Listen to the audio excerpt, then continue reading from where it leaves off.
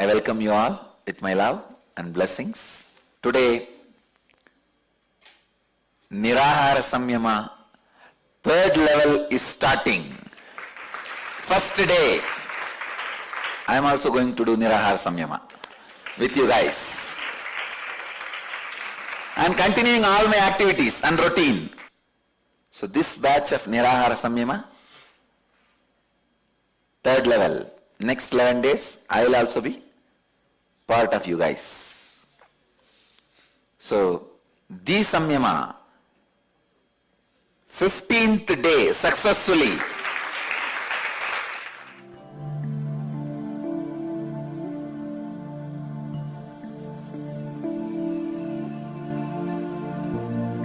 In Bhagavad Gita, 6th chapter, Dhyana Yoga, 7th verse.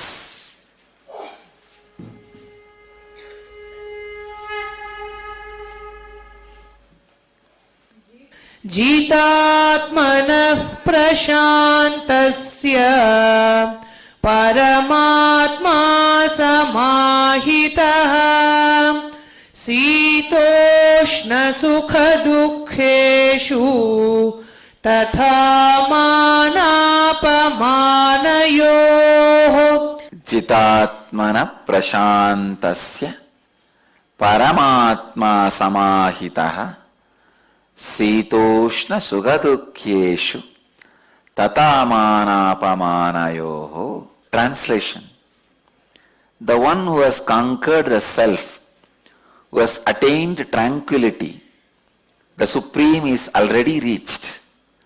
Such a person remains in this state in happiness or distress, heat or cold, honor or dishonor. I'll give you the new translation also. The one who has subdued his self made out of patterns, and is firmly established in the supreme state, remains centered, whether in a cold or warm atmosphere, whether he is in a pleasant or unpleasant situation, whether he receives respect or is dishonored. Understand? Bhagavan is giving you a powerful technique. He is using a beautiful word, Sitoshna Samadukkeshu. Sita and Ushna, warm or cold, attacks you from outside skin. Sugha or Dukkha attacks you from inside skin. Understand? When you are feeling warm or cold, just sit and see what is happening outside your skin all over the body. Without branding, just see what is going on, how I feel. Don't name it as a cold or warm, pain or suffering. Just look. Something is going on. Let me see what happens, how that feeling touches my skin. After that, how the skin is processing that information, and how I am getting agitated or irritated for no reason. How I am responding to it. Why should I get agitated or irritated? Let's see how the nature responds to it. Sit with deep passions. All you guys are now in Kodaikanal. You don't need to go in search of a place. Sit today in the cold and see what happens in your skin. In one day, you will master cold. Cold will not affect you anymore. Same way heat. Do Panchatapas. Make a fire circle. It is very easy. Your height should be the diameter of the circle. That is the law. Your height is the diameter of the circle. Make the fire circle and sit. You will slowly start feeling the heat, and it will increase within half an hour. Then just see what is going on in your skin. In 2 days you will master warm. Both will not be painful. Then come to the next level of experiment. When you are feeling unpleasant, just see unpleasantness is nothing but cold or warm which is working from inside the skin. If you look near the chest area, it will start from inside the skin is being attacked. Warm and cold, heat and cold attacks you from outside skin. Pleasantness or unpleasantness attacks you from inside the skin. Sit with that. You don't need to find the situation. Already you have enough unpleasantness. Just sit with that unpleasantness. How it is attacking you from inside skin. What exactly you are feeling. Without labeling, just see. In 2 days, you will realize there is no such thing as unpleasantness other than your own decision to be in unpleasantness. Same way pleasantness. When you are in joy, happy, just sit and watch. What is this?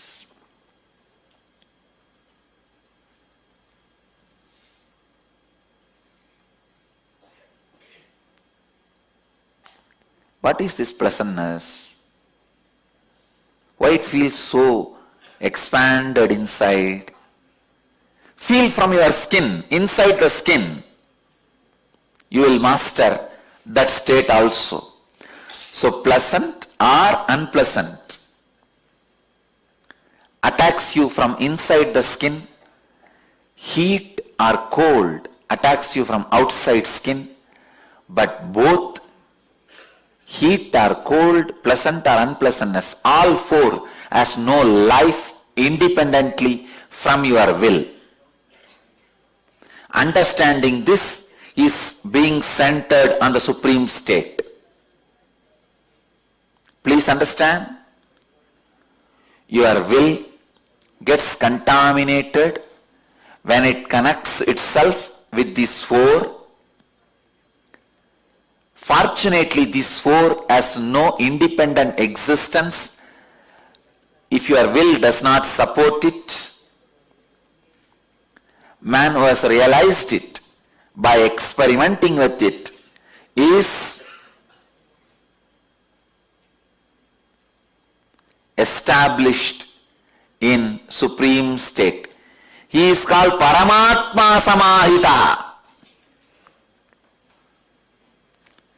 Equivalent to the supreme consciousness. Such a simple, straightforward thing I tell you. Just try today. Once you realize, even with first thing, see, today you try with a cold. The moment you realize the cold is not giving you any more suffering, you will have confidence to work with heat. Then work with heat. Do Panchatapas. Maybe 1 hour. 1 hour is more than enough. 2 days. If it is not happening in 2 sessions, just do 2-3 days, that's all. You will have confidence now. Wow, we won the second game. Then go for the third. Sit with unpleasantness. Don't change the sequence. Cold is too grass, easy. Once you win there, you will have confidence to do next. Little subtle, the heat. Then you will have confidence next with the unpleasantness. Then you will have confidence to do with the pleasantness. Once you master that all these four does not have an independent life over you other than your will support. See, when you sit and start analyzing, you will understand. It suddenly disappears because the moment you analyze, your will stops supporting this aspect of life. You support the cold and cold-related diseases in confusion. You support heat and heat-related diseases in confusion.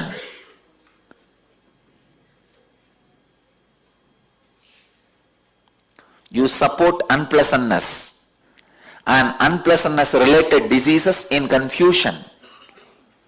You support pleasantness and pleasantness-related activities in confusion.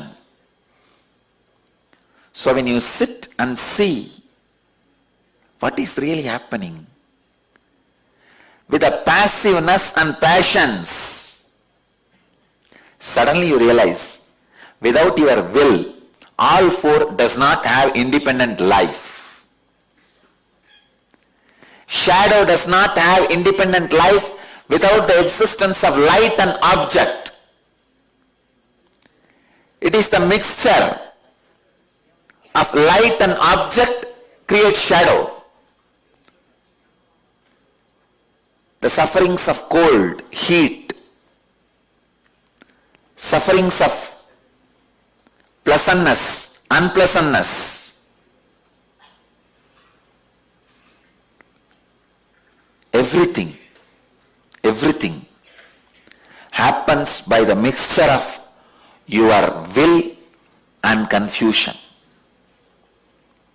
If the light is switched off, no shadow. If the object is removed, no shadow. If the confusion is removed or if the will is removed, there is no agitation or disturbance by cold, warm, pleasant, unpleasantness. I tell you, man is a fool, asking for cold when it is hot, asking for hot when it is cold, always asking what is not. Try this four process. In such a simple way, you can be centered on what Bhagavan calls Paramatma Samahitaha. Centered on pure unclutching. See, this is what is the purpose of mystery school. Mystery school is a place where all these mystery dimensions are revealed.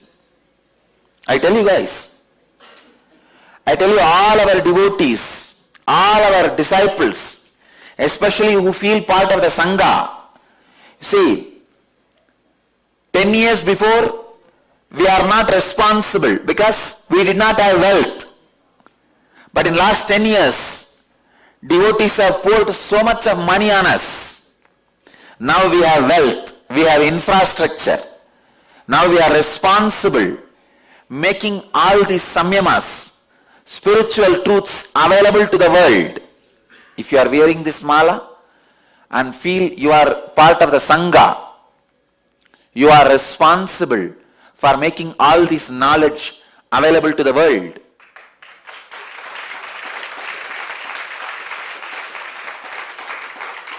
We are responsible for making Krishna alive.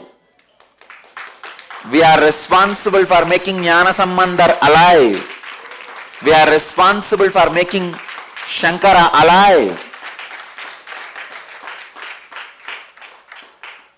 Because we have properties given to us by devotees all over the world.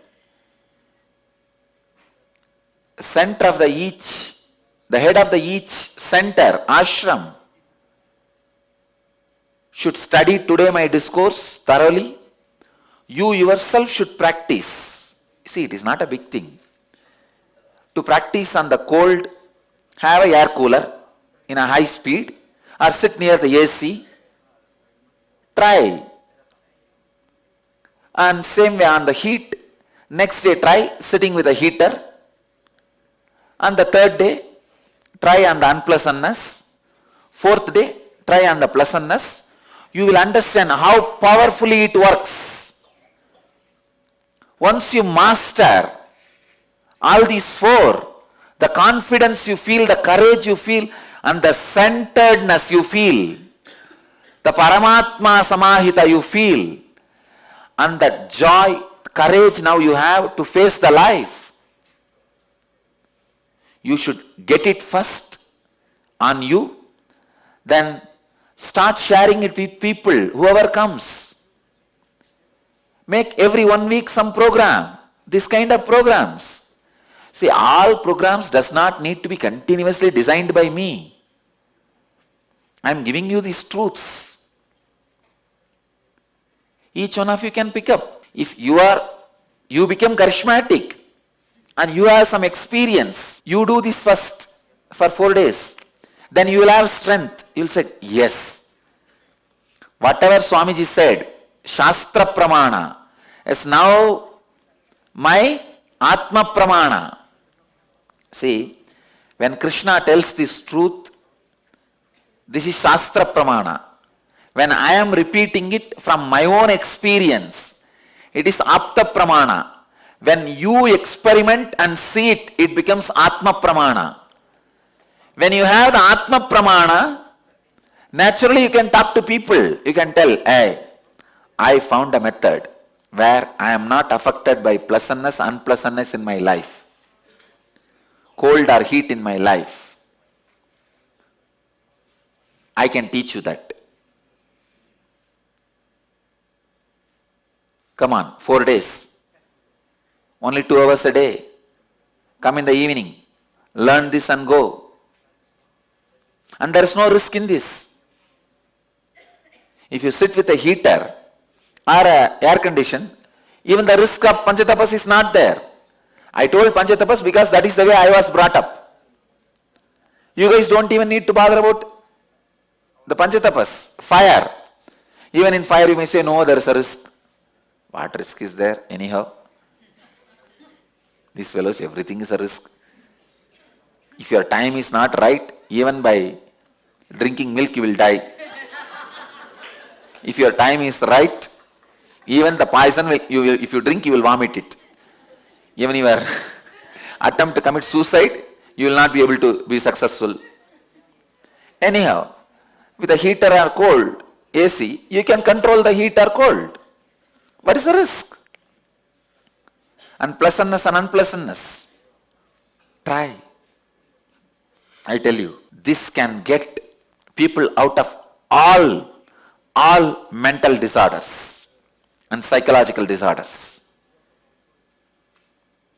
I have done this. That is why I am telling you. I have done this during my tapas time, my tapas period.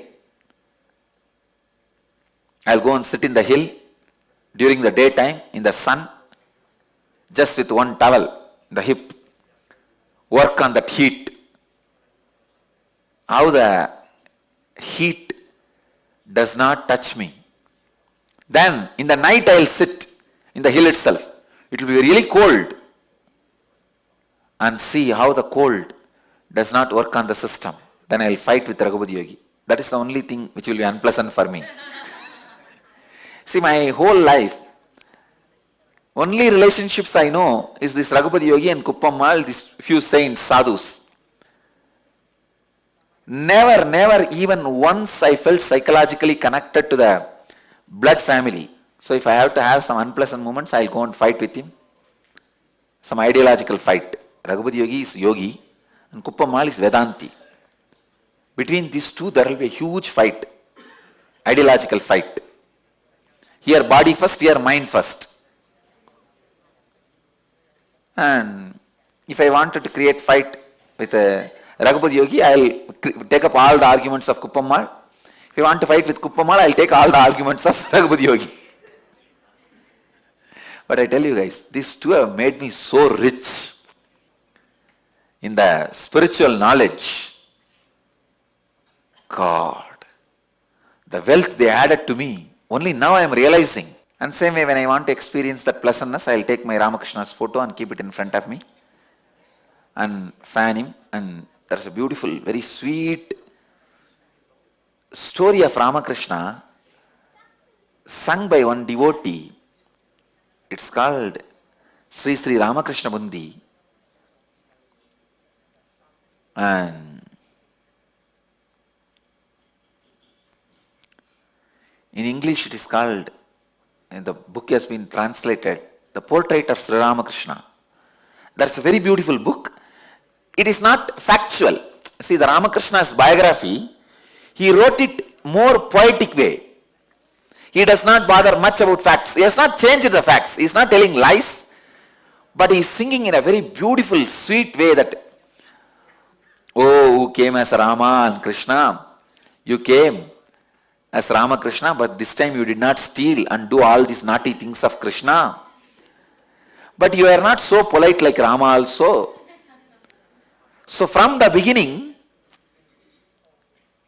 with that feeling that Ramakrishna is an incarnation, the devotee has sang about Sri Ramakrishna. It's a very beautiful book.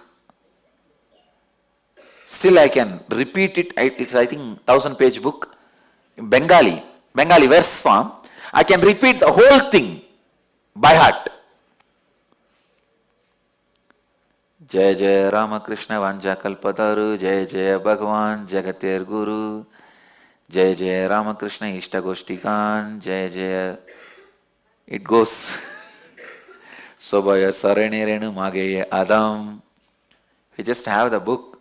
I can repeat the whole 1000-page. I can continue even now. It goes on and on and on. It's a very beautiful, very juicy, sweet, loving way of Ramakrishna's biography described. That's one of the best thing with which I experienced highest pleasantness. I'll have a small Singhasan and Ramakrishna's photo, and I have a small fan. Fanning him, I'll sit and sing these whole verses. And I have this book in the hand. Whole day I'll be sitting and there's a tune to chant that. I'll sit and chant. One great elderly sadhu in Ramakrishna Mission, his name is Nandanandaji. He used to, I have seen him sitting and singing this verse with the tears in joy. And I picked up the habit from him only. I'll sit every day with him. He suffered with little deafness. So I served him, taking him to the doctor and taking care of him when he was old. He was a sadhu from Andhra, very sweet sadhu. So I used to sit and chant this. I picked up this habit from him. I listened to him very attentively, and actually I learnt Bengali, reading. So if I chant that book one day, it will take full day to chant 1000-page. At least next 2 months, I will feel that I am in that heaven and whole body will be sweet and pleasant, that whole throat will be filled with sweetness. Because it is the whole, his whole biography is chanted, the created, sung with so much of love, without being much bothered about the facts. It's a Purana of Sri Ramakrishna. So this Sadhu Nandananda Swami, he was about to die. As a tradition, when you are about to die, you have to give your whole, whatever you have, to the person who served you. It's a tradition. So this Sadhu suddenly said, I am going to die tomorrow. Guru Maharaj has appeared. What will I give you? I said, you don't need to give me anything. You are a sadhu, that's enough. You bless me. Then he said, I accumulated one thing in my life. The biggest wealth I accumulated is, whenever I read this Sri Sri Ramakrishna Bundi, I go to Samadhi, an ecstasy. I give you this Bhava Samadhi as my gift. He gave me. And I tell you, after that, whenever I read that book,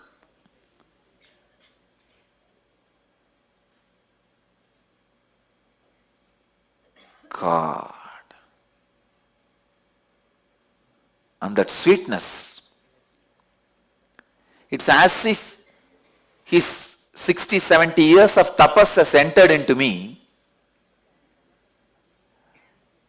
If you read some book 60, 70 years and be in the ecstasy, that whole bhava, the depth of the bhava, that whole depth of emotion has entered into my system, I could feel that same emotion just by his blessing. He said, I give you this gift of Bhava Samadhi. You take it. Because now it won't be useful anymore for me. See, once you leave the body, even your Bhava Samadhi will not stay with you. Only the Nirvikalpa Samadhis will stay with you. Less than Nirvikalpa Samadhi, anything you accumulated is not useful anymore for you. The English spelling is P-U-N-K-T-I. In English, the book is translated as A Portrait of Sri Ramakrishna. Maybe one day I'll sit and chant for you guys. It's my personal spiritual practice, which I did for quite a long time. Some of my personal spiritual practice I never shared with you guys. This Ramakrishna Bunti. In the same way, Chandi. Chandi is the Devi Mahatmyam. I'm a great Satta. So I'll sit and chant Chandi. Devi Mahatmyam is 700 sloka. And Lalita Sahasranama and Trisadi. There are some 6-7 books related to Chandi. Devi Upanishad and all that put together. That will take one day, full one day if you chant. That I will chant with this bell.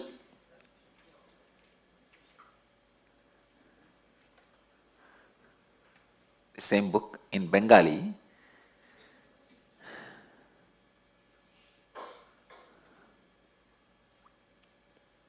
These all used to be my entertainment.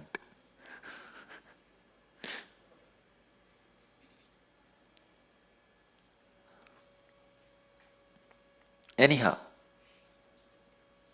whether it's a heat or cold, pleasantness or unpleasantness, work with it. I tell you, even this pleasantness is not ultimate. Understand that. What I received from that Swami Nandanandji is not ultimate. He himself can't take it when he is dying. That is why he gave it to me. Only unclutching, Nirvikalpa Samadhi will come with you eternally.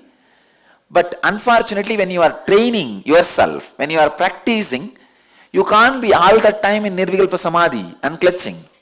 So all this Bhava Samadhi helps you to raise yourself to that level. Be in Nirvikalpa Samadhi or be in Bhava Samadhi with a person who is in Nirvikalpa Samadhi. That's all. Be unclutched or be clutched to a person who is in unclutching state. That's all. Being unclutched is Nirvikalpa Samadhi. If you are clutched to a person, being who is unclutched is Bhava Samadhi. In the beginning, Bhava Samadhi helps. Now I can remember all the verses. It's coming up. Yes, the same book. Sri Ramakrishna Munti. You guys can see this exact book. I just see whether if it is in Bengali, download. I'll read. If you have interest and intensity, you will find time for everything.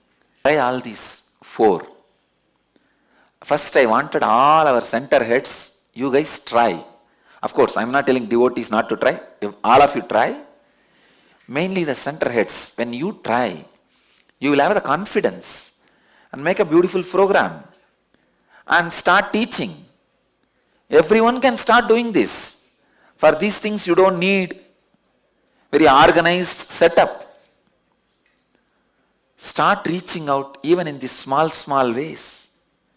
Helping people. I really wanted this kind, hundreds of samyamas should be developed and made available from our campus. It should become a pilgrimage center for the people who want to study mysticism.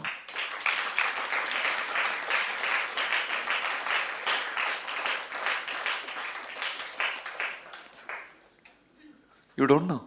Just this 4-day, trying these 4 steps, working with cold, working with heat, working with unpleasantness, working with pleasantness. you will suddenly find a powerful key, tool to live your life, crossing thousands of disturbances. Human beings can live a rich life if this kind of tools are accumulated.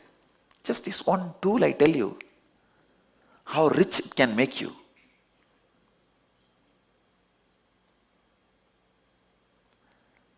Richness is always depending on the zeros. It is not always based on the zeros. It is based on your ability to face life. Richness cannot be always measured based on the comforts of life. It is measured based on the ability to confront the life. It is not just comfort, it is ability to confront also. These are all the tools with which you will be able to confront the life. I know many guys sitting on billions of dollars, even a small, very small, they are shaken completely. Ability to confront life, live the life.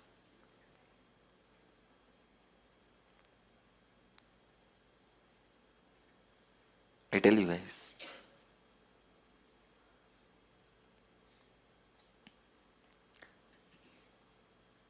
all our devotees should have mastered at least like this 5-6 samyamas. Different 5-6 samyamas. That makes you man. That makes you a being. Mastering at least few samyamas gives you the courage to live, confidence to live.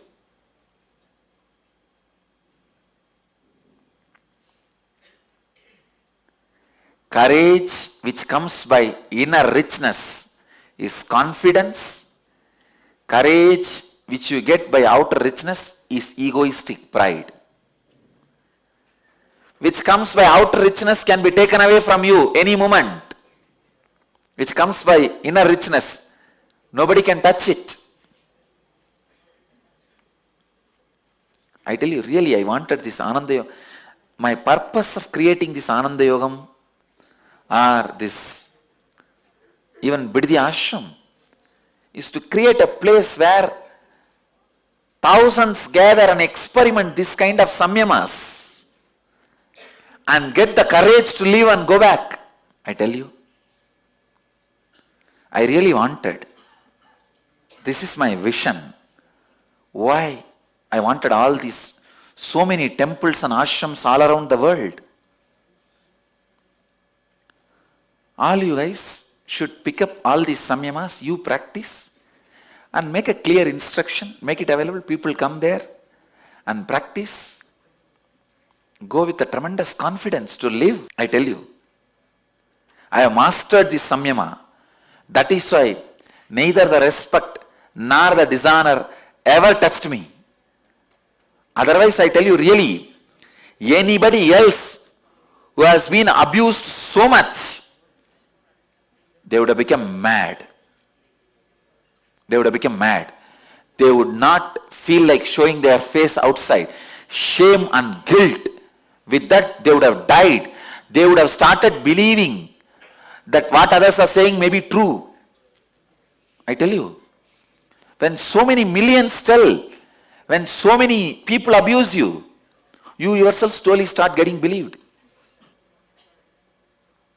What about others? Even you start believing. If you are established in the state of a leader, even if somebody tries to remove the status, even that effort makes you really as a greater leader.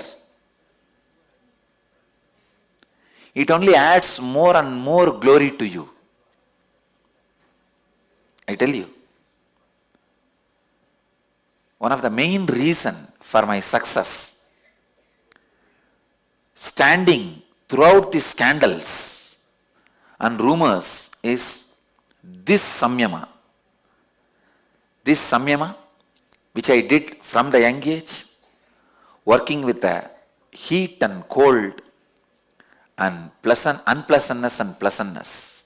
I tell you, heat and cold hits you from outside the skin, pleasantness and unpleasantness hits you from the inside the skin.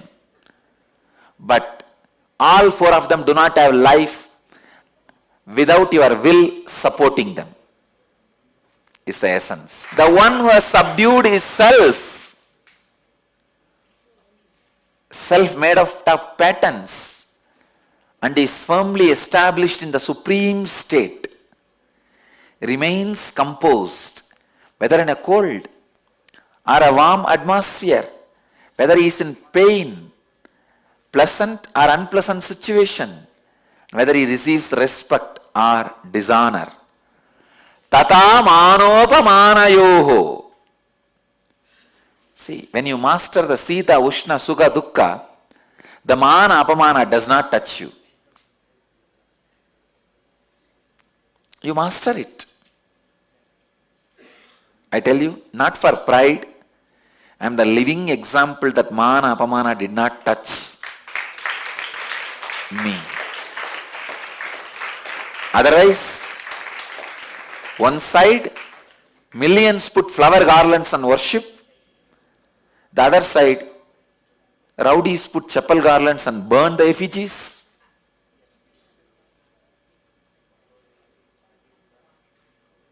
With both, the inner space is not even disturbed 1 inch. When somebody puts the flower garland and worships, that part blesses him. Whatever you want, let it be fulfilled, blessings. The other fellows, when they try to put chapel garlands and burn effigy, they think of me as a demon. So let the effects of whatever demon does to you guys, let it be done, that's all. When you see as God, whatever God does to you, let it happen to you. When you see as demon, whatever demon does to you, let it happen to you. My inner space is untouched. Mahabharata Shanti Parva gives a very beautiful sloka. I wanted to give this as a reference. Atma kshetranya iti uktaha samyuktaha prakrutair gunaihi. The Supreme Self is not different from the Self in the body. When the Self is bound by the modes of Prakriti or nature, it is called Kshetrajna. When it is free from them, the same Self is called Supreme Self. If you have not worked with the heat, cold, and pleasantness, unpleasantness, you are ordinary human self. If you work with the heat, cold, pleasantness and unpleasantness and liberate yourself, you are called Paramatma. That's all. I really wanted each head of our centers, each one of you guys, or each devotee, each disciple, work on one line. Pick up some one subject. I am like an ocean. Collect all the pearls I have on that subject. For example, one can decide to work on death. Collect all the pearls I uttered related to death and master the concept of death. Just go on conducting classes only on death. Learn to die when time comes. Learn to leave the body when time comes. Make courses, programs, classes by collecting all the things I have spoken about death. Now after all, it is easy for you because already the 2012 team has collected all the pearls from my different discourses on subjects and placed it. Someone can decide to work only on this heat, cold and pleasantness, unpleasantness. Make this as a program. Start teaching. One can work only on Ajapa Japa. I tell you, if you master Ajapa Japa, the moment you sit, your body will just vibrate. And if you keep any music instrument next to your body, automatically the music instruments will play the note of your mantra. It will clearly play the note. Om Namah Namah Shivaya. If you have become master of ajapa japa, if you are doing ajapa japa, anybody comes around you, their kundalini will be awakened. That is what is happening. See, the mantra with which I did ajapa japa in the young age is Namah Shivaya. Just see. Namah Shivaya.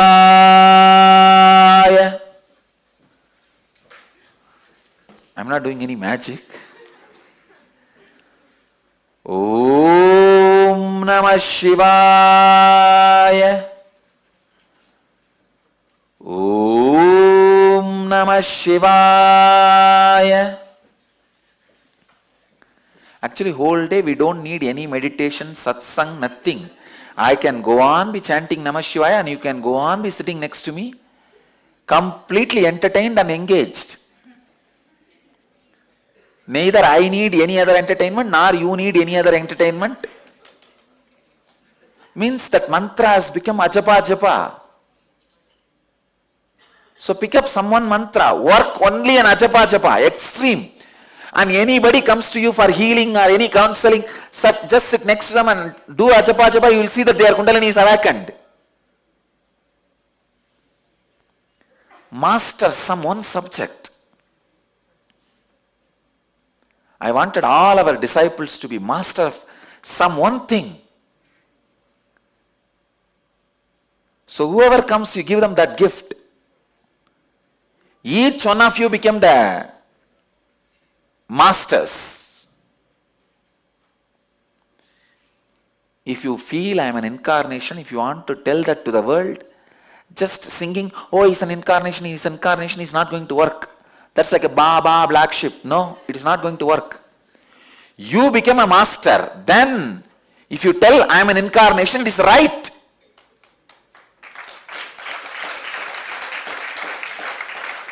If you become a healer and you say, my Swamiji is an enlightened being, that is okay.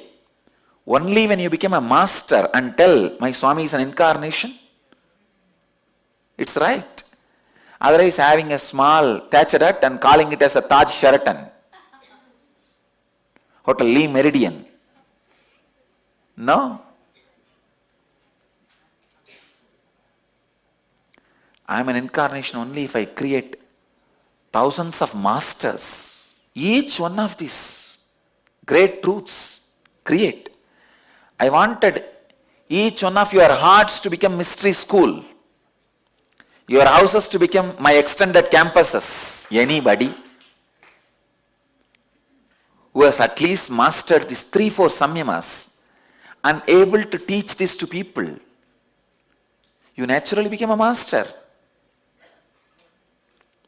And the place where you are living, just adopt 2-3 things like whoever comes, share food. Then your kitchen becomes my extension of my kitchen.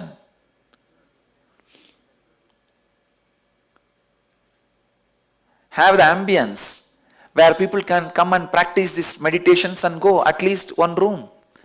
Then that becomes extension of my Ananda Sabha. Then naturally your house becomes the extension of my campus, extended campus. This is what really I wanted. Nithyananda Dhyanapedam, extended campus. Tell you. If you mastered ajapa japa, you don't even need to tell that person to meditate. When he comes in front of you, just sit and do ajapa japa. You will see that fellow is jumping. His kundalini is awakened. He says, oh God, he is doing something. Because the power of ajapa japa makes your whole breathing space vibrate. The space where you are sitting, the whole place will be vibrating. And anybody comes into your space, vibrates with that mantra. And I want all you guys to become yogis. I tell you, if you want to spread the Vedic tradition, Vedic culture, make your heart as a temple. Make the place where you are living as the mystery school. Let your kitchen be the extension of our Anna Mandir. Let your living room be the extension of our Ananda Sabha. Let you be the extension of me.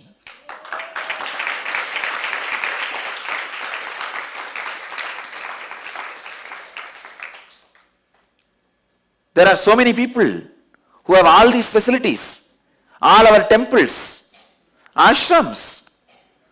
You guys have all these facilities. When you have a clear idea and definite instruction, if you have a little confusion how to give instructions and all, you can send an email and we can clarify those doubts.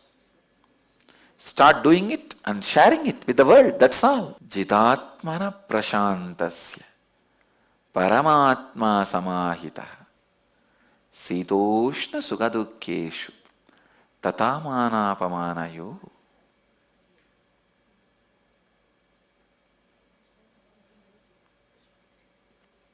I'll continue on this verse tomorrow.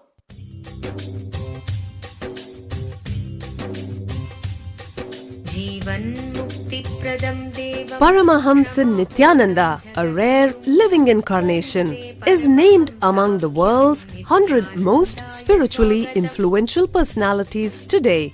Paramahamsa Nithyananda has been placed alongside Dalai Lama, Nelson Mandela, Oprah Winfrey, Paulo Coelho and others by Mind, Body, Spirit, the world's top esoteric magazine from Watkins, London's oldest and largest bookstore.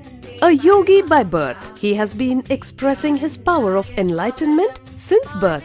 He has authored more than 500 books in Tamil and English. Translations of these books are available in 26 languages in Telugu, Kannada, Malayalam, Hindi, Sanskrit, Gujarati, Oriya, Bengali, Marathi, French, Malay, Polish, Portuguese, Italian, German, Danish, Spanish, Russian and Chinese. He is also an exemplary speaker with over 10,000 hours of profound life solutions through his discourses. Social services such as Annadan, free medical care, free educational services with ashrams, schools, temples, hospitals established in more than 140 places around the world, offering exceptional services. A powerful spiritual healer who has healed millions of people of diseases from migraine to cancer.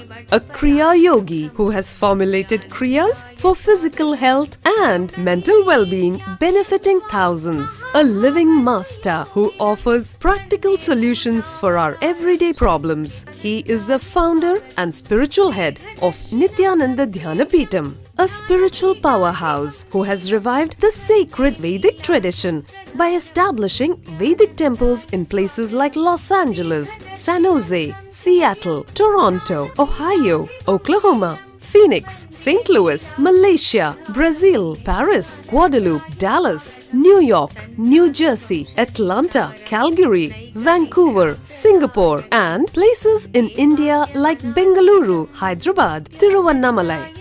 A spiritual guru for 10 million followers, an incarnation who transmits the highest spiritual energy through initiation, a contemporary yogi who has revived the Vedic science of yoga worldwide through thousands of yoga centers, an adept in Ashtamahasiddhis, mystical yogic powers, who has effortlessly awakened the Kundalini of thousands and graced them with spiritual powers, a dynamic young guru who is an inspiration for thousands of youngsters, India's most watched spiritual guru online, a beacon of spiritual light who has triumphed over the forces of religious terrorism and political persecution. Paramahamsa Nithyananda is an eternal Kalpataru, blessing the world with the boons of material abundance and spiritual enlightenment.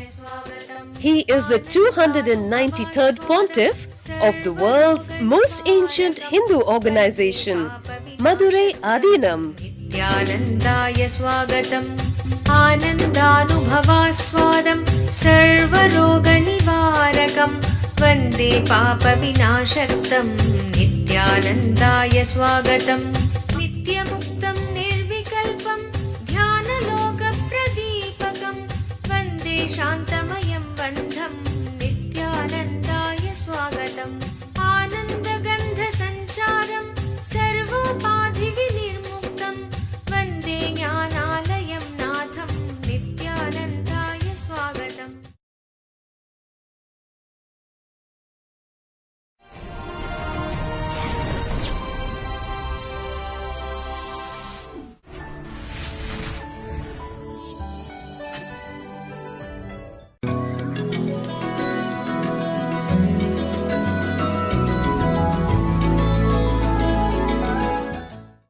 सदाशिवसमारम्भां ज्ञानसम्बन्धाचार्यमध्यमाम् अस्मदाचार्यपर्यन्तां वन्दे गुरुपरम्पराम्.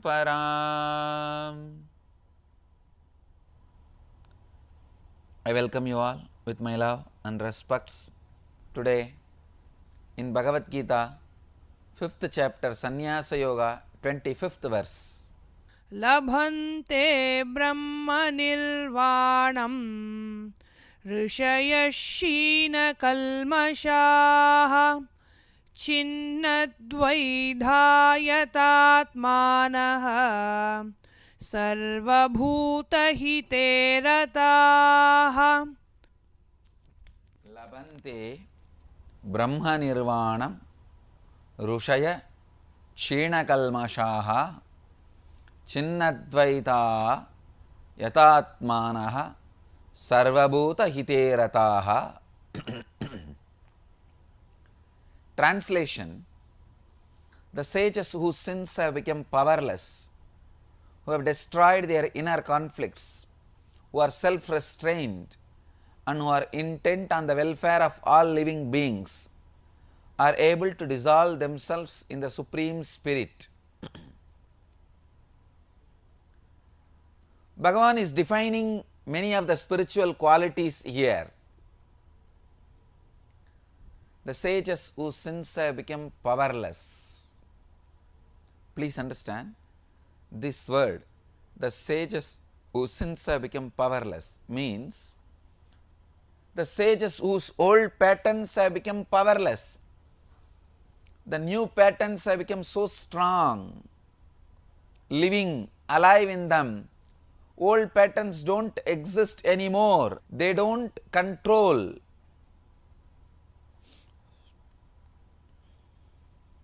Your day-to-day activities anymore. If I had to give an example, yesterday I went to Brindavan and Mathura to have darshan of Sri Krishna and Krishna Janmabhoomi, Krishna's birthplace. See, a person like me who is filled in that experience of Advaita and Shiva, I could see for half an hour. Shiva was not there at all in me. It was only purely Krishna. Of course, ultimately Shiva and Krishna is one and the same. That is different. But even the form, only the form of Krishna was prevalent. Not only prevalent, all and all. Not the first priority, but the only priority.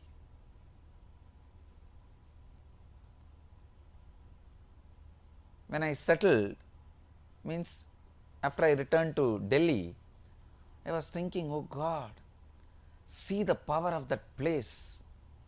If it can create such a strong wave of Krishna on me, who is already established in the Advaitic experience. Advaitic experience is the most strongest spiritual experience.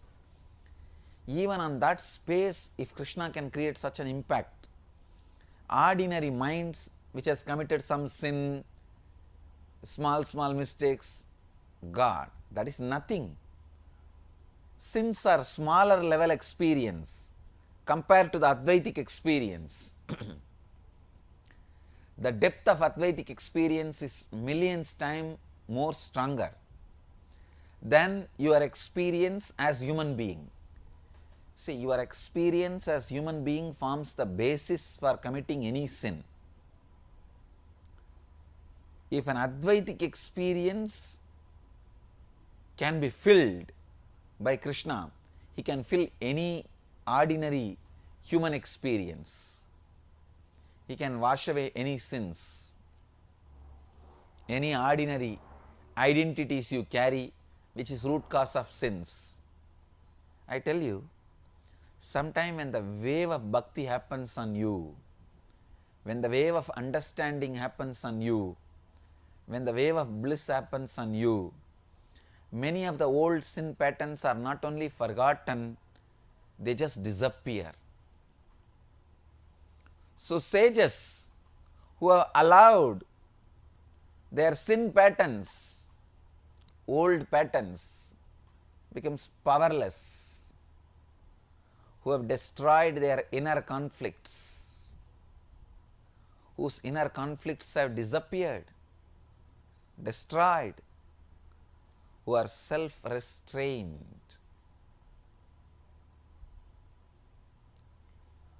who have settled on their inner self, who have settled more on their spiritual strength, and who are intent on the welfare of all living beings, means go on serving, serving, serving. They will dissolve themselves into the supreme oneness, in the supreme existence. It is such a straightforward truth. I don't need to comment much about it. I can tell you the truth as it is. The sages whose sins have become powerless, who have destroyed their inner conflicts, who are self-restrained and who are intent on the welfare of all living beings, are able to dissolve themselves in the Supreme Spirit. Try to make your old patterns powerless, sin patterns powerless. Now I can say, this kind of a spiritual tsunami has happened to all the people who came to KAILASA Yatra. All of them who came to KAILASA Yatra, I could see such a strong spiritual tsunami happened in them. They are all filled. Old patterns have become useless. To make old patterns useless only, all the spiritual pilgrimages are done. All the spiritual yatras are taken up. Unique spiritual practices are done, like this Nirahara Samyama. All these are mainly to aim at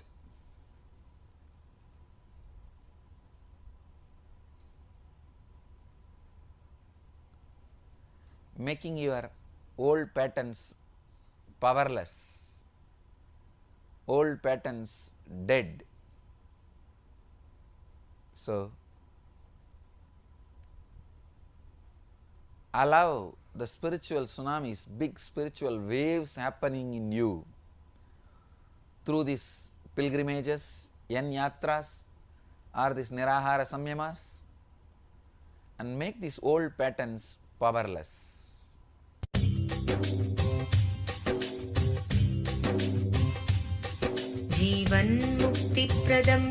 Paramahamsa Nithyananda, a rare living incarnation, is named among the world's 100 most spiritually influential personalities today. Paramahamsa Nithyananda has been placed alongside Dalai Lama, Nelson Mandela, Oprah Winfrey, Paulo Coelho and others by Mind, Body, Spirit, the world's top esoteric magazine from Watkins, London's oldest and largest bookstore. A yogi by birth, he has been expressing his power of enlightenment since birth.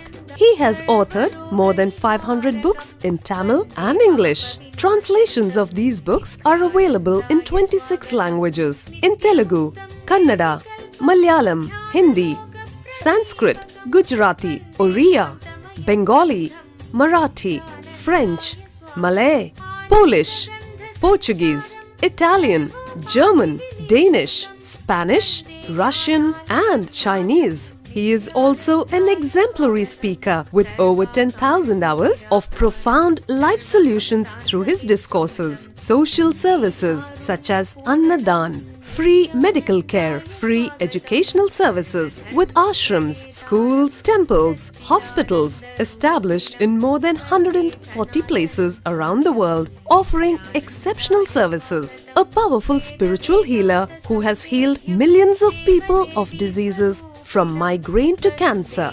A Kriya Yogi who has formulated Kriyas for physical health and mental well-being, benefiting thousands. A living master who offers practical solutions for our everyday problems. He is the founder and spiritual head of Nithyananda Dhyanapitham, a spiritual powerhouse who has revived the sacred Vedic tradition by establishing Vedic temples in places like Los Angeles, San Jose, Seattle, Toronto, Ohio, Oklahoma, Phoenix, St. Louis, Malaysia, Brazil, Paris, Guadeloupe, Dallas, New York, New Jersey, Atlanta, Calgary, Vancouver, Singapore, and places in India like Bengaluru, Hyderabad, Tiruvannamalai.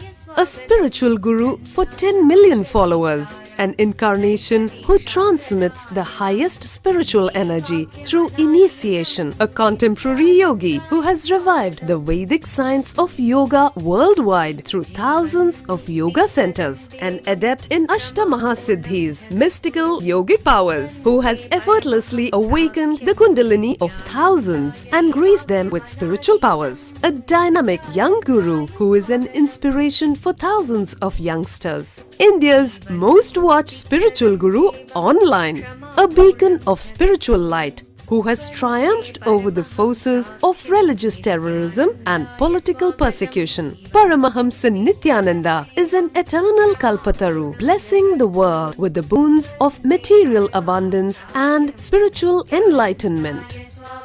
He is the 293rd Pontiff of the world's most ancient Hindu organization, Madurai Adinam. Nithyanandaya swagatam Anandanubhavaswadam Sarvaroganivarakam Vande Papa Vinashaktam Nithyanandaya swagatam Nityamuktam Nirvikalpam Dhyanaloka Pradipakam Vande Shantamayam Bandham Nithyanandaya swagatam Anandagandha Sancharam Sarvopadhi Vinirmuktam Vande Jnanalayam Natham Nithyanandaya swagatam.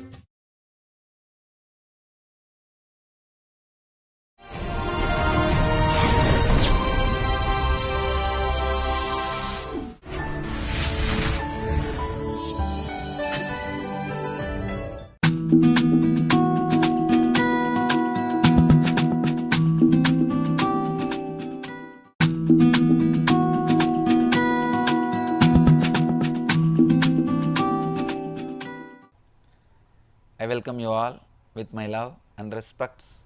Today I will continue on the Bhagavad Gita, 5th chapter, Sannyasa Yoga, 24th verse. योऽन्तः सुकोऽन्तरारामः ततान्तर्ज्योतिरेव यः स योगी ब्रह्मनिर्वाणं ब्रह्मभूतोऽधिगच्छति. यः अन्तः सुखः अन्तरारामः तत अंतर्ज्योतिः रेवयः सयोगी ब्रह्म निर्वाणं ब्रह्मभूतः अधिगच्छति. I have spelled out every word separately so that even with a little Sanskrit knowledge you can understand directly without translation. But I will give you the translation also. The one who is happy within, rejoicing within himself, and who is illumined is the contemplative saint who is absorbed in the Supreme and has reached the state of oneness with the ultimate.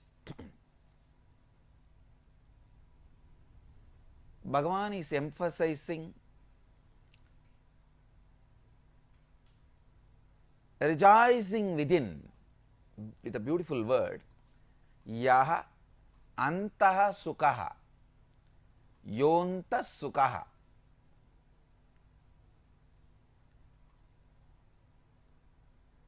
All of us know that we will have to be happy within rejoicing within ourselves. How to do? Please understand, what you think as you should be redefined, restructured. Only then you will be able to be in joy within yourself. A man who thinks he is only a body cannot just be happy within himself with some few ideas. No, he cannot be happy with himself just with remembrance of some higher ideas. He needs something physical to make him joyful, to bring pleasure to him. But the person who thinks himself more as a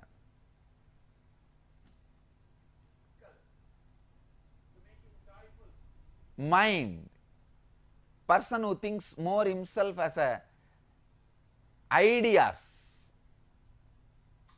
he will be satisfied within himself just with few higher ideas.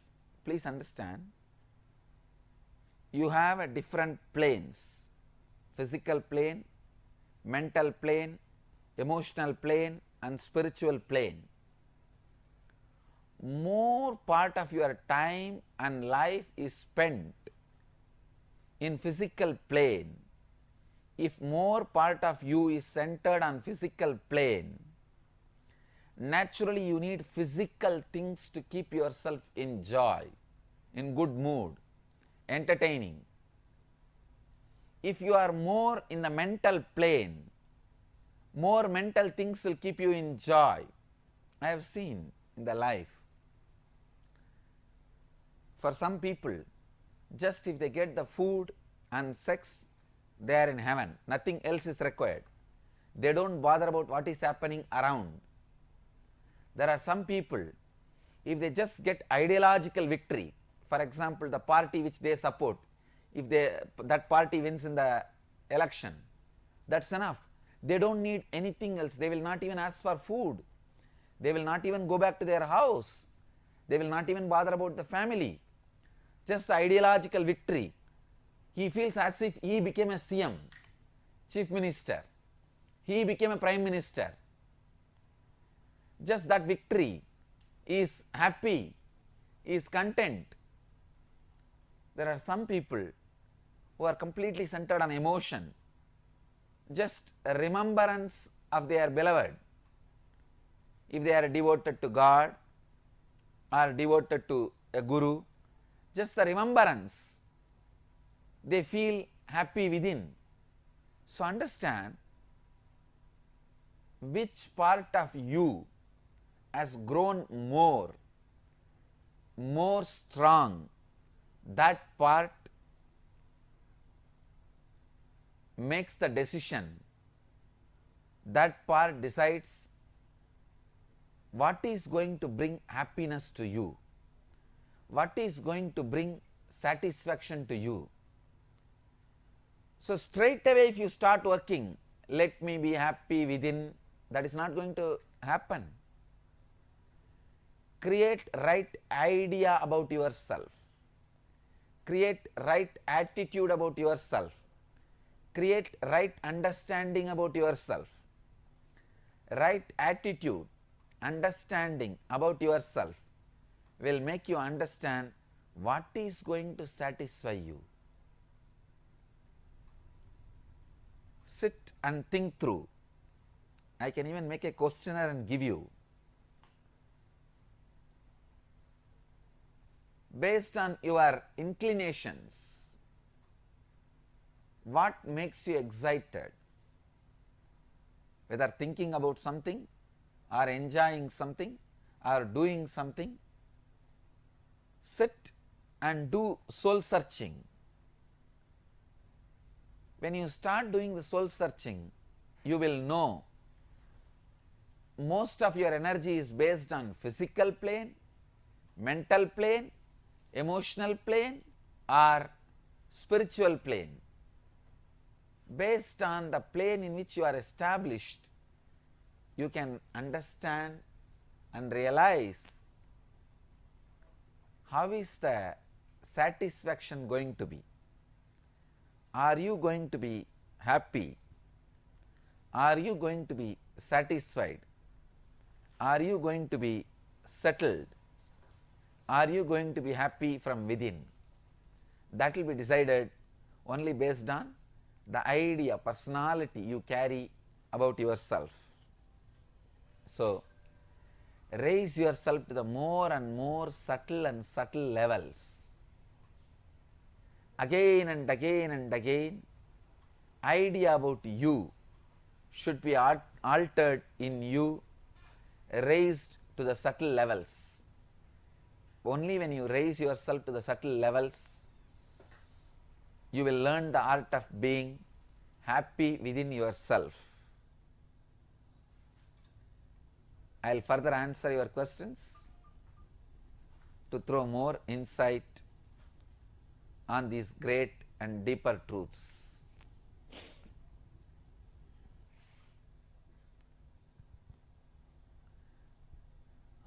We have a question from a devotee from Mumbai. The devotee is asking, Beloved Swamiji, in the 2 weeks that you were away on your Kailash pilgrimage, 4 new controversies have come up regarding you in the media. You are even known in the media as Controversial Swami. Can you tell us what is the role of controversies in our mission?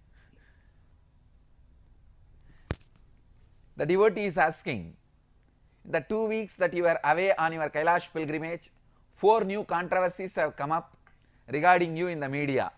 You are even known in the media as Controversial Swami. Can you tell us what is the role of controversies in your mission? First thing, understand. Let me define controversy. When there is something standing in front of you, too tall, too strong,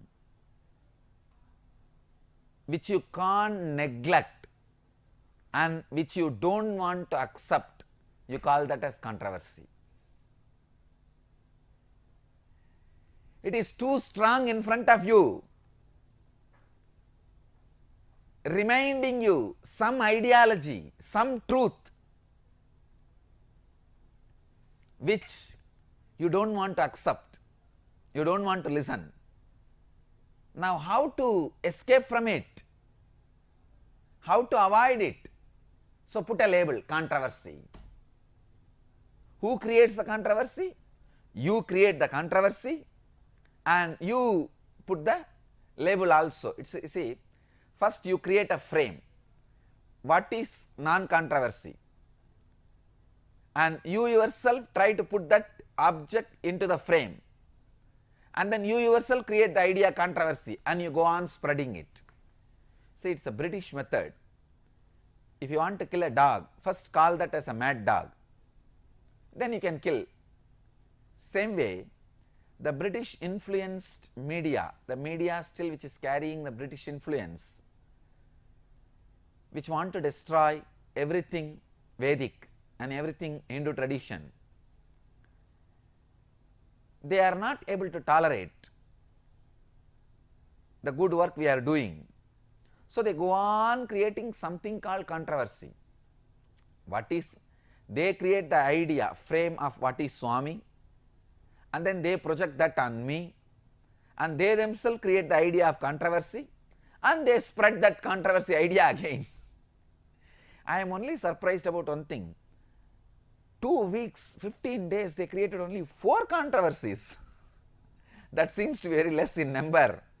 I think they are also tired. Controversies are nothing but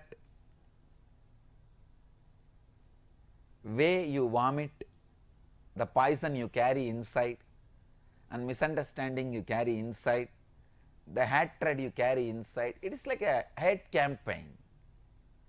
When they can't justify their hatred, they call that as controversy. That's all. The next question is from Pooja Bhatt from Delhi. She is asking, Beloved Swami, Jesus was crucified, Meera was tortured, Osho was poisoned. You are being convicted every day by the media. Please help us understand. Puja, but I think the same answer for you also.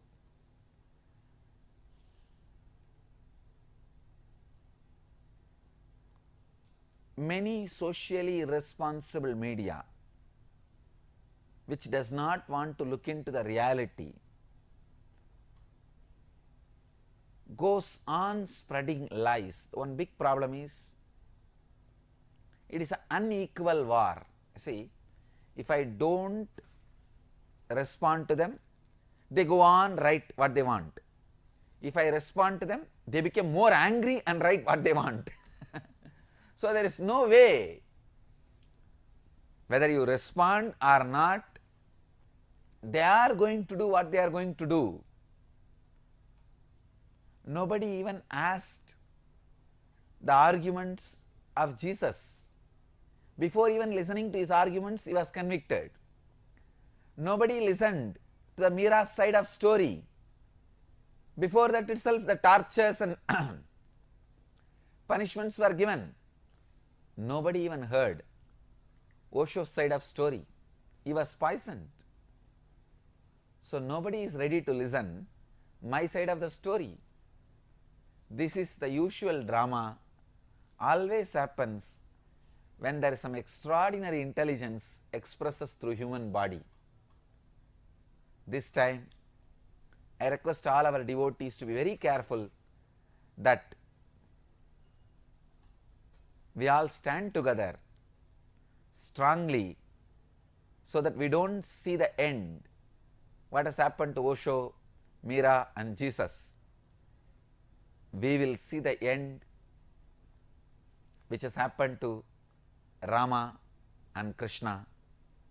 We will win the game this time. This time we will not lose the game. We will win the game. It is usual the unconscious mass, the unconscious socially irresponsible media always attacks without understanding. When they don't understand anything, when there is something new, the resistance is the first response they create. So we are also going through that first response, but let us stand strong with tremendous passions, face it, and we will win the game. We are winning the game already. We are winning the game. Don't worry, understand, this resistance was there in all of you in the beginning. It is like a journey. Whoever has crossed that resistance off, become devotee. Whoever has crossed that resistance completely, become disciple. Whoever has not crossed that resistance are still standing outside as media. That's all. Understand? It is like a standing in queue. People who are in the queue ahead are disciples. People who are in the queue in the middle are devotees. People who are in the queue in the last are media. That's all. So today's disciple was yesterday's media. Today's media will be tomorrow's disciple. It is natural. This is the way life will be flowing. The next question is from Tom Walker from Netherlands. He is asking, I read in a magazine recently that when film producer Madan Patel was making the defamatory film about you titled Nithyananda, 8 celebrity actors turned down the offer to play your role, saying that they were afraid you would curse them. We know that you never curse anyone, Swamiji, but we can't rely that terrible things are happening to all those who are torturing you. Why and how is this happening?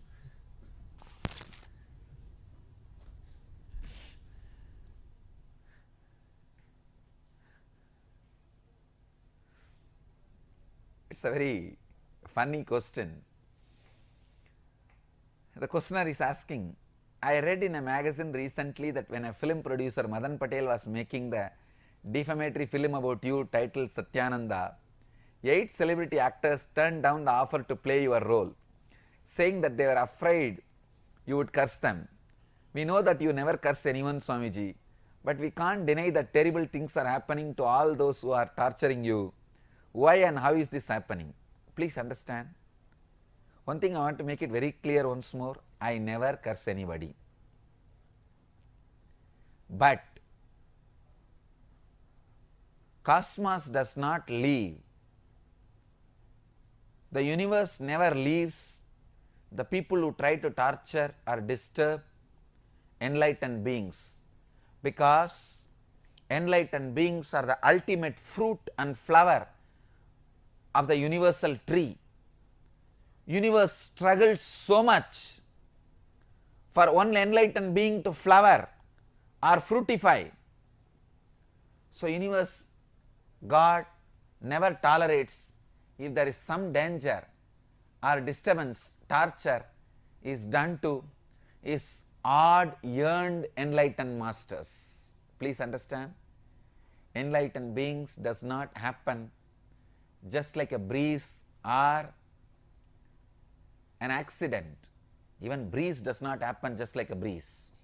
Even behind breeze there is so much of hard work. So behind every enlightened being, cosmos has put so much of hard work, picking up the right body, right mind, right training and ripening and becoming enlightened one. To bring an enlightened being to planet Earth, it takes so much for the universe, for the cosmos, for the God consciousness, for the divine energy. It does not want to keep quiet when they are disturbed. It does not want to keep quiet if they are unnecessarily tortured. That is why when somebody tries to torture the enlightened beings, karma goes back to them. Strong bad karmas happen to them. They suffer immediately. I wanted to remind this beautiful story from Bhagavatam. Bhagavatam says,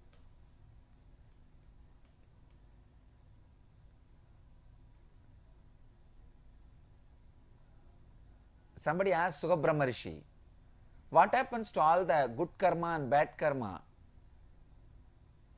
done by the enlightened beings, because they don't suffer any karma?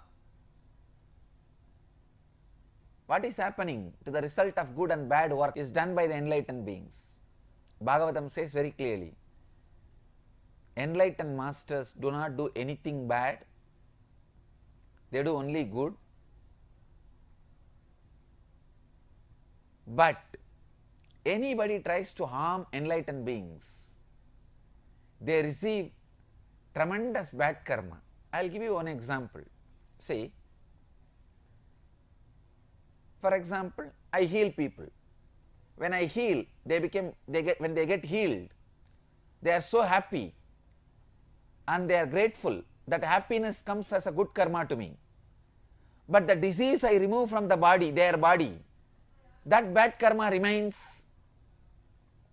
I neither enjoy their gratitude, good karma, nor suffer their bad karma, the disease, bad karma. Then where it goes? All the people who support my mission, devoted, all of them receive these good karmas. All the people who abuse, attack, try to torture, they receive the bad karma. And I have healed too many people, too many lakhs of people. I have lot of good karma and lot of bad karma. That is why people who support receive lot of good things. People who try to abuse, torture, receive lot of bad karma. Understand, in both sides I have too much of stock. Whoever wants whatever, they take it. It is up to them, not related to me. I don't interfere at all in the scene. It is they who decide. So Bhagavatam is very clear when it says people who try to abuse and torture the enlightened beings receive those bad karmas, they are right. In my case, I am seeing in front of the eyes many fellows who try to torture and abuse us, receiving bad karmas and suffering.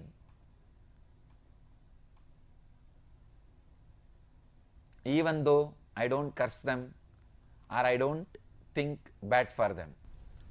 The next question is from Gita from London, UK. She is asking Swamiji, Indian dances have become very popular in UK, and UK schools have weekly 2-hour classes where students can opt for sports or Indian dances. Recently, Prime Minister Cameroon made a statement that he will abolish the 2-hour classes as people opt for Indian dances and not sports. He says this is a waste and doesn't help develop any skills. Swamiji, is UK Prime Minister's comment correct? Please tell us about the significance of Indian dances. I wanted to send this message directly to the UK Prime Minister Cameron. Please understand, if people are enjoying, then really they must be having some inner satisfaction. Please understand, Indian dance comes directly from the meditative state. Indian dance is used to induce meditative space, benefits of meditation into people who can't just sit quietly, close their eyes and try to practice meditation. If you feel meditation is too difficult for you, sitting quiet and with closed eyes, try Indian dancing for 1 hour. Automatically your body and mind will fall into the meditative state, and all the good benefits of meditation will happen in you. So Indian dance comes out of meditation and takes you to meditation. The UK Prime Minister need to understand, because it takes people to the meditative mood, people opt for the Indian dance. Say, I am not against the sports. I request UK Prime Minister to allot 2 more hours for sports. But do not cancel, do not abolish the 2 hours of Indian dance classes, because people are getting the benefit of meditation through movement. Meditation through sound is Indian music. Meditation through movement is Indian dance. Everything from the Vedic tradition, from India, is from meditation. Preparing your body for meditation is yoga. Preparing the food for your meditative mood is Indian cooking. Preparing your place of living for meditation is Indian architecture. I tell you, everything, whether it is architecture, cooking, music, dance, everything Indian is from meditation for meditation. So I request UK Prime Minister, please understand, all the school kids in your country are enjoying, receiving the benefits of meditation through the Indian dance. Please do not abolish. Their intelligence is growing, their physical strength is growing, their flexibility is growing.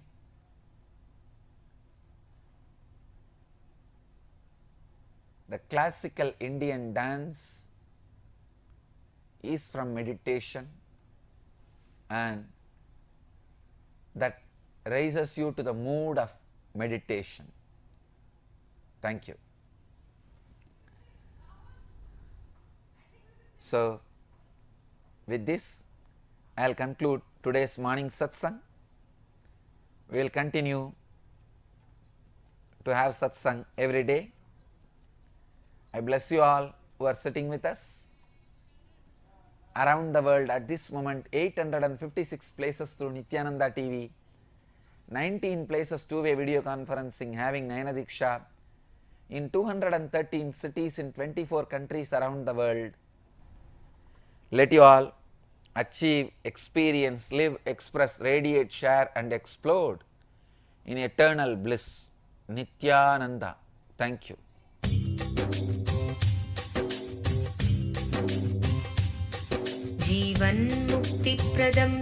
Paramahamsa Nithyananda, a rare living incarnation, is named among the world's 100 most spiritually influential personalities today.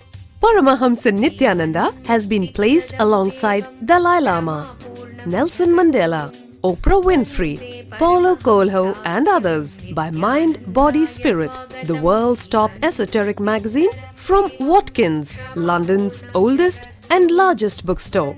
A yogi by birth, he has been expressing his power of enlightenment since birth. He has authored more than 500 books in Tamil and English. Translations of these books are available in 26 languages in Telugu, Kannada, Malayalam, Hindi, Sanskrit, Gujarati, Oriya, Bengali, Marathi, French, Malay, Polish, Portuguese, Italian, German, Danish, Spanish, Russian and Chinese. He is also an exemplary speaker with over 10,000 hours of profound life solutions through his discourses. Social services such as Annadan, free medical care, free educational services with ashrams, schools, temples, hospitals established in more than 140 places around the world, offering exceptional services. A powerful spiritual healer who has healed millions of people of diseases from migraine to cancer.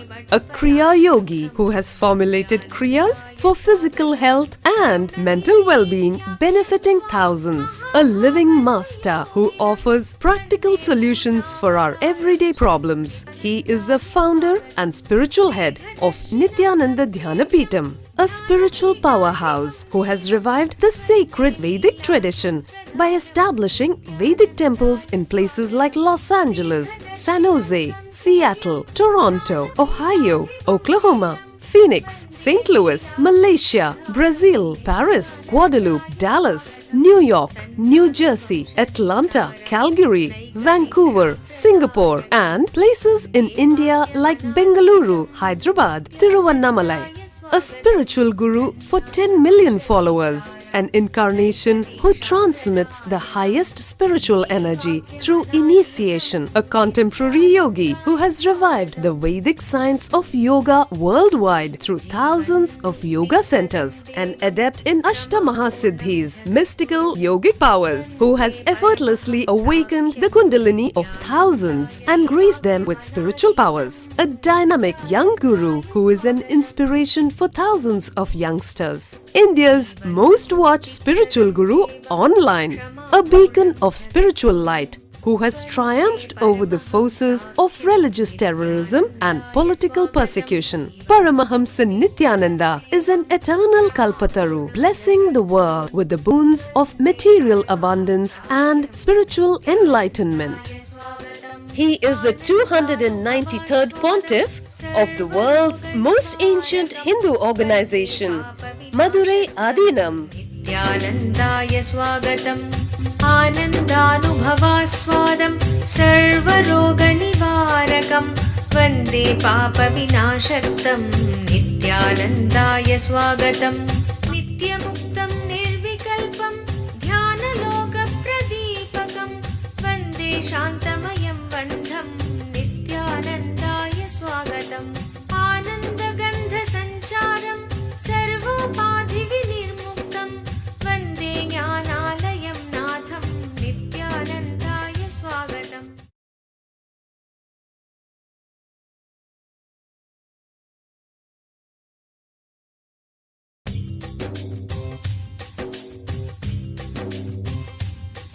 जीवन्मुक्तिप्रदं देवं क्षमापूर्णं Paramahamsa Nithyananda is a rare living incarnation, a yogi by birth. He has been expressing his power of enlightenment since birth. He has authored more than 500 books in Tamil and English, books in Telugu, Kannada, Malayalam, Hindi, Sanskrit, Gujarati, Oriya, Bengali, Marathi, French, Malay, Polish, Portuguese, Italian, German, Danish, Spanish, Russian and Chinese, with translations in 26 languages are available. He is also an exemplary speaker with over 8,000 hours of profound life solutions through his discourses. Social services such as Annadan, free medical care, free educational services, ashrams, schools, temples, hospitals established in more than 140 places around the world offer exceptional services. A powerful spiritual healer who has healed millions of people of diseases from migraine to cancer. A Kriya Yogi who has formulated Kriyas for physical health and mental well-being benefiting thousands. A living master who offers practical solutions for our everyday problems. Having meditation centers in 151 countries including Bidadi, Tiruvannamalai, Rajapalyam, Salem, Hyderabad, Varanasi, Los Angeles, Ohio, Seattle, San Jose and Phoenix. He is the founder and spiritual head of Nithyananda Dhyanapitham, a spiritual guru for 10 million followers, an incarnation who transmits the highest spiritual energy through initiation. A contemporary yogi who has revived the Vedic science of yoga worldwide through thousands of yoga centers.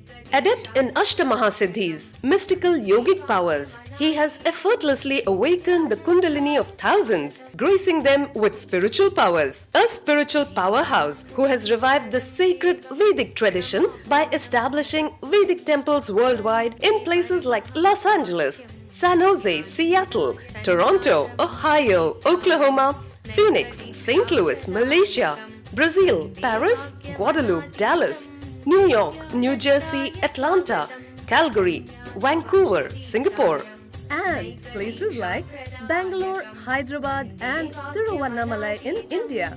A dynamic young guru who is an inspiration to thousands of youngsters. India's most watched spiritual guru online. A beacon of spiritual light who has triumphed over the forces of religious terrorism and political persecution. Paramahamsa Nithyananda is an eternal Kalpataru, blessing the world with the boons of material abundance and spiritual enlightenment.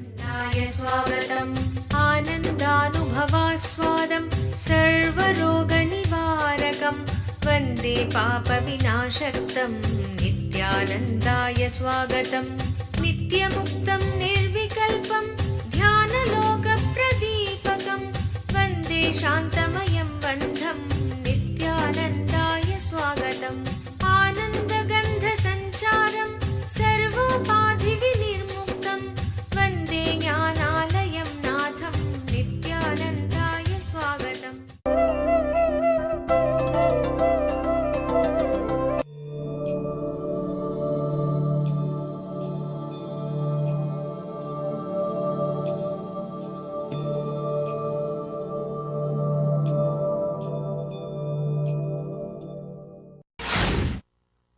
There is so much to tell about.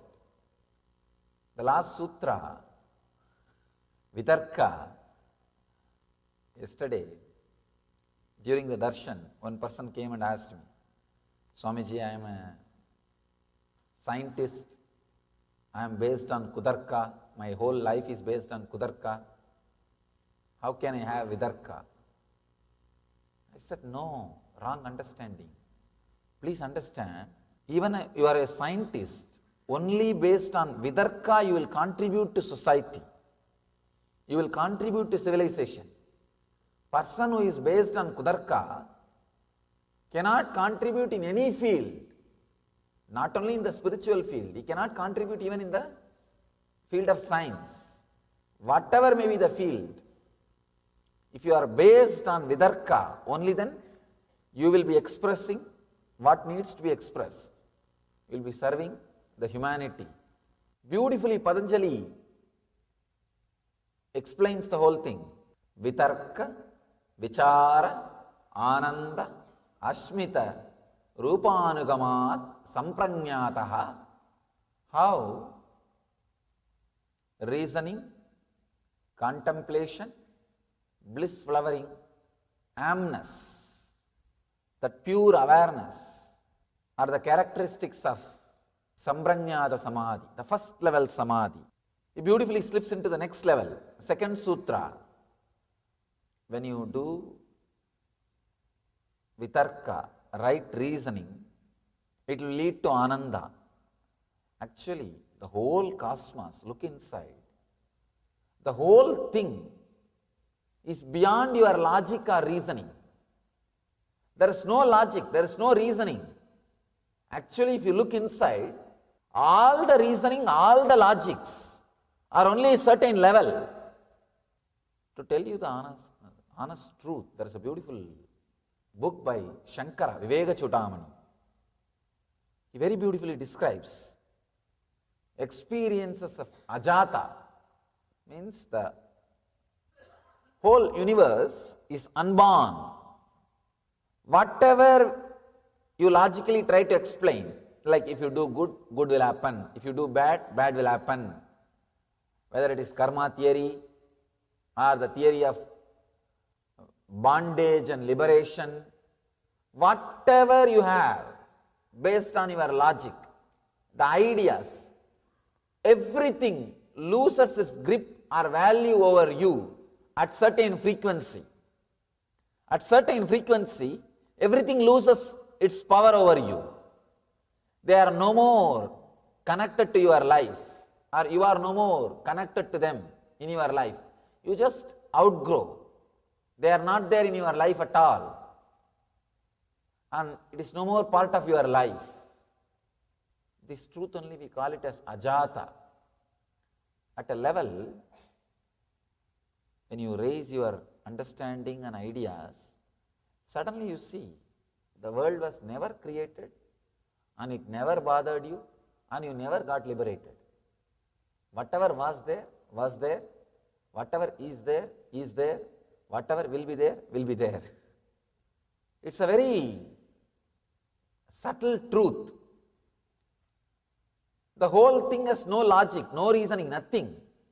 Any logic which helps you to realize that there is no logic is right reasoning. That is all. That's all. There is no connection. Please understand. There is no connection between what I am talking, what you are listening.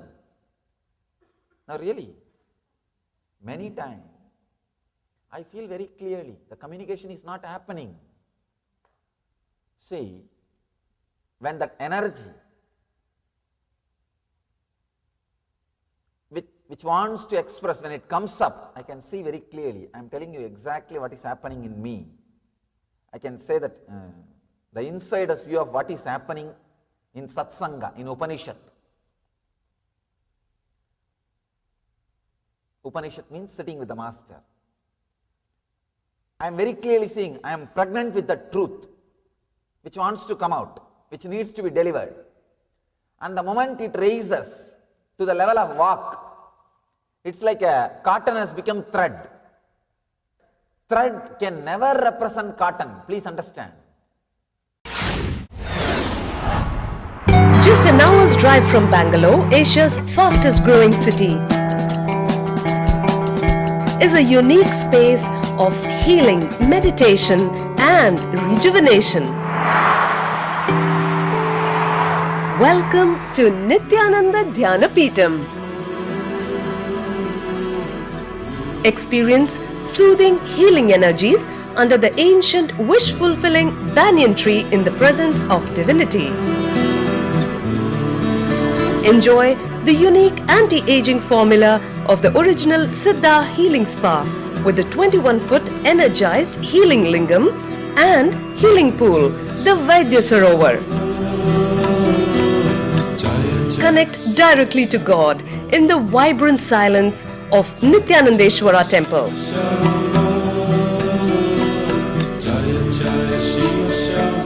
Savor the delicious sattvic food served free at all times.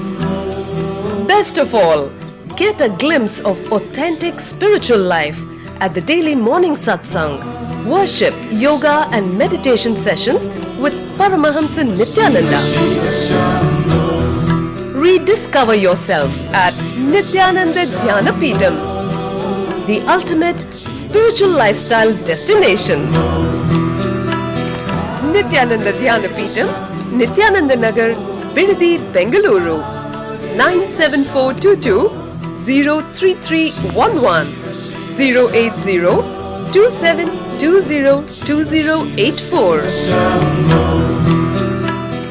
Welcome to Inner Awakening, the most powerful personal transformation retreat you could ever experience. In just 21 days, thousands are already experiencing the shortest route to constantly high energy levels, visible anti-aging, healing of chronic diseases, fulfilling relationships, and higher states of consciousness. What is the secret behind this transformation?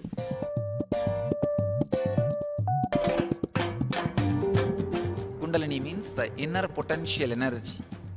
Once it is awakened, opens the different doors for the conscious experience in you.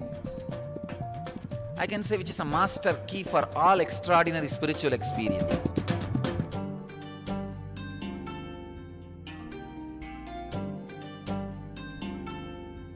This extraordinary program is conducted personally by Paramahamsa Nithyananda in the vibrant atmosphere of Nithyananda Dhyanapitham Ashram.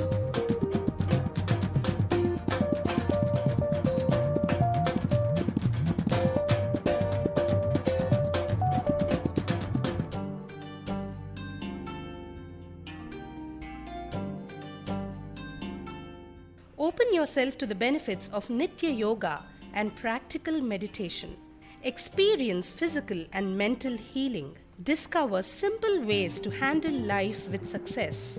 Above all, enjoy individual darshan and blessings from Paramahamsa Nithyananda every day. Take 21 days for yourself and carry home the transformation of a lifetime.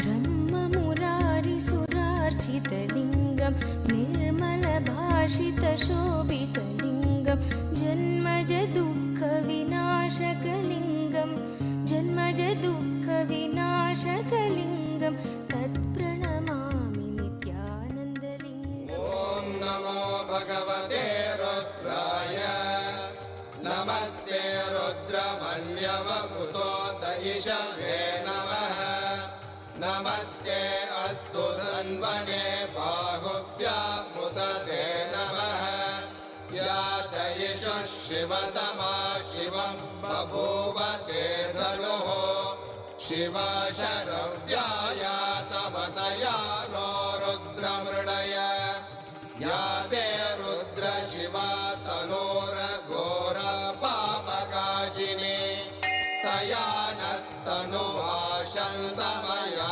गिरिशन्ताभिजागशीः या विशृङ्गिरिशन्तहस्ते विभष्ट्यस्तवे शिवाङ्गिरिक्रतां कुरु माहि पुंसीः पुरुषं जगत् शिवेन वचसा त्वा गिरिशाच्छा वदामसि यथा नः सर्वमिज्जगदयक्ष्मगुं सुमना असद् अद्य वोचदधिभक्ता प्रथमो दैव्योऽभिषगे अहीहश्च सर्वान् जम्बयन् सर्वाश्च यादुत्राण्यः असौ यस्ताम्रो अरुणपुत बभ्रस्व मङ्गलः ये चेमागुं रुद्रा अमितो दिक्षु श्रुता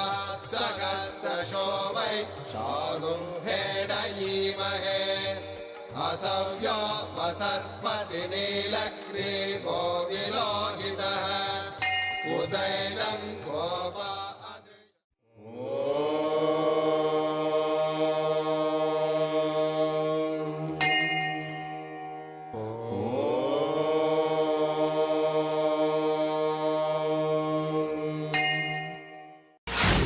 A canal can never represent ocean. You may say logically, no, canal is also water, ocean is also water. What? Many canals put together is ocean. Can you say? No. It can never be.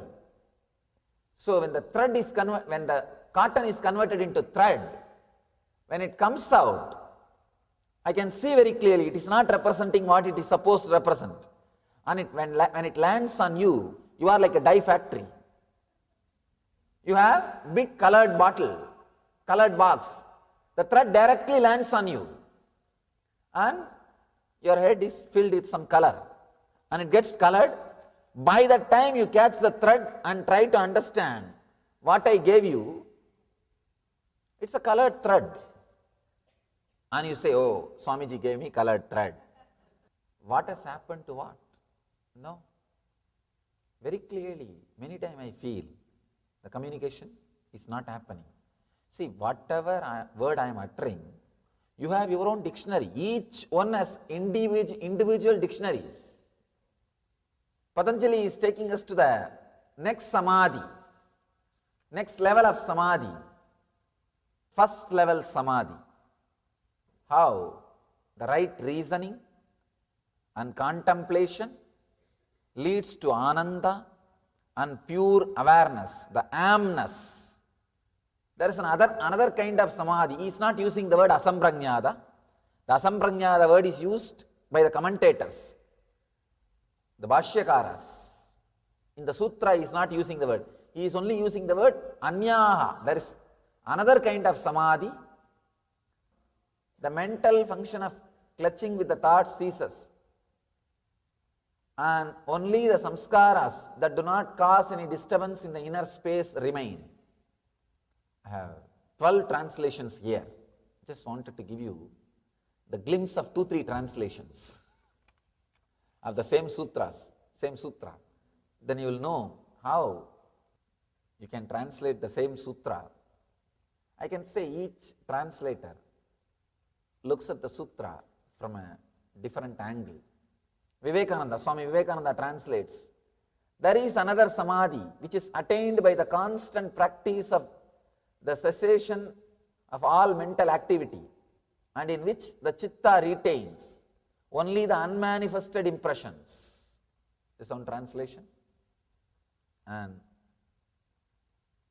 Sachidananda, Swami Sachidananda's translation, he translates, by the firmly convinced practice of complete cessation of the mental modifications, the impressions only remain. This is the other samadhi. Now let's understand. Virama pratyaya abhyasa purvaha samskara sesha anyaha.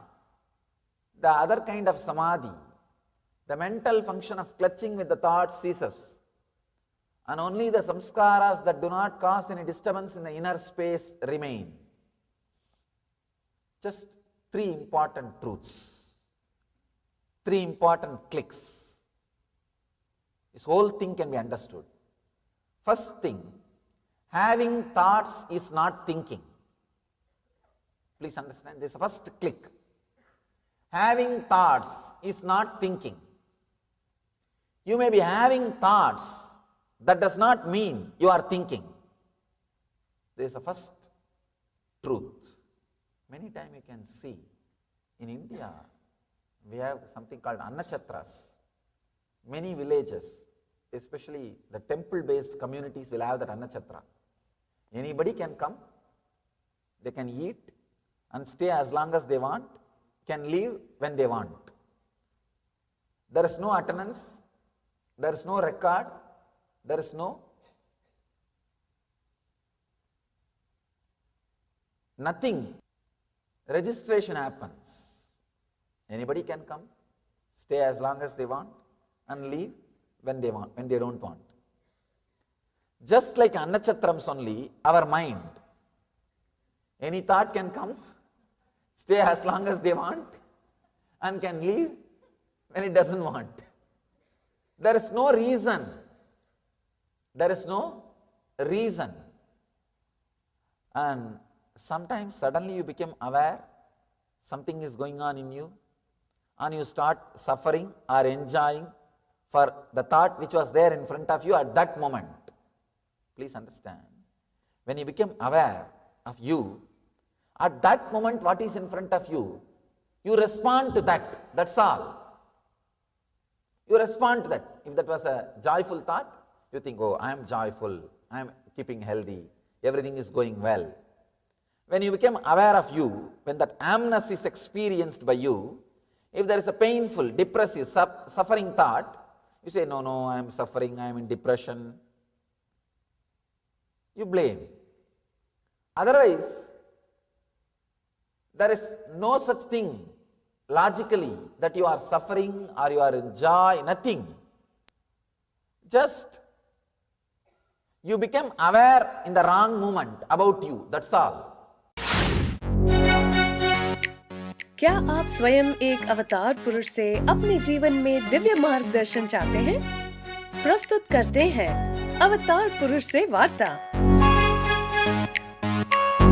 Nithyananda here. Paramhans Nityananda संसार को एक और अतुल्य और अनोखी भेंट दे रहे हैं।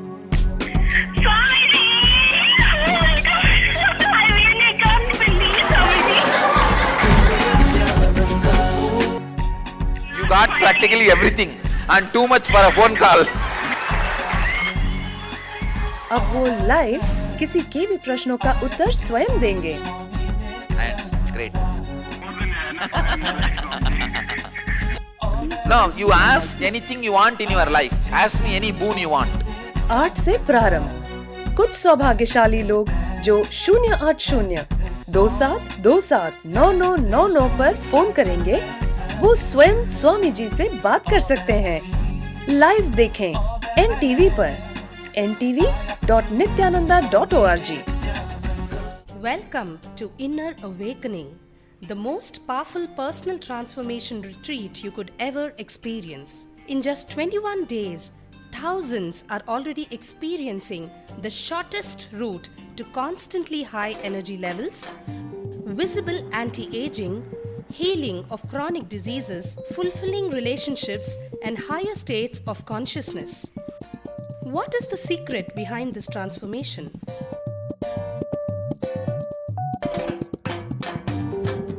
Kundalini means the inner potential energy. Once it is awakened, opens the different doors for the conscious experience in you. I can say which is a master key for all extraordinary spiritual experiences.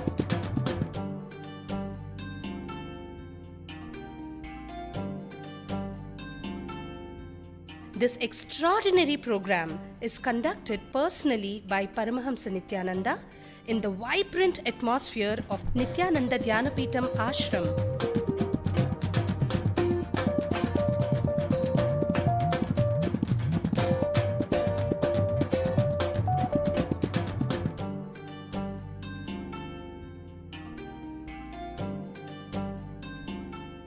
Open yourself to the benefits of Nitya Yoga and practical meditation. Experience physical and mental healing. Discover simple ways to handle life with success.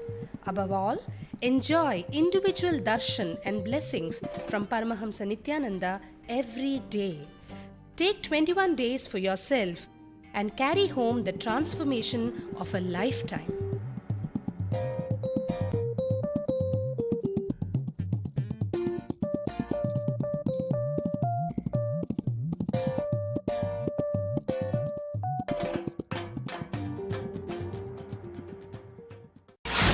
Nothing else. Having thoughts is not thinking. First click, first truth. Second truth, please understand, second important truth. Mind is not a thing, it is an action. Patanjali gives this sutra, this concept, this truth in the first sutra itself.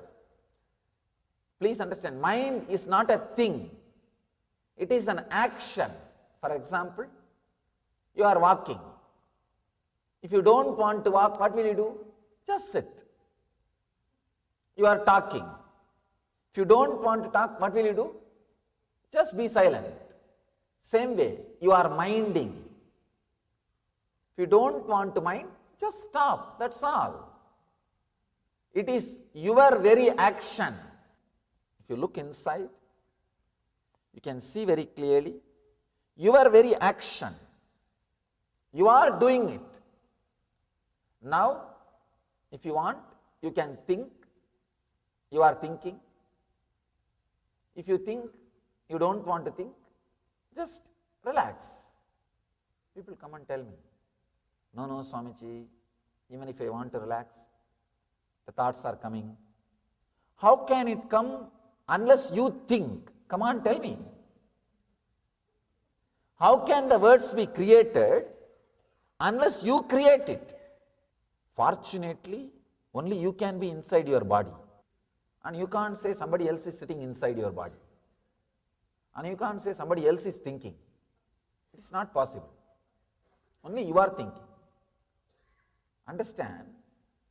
The moment thoughts comes, be very clear, you decided to think. You decided to jump out of the decision which you made of stop thinking. See, this moment, you may think, yes, let me stop thinking. After a few moments, you may have the guts, confidence, courage. No, let me think. And you start thinking. If you look inside, you will see you are responsible for the action of thinking happening inside you. Maybe one part of you, there's a beautiful story in Mundakopanishad. Very beautiful, very powerful story. There was a beautiful golden bird sitting at the top of a tree, top branch. Small bird was there, the lower branch. The small bird was trying to eat here, there. When it eats sweet fruits, it just enjoys and gets the courage, starts jumping to the other branch and starts eating. Suddenly it comes upon bitter fruits. When it tastes the bitter fruit, it says, oh, life is like this only. Then it looks up. There he sees the golden bird sitting beautifully and shining, peaceful, beyond joy and suffering. This guy looks up and says, I should become like him. Then he starts moving in that direction. He jumps here, there. Suddenly, on the way, he starts eating some sweet fruits. He comes upon sweet fruits. When he tastes 2-3 sweet fruits, he forgets all about that samadhi, golden bird, everything. Now he regains the confidence. No. I can live here itself. And he continues to eat. Only again when he faces the bitter fruit, he says, no, life is too much. It is suffering. He looks up. Understand, you may also be playing the same game. When you are suffering, only then you want to stop the mind. Then after a few minutes, when you stop the mind, when you just be silent for a few seconds, even that few seconds gives you the courage. No, I can start thinking. Or you think, I need to start thinking. Fear or greed, you are again out. So be very clear. Mind is not a thing. It is an action. Every moment it just comes out of you. It's like every moment you are spinning. You are spinning the cotton into the thread. You are spinning experience into words. You are spinning existence into words. See, this area, your prana, is there as an experience, as existence. I can say, in this area it is there as existence.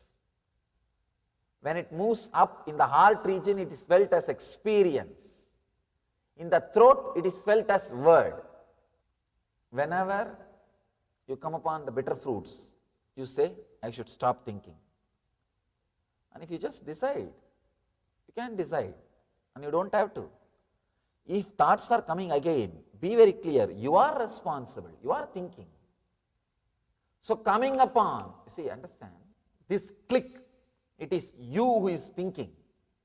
If this happens, I can say this is one of the greatest freedom. Now, you will not constantly fighting with yourself. You will not constantly disrespecting yourself. You will not be constantly saying, I tried my best, it is not working out, I tried my best, it is not working out. That is the worst enemy, worst thing can happen to a seeker. Patanjali beautifully describes.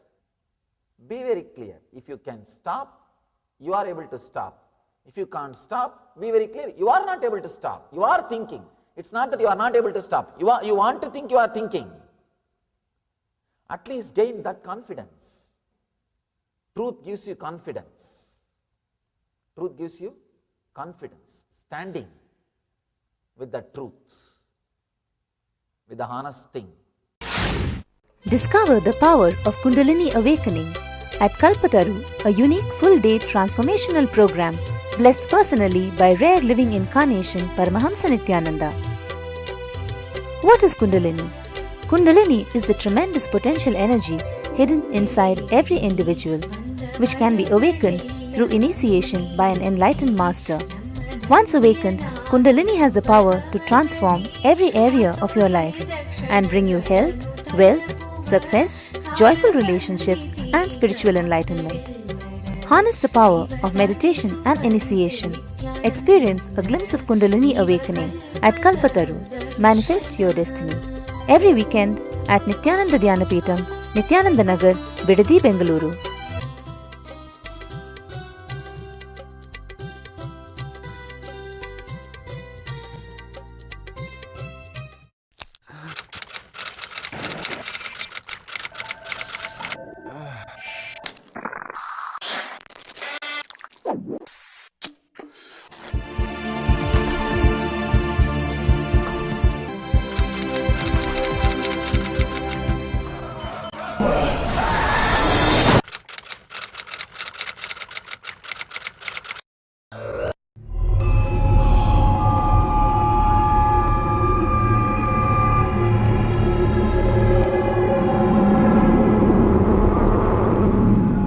I know the modern day youth is really suffering.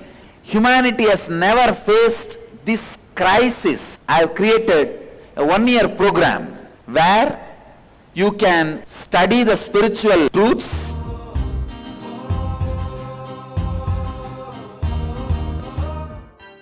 Nitya Yoga practices to create healthy body, spiritual discourses to develop mental health, meditations that help balance emotions, kriyas to break mental patterns that create suffering, opportunity to express leadership qualities, techniques that improve creative skills. Learn to break all self-limiting barriers to achieve your dreams. Ananda Yogam. I am providing a platform for you to think, meditate, contemplate, and decide about your future.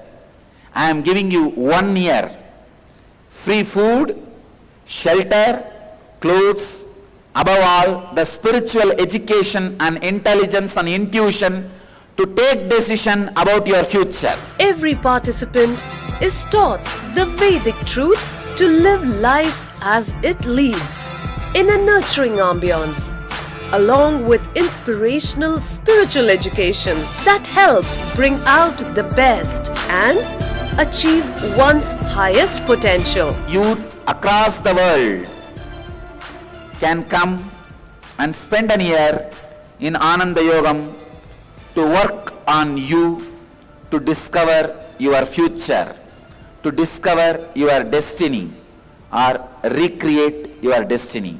I'll open my house for you for 1 year, completely free. Come and stay here, discover and recreate your destiny. Interviews at Nithyananda Dhyanapitham, Nithyananda Nagar, Bidadi, Bengaluru. 97422 03311 080 2720 2084.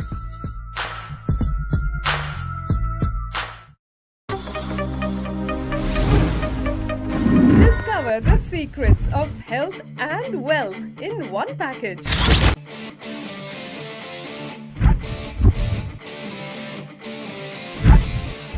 For the first time, a 2-day health and wealth workshop by Paramahamsa Nithyananda.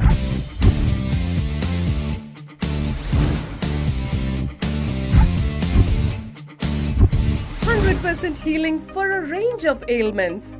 Wipe out illness from body, mind and being.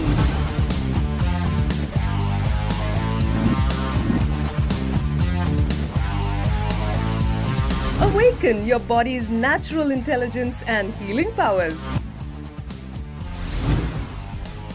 Overcome stress and powerfully resolve your wealth-related conflicts. Discover the secrets of creating and celebrating wealth. Let me tell you step by step how you build the patterns. First, the memory. Morning 7 o'clock, coffee is very nice. After 1 month, it becomes samskara, engram. Morning 7 o'clock, I should have coffee. After 1 year, it becomes muscle memory. Means morning 7 o'clock, if I don't get coffee, I will feel little low mood. I will feel low, feel little irritated. Dynamic interactive awareness sessions that reveal the secrets of a perfect health and having abundance in wealth. I will have headache. That is biomemory. After 6-7 years or 10 years, really one day you are caught somewhere, you are not able to get coffee and having headache, rolling on the ground. That is DNA level. Now understand how the memory becomes samskara, engram. Engram becomes pattern. Pattern becomes muscle memory. Muscle memory becomes biomemory. Biomemory becomes DNA level pattern. Intense meditations and kriyas that holistically instill a transformed health and wealth consciousness in you. At Baroda from March 24th to March 25th, 2012. Contact 91 851 11 25239.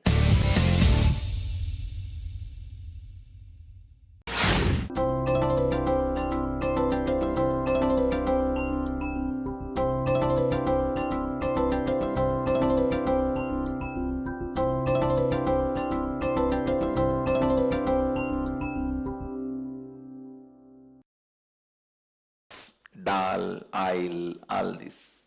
Like a general store. Anyhow, I did not have any problem. But all of them had a problem. They all know I am a little crazy. But they did not expect I will go to this extreme. And the first shop itself they caught hold of me. What for you came? I said, don't ask all that. I am a sadhu now.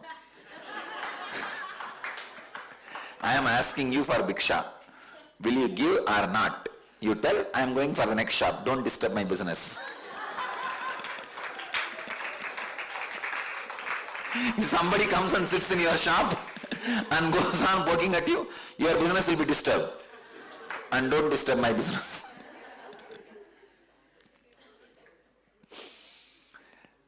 Finally, my grandfather's shop, he caught hold of me and said, how much you need to stop this begging?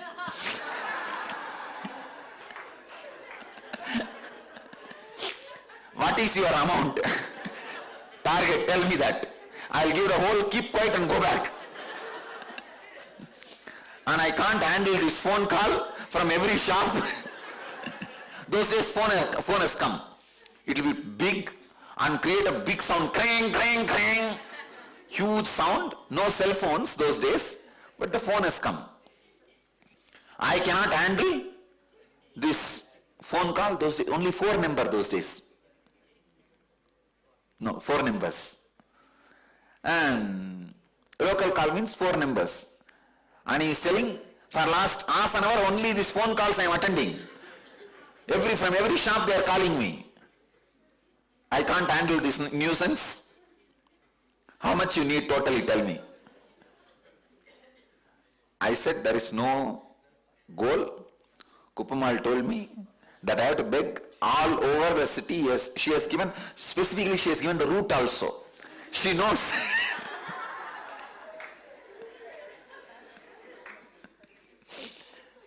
And I did not have any problem. Finally, he said, talking to you is no use. I will call that old lady and talk to her directly. Raghupati Yogi is very close with my grandfather. So immediately he sent a person to get Raghupati Yogi. Kuppamal can't move freely here and there. But Raghupati Yogi was very healthy till the death. So he sent a person to bring Raghupati Yogi, so that I can be advised, I will stop this. But before he could come, I left. And I went round. There was a shop. My classmate, it is her father's shop, a girl, my classmate. So I am going and standing there. She was also sitting in the shop. And she said, you've gone completely crazy. You became mad. And now you are begging also. I told you so many times not to go to that lady, means Kuppamal. Be with that old lady continuously. Now you see you have become beggar. I tell you, I could see very clearly the body which is standing and begging is different. I am different.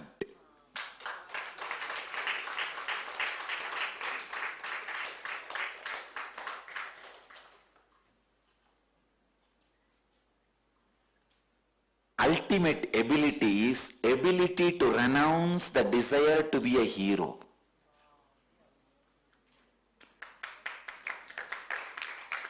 Ability to renounce the identity. I tell you, it is that training which protected or still protects, saves me during this whole identity crisis. See, the attack on me was not defamation. It was literally creating identity crisis. Please understand. Defamation is different. Trying to create identity crisis is different. Attack on me from 2010 is not just defamation. Trying to create identity crisis. Trying to completely confuse people about who am I, who I am. And they tried their best even to confuse me. See, if constantly 3 years somebody tells you you are a cheat, you are cheat, you may start thinking, am I really cheating? You may start thinking when you sit in the morning Pada Puja, people are worshipping me, am I really cheat? Not once I doubted me.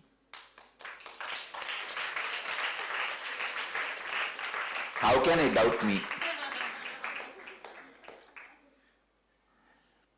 It seems somebody who left the ashram, one ex-brahmacharani, was telling another one devotee, if people put complete faith on me or you, even we can heal. I was laughing. Even you don't put your whole faith on you.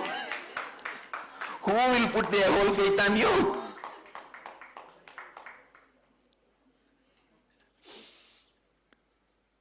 People don't need to put their whole faith on you for you to heal them. You need to put your whole faith on you.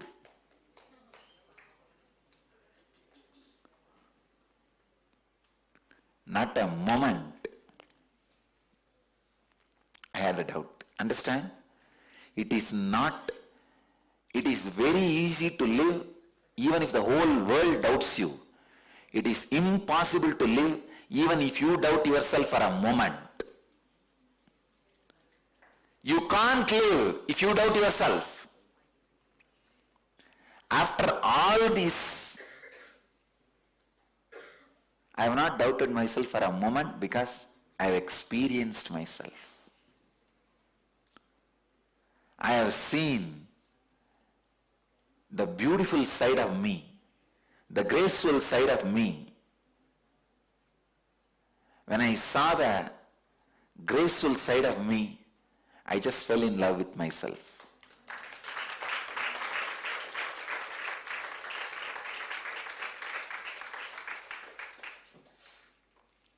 So even when Kalabhairava decides to punish people, I can see very clearly, it is because of his compassion to the larger part of humanity. And these people are begging punishment, what to do? They are not ready to keep quiet. I have seen the most graceful side of me. Never, never, never have a doubt. Neither had nor having will never have. I could see very clearly.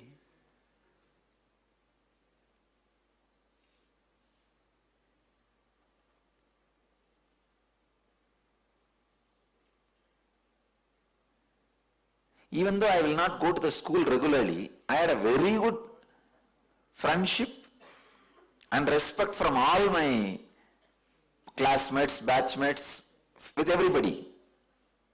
Whether it is boys or girls, I can look back, and even people who lived around me those days as my classmates, many of them are devotees and some of them are even in the ashram, doing volunteering and all that. My roommate who was there in my room for more than 3 to 4 years is in the ashram as a volunteer. Sometimes I talk to them. The people who studied with me in the school are there in the ashram as volunteer.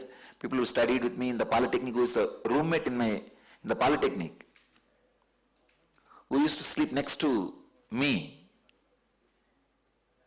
Those days in the polytechnic there was no cots, it was only mat, and the place will be allotted by painting on the floor.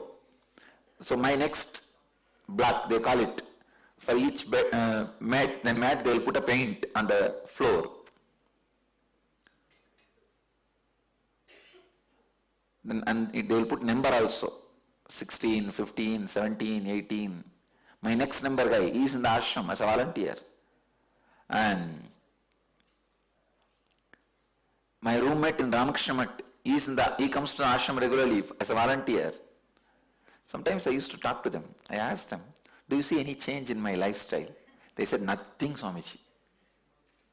So the moment this girl, my classmate, she started screaming, you became mad, you are begging, your life is going to be beggar and all that, she started screaming. Then her father got angry with her. He said, either give something or keep quiet. Why are you abusing him?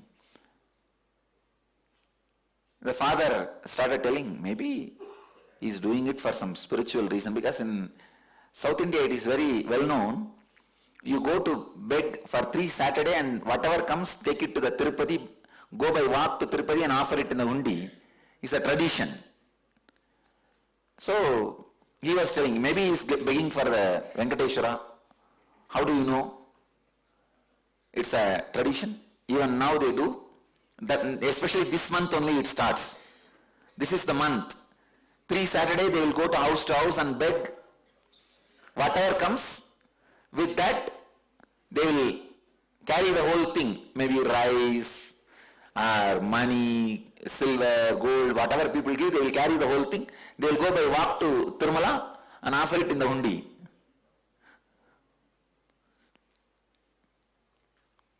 Anyhow, I did not bother. When I finished the whole thing and came, she asked me only one thing.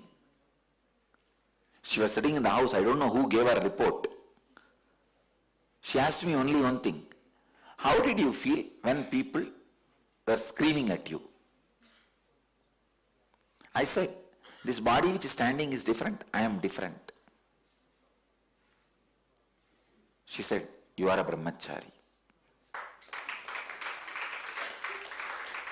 Then she asked me, did you go to your classmate's shop? That was a big shop, well-known shop. I said, yes, I went. What did your classmate tell you? I said she was screaming, I became mad, and she was abusing me, abusing you.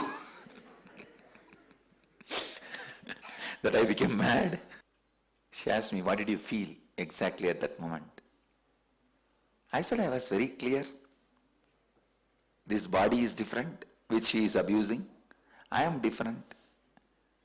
I never felt attacked or disturbed. I tell you, the capacity to stand with a begging bowl without having an identity is the most difficult thing. That helps me still now to stand with the begging bowl in front of my disciples.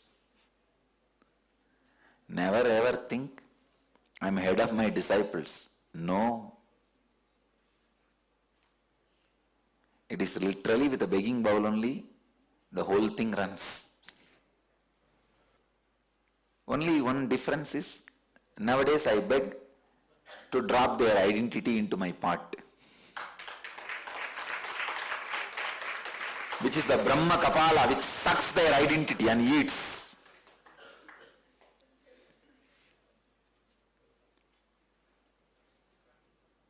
Few days before, I was telling you one important thing.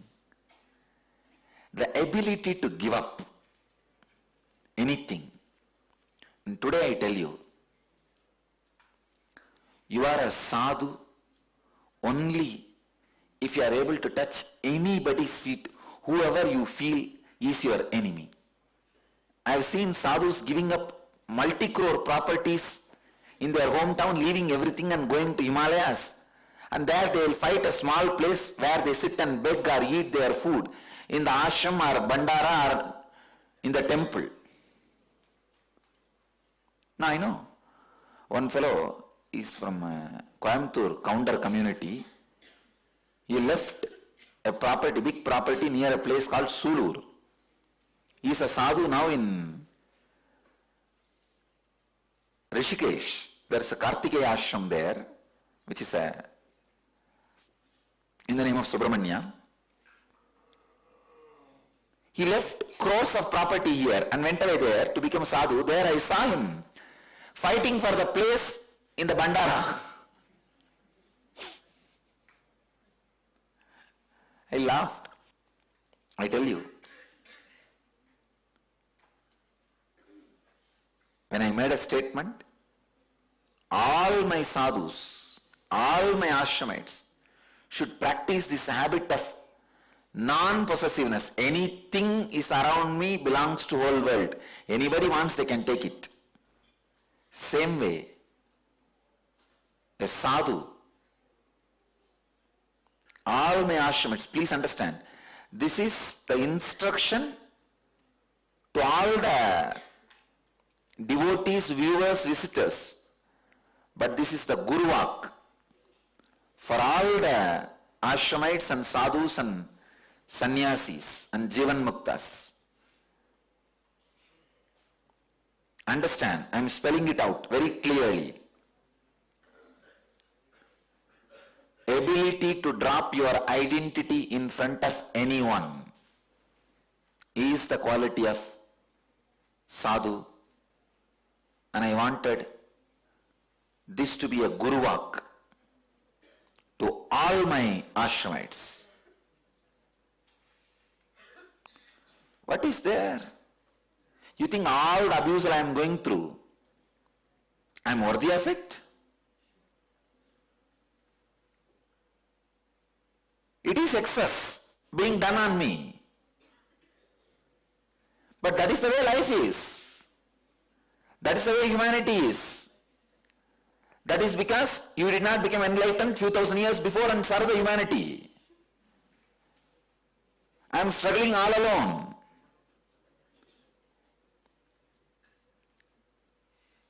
See, lakhs of people died in Hiroshima and Nagasaki. All the people who are dead, are they worthy of the death? Now hundreds, I don't know, hundreds, maybe 50, 60 people, I think, died in Sivarasi.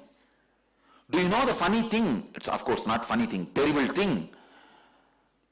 In that whole group of people who are dead, I think 56 or 58, I don't know the exact number. Only one person was working in that firecracker industry. All the fellows who are working in the industry were saved. The fellows who came to watch and rescue, 57 people who came to watch and rescue were dead. When they saw the name list, only one person who was actually working was dead. If they listen to the police and everybody is flooded, see, all the workers are flooded. They all have saved themselves. One big group came there. The police has said, you don't go for rescuing people. We will go. You don't know, don't do. But curiosity, India, it's a religion. If few people are standing and seeing, you have to put your nose to find out what is going on inside. Now people are telling me, we are not able to reach out to people, teach meditation, nothing. Go to any big park on the main street, 4 or 5 of you stand round and watch inside.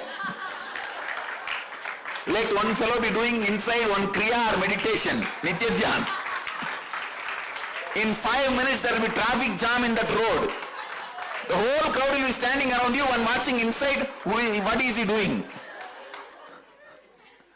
Now I tell you, see, make one person to sit and do Guru Puja, and 5, 6 of you just stand around. You should stand around such a way from distance they should not be able to see what is going on inside. Only when they come near and put their head, they should be able to see what is going on inside. Stand like that. It's a powerful technique. You try. All you need is 5 people. 1 to do Guru Puja, 4 to hide and stand. In 10 minutes you will see the whole street traffic jam, the whole crowd will be standing and watching what is he doing.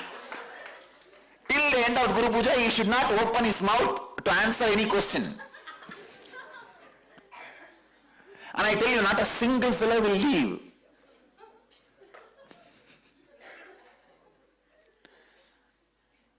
That extraordinary curiosity. These fellows came and were standing and lost a life. They are not worthy of what has been done to them, but that is life.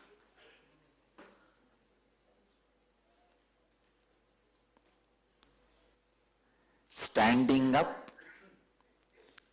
even when the life and humanity does not behave dharmically to you is Jivan Mukti. Standing up with your clear dharma, even when the humanity and society does not treat you with dharma, is Jivan Mukti. I tell you, Even if the society behaves with you dharmically, you behaving adharmically is a demon. When society behaves you dharmically, you behave dharmically, is a good person. When society behaves you adharmically, you behave dharmically, is Jivan Mukta.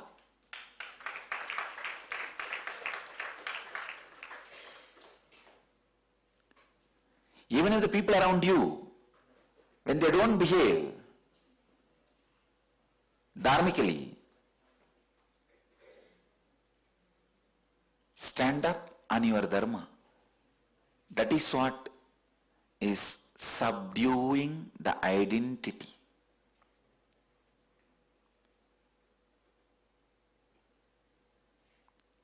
This is the second Guru Vak I am giving you guys. Ability to drop the identity. I tell you, when you are able to drop the identity, all the problems you have will not have a chilli, the anger. Even if you have a problem, both of you will sit together and understand more and more. Every interaction with other person should create more intimacy, more trust on that person over you, more trust for you over that person.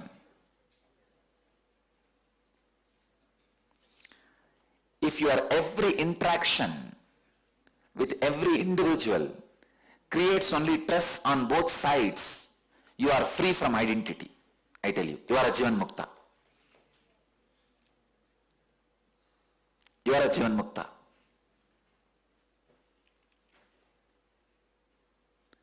The ability to drop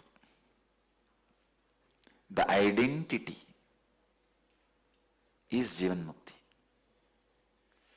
I tell you one more secret. As long as you have certain identity, you will always feel society is adharmic towards you. It is a basic secret. Your logic is with pus. It sees only from your side, never from the other side.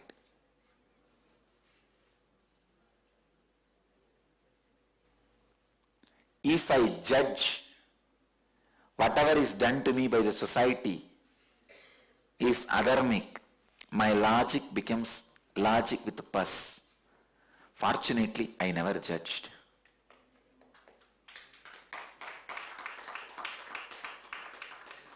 Society is not a group of people. Please understand, society is the other person. It is not collective. Even a single person is society. Whom you hate, whom you think you can't work with, whom you think is worst person you have seen in your life is society for you. I tell you, if you have somebody as your enemy and feel this fellow's patterns, he cannot come out and he will suffer, he has to be given suffering, when you feel, understand, now God is sending you the diagnosis. Exactly you have the same problem. He is giving you the possibility to diagnose you. Most fortunate human being is a human being who does not suspect himself, who does not doubt himself, who is able to put completely his faith wholly on himself. You putting your whole faith on you does not happen by you convincing you, but it happens only by you dropping your identity by you. Go round. Whoever you think as your enemy, again and again sit with them and express your opinions towards what you carry towards them, and let them express what they carry towards you. One more funny thing you will realize, whom you think as the important enemy in your life may not be thinking you as the important enemy in his life. I have seen love is always a triangular affair on the planet Earth. Hatred is always quadrangular affair on the planet Earth. Understand? If you are loving somebody, that person is loving somebody else. If you are hating somebody as an enemy, that person is hating somebody else. It is never a straight line. It's a law. One point is loving the other point means be very clear. The other point is loving the other point, not this point. The other point which he is in love, see, A is in love with B. B will never be in love with A. It will be only in love with C. C may be in love with A.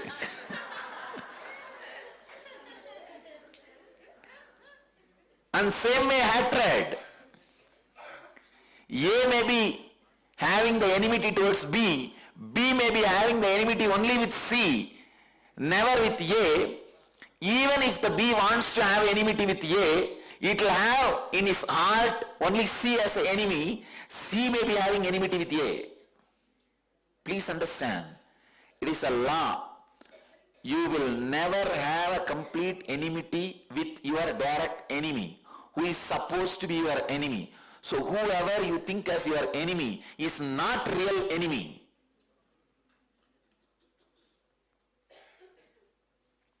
It's a law. These are all sarvabhaumya, universal laws.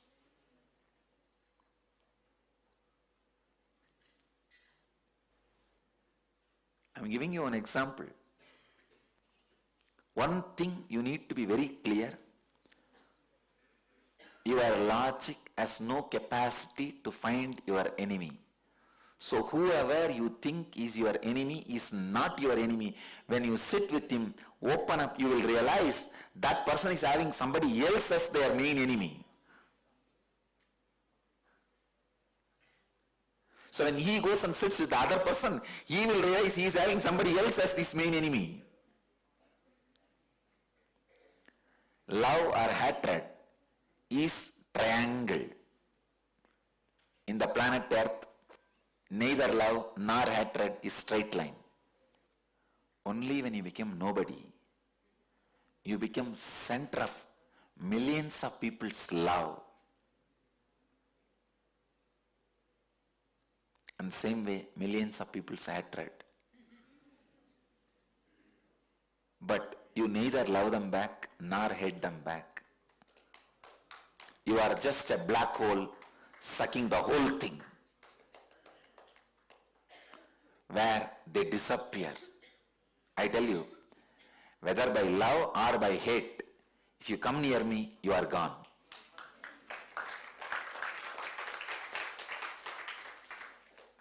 When you disappear into me, by love, it is called enlightenment.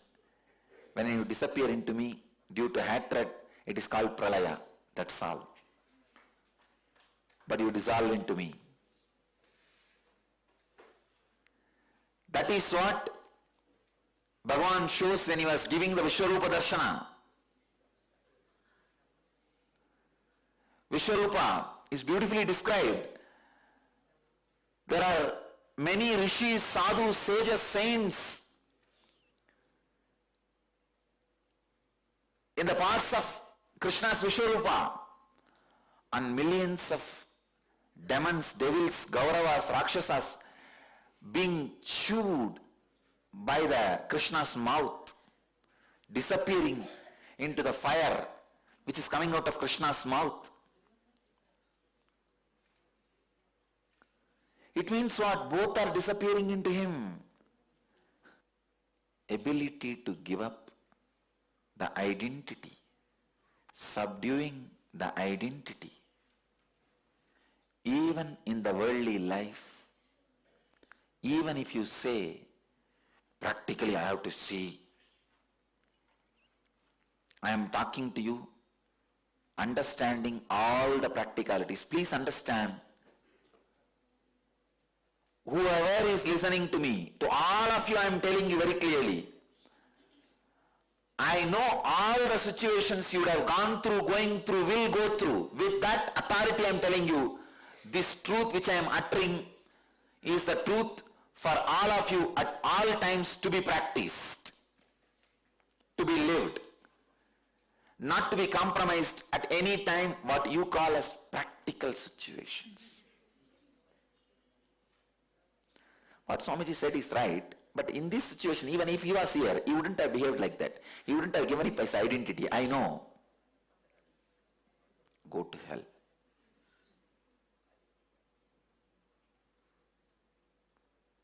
No. I am telling you, in all possible situations, this is the truth. Ability to let go the identity makes you the hero whose identity can never be destroyed. I want those heroes around me. They are Jivan Muktas. I tell you, your identity costs you only your life, nothing else. If I am supporting your ego and identity, you are doomed. If I am not touching your ego and identity, you are in waiting list.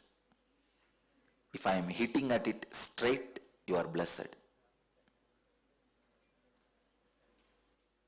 Unfortunately, for many people, many times I support.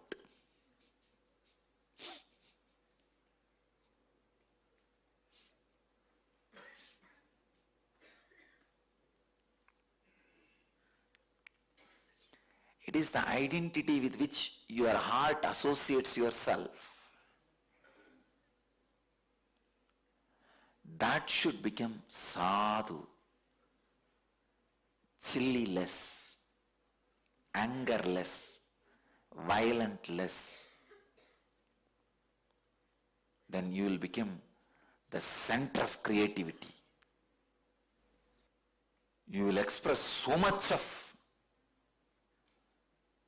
the leadership quality, ability to inspire. Ability to inspire is nothing but ability to inspire yourself.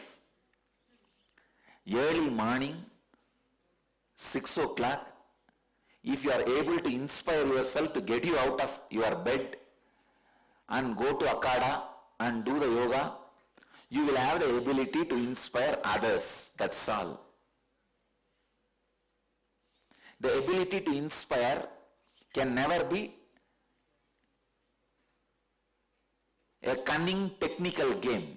No. If you are able to inspire yourself to come and sit for the satsang every day and listen to these great truths and live this, you will be simply able to inspire your subordinates, your assistants, and make them do the job as you want, and you will be able to lead them with an inspiration. Morning, when you wake up, see your mood. Are you getting out of your bed and going to Akada because Swamiji will fire you? I tell you, all your subordinates are going to be working around you just because you fire them. Never inspired way.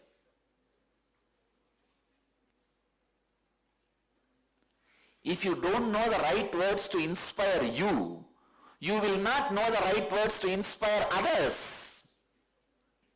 There are many, I don't get their darshan at all in the morning. Understand, if you are able to inspire yourself to drop the identity, you will be able to inspire everyone to drop the identity. I tell you, in the love, you are hitting the wrong wall.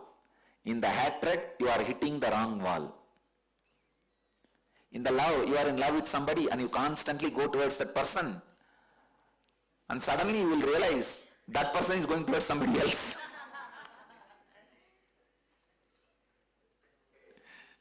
Then you will be disillusioned.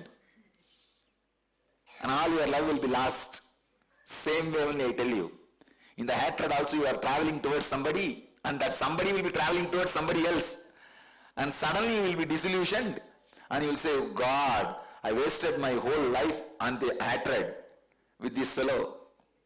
For example, A hates B. B might have done 1 or 2 activities against the A, but in B's heart, A is not the enemy. In his heart, enemy is somebody else. C is the enemy. This is the way the whole world goes on. When you love the person and that same person loves you back to the same amount, what happens is enlightenment through tantra, union. When you hate somebody and the same person hates you in the same level, what happens is pralaya. But unfortunately, both does not happen in the planet Earth at all. Very rare. If I have to give one example, 2 persons loving each other to the same amount, falling in love with both equally. I can give the example of Shiva and Parvati, Radha and Krishna, Sharada and Ramakrishna. Rarely. That's all. Not even a handful. I don't even have one example of that 2 persons hating each other. At least for love I gave 2-3 examples. For the hatred I don't even have one example.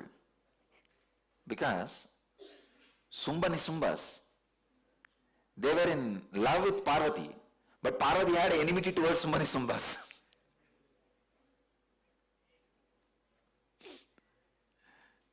In turn, Tarakasura had enmity with Parvati.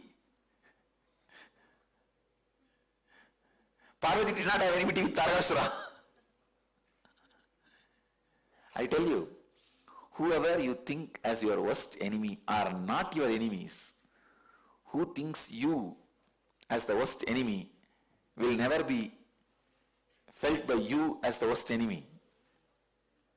Because the enemy or the friend is based on your perception, which is itself is unstable. You are constantly building multi-story towers on the earth, which is going through earthquakes. It's a technical term. Tectonic plates. You are building skyscrapers on tectonic plates.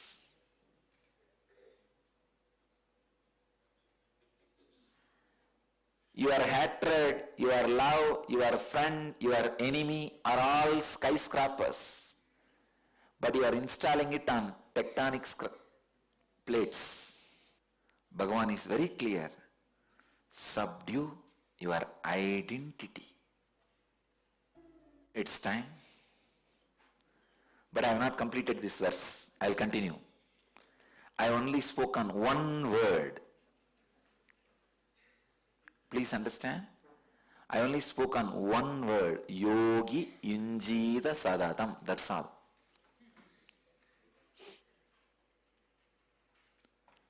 Because this one understanding is the biggest problem.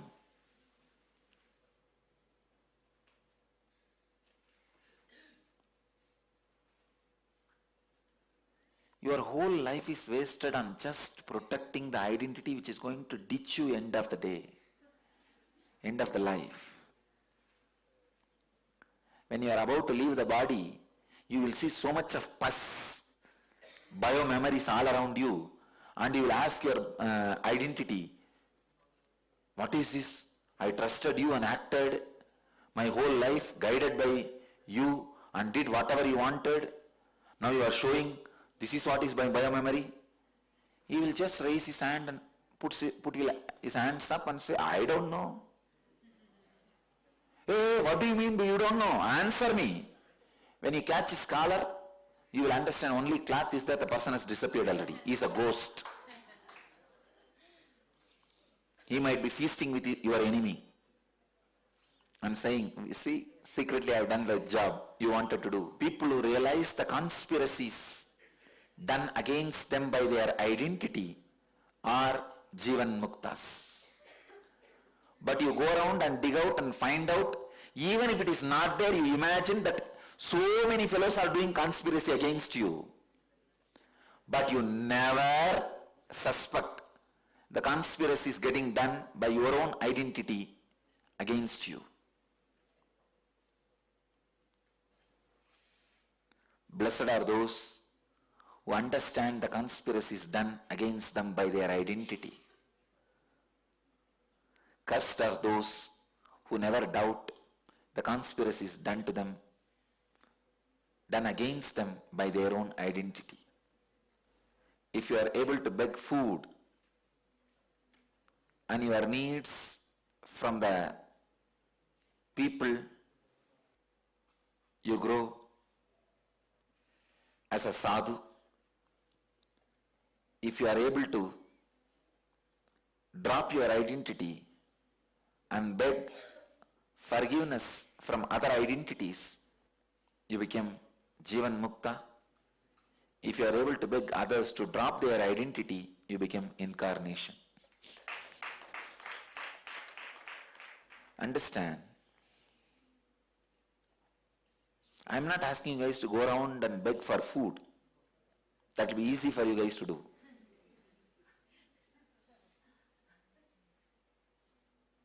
That will not have much impact. But if you can go around and beg for the forgiveness what other identities think as the hurt by you. Please understand, what you think as the hurt you caused to others is not the real hurt. What they think, because many times what you think as the hurt you caused may not be hurt for them. What they think as the hurt is the real hurt you caused to them. Same way, what you think as the hurt others have caused you, they may not even as caused it consciously. Understand? What you think as the hurt others have caused you, they may not even caused consciously. So know how to forgive them. Same way, what others think as the hurt caused by you, you may not even be aware. So ask them to forgive you. This is the science of forgiving. Science of gracefully moving ahead. I tell you, in the life, anybody who thrives will be with renunciation. Person who thrives naturally comes with new situation, lifestyle, thinking trend, atmosphere, furniture, everything. Person with renunciation thrives. Person who is thriving will always be endowed with renunciation. The moment money comes, your whole mental setup is new. If your mental setup is not becoming new, the money which came will not stand with you. So thriving happens on renunciation. Renunciation is the ground on which the thriving seed thrives. Thriving thrives on you only when you are made out of renunciation. The ability to renounce the identities constantly is thriving. Person who thrives with the ability to renounce identities is Jivan Mukta. I am giving you one more definition of enlightenment. Being who is capable of thriving continuously by renouncing the old identities is living enlightenment. Do not wait for the wounds in you to be healed by others. Do not wait for the wounds in others to be healed in course of time. Do not wait for others to come and heal the pain you are carrying inside you. Do not wait for the other person's wounds to be healed in course of time. Means, you be proactive, healing the wound and pain in others' heart. Same way, you be proactive in healing the wounds and pains inside you by dropping it. Your enemy is not your enemy. Your friend is not your friend, whom you are hating for ages and years might be doing good to you, whom you are loving and having friendship for ages, maybe in love with somebody else.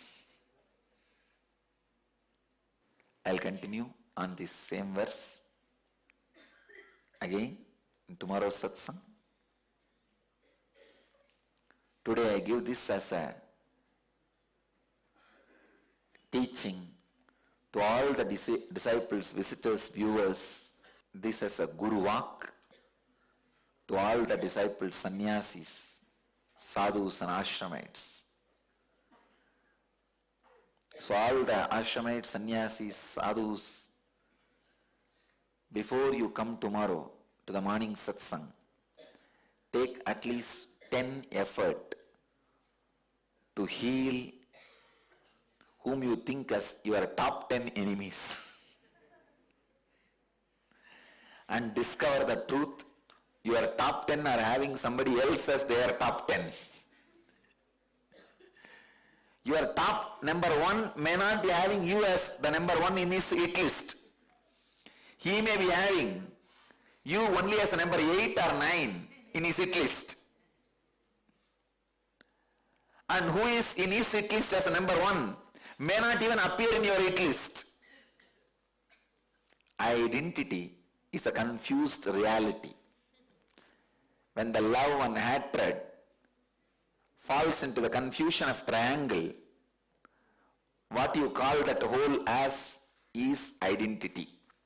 When I said as, I meant to yes.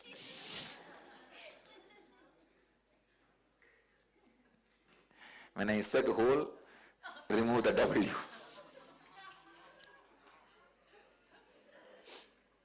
That is what we call identity. As whole.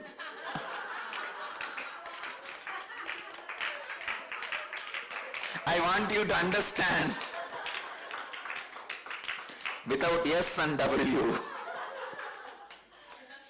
is identity.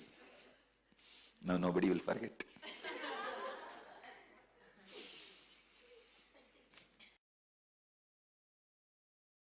The first question today is from Nidhi from Vizag, who's asking, Dear Swamiji, is there such a thing as objective reality, or is the world nothing but a reflection of my perceptions? Can you also give me some signs to distinguish between reality and fantasy? Nidhi, first thing you need to know, whatever you understand as reality, the dimensions like a size, shape, quality, your association of good and bad with it, all that, even one quality does not exist in objective reality. Please understand. If you think this is wall, this is not wall.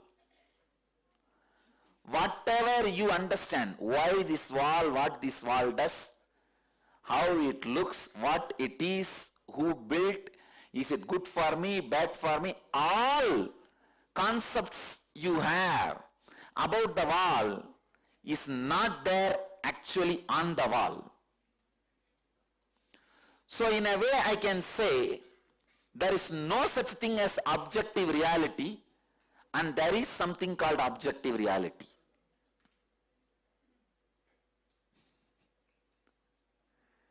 There is no such thing as objective reality is also true. There is objective reality is also true. Understand? I tell you there is no such thing as objective reality because anything you see, you perceive, does not exist as you perceive. And I tell you there is objective reality. Why you know? Because you may be liberated from this wall, but the other person who is not liberated will continue to see this wall as objective reality. Because of that, I tell objective reality exists. But I tell you, for you, objective reality does not exist. So, the right truth, objective reality does not exist for you, but the objective reality exists for the objects you see in objective reality. But as the objective reality does not exist for you itself, how can the objects you see in the objective reality can be objective reality for you? As the objective reality perceived by you itself is not reality, how can the objective reality perceived by the objects which you perceive in the objective reality can be objective reality for you?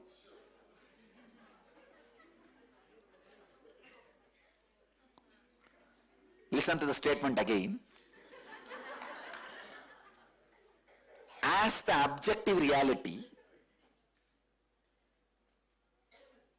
which you perceive itself is not an objective reality for you, then how can the objects you perceive in the objective reality can have the objective reality which you perceive as the objective reality, which is not an objective reality?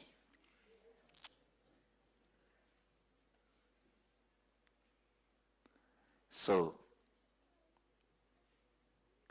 what you know as reality is nothing but the perversion of your fantasy. What you know as fantasy is nothing but the perversion of your reality. When you go beyond what you know as reality and fantasy, you see N reality, which is N reality.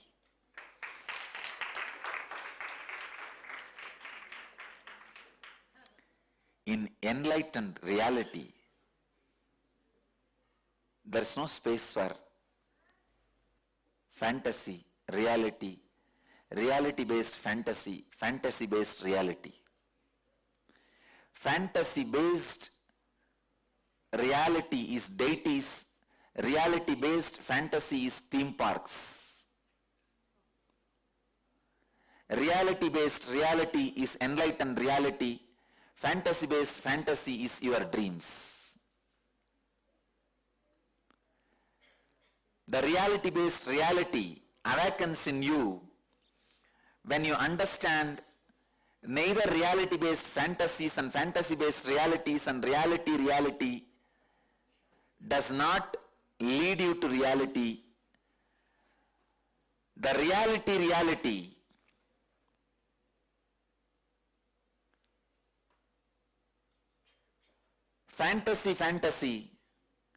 fantasy reality, reality fantasy is all finally your reality fantasy leading you from fantasy reality to reality fantasy.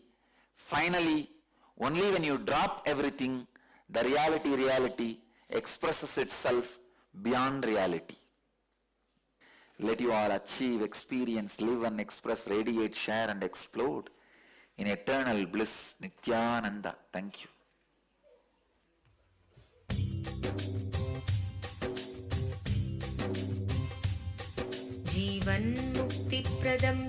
Paramahamsa Nithyananda, a rare living incarnation, is named among the world's 100 most spiritually influential personalities today. Paramahamsa Nithyananda has been placed alongside Dalai Lama, Nelson Mandela, Oprah Winfrey, Paulo Coelho and others by Mind, Body, Spirit, the world's top esoteric magazine from Watkins, London's oldest and largest bookstore. A yogi by birth, he has been expressing his power of enlightenment since birth. He has authored more than 500 books in Tamil and English. Translations of these books are available in 26 languages in Telugu, Kannada, Malayalam, Hindi, Sanskrit, Gujarati, Oriya, Bengali, Marathi, French, Malay, Polish, Portuguese, Italian, German, Danish, Spanish, Russian and Chinese. He is also an exemplary speaker with over 10,000 hours of profound life solutions through his discourses. Social services such as Annadan, free medical care, free educational services with ashrams, schools, temples, hospitals established in more than 140 places around the world, offering exceptional services. A powerful spiritual healer who has healed millions of people of diseases from migraine to cancer.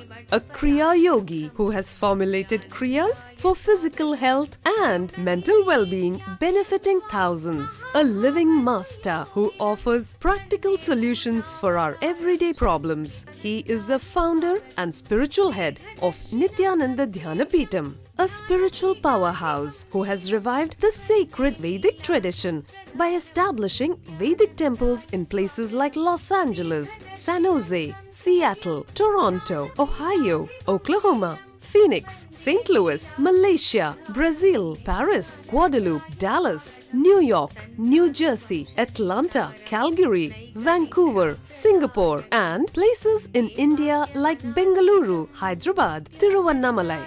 A spiritual guru for 10 million followers, an incarnation who transmits the highest spiritual energy through initiation, a contemporary yogi who has revived the Vedic science of yoga worldwide through thousands of yoga centers, an adept in Ashtamahasiddhis, mystical yogic powers, who has effortlessly awakened the Kundalini of thousands and graced them with spiritual powers, a dynamic young guru who is an inspiration for thousands of youngsters, India's most watched spiritual guru online, a beacon of spiritual light who has triumphed over the forces of religious terrorism and political persecution. Paramahamsa Nithyananda is an eternal Kalpataru, blessing the world with the boons of material abundance and spiritual enlightenment.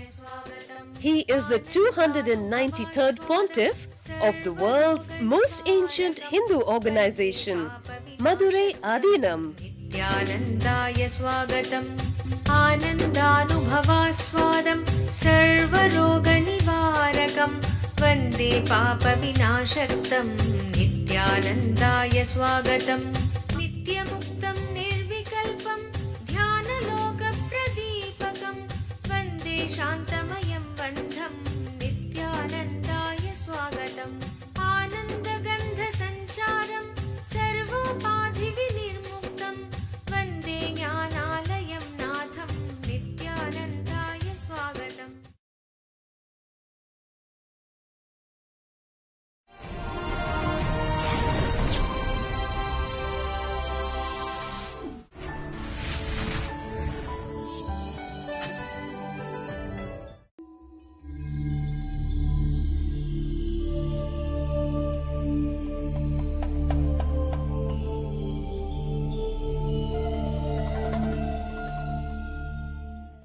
Successfully, hundreds of participants have completed Nirahara Samyama level 2, 4th batch today.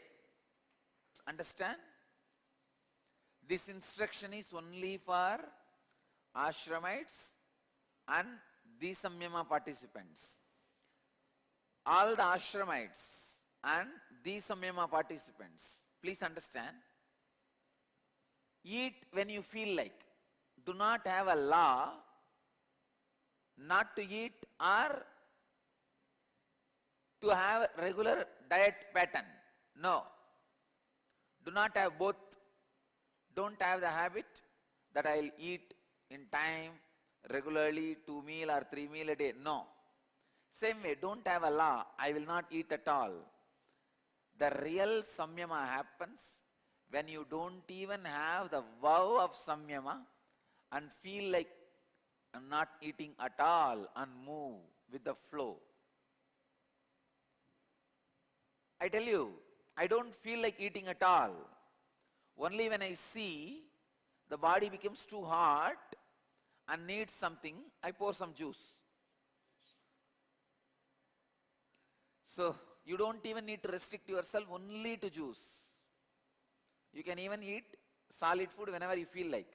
But make sure neither the visualization of the food or the smell of the food, or your mind interferes in the samyama and asks you to eat. Only like a casually, all right, today some temple prasadam has come. Come on, let me put it in the mouth. Try to learn to live like a god. Gods do not have vow not to eat. They just do not feel like. So live like a gods on the planet Earth. I think now, especially these Samyama participants have been really trained. So now, from today, all the ashramites who are doing Nirahara Samyama and Disamyama, all the Disamyama participants, all of you will end the vow. You will not have this vow anymore. Feel like? Have it. Don't feel like? Leave it. So the Samyama out of freedom, Samyama out of joy, not out of vow. I tell you, then body just jumps into a new kind of wellness. It jumps into a new kind of that feeling well. So today onwards, you will do something called unique free samyama. The samyama without the vow. So from today, you will have samyama without vow. And today I have something unique from our Siddha products release. Officially, Dhyanapidam's Kadakai Pudi and Kadakai tablets. It's a Sarvaroga Nivarani. I am very happy to release this too. This is the only thing which I take regularly. I think I don't need to introduce about Kadaka Pudi anymore. All of you know the power of it. It increases the oxygen flow in the blood 300%. And we call it in Sanskrit Haritaki. And the exact meaning of the word Haritaki means the drop of the nectar fell from Indra's cup and that drop is Haritaki. I can say it's 100% true. It is nectar. It is nectar. I tell you guys, this is the most powerful spiritual cleanser. I wanted to give the title. Not just body cleanser. Because when the oxygen level in the body increases 300%, it directly works on your non-mechanical parts of the brain. When the non-mechanical parts of the brain gets awakened, then all the spiritual truths are understood. You will be able to grasp all the spiritual truths and live. So, not only that, from now, in all Akashic reading sessions, Kalabhairava Darshans, Haritaki will be given as a prasadam. Haritaki is the Kalabhairava's prasada. Kalabhairava should be offered Haritaki and this should be shared as a prasadam of Kalabhairava among the devotees. And all our devotees, every month, on Chitra Nakshatram and Ashtami should do. Ashtami is the Tithi for Kalabhairava and the Tithi in which Swamiji was born. We should have Kalabhairava Puja, Kalabhairava's worship. And should have this Haritaki as prasadam, share with everybody. I am doing some more research. Is there a food item cooked adding Haritaki? If that is there, we will make that as a compulsory in our Anna Mandir. Nothing like Haritaki. That is the really nectar from Devaloka. Let's start today morning satsang in Bhagavad Gita, 6th chapter, Dhyana Yoga, 23rd verse.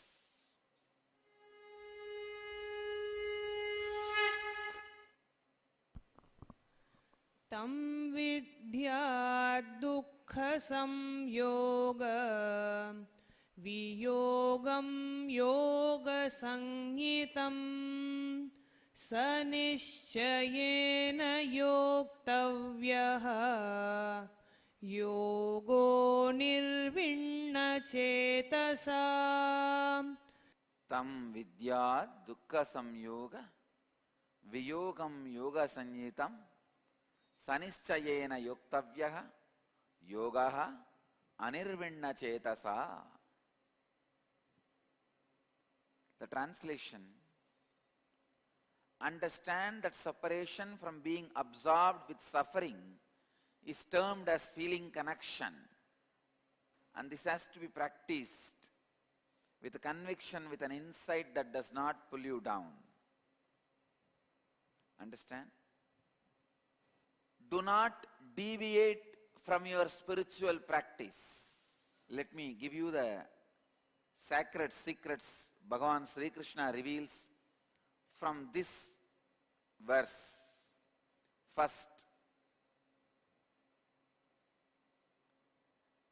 separating yourself from the suffering is sadhana. Second, the separation happens only when you have the feeling connection towards something which never brings suffering to you. What we call in Sanskrit bhakti, feeling connection. Third, do not deviate from that bhakti and feeling connection, otherwise you will be pulled down. These three basic secrets, sacred secrets, is revealed by Bhagavan in this verse. Tam vidya dukkha samyogaha viyogam yoga sanchitam sanischayena yoktavyaha yogaha anirvinna chetasaha. Actually, this is the right message from Bhagavan for all the NSP participants, because today is the 4th day. The program will end. From tomorrow, whether you are going to meditate or not, who knows? Whether you are going to continue your spiritual practice or not, who knows? So this is the farewell message from Bhagavan. Let you not disconnect yourself from the sacred spiritual practices. Sadhana. Let the sadhana not be the choice. Let sadhana be the survival need. Do not break the regular spiritual practice of unclutching yourself from suffering. Please understand. One of the biggest mistake many of the devotees do is they think, oh, why unnecessarily sit and unclutch? I'll just remember Swamiji and he's there all the time in my heart. But if you don't do sadhana, even your feeling connection with me, the bhakti towards me will naturally be destroyed. It is only by sadhana the feeling connection is strengthened and you grow. I tell you, if you stop the habit of unclutching from the suffering without doing the regular practice, then the layers and layers of the suffering increases. Suddenly one day you are completely disconnected and you are not able to relate with the master at all. Even the strong remembrance does not put you into that joy and ecstasy, does not put you into enlightenment, does not put you into that feeling connection. Then you say, I think I lost my spiritual strength and life, and you succumb. Succumbing to the injuries and dying is the right example I'll give for succumbing to the sufferings and falling into depression. I have seen hundreds of people just because did not do the spiritual practice regularly, every day, lose the ability to unclutch from suffering and ability to retain the spiritual connection and succumb to the worldly patterns and destroy themselves. That is what Bhagavan calls Uttared Atmanatmanam Atmanam Avasadayet. Your own self should be the friend. If not, your own self will be your enemy. So continuously practice the presence of God and ability to unclutch from the sufferings, from the things which pulls you down.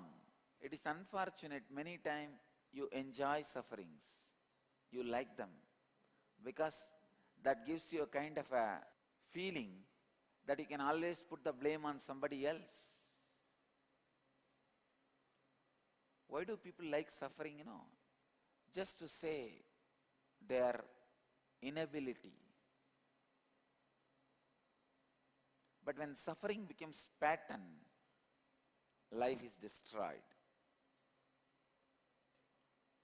I have seen many times, people don't unclutch from suffering just to blame everybody else in their life. See, I am suffering because of this fellow, this fellow, this fellow, this fellow, this fellow. By the time you finish pointing the fingers, the suffering has already become pattern in you. When the suffering becomes pattern in you, your life is destroyed. Essence of this verse: continuously practice the ability to unclutch from sufferings.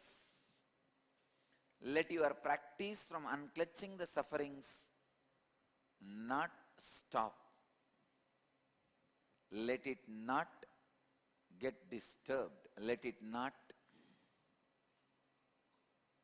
be broken. Let it not pull you down. The broken spiritual practice means you are allowing your patterns to pull you down. That's it. Meditate on this one verse continuously for next 24 hours. Tam vidya dukkha samyoga viyogam yoga sanjitam sanisayena yoktavyaha yogo nirvinna chetasaha. Meditate on this one concept. Gaudapada, a great master, the Shankara's Paramaguru, Adi Shankara's Paramaguru, maybe who is a contemporary of Tirunjana Sambandar, in his Karika beautifully describes a concept. Just as the ocean can be emptied with the help of the tip of the blade, which can hold just a drop, so also can the control of the mind be brought about by absence of depression. Utsheka udader yatvat kushagre naika binduna manaso nigrahastatvat bhavet apariketataha.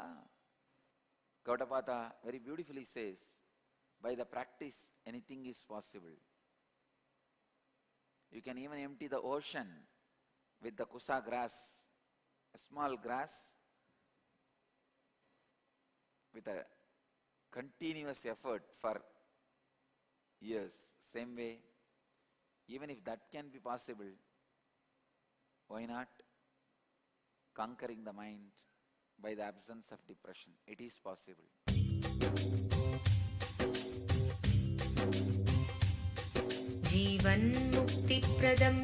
Paramahamsa Nithyananda, a rare living incarnation, is named among the world's 100 most spiritually influential personalities today. Paramahamsa Nithyananda has been placed alongside Dalai Lama, Nelson Mandela, Oprah Winfrey, Paulo Coelho and others by Mind, Body, Spirit, the world's top esoteric magazine from Watkins, London's oldest and largest bookstore. A yogi by birth, he has been expressing his power of enlightenment since birth. He has authored more than 500 books in Tamil and English. Translations of these books are available in 26 languages in Telugu, Kannada, Malayalam, Hindi, Sanskrit, Gujarati, Oriya, Bengali, Marathi, French, Malay, Polish, Portuguese, Italian, German, Danish, Spanish, Russian and Chinese. He is also an exemplary speaker with over 10,000 hours of profound life solutions through his discourses. Social services such as Annadan, free medical care, free educational services with ashrams, schools, temples, hospitals established in more than 140 places around the world, offering exceptional services. A powerful spiritual healer who has healed millions of people of diseases from migraine to cancer.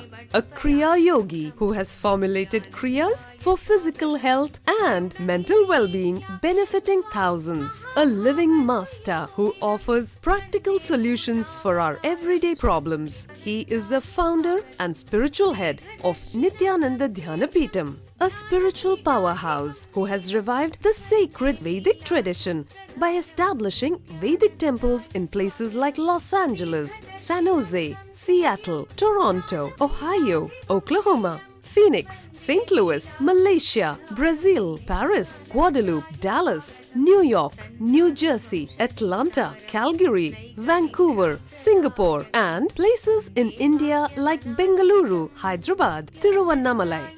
A spiritual guru for 10 million followers, an incarnation who transmits the highest spiritual energy through initiation, a contemporary yogi who has revived the Vedic science of yoga worldwide through thousands of yoga centers, an adept in Ashtamahasiddhis, mystical yogic powers, who has effortlessly awakened the Kundalini of thousands and graced them with spiritual powers, a dynamic young guru who is an inspiration for thousands of youngsters. India's most watched spiritual guru online, a beacon of spiritual light who has triumphed over the forces of religious terrorism and political persecution. Paramahamsa Nithyananda is an eternal Kalpataru, blessing the world with the boons of material abundance and spiritual enlightenment.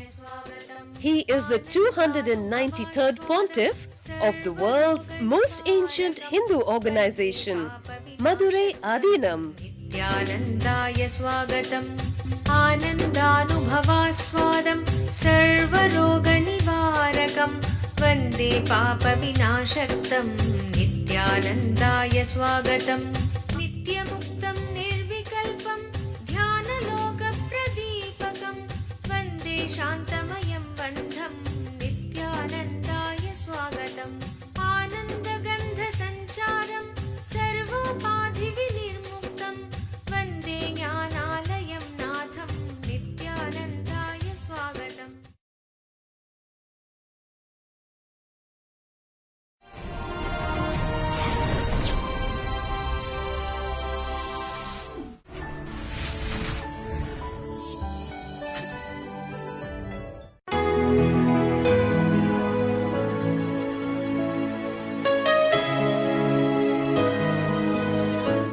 Sixth chapter, Dhyana Yoga, 8th verse.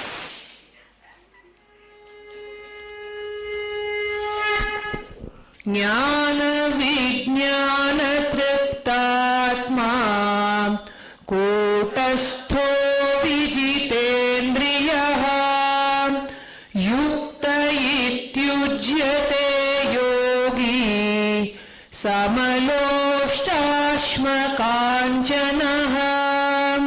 Jnana Vijnana Triptatma Kutasto Vijitendriyaha Yukta iri Uchyate Yogi Samaloshtashma Kanchanaha.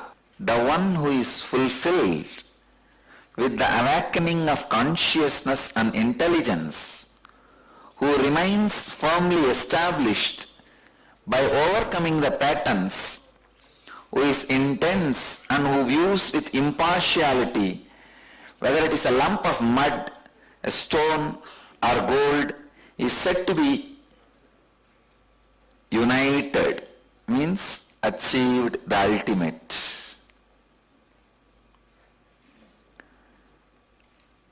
Now Bhagavan is straight landing on the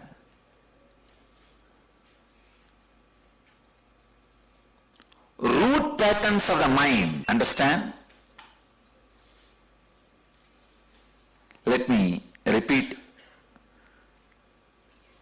the sacred secrets in this verse. One who is fulfilled with the awakening of conscious and intelligence, who remains firmly established by overcoming all the patterns, who is intense and who views with impartiality whether it is lump of mud, a stone or gold. Bhagavan is hitting at the root of ignorance. Please understand. What is really taking us away from being centered on contentment? What is it?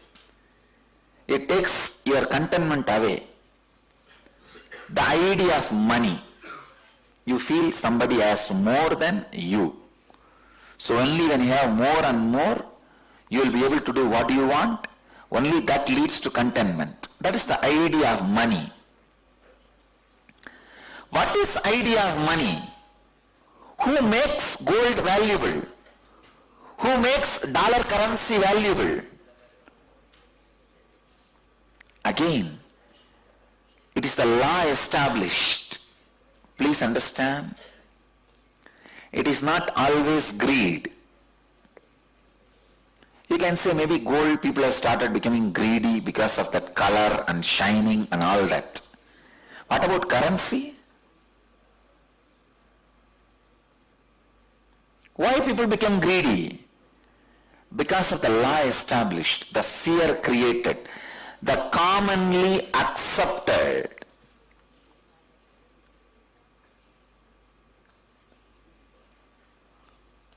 Please understand.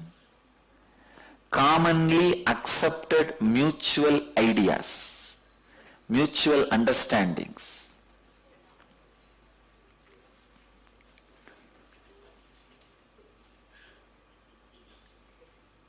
In the beginning, when everybody wants gold, then king would have made a rule.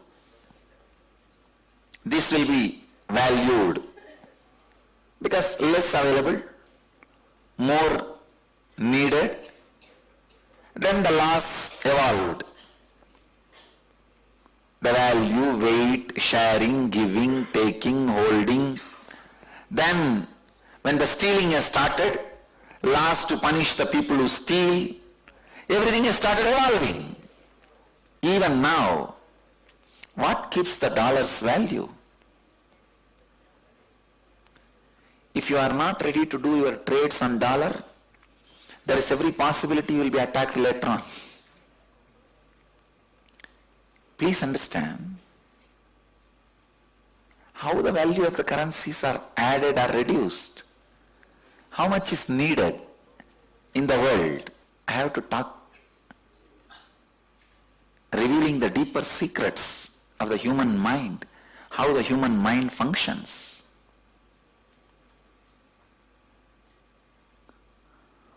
Who makes you believe you having the gold or having money, currency in your bank balance is a security for you?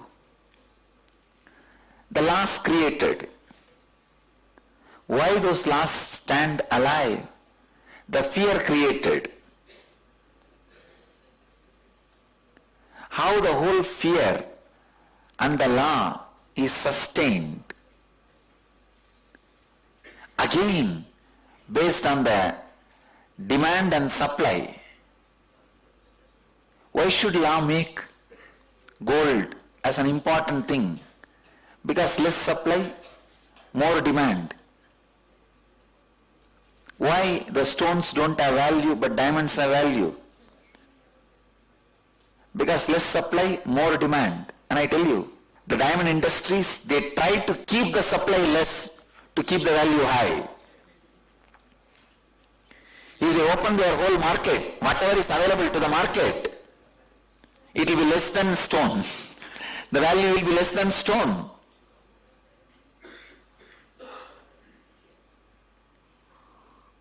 What is the difference between a stone and diamond? Only one difference. Less supply, more demand. Otherwise there are more shining stones than diamond. It is not just shining, makes it valuable. It is the collective unconscious decisions which are made and continuously being maintained. If you just remove few people who are maintaining this collective unconscious understandings from the top, the whole thing will collapse, tumble down.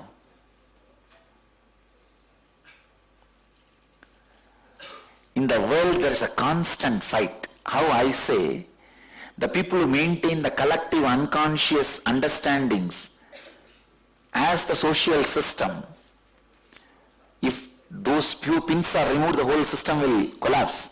Same way, the communists say, the few spiritual leaders who maintain the collective myth of enlightenment, if they are removed, the whole system will tumble down. I look at their system as a myth, and they look at my system as myth. But whose system makes people's life more blissful? Whose system makes people's life more conscious? Whose system makes people's life more celebrating?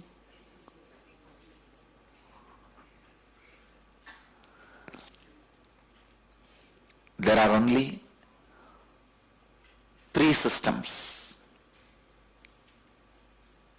Systems where power is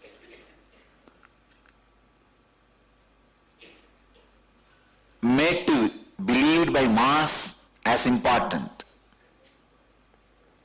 System where money is made to be believed as important. System where enlightenment is made to be believed as important. I wanted you to know, please understand, power is fear-based system, money is greed-based system, enlightenment is freedom-based system. And people who are not ready to bother or get into any of these 3 systems are the Shudras. There are only 3 systems.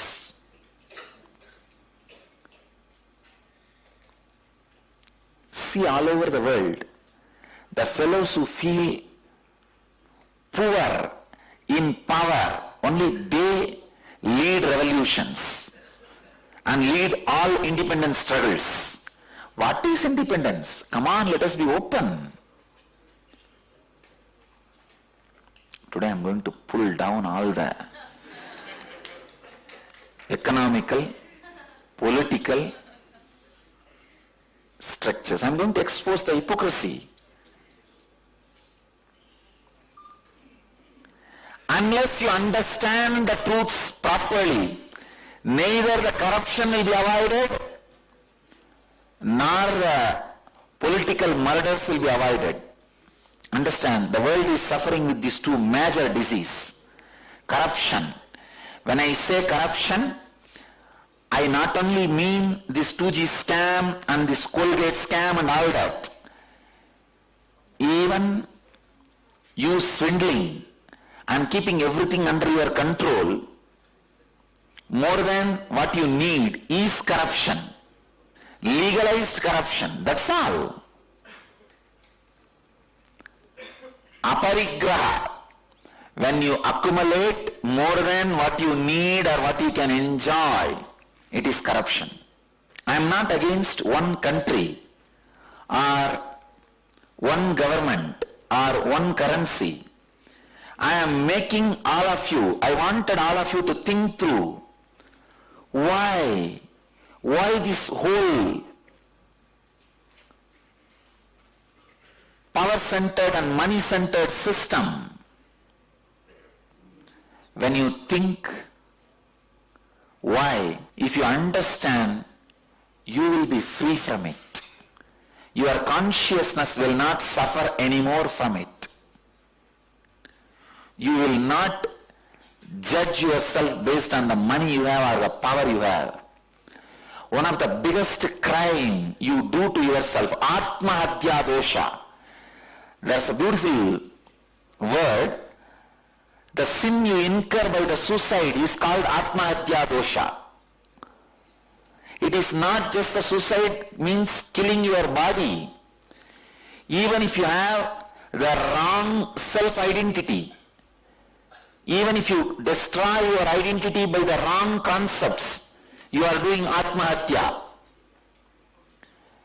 When you measure yourself through the eyes of the power-based systems, money-based understandings, I tell you, you are doing Atmahatya dosha. People come and tell me, I am such a good person, why I am poor, but all bad people are rich. Already did abuse of your being. You have committed the Atmahatya dosha by measuring yourself based on the money angle, based on the collective misunderstanding based on money. You already underestimated you. You have done the Atmahatya. You are a sinner. You have to suffer, no other way.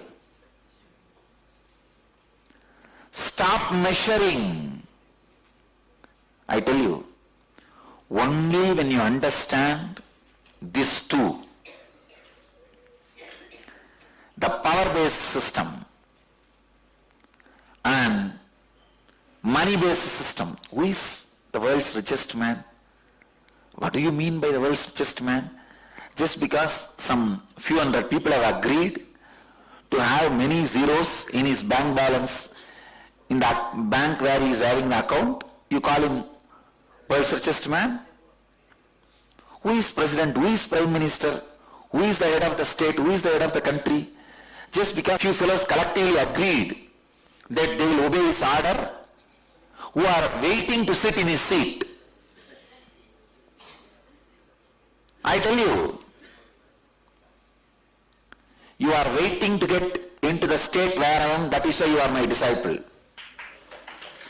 One good thing, please understand, all the ministers are waiting to sit in the PM seat, that is why they are ministers in his cabinet. All the followers of each party is waiting to become leader of that party, that is why they are followers. All the poor fellows are waiting to become rich fellows, that is why they are working for the rich fellow. You are waiting to achieve my state, that is why you are my disciple, my follower. One good thing, in my case, even if you achieve my state, I don't lose my state. If a minister reaches and becomes a prime minister will lose his post. If a worker becomes the owner will lose his post. If you become enlightened and a master, I will not lose my post.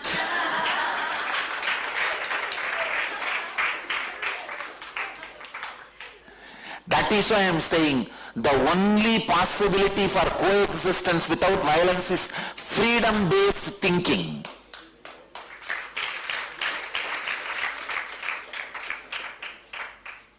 The real new generation will be created. New humanity will happen only when we start thinking freedom-based, neither greed-based nor fear-based. And I tell you, only when you understand the futility of the collective myth you started believing based on the power-based and money-based, greed-based and fear-based, only when you understand the futility value of these thought trends and the power centers created based on these two.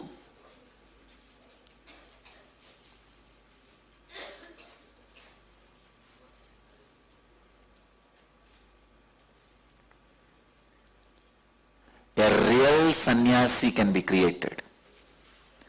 Real sannyasi is a person who is free in the inner world, inner space, from both the thought trends, thinking trends,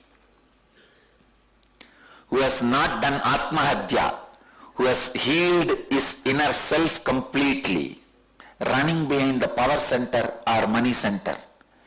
Not that I don't have power, I have both. Only what is required, that is not my priority list. That is not continuously cropping up in my consciousness, in my inner space again and again. If somebody does a postmortem in your inner space, it will be only crore power, crore power, crore power. You will be doing only that ajapa japa. If somehow I get 100 crore, how nice it will be. If somehow I become MP, how nice it will be. If I become Panchayat president of my area, how nice it will be. If I become MLA in my place, how nice it will be. If I become president of my country, how nice it will be. Your ajapa japa is nothing but,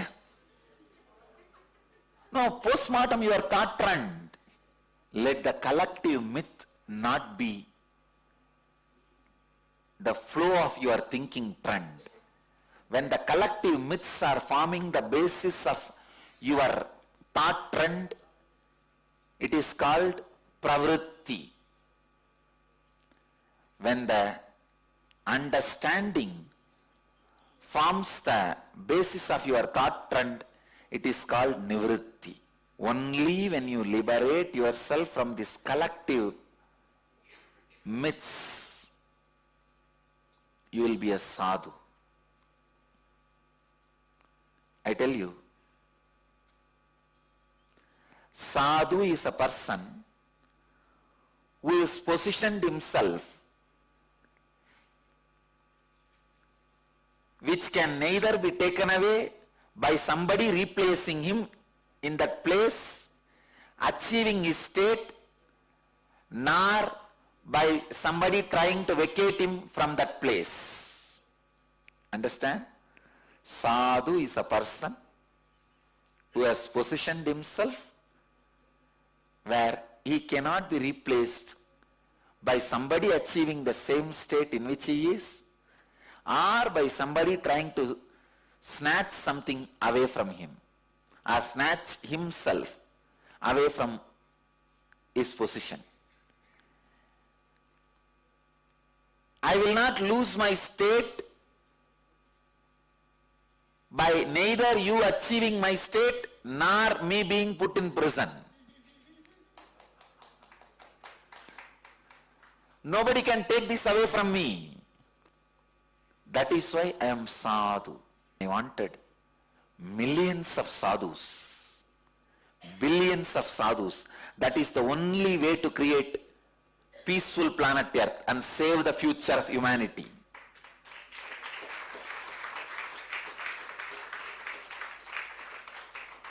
No political system can save the future of humanity. Please understand. Democracy, autocracy, communism, any political thought trend, I tell you, no political thought trend can save the humanity, because in every political thought trend, there is a hierarchy. Not only hierarchy, if somebody comes to your place, you are replaced.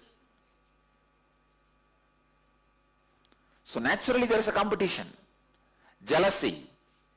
When there is a competition and jealousy, how do you think it will create peace for the world? Same way money. Neither economical revolution nor political revolution can lead to the peaceful planet Earth, saving the planet Earth.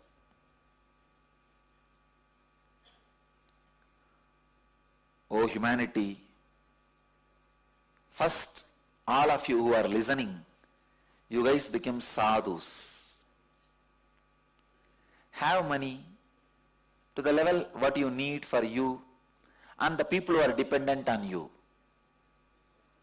Have power just to protect you and the people who are dependent on you. I tell you, if you just have for you, this will never be your first priority. Let the fear-based thought trend and money-based thought trend be not first priority for you. And not only that, even while you accumulate the little money what you need for you and the little power what you need for you, let your inner space understand, let you not judge that you are a poor or a weak based on the power trend or money trend thinking lifestyle. Politicians, they will constantly teach you you are weak, you are going to be in more and more troubles. Only when you believe that you will do what they want you to do for them to remain in power. Only when you feel you are weak, you need a support, you need affiliation, you will join some political party and put posters and flags and everything for him to remain as a leader. I am busting the collective myth. Even while you are accumulating, you don't need to swallow the thought trend. You don't need to believe you are poor. You don't need to believe you are weak. Because you are in the society, you need little bit of that to run your life. Stop with that and let your thought trend, thinking trend be freedom based. When you started thinking freedom based beyond this money and power, you are automatically evolving towards enlightenment based. You are a sadhu. You are a sadhu. Bhagavan is asking you to be a sadhu in this verse. He is very clear. Who views with impartiality whether it is a lump of mud, a stone or gold.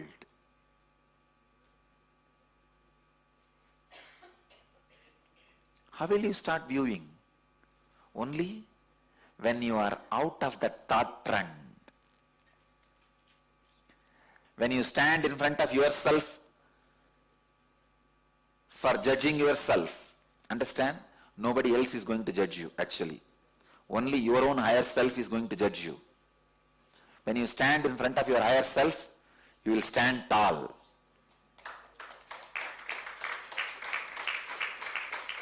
Fortunately, I had the right thought trend and I did not get carried away by the collective myth and the collective unconscious trend. I tell you guys, the moment your thought trend has started working freedom based, you are a sadhu, unexploitable. Only when we create at least few crore sadhus, unexploitable. When I say sadhu, I don't even mean you need to give up your life and family and all that. That is why I am making my statements very clear. If you are a head of a family, have money for your old age retirement and for the people who are dependent on you. I tell you, in this modern age, you will finish this work within few years.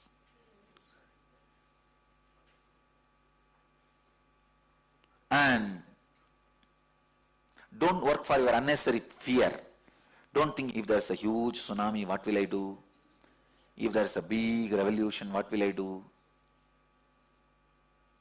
Even if you think and work and keep everything and you are the President of America, you think you can save yourself. If you see the percentage and statistics, more President of Americans were killed than the citizens of America. If you remained as just a citizen of America, you would not have been killed so much. No, you would not have been shot to death.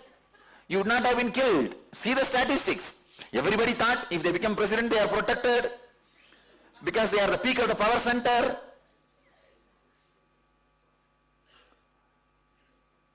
But if you see the statistics, more statesmen, presidents, prime ministers were only killed. If you see the percentage, how many common men, how many are killed? How many statesmen, how many are killed? I can tell you, at least 100 times more statements are killed. So why are you rushing towards the job which is so insecure? Why are you rushing towards the power center which is so dangerous?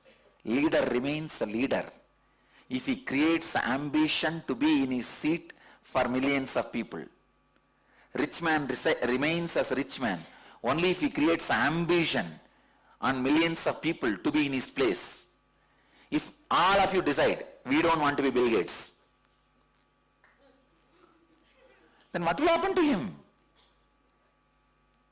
If all of you decide, we don't want to be president or prime minister, then what will happen to the whole political party?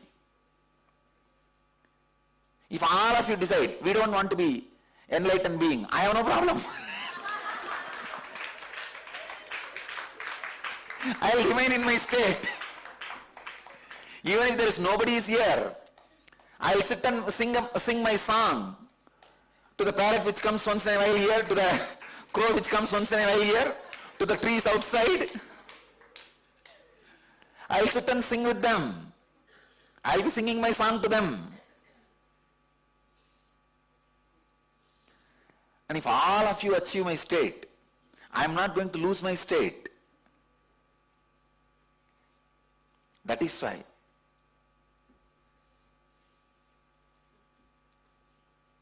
all the spiritual components, spiritual part of the religions always were based on the state of Advaita. See, in Buddhism, the cream of Buddhism always promotes the state of Buddha, not the Gautama the Buddha. He is great because he leads you to the Buddha state. Same way Shiva. Again and again, Shivatva. Shiva is great because he leads you to Shivatva. Shiva is great because he leads you to Sivapada. He is great because he leads you to the Sayujya with Shiva.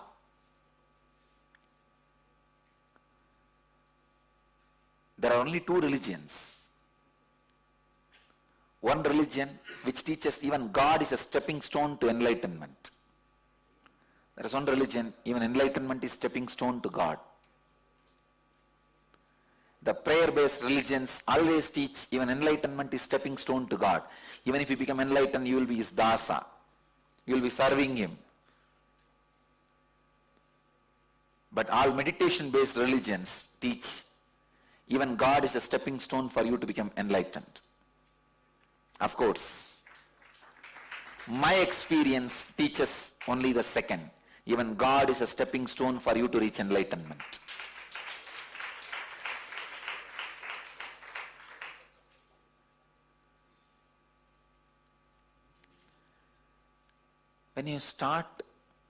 When your thinking trend starts with this freedom-based, free from the collective myths, collective beliefs, common beliefs, collective understandings, your thinking trend is called nivritti. The moment your thinking trend starts in nivritti, you are a sadhu. I sincerely request all my followers to take a vow. You will remain as sadhu and you will go on inspiring people to be sadhus. Understand? You remain as sadhu, go on inspiring people to remain as sadhus. Have money to manage your needs. Have power to protect yourself.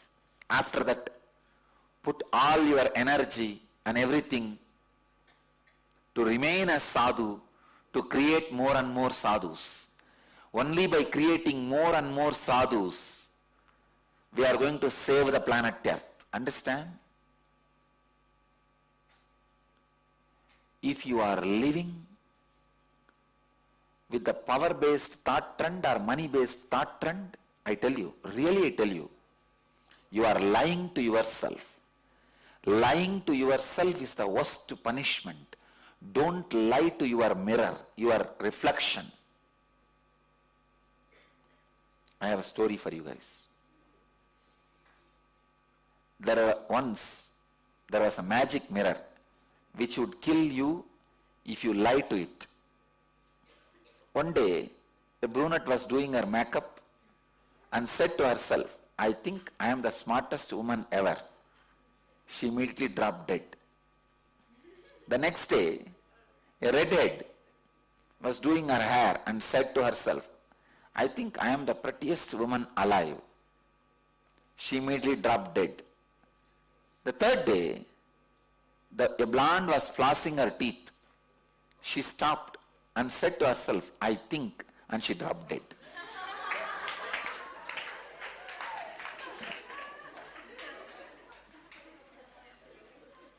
So don't try to think in front of the magic mirror.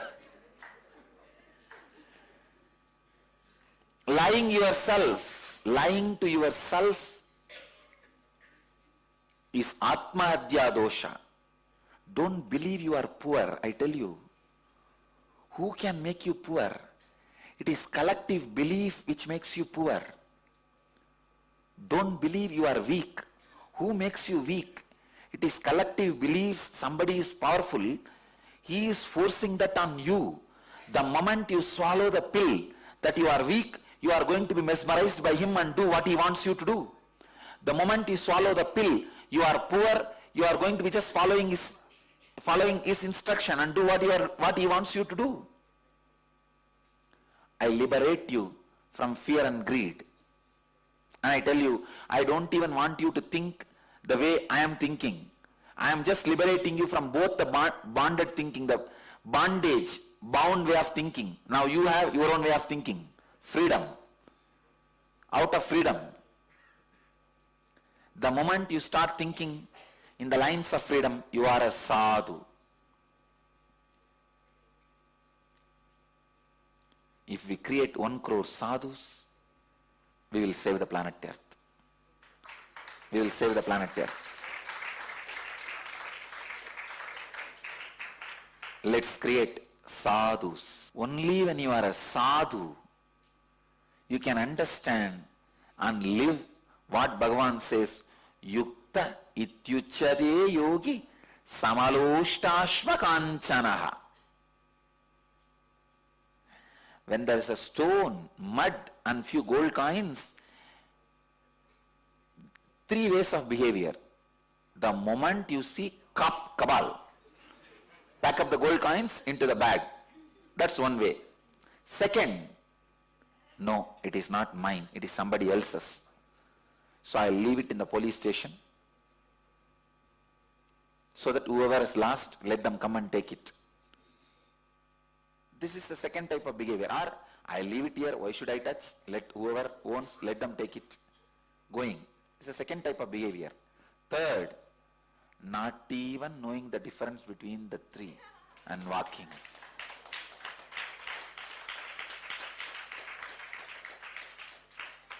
If you are behaving first, you are fully drunk, addicted to the alcohol of common beliefs of greed system. If you are second, you stopped drinking, but still you are not completely out of the sober mood you had due to your earlier drinking. You can save you, but still you believe that system. Still, a little bit of the poisoning is remaining in your body from the common beliefs of the society. And if you are not even bothered, you just walk.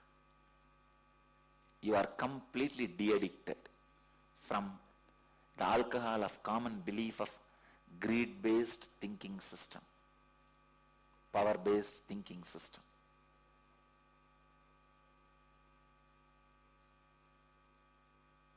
I tell you, once you create the freedom-based thinking, What a joy. You will just feel, wow.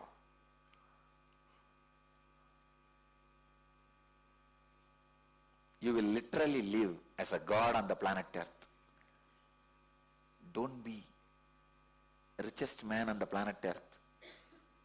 They are not settled in their life. Don't be the most powerful man on the planet Earth. They are not settled in their life.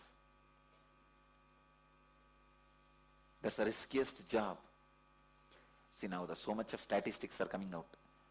The maximum number of people committing suicide, the profession is psychiatrists. And the maximum number of people killed, the profession is president. See, the maximum number of people killed, which profession? The president.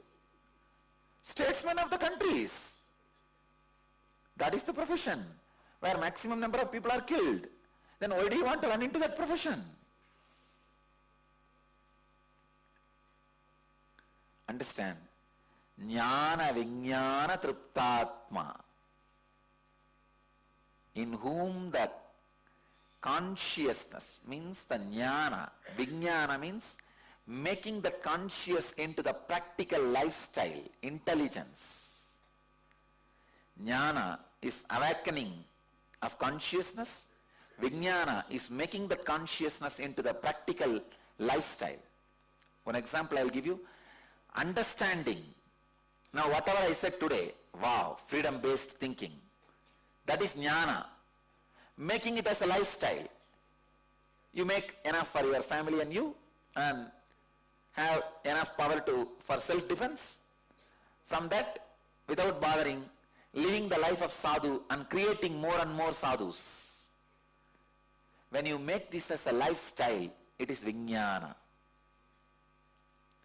Jnana Vijnana Triptatma, in whom the jnana and vijnana is awakened and living firmly established in tripti, in the contentment and joy.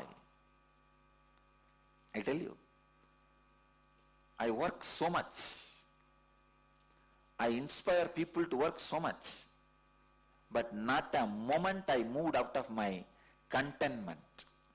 Triptatma. What a beautiful word.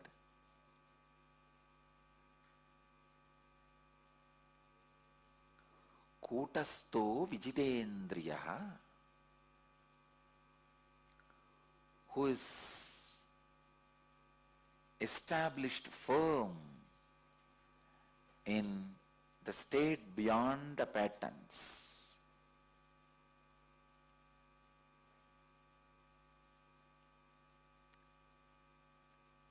Today in your book of art, write clearly, I am a sadhu at least 10 times. And remind yourself constantly, let your thought trend be a sadhu. You are a yogi only when you start thinking on freedom based. If your thought trend is power based, you are a Kshatriya. If your thought trend is greed based, you are a Vaishya. If your thought trend is freedom based, you are a Brahmana. If your thought trend is not even awakened to flow towards anything, it is dullness based, you are a Shudra. Nothing can be done. So Brahmana, Vaishya, Kshatriya, Shudra does not come by birth. It does not come by your biological father or mother. It comes by your own quality. You decide whether you are a Brahmana or a Vaishya or Kshatriya or Sudra. No one else can decide. What is your thought trend? Where your thinking trend boils down, your lifestyle boils down, action trend boils down, action items boils down. If it boils down to finally power, you are a Kshatriya. If it boils down to finally wealth, you are a Vaishya. If it boils down finally to freedom, you are a Brahmana. If it boils down to dumbness and dullness, you are a Shudra. Nothing can be done.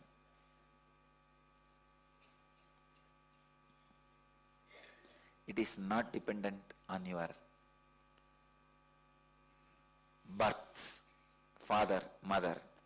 It is dependent on your thought trend, from whom you picked up thoughts, how you think and live.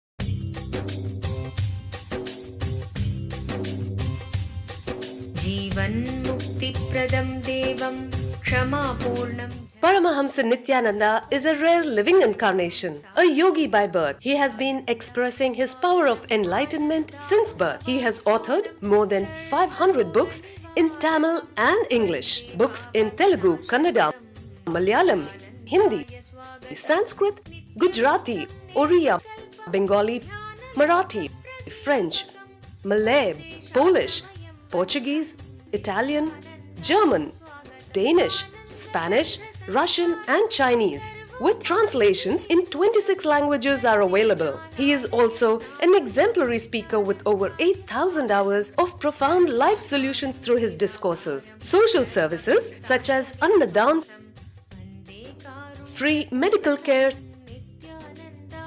free educational services, ashrams, schools, temples, hospitals established in more than 140 places around the world offer exceptional services. A powerful spiritual healer who has healed millions of people of diseases from migraine to cancer. A Kriya Yogi who has formulated Kriyas for physical health and mental well-being, benefiting thousands. A living master who offers practical solutions for our everyday problems. Having meditation centers in 151 countries including Bidadi, Tiruvannamalai, Rajapalyam, Salem, Hyderabad, Varanasi, Los Angeles, Ohio, Seattle, San Jose and Phoenix. He is the founder and spiritual head of Nithyananda Dhyanapeetham, a spiritual guru for 10 million followers, an incarnation who transmits the highest spiritual energy through initiation. A contemporary yogi who has revived the Vedic science of yoga worldwide through thousands of yoga centers. Adept in Ashtamahasiddhis, mystical yogic powers, he has effortlessly awakened the Kundalini of thousands, gracing them with spiritual powers. A spiritual powerhouse who has revived the sacred Vedic tradition by establishing Vedic temples worldwide in places like Los Angeles, San Jose, Seattle, Toronto, Ohio, Oklahoma, Phoenix, St. Louis, Malaysia, Brazil, Paris, Guadeloupe, Dallas, New York, New Jersey, Atlanta, Calgary, Vancouver, Singapore, and places like Bangalore, Hyderabad, and Tiruvannamalai in India. A dynamic young guru who is an inspiration to thousands of youngsters. India's most watched spiritual guru online. A beacon of spiritual light who has triumphed over the forces of religious terrorism and political persecution. Paramahamsa Nithyananda is an eternal Kalpataru, blessing the world with the boons of material abundance and spiritual enlightenment.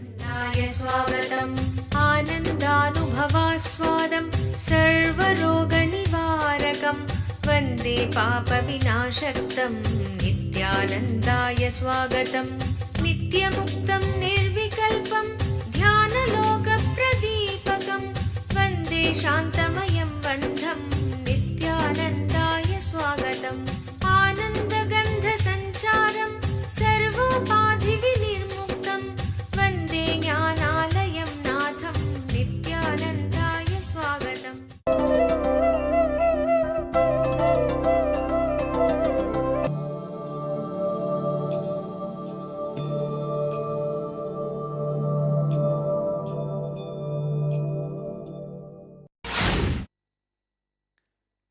one who truly experiences the divine energy in my existence and execution.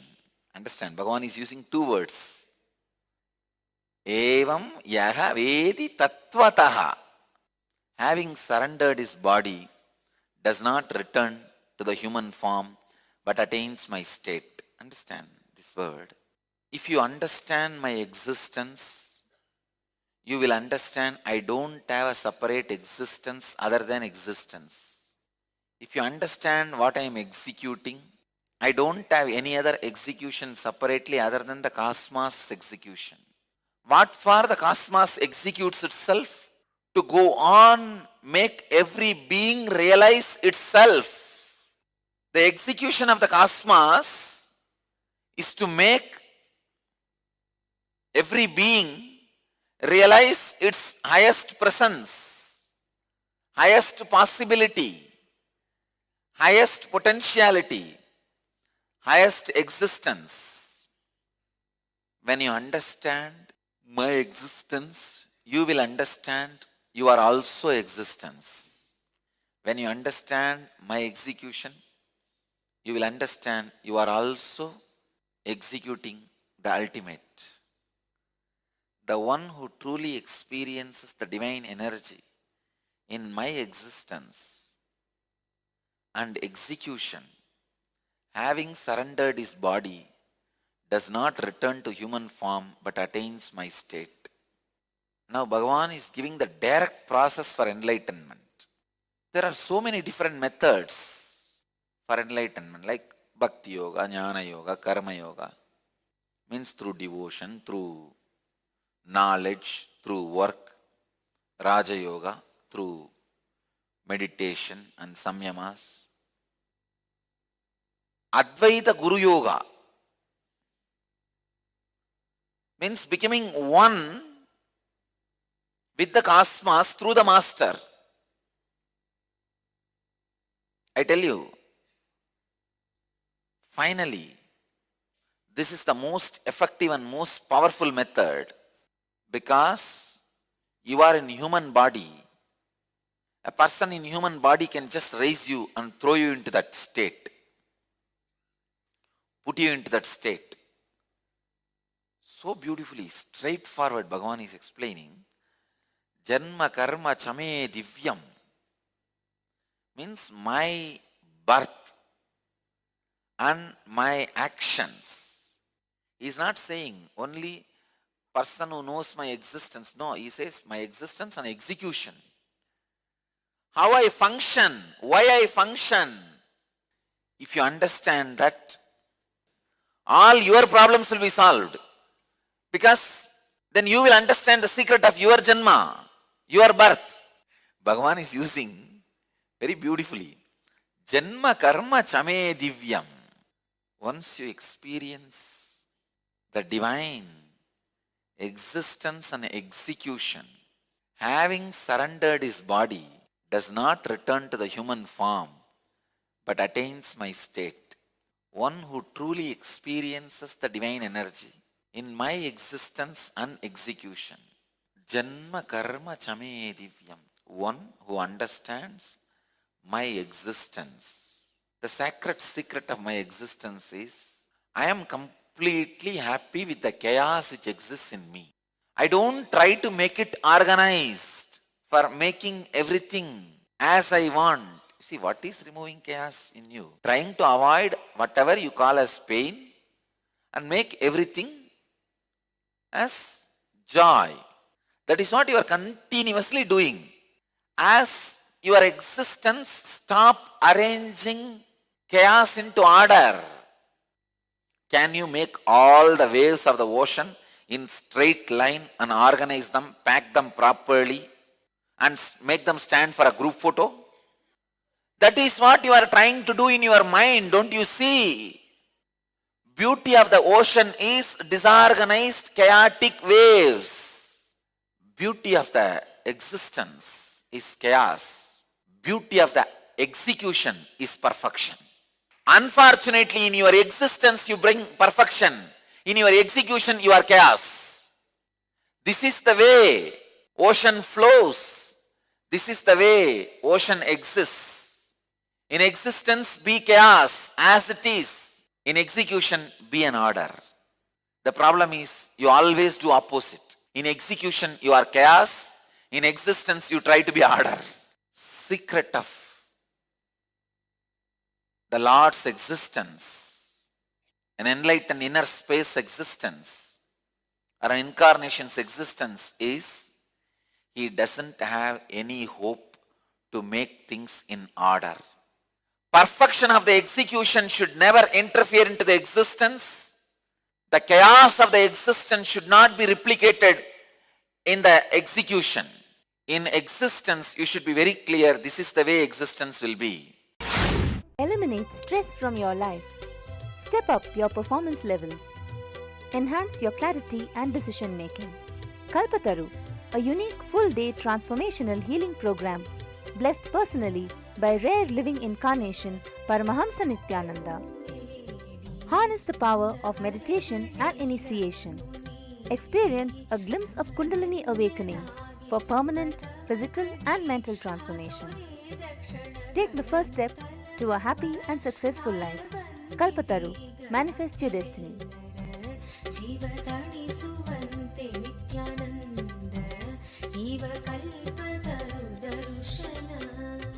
Every weekend at Nithyananda Dhyanapeetham, Nithyananda Nagar, Bidadi, Bengaluru.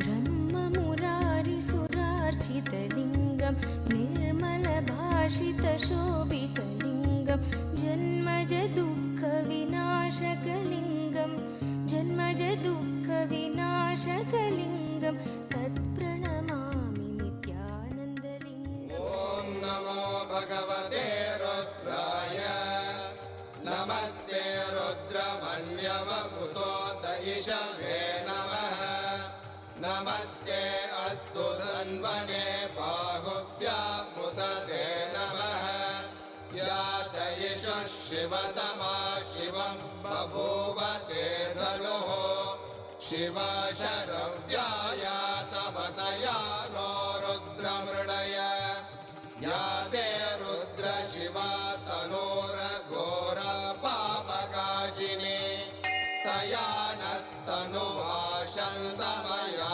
गिरिशन्ताभिजागशीः या विशृङ्गिरिशन्तहस्ते विभष्यस्तवे शिवाङ्गिरिक्रतां गुरुमाहि पुंसेः पुरुषं जगते शिवेन वचसा त्वा गिरिशाच्छा वदामसि यथा नः सर्वमिज्जगदयक्ष्मगुं सुमना असत् अद्य वोचदधिभक्ता प्रथमो दैव्यो ऋषगे अहीहश्च सर्वान् जम्बयन् सर्वाश्च यादुत्राण्यः असौ यस्ताम्रो अरुणपुत भभ्रस्व मङ्गलः ये चेमागुं रुद्रा अभितो दिक्षु श्रुता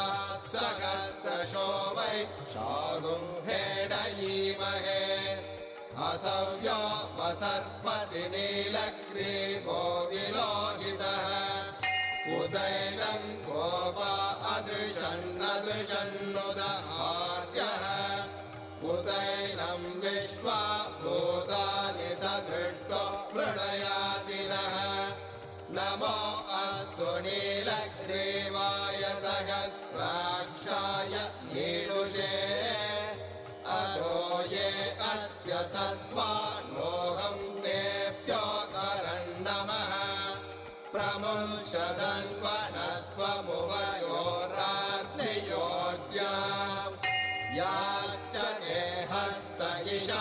परात भगवो वप अवदत्यदनुस्त्वगुं सहस्राक्षशतेषु दे निशीर्याणवागुं उत अनेशन्नस्येषव आपुरस्य निषङ्गतिः या ते हेतिर्मेडुष्टमहस्ते बभूव ते धनुः तयास्मान् विश्वतस्त्वमयक्ष्मया परिभुज नमस्ते अस्त्वायुधाय नातताय धृष्णवे उभाभ्यामुदते नमो बाहुभ्यां तव धन्वने परिते धन्वनो हेतिरस्मान् दृढक्तो विश्वतः असो ययिषुरिस्तपारे अस्मन्निधेहितम् नमस्ते अस्तु भगवन् विश्वेश्वराय महादेवाय त्र्यम्बकाय त्रिपुरान्तकाय त्रिकाग्निकालाय कालाग्निरुद्राय नीलकण्ठमृत्युञ्जयाय सर्वेश्वराय सदा शिवाय शङ्कराय श्रीमन्महादेवाय नमः नमो हिरण्यवागवे सेनान्ये दिशां च पदये नमो नमो वृक्षेभ्यो हरिकेशेभ्यः पशूनां पदये नमो नमः सस्मिञ्जराय त्रिशीमदे मदीनां पदये Namo Namo बब्लुषाय विव्याधिने नानां पदये. In execution, you should be very sure of the perfection. But in my actions, day in and day out, from morning till night, I work just for making people raise themselves to the higher consciousness. You also realize your existence should be intense passions. This is the secret of the cosmic existence. All of you exist. I exist as my whole existence. You exist as part existence. You just pick up one part of you, which is very convenient, which you feel you can handle. Understand, your desire to be in order reduces your possibility. In the life, in the cosmos also, when you want, your mind should be standing always ready for group photo as you expect. You decide, let me have only this much of mind, that's enough. This much of thing as my possession, me and mine, that's enough. When you understand, even if you take only 1 unit of the cosmic bit, see, cosmos is billion unit. Even if you take 1 unit, that 1 unit is going to be of the same quality of the cosmos. It is going to be in chaos forever. It is not going to be in restful awareness. It is not going to be in order as you want. Once you understand that, you will say, oh God, then why should I be just limited to this small? Your desire to keep things in order reduces your possibility of the higher existence. If you decide, originally I have my ultimate existence. I am this universe, the stuff out of which my body is made. Out of the same stuff only this moon, sun, all the planets are made. The stuff out of which my prana, my breathing is happening. That is the stuff out of which the whole air element is made. The stuff with which my digestion is happening. That is the same element which is burning the sun. I am the universe. But you feel, if I feel like that, I won't be able to keep things under my order.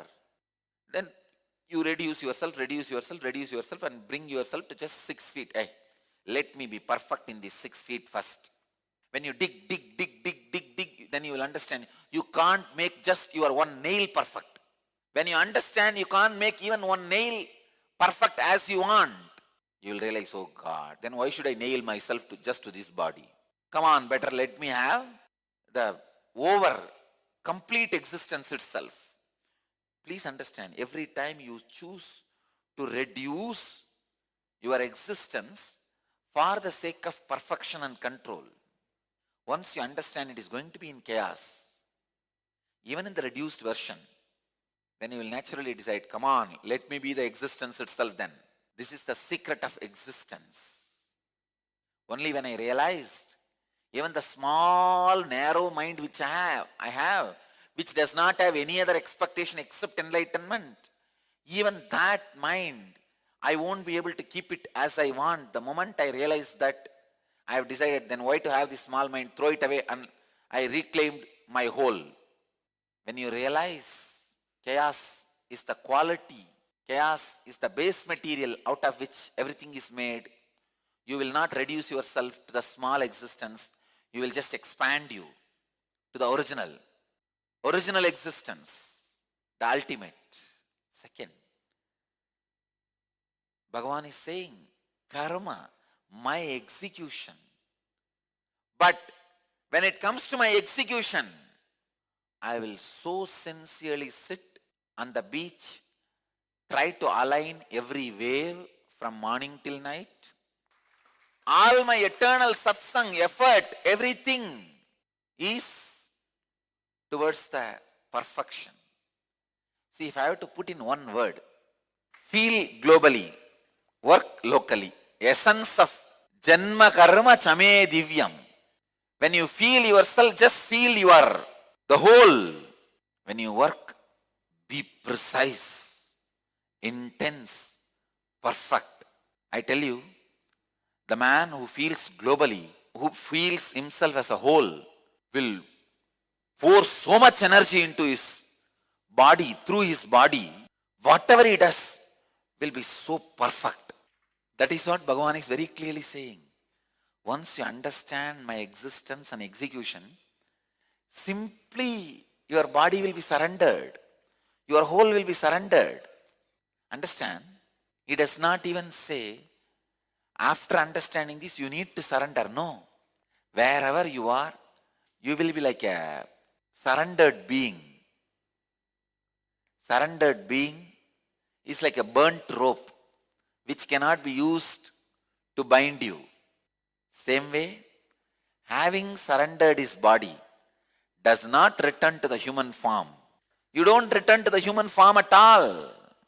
You don't take one more janma. Tyaktva deham punajjanma. Nayeti mameti saharjuna. And he does not take one more birth. Understand? Here the word one more birth should not be understood just one more body, human body. You don't even take one more human mind. Means even now you can understand the cosmic appearance and activity, existence and execution. And even now if you understand, you will relax into that and you don't need to take one more mind. Means you don't need to have a thought to live your life. Bhagavan beautifully says, Mameti. He says, Bhagavan does not even say, he attains Jivan Mukti. He attains liberation. He attains enlightenment. He says, no. Mameti. He attains my state. Because what do you know about Jivan Mukti? What do you know about Lalasha Palva or the Kasi Peda? You know only which is in front of you, which you are eating. You don't know things which are there somewhere here and there. That is why Bhagavan says, Mameti Saharjuna. He attains my state. Krishna is a real hero. Frozen in history, still he stands as a ultimate spiritual and social hero. What a powerful statement, I tell you. Even the power of this statement, Arjuna must have been shaken. Why power of this statement? The power of the very presence. See, the words you utter comes only by the feelings and experiences you have. Here very beautifully Bhagavan says, after explaining about the existence, execution, surrender, he is not even saying you will attain Jivan Mukti, because Jivan Mukti looks more like a curd rice in front of Bhagavan. He is such a spicy puliyodara. You attain my state, a visible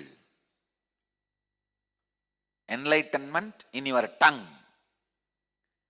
His body does not return to the human form, but attains my state. Because Bhagavan knows his state is more powerful than any idea you can understand by the word Jivan Mukti or any statement, any other statement, Atma Sakshatkara. All these words look too small in front of the Bhagavan's word, my state. क्या आप स्वयं एक अवतार पुरुष से अपने जीवन में दिव्य मार्गदर्शन चाहते हैं? प्रस्तुत करते हैं अवतार पुरुष से वार्ता। Nithyananda here. परमहंस नित्यानंदा संसार को एक और अतुल्य और अनोखी भेंट दे रहे हैं।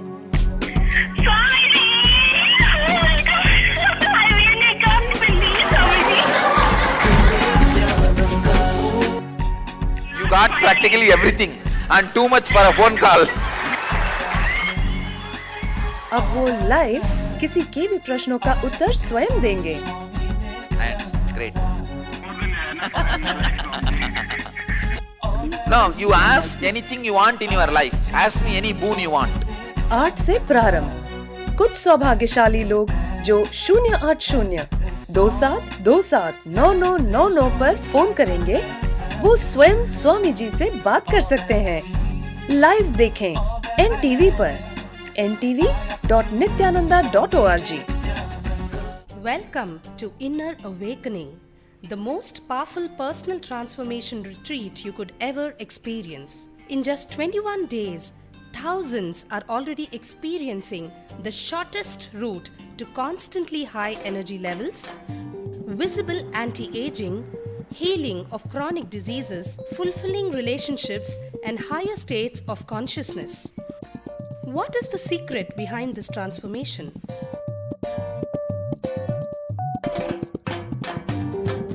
Kundalini means the inner potential energy. Once it is awakened, opens the different doors for the conscious experience in you. I can say which is a master key for all extraordinary spiritual experiences.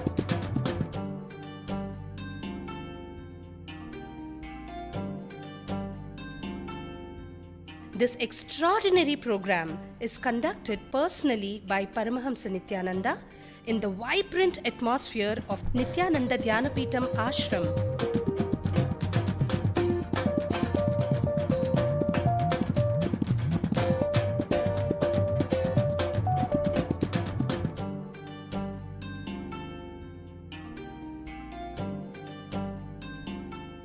Open yourself to the benefits of Nitya Yoga and practical meditation. Experience physical and mental healing. Discover simple ways to handle life with success. Above all, enjoy individual darshan and blessings from Paramahamsa Nithyananda every day. Take 21 days for yourself and carry home the transformation of a lifetime.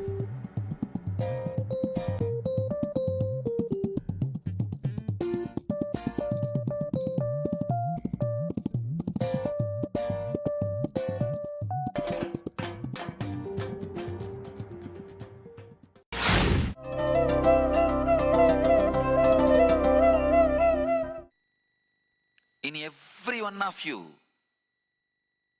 an incarnation is happening, no doubt. Whenever the limit of unconsciousness, you go lower than that limit of unconsciousness, just to raise yourself in some form, intelligence, inspiration, energy, integrity, happens, no doubt. In all of you, when there is too much of unconsciousness, unawareness, in all of you, the intelligence, intensity, honesty, everything happens. No doubt. That is why still you are alive. You will not be able to be alive if again and again research, upsurge of energy is not happening in you. The energy which awakens in you, the space which is untouched, undisturbed inside you, continues to act as a stress buster because it is clearing the stress, clearing the unconsciousness, clearing all the disturbances. You continue to exist. You continue to radiate. You continue to elevate. You continue to inspire. Continue to be inspired in every one of you. Constantly, the incarnation is happening. Whenever the negativity level goes too much, you put yourself in the trap and you punish yourself. I tell you, when you go beyond certain limit, you punish yourself. It's like a Sisubala. Sisubala, until 100 times Krishna waited. Krishna is such a graceful being. He gives chance, long rope. Finally, Sisubala destroyed himself.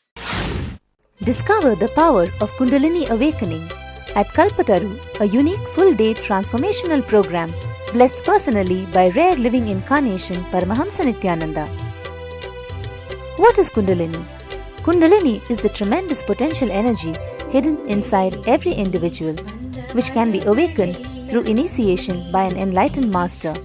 Once awakened, Kundalini has the power to transform every area of your life and bring you health, wealth, success, joyful relationships, and spiritual enlightenment. Harness the power of meditation and initiation. Experience a glimpse of Kundalini awakening at Kalpataru. Manifest your destiny. Every weekend at Nithyananda Dhyanapitham, Nithyananda Nagar, Bidadi, Bengaluru.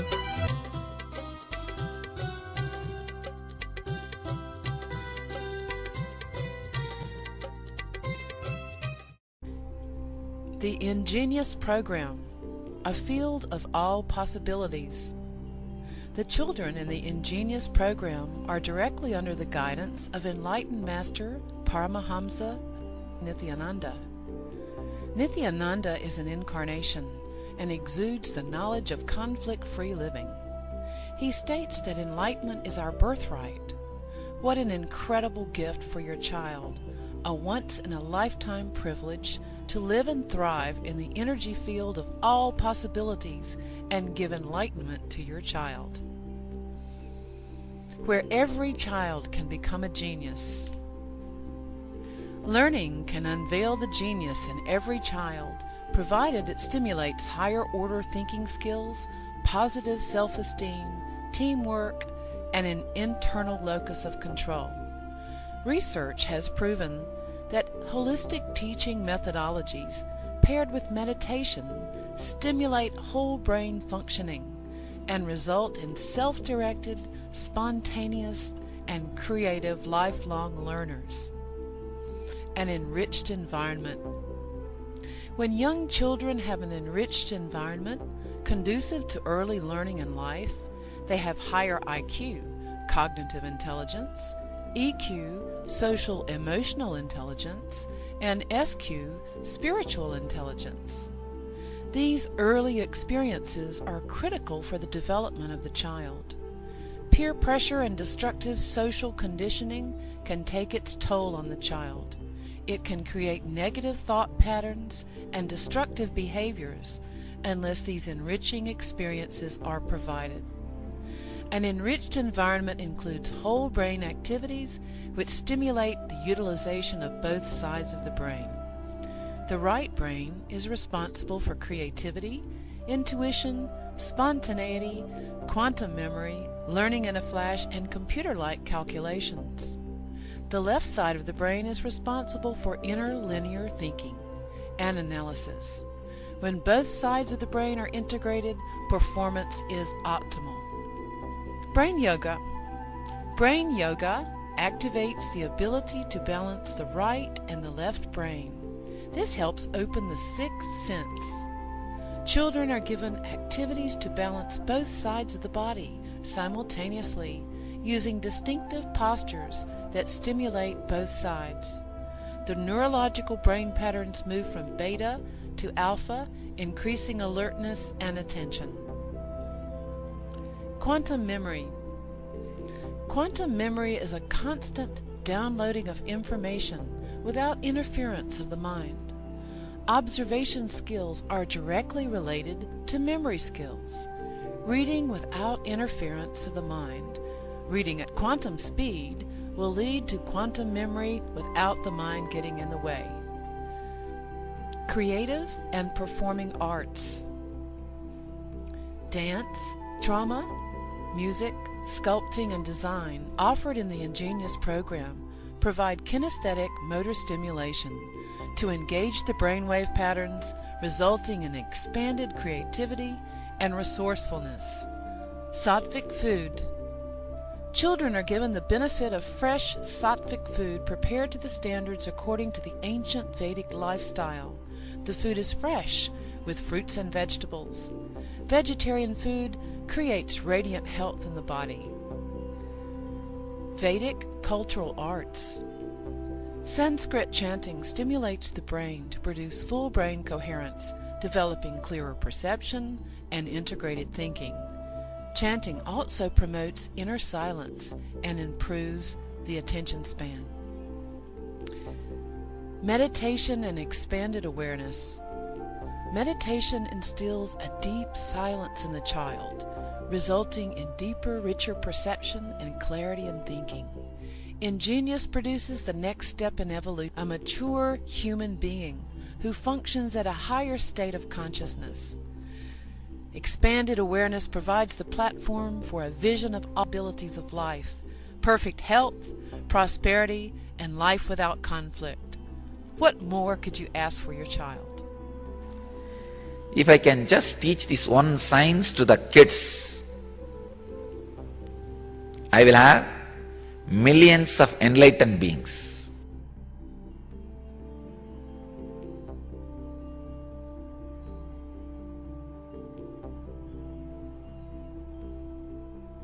Welcome to Inner Awakening, the most powerful personal transformation retreat you could ever experience. In just 21 days, thousands are already experiencing the shortest route to constantly high energy levels, visible anti-aging, healing of chronic diseases, fulfilling relationships, and higher states of consciousness.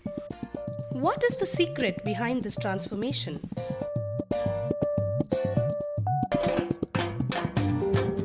Kundalini means the inner potential energy. Once it is awakened, opens the different doors for the conscious experience in you. I can say which is a master key for all extraordinary spiritual experiences.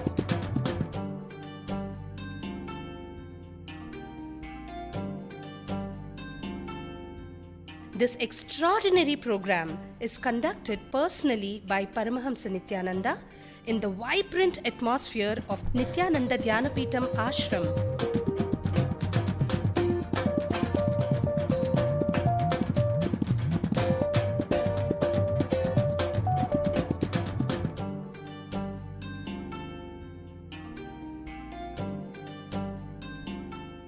Open yourself to the benefits of Nitya Yoga and practical meditation.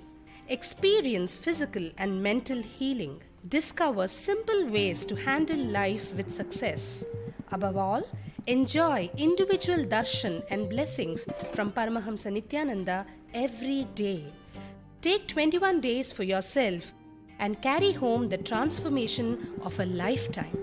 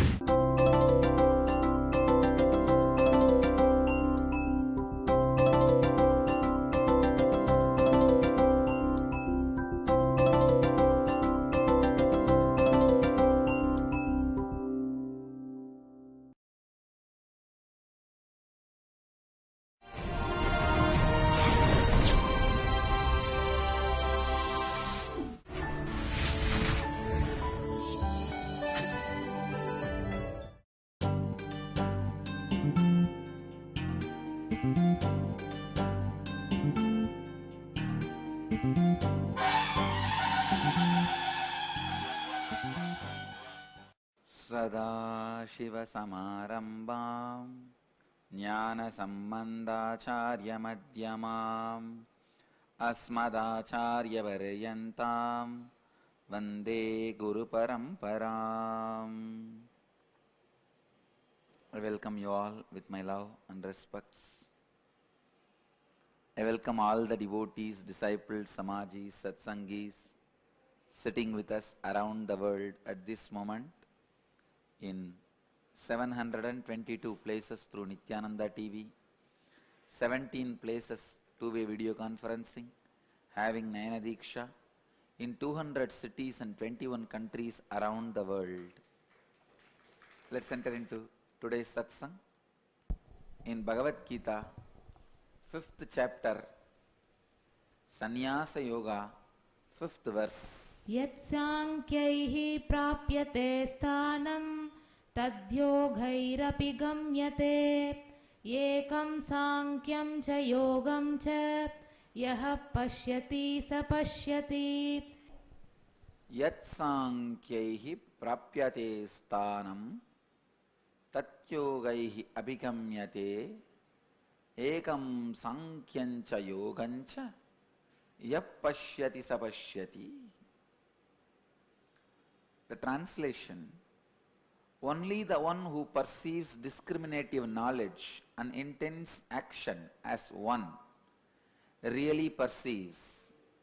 For the state achieved through discriminative knowledge or through intense action is one and the same. Bhagavan is showing the beautiful path of attaining the ultimate.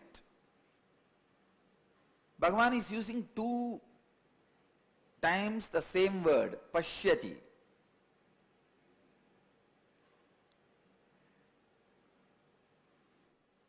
Yatsankhyaih prapyate sthanam tatyogaih abhigamyate ekam sankhyancha yogancha yapashyati sapashyati. Yapashyati sapashyati, that is the key word in this whole verse. Who perceives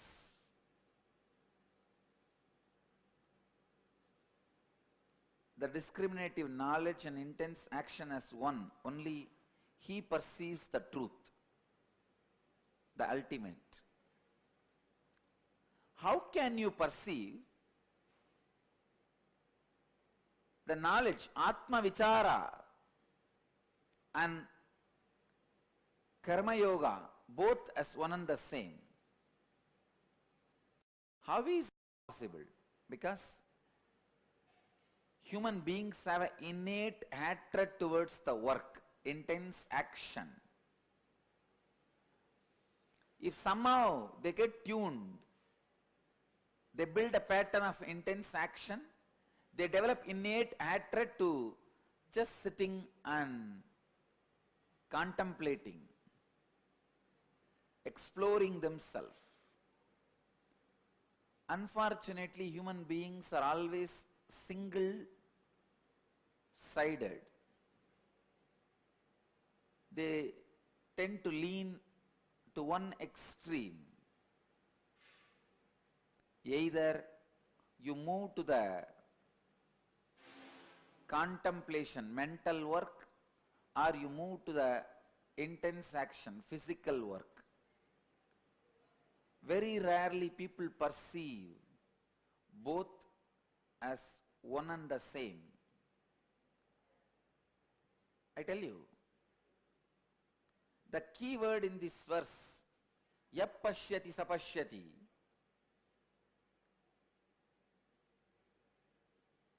I can give you one key to understand the discriminative knowledge and intense action is one and the same. The bridging point is exploring your possibility is samyama. Discovering your own possibilities is samyama. If you are discovering your possibilities by constantly contemplating, you are doing jnana samyama, if you are exploring all your possibilities through intense action, you are doing karma samyama. If you do samyama, either on jnana or on karma, you will understand both are one and the same. I can tell you from my own experience how I was exploring my different possibilities and sharing with the world. If you start looking at my life, from the age of 12, I can say, I started exploring the jnana samyama through the contemplation, exploring and discovering my different possibilities. Please understand, when you explore and discover your emotional possibilities, that rips into bhakti. When you explore and discover your physical possibilities, you become yogi. When you explore and discover your mental possibilities, it becomes siddhis. When you explore and discover your conscious possibilities, it becomes enlightenment. From the age of 12, I was constantly exploring and discovering my various possibilities through contemplation. From the age of 22, I am exploring and discovering my various possibilities through intense action.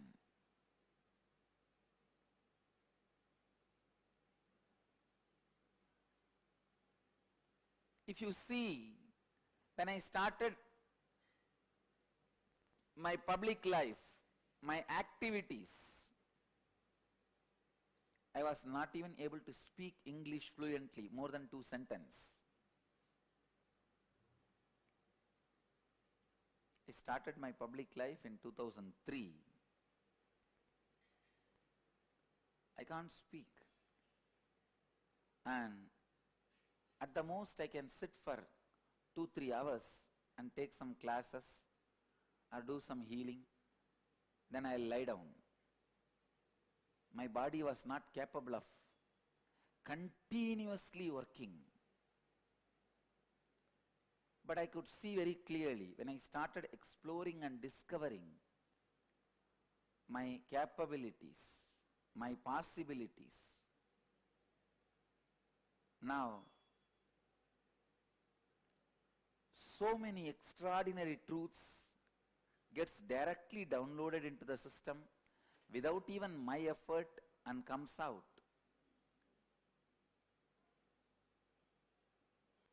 And hours of intense action, work, automatically is happening in my system without even me remembering the idea of tiredness.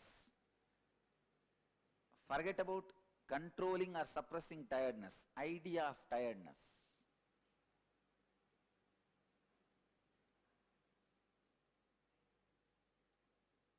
The possibilities. When you explore the possibilities and discover, I tell you, exploring the possibilities and discovering the possibilities suddenly makes the zigzag puzzle of life fall in proper way. Maya reveals her true form. The delusion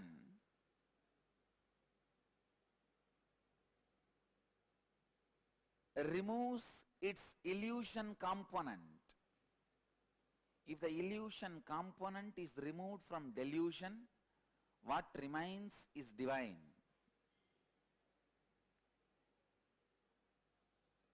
It is the illusion component in delusion constantly keeps you deluded. In Vedanta they have a beautiful simile, Rajju Sarbanyaya. The rope is mistaken as a snake. It is the illusion of the snake keeps the delusion of fear and makes you do the action of running away or trying to kill the rope. You are running away or trying to kill, both are foolish, because the real solution comes by removing the illusion component, not by acting at those moments. Most of the time, any action you do, you are in trouble, because the illusion component need to be removed from the delusion. Exploring and discovering your various possibilities takes away the illusion component from the cosmic delusion itself. The very cosmic delusion takes away from the very cosmic delusion, illusion component disappears. It is like in dirty water. If all the dirt settles down, it becomes fresh water. Same way, in the Maya, if illusion is taken away, it becomes Maya. Maya means mother.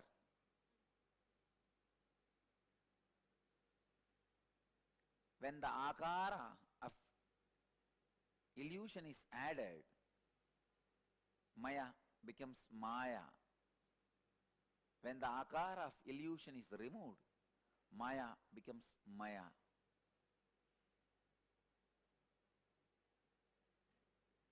Exploring your various possibilities and discovering your possibilities is what I call samyama.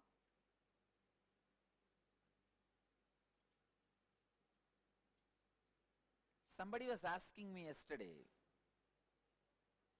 you started your life as a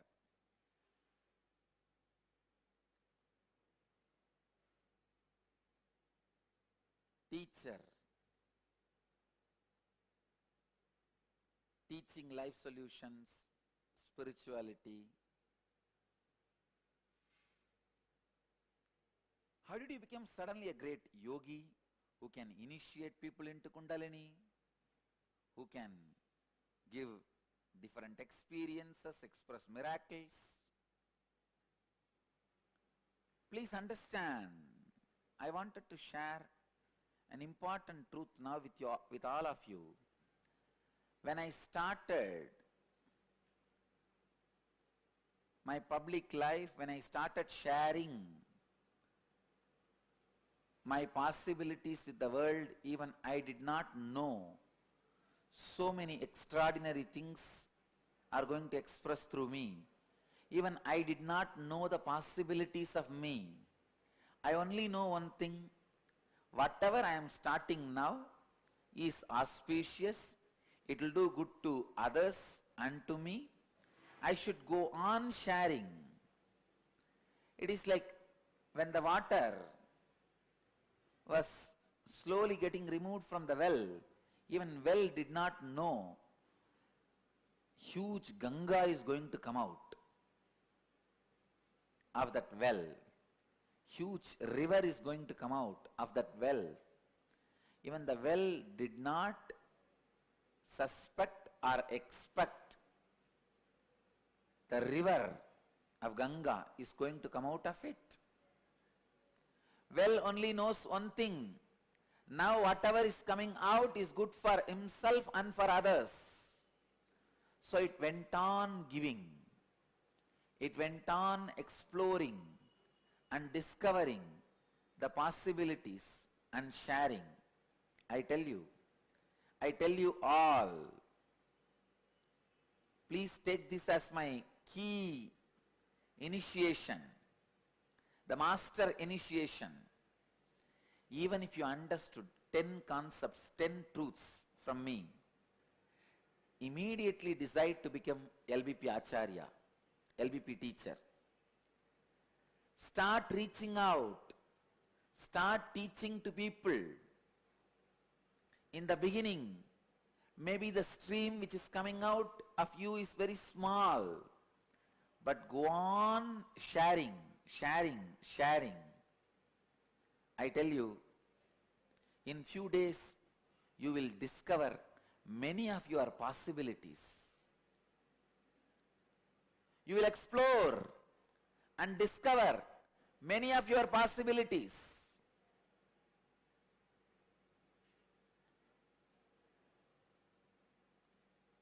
Ultimately, you will explode into all possibilities. Ananta Kalyana Gunas. Ananta means countless. Kalyana Guna means auspicious qualities. Go on inspiring people. Go on sharing. When you share more and more, you discover your possibilities. All my Dhyanapitas and temples are a reminder to all of you for exploring and discovering your possibilities. All my Dhyanapitas are the memorial built to remind the human beings to explore and discover their possibilities. Every temple, every meditation hall, every Dhyanapitam, every school, every institution I am creating is to remind human beings to explore and discover all possibilities. Explore and discover your physical possibilities, that is yoga. Explore and discover your emotional possibilities, that is bhakti. Explore and discover your mental possibilities, that is siddhi. Explore and discover your conscious possibilities, that is mukti.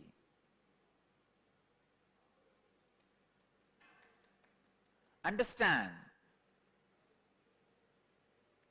if you are not able to even sit properly, start the yoga and explore your different possibilities. You will be able to sit upside down. When you reach the possibility, you reach yoga. Not just sitting upside down, all your possibilities. Same way, if you are frozen in your emotions, if you become island, constantly suffering, suffocating yourself and others, understand, when it comes to emotions, if you are putting yourself in prison, you are going to put everybody into prison. Emotion is multi-reflecting mirror. In body, if you put yourself in prison, you are not going to put everybody else in prison. But in emotion, if you are going to put yourself in prison, you are going to torture everybody and put everybody into prison. In emotion, suffocation suffocates. It is not just suffocation for yourself, suffocation for others. If others around you are feeling suffocated, please be very clear, you are in suffocation. If you are frozen to that level, I call it emotional arthritis. If you are in emotional arthritis, can't even smile or flower at the people with whom you are closely living, understand, then decide to do the yoga of rituals. Just like if you have arthritis and if you stretch your body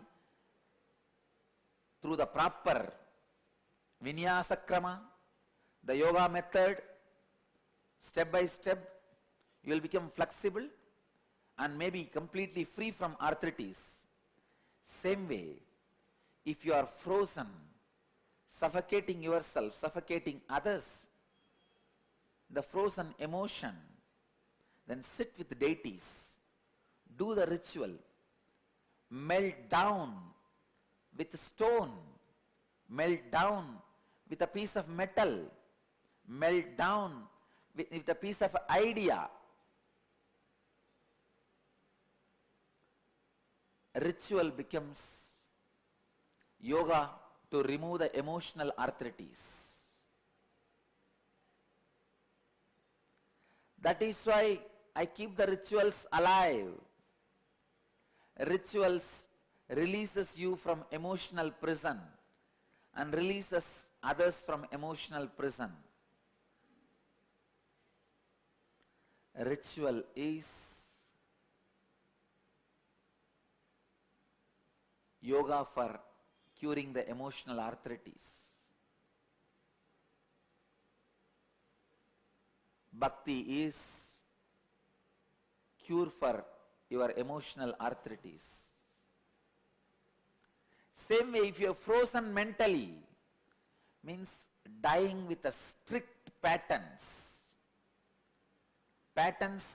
which you developed unconsciously. When somebody tortures you, instead of responding to them, you start torturing yourself by creating patterns.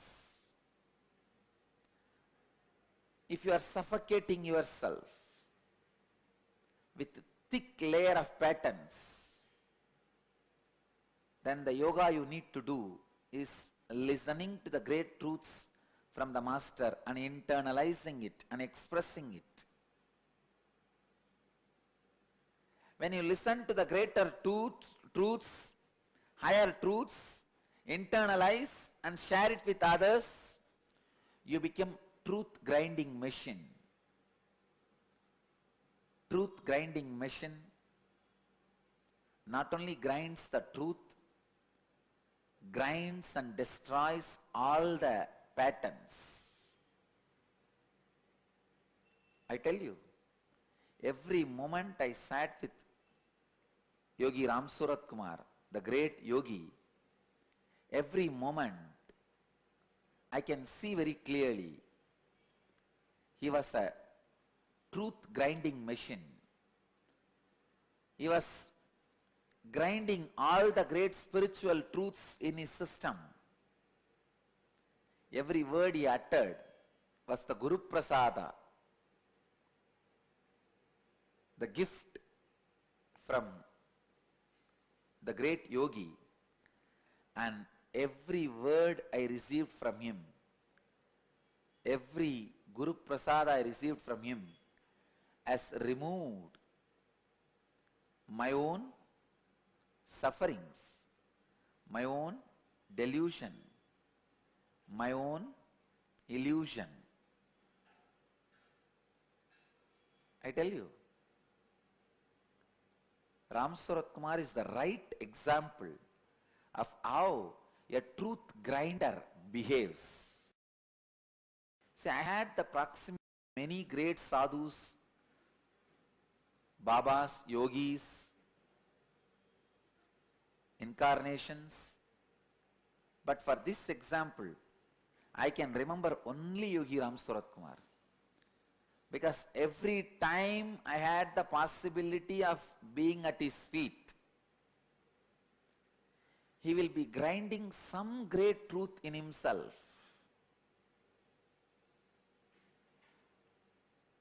And put glimpse of the truth in me. I have seen anything he said directly went and became part of me. Please understand. Unfortunately, I had a love-hate relationship with Raghupati Yogi, Yogananda Puri, because he used to bend my body, torture my body.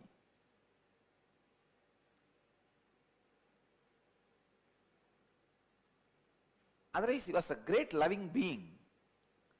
But he had to stick his neck out to train my body.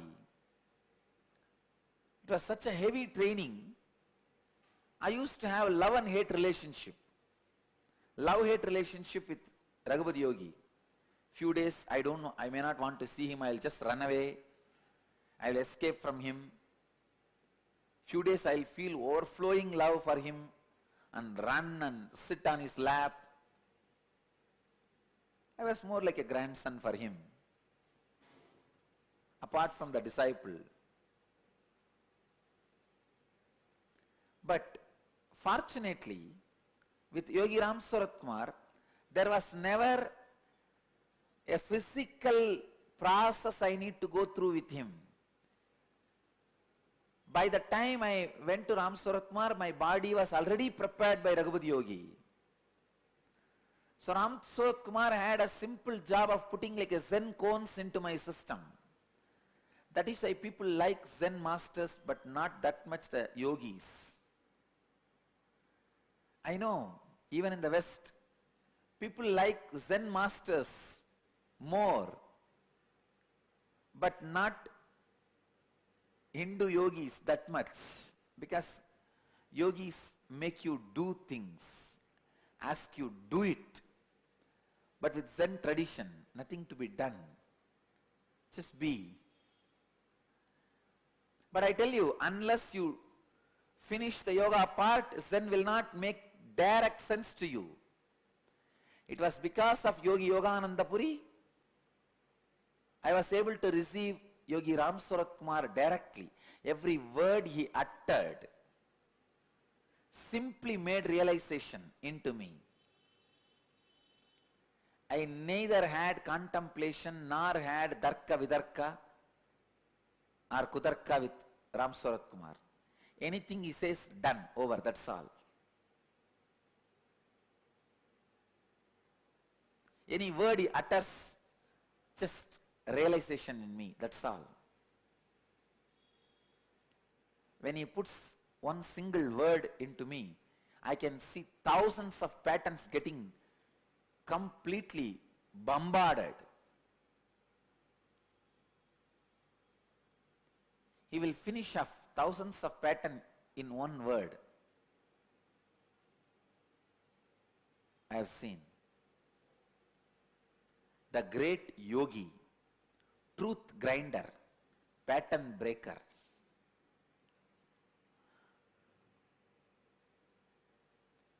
Of course, without Raghupada Yogi's support and help and training, I would have never been able to grasp Yogi Ram Surat Kumar's words or his actions. I tell you, receiving the greatest truths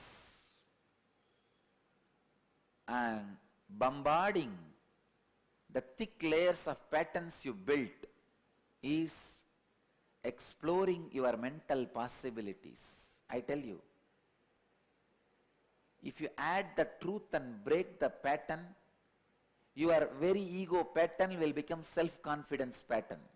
Your very fear will become precautious pattern. The fear pattern will become precautionousness. Ego pattern will become self-confidence.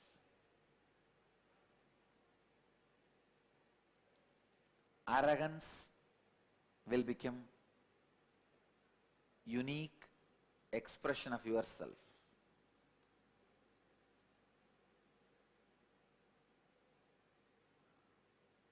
Your own patterns will destroy its existence and transform itself into knowledge, freedom. Please understand, only the one who perceives discriminative knowledge and intense action as one really perceives.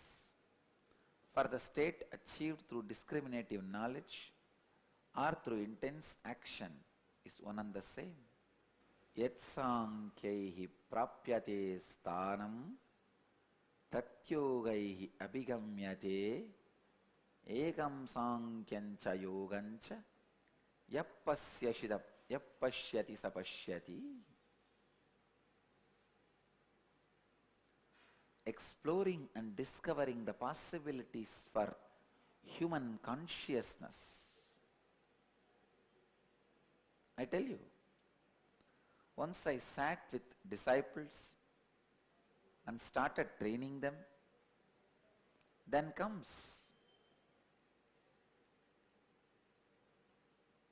even to me the higher knowledge about the higher training possibilities I never ever imagined. Just by uttering simple sound and saying few words, I'll be able to put dozens of disciples into a state where they don't need food or water for weeks together. I felt maybe the connection they have with me, based on that, I'll be able to help them to be without food or water, but in high energy for one day. When I explored the possibility, I discovered without losing weight, without losing energy, even diabetic patients were able to live without food or water for weeks together at a time. Hunger free, thirst free, nirahara.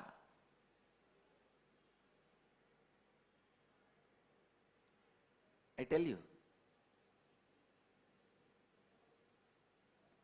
I always know I can live without food or water for weeks together because I explored and discovered that possibility in the young age in my own body. But I never ever felt I'll be able to transmit that possibility into others in such a simple way, in such a casual way, in such a beautiful way, without any effort from the side of the disciples, just by participation. Now I think we are relaxed and society is allowing us to settle down with our space. Thanks to Karnataka government for removing all the seals and handing over our Bidadi ashram back to us completely.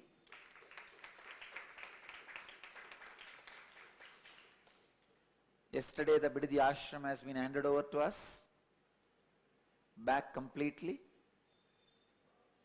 So from tomorrow, within next few days, I'll initiate all the 500 people who completed the Prana Samyama into Nirahara Samyama.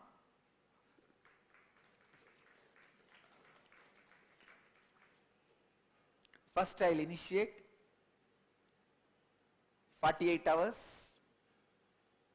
then we will give a break, you guys will eat, then I'll initiate into 7 days, then you guys will give a break, you will start eating, then we will get into 21 days. I feel in the 500, at least 400 will be able to complete all the 3 levels of Samyama, Nirahara Samyama, very successfully. But I want all of you to understand, this Nirahara Samyama is not aiming at saving the food or food expense. It is aiming at breaking even the basic patterns with which your body and mind is bound. Food is always associated with love. Food is always associated with body. Food is always associated with your emotions. That is why whenever you want to share your love or emotions, you share food. Whether you share your happy emotions or sadness, you share food. In India, even in death houses, there will be feast.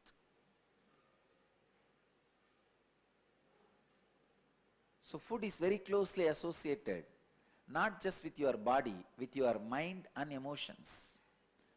So making you nirahara, break free from the food pattern, releases you from millions of patterns. We will explore that possibilities by tomorrow or day after tomorrow. Now we feel we are settled. There is no this kind of threats. So we can explore the different possibilities. And I would like to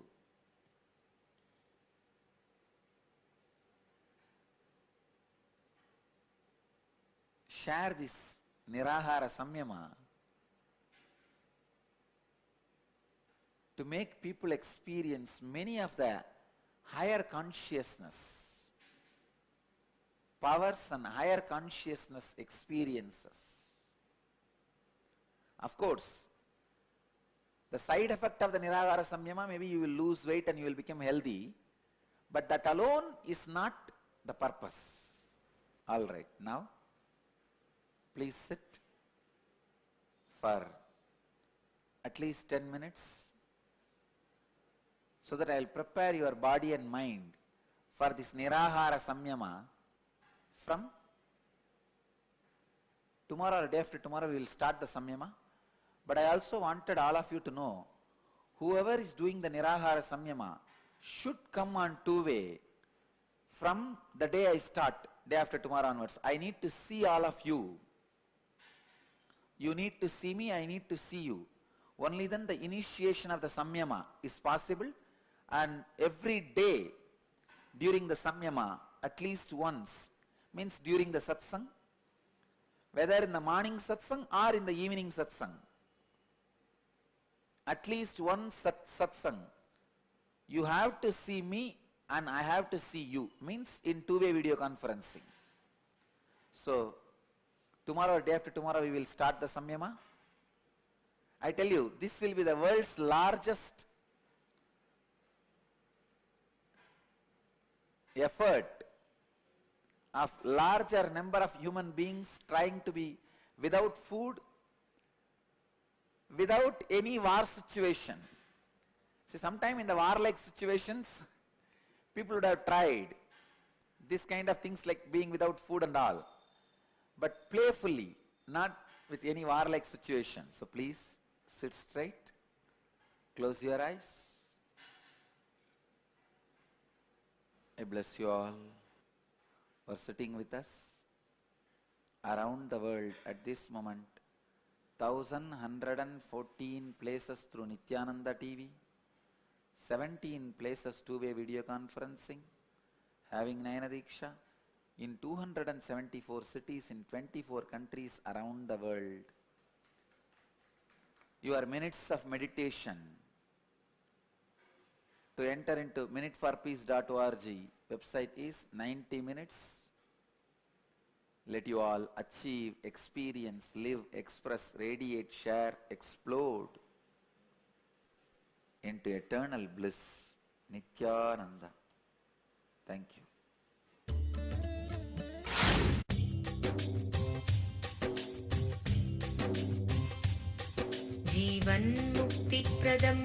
Paramahamsa Nithyananda, a rare living incarnation, is named among the world's 100 most spiritually influential personalities today.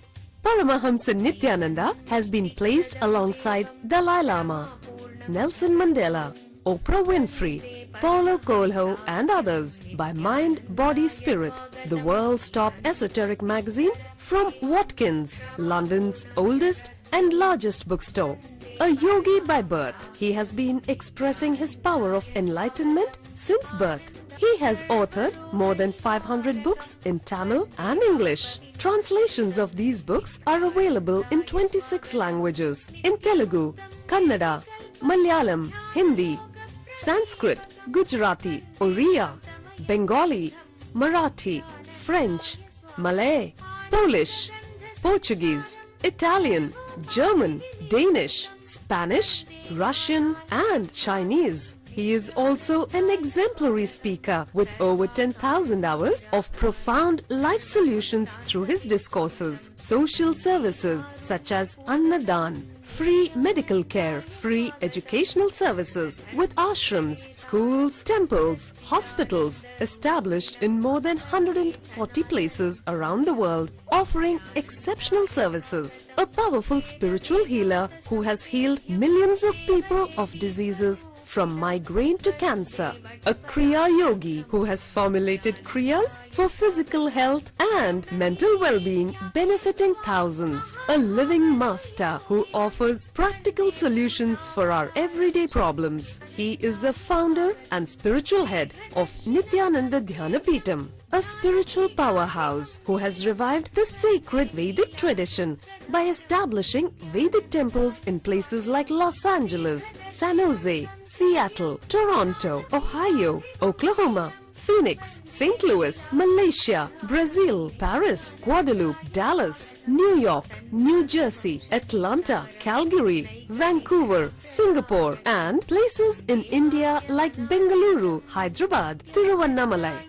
A spiritual guru for 10 million followers, an incarnation who transmits the highest spiritual energy through initiation, a contemporary yogi who has revived the Vedic science of yoga worldwide through thousands of yoga centers, an adept in Ashtamaha-siddhis, mystical yogic powers, who has effortlessly awakened the kundalini of thousands and graced them with spiritual powers, a dynamic young guru who is an inspiration for thousands of youngsters. India's most watched spiritual guru online, a beacon of spiritual light who has triumphed over the forces of religious terrorism and political persecution. Paramahamsa Nithyananda is an eternal Kalpataru, blessing the world with the boons of material abundance and spiritual enlightenment.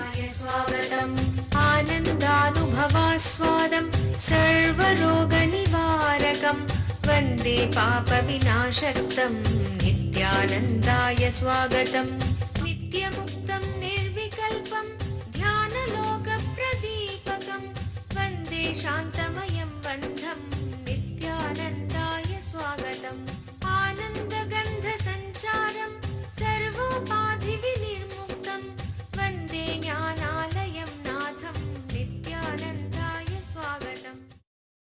Let you all achieve, experience, live, express, radiate, share and explode in eternal bliss. Nithyananda. Nithyananda Dhyanapeetham, Nithyananda Nagar off Mysore Road, Bidadi, Bangalore 562109. Contact 09742203311. www.nithyananda.org. www.youtube.com/lifeblissfoundation.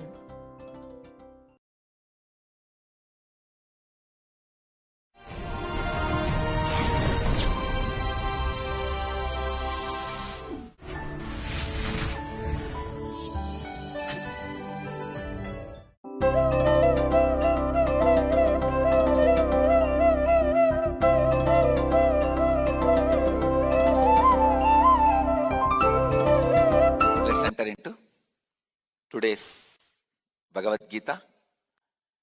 In Bhagavad Gita, 4th chapter, Jnana Karma Sannyasa Yoga, 7th verse.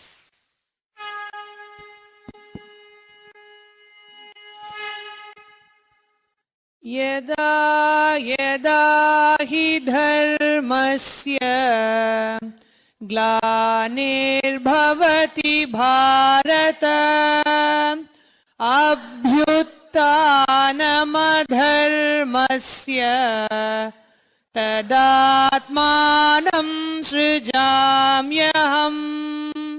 Yada yada hi dharmasya glanihi bhavati bharata. As I said the other day, around 108 different translations or interpretation, understandings of the sutras landed on me. I wanted to define these technical terms in this verse clearly. Main technical terms in this verse is dharma, adharma, srujamyaham. Keeping yourself open for all the possibilities is dharma. Please understand. Keeping yourself open for all possibilities, whether the wealth or health or enlightenment, fortune, all the auspicious things in the life, keeping your possibility open, keeping the being open for any of this.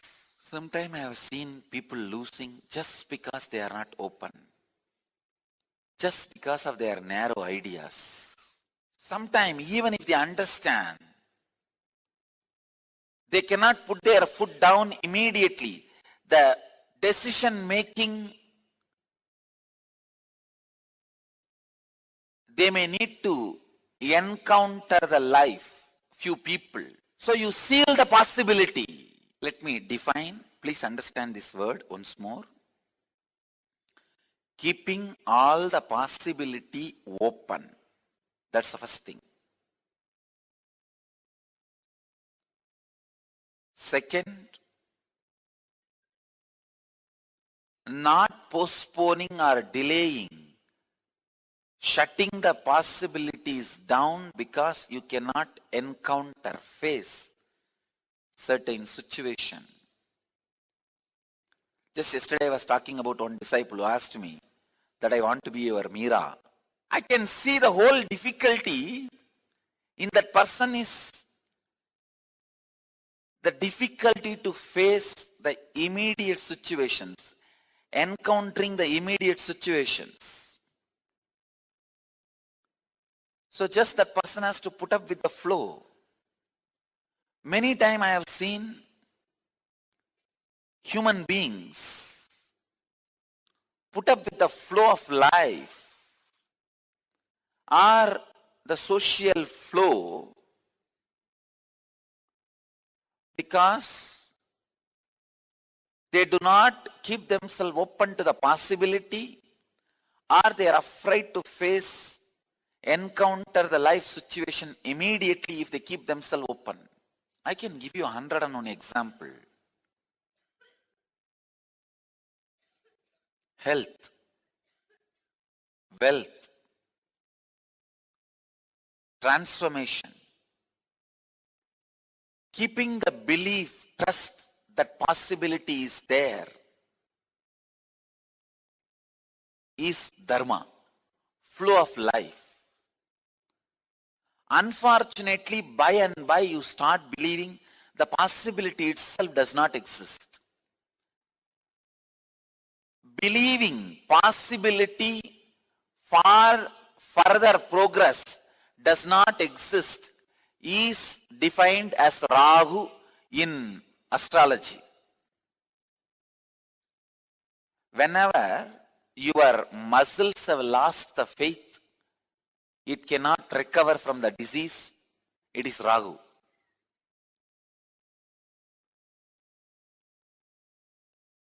Just yesterday, I was telling to one of my ashramite whom I am healing, I said, I'll heal you, I'll cut through this whole pattern and biomemory, but visit one Ragu temple. There's one Ragu temple, very famous Ragu temple near Kumbakonam. I said, go and have darshan in the temple and come back. Because that energy field removes your strong negative faith.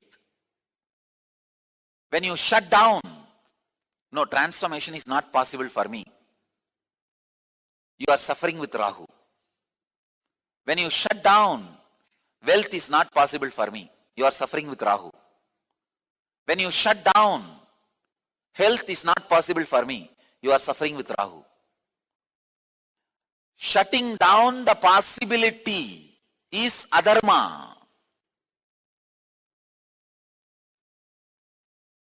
I told her, go and see the temple in Nageshwaram and come back.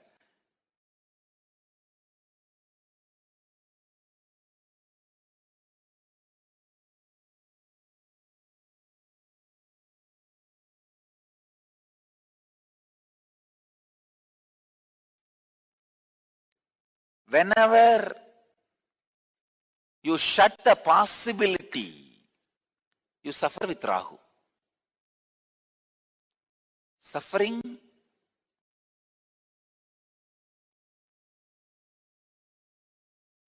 Rahu and Guru are complete opposite.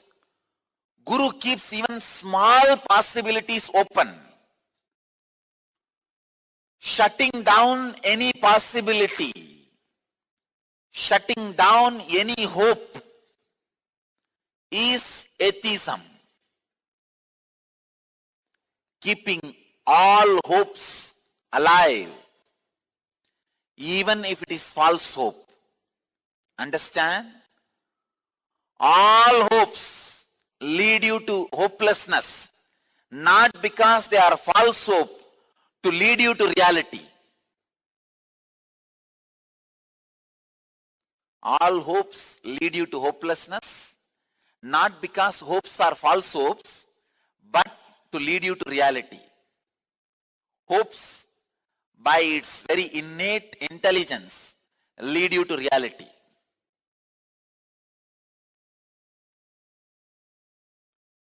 So keep all the hopes alive. Keep all the possibilities alive. See, every worship, everything is a possibility. Krishna says very beautifully. Even though there are some people who worship things which is not described in Agama, don't disturb their trust or faith. We believe and we live.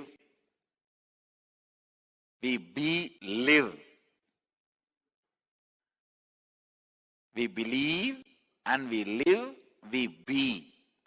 We be, we live, we believe, Vedic tradition.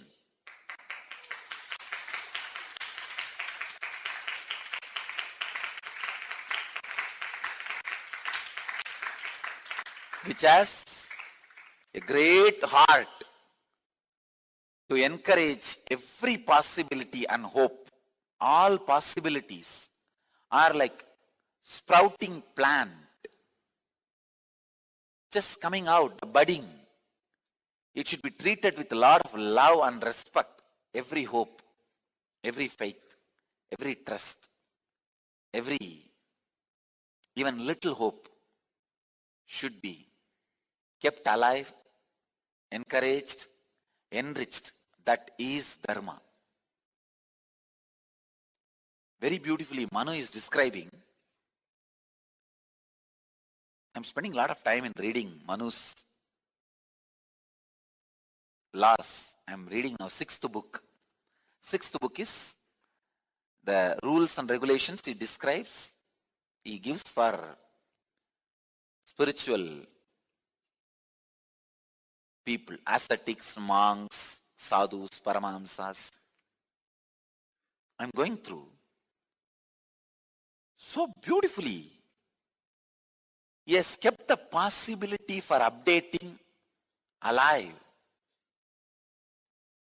Very beautifully, he describes who all can gather together and update whatever he wrote. Upgrade. Very beautifully describes. Very honest way of keeping the rules alive. If I can create at least 10,000 people of Kashmiri Pandits' DNA structure and at least 100 people of the Manu's caliber, the Sampradaya which I create will live forever, will never die.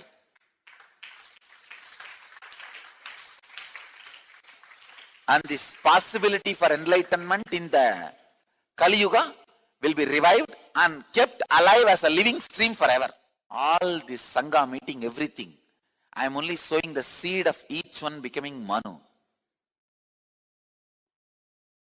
In Akada, see, morning 5 hours. By yogic body and Vedic mind, I am sowing the seed of all of you becoming Kashmiri Pandits. And through the Sangha meeting, I am sowing the seed of all of you becoming Manu. I want all of you to become Manu. So that this spirit is kept alive. And each one of you create set of rules and regulations on your own when you become head. To tell you honestly, I am not interested anybody living in this one campus more than 5 years. If you live here for 5 years, by then you should imbibe, fill yourself. Your mental setup should be settled in the Dharma. Means all the decisions you make should be from the transformed understanding. Then you should be staying in different places and creating a beautiful communities around you. Carrying this Ananda Gandha means bliss flavor.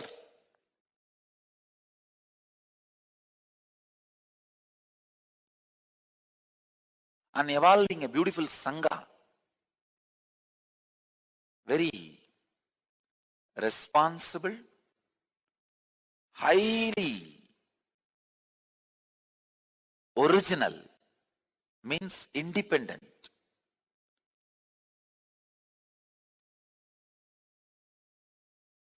Just yesterday I called the structuring people and described just 2-3 things. Except human trafficking, no other rule should be unchangeable. Please understand, there should not be human trafficking, means anybody going with anybody. That is the destruction. Other than that, no other rule should be a solid rule. Everything should be a flowing guideline. Only anybody going with anybody destroys civilization. Other than that, nothing destroys a civilization. A civilization never gets destroyed. Other than this one rule.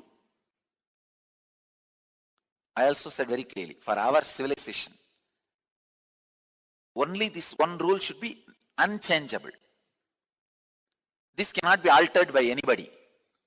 Other than that, nothing should be like a solid rule. Everything should be like a fluid guideline, which they can bend, alter as per their responsibility. First 100 people understand this spirit and evolve a group of responsible, committed individuals. That is enough. After that, no need for any rule. Just 100 people. The DNA programming of like Kashmiri Pandit happens. That's enough. That's enough. Then living this Dharma will just be like a lifestyle. It will never die. It will never die. How much ever the Adharma is preached all over the world, possibilities are shut down, closed all over the world,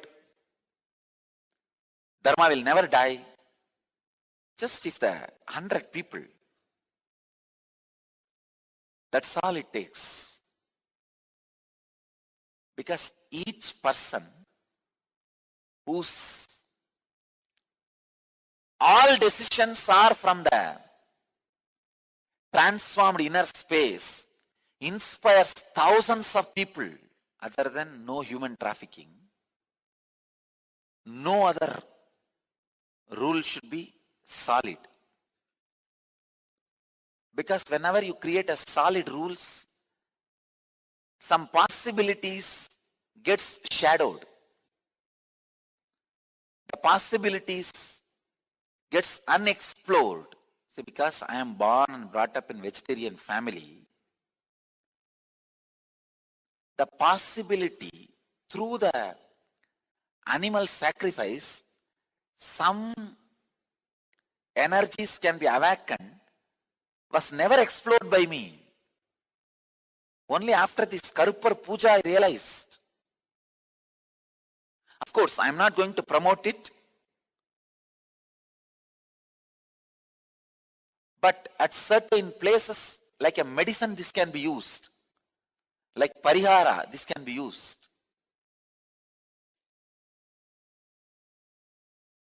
I am neither going to promote it nor going to make a rigid rule banning the animal sacrifice. I am just going to leave the possibility open. I am telling you, by the rigid rules, the many possibilities getting explored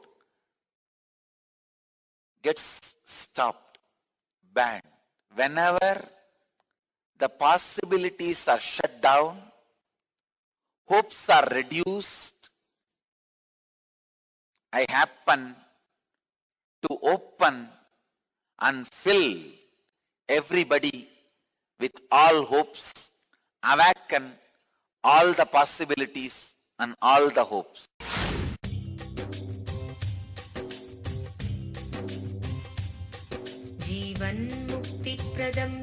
Paramahamsa Nithyananda, a rare living incarnation, is named among the world's 100 most spiritually influential personalities today. Paramahamsa Nithyananda has been placed alongside Dalai Lama, Nelson Mandela, Oprah Winfrey, Paulo Coelho and others by Mind, Body, Spirit, the world's top esoteric magazine from Watkins, London's oldest and largest bookstore. A yogi by birth, he has been expressing his power of enlightenment since birth.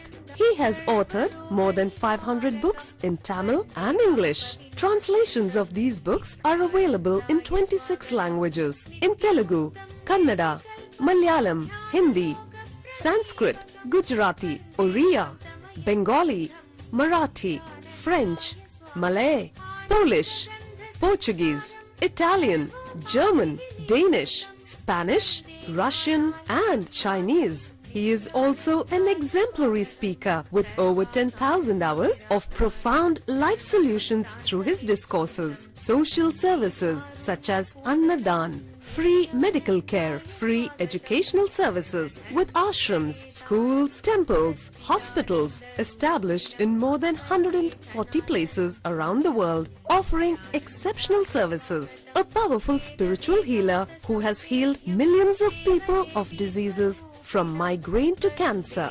A Kriya Yogi who has formulated Kriyas for physical health and mental well-being, benefiting thousands. A living master who offers practical solutions for our everyday problems. He is the founder and spiritual head of Nithyananda Dhyanapeetham, a spiritual powerhouse who has revived the sacred Vedic tradition by establishing Vedic temples in places like Los Angeles, San Jose, Seattle, Toronto, Ohio, Oklahoma, Phoenix, St. Louis, Malaysia, Brazil, Paris, Guadeloupe, Dallas, New York, New Jersey, Atlanta, Calgary, Vancouver, Singapore, and places in India like Bengaluru, Hyderabad, Tiruvannamalai. a spiritual guru for 10 million followers, an incarnation who transmits the highest spiritual energy through initiation, a contemporary yogi who has revived the Vedic science of yoga worldwide through thousands of yoga centers, an adept in Ashtamahasiddhis, mystical yogic powers, who has effortlessly awakened the kundalini of thousands and graced them with spiritual powers, a dynamic young guru who is an inspiration for thousands of youngsters, India's most watched spiritual guru online, a beacon of spiritual light who has triumphed over the forces of religious terrorism and political persecution. Paramahamsa Nithyananda is an eternal Kalpataru, blessing the world with the boons of material abundance and spiritual enlightenment. आनन्दानुभवास्वादं सर्वरोगनिवारकं वन्दे पापविनाशक्तं नित्यानन्दाय स्वागतं नित्यमुक्तं निर्विकल्पं ध्यानलोकप्रदीपकं वन्दे शान्तमयं बन्धं नित्यानन्दाय स्वागतम् आनन्दगन्धसञ्चारं सर्वोपाधिविनिर्मुक्तं वन्दे ज्ञानालयं नाथं नित्यानन्दाय स्वागतम्. Let you all achieve, experience, live, express, radiate, share and explode in eternal bliss. Nithyananda. Nithyananda Dhyanapitham, Nithyananda Nagar off Mysore Road, Bidadi, Bangalore 562109. Contact 09742203311. www.nithyananda.org. www.youtube.com/lifeblissfoundation.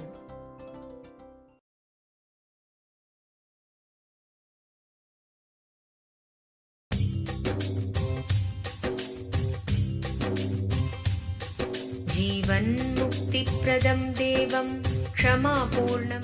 Paramahamsa Nithyananda is a rare living incarnation, a yogi by birth. He has been expressing his power of enlightenment since birth. He has authored more than 500 books in Tamil and English, books in Telugu, Kannada, Malayalam, Hindi, Sanskrit, Gujarati, Oriya, Bengali, Marathi, French, Malay, Polish, Portuguese, Italian, German, Danish, Spanish, Russian and Chinese, with translations in 26 languages are available. He is also an exemplary speaker with over 8,000 hours of profound life solutions through his discourses. Social services such as Annadan, free medical care, free educational services, ashrams, schools, temples, hospitals established in more than 140 places around the world offer exceptional services. A powerful spiritual healer who has healed millions of people of diseases from migraine to cancer.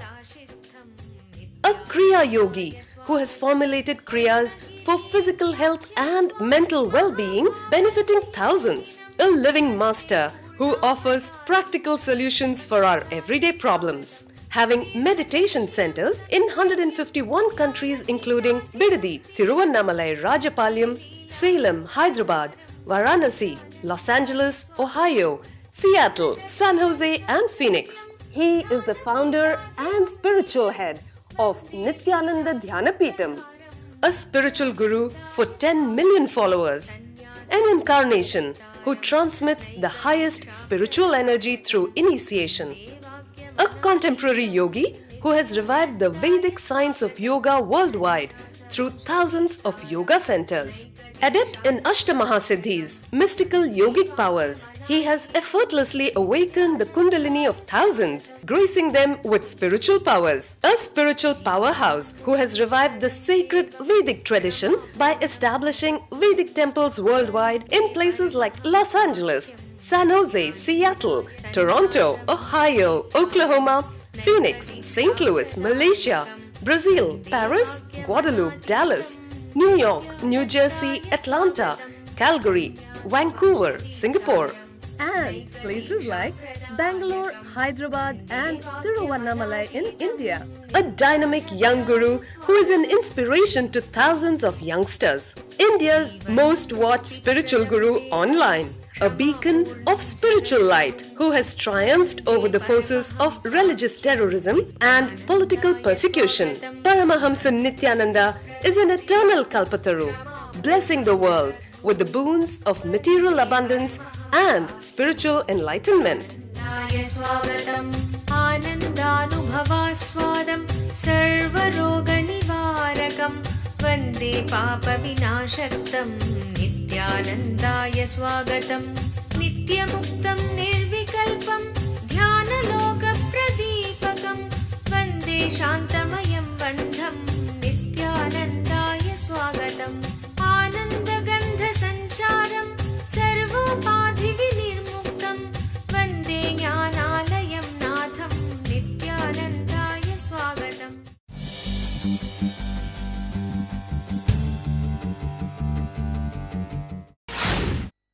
Let me read the question. It was very helpful for all of us when Swamiji shared about the uniqueness of Hinduism. Similarly, can you also share a few words about your unique contributions to the spiritual consciousness of the world? I'll try to share basic few important contributions. See, if I have to answer your question completely, I myself, the unique contribution I have added to the Hinduism. Understand? The way I am dressing, the way the jewels I am wearing, everything is my contribution to Hinduism. I can say my first unique contribution to Hinduism is making the highest Vedantic experience as practicable yogic process. All yogic traditions stopped at a level where it never becomes Vedantic ultimate experience. All ultimate Vedantic experiences were having a gap between the practicable technique and the experience. There was no technique or a method to achieve the Nirvikalpa Samadhi. Till Savikalpa Samadhi there was a technique. Means merging into a form or a name. Taking a quantum jump and practice from the beginning, which is based on the pure Advaitic experience and leading to Advaitic experience, which is in practice like yoga, but in ultimate experience as Vedanta. I have connected the gap between yoga and Vedanta, made ultimate Vedantic experience as practicable yogic technique. I can say, time will remember me for this just one contribution. You do not know the power and methodology and the unique way the unclutching technique was revealed. Many techniques starts very practical way, practicable way, like remembering a name or form and all that, but never ends in ultimate Vedantic experience, Advaitic experience. Stops in Savikalpa Samadhi. You will be merging with that one form or one name, Rama or Krishna or Shiva or Devi or whatever. And all Vedantic experiences like Aham Brahmasmi, Tattvamasi, those experiences have no start. All techniques and process and methods which has a start does not reach to that experience. My unique contribution to the Vedic tradition is unclutching.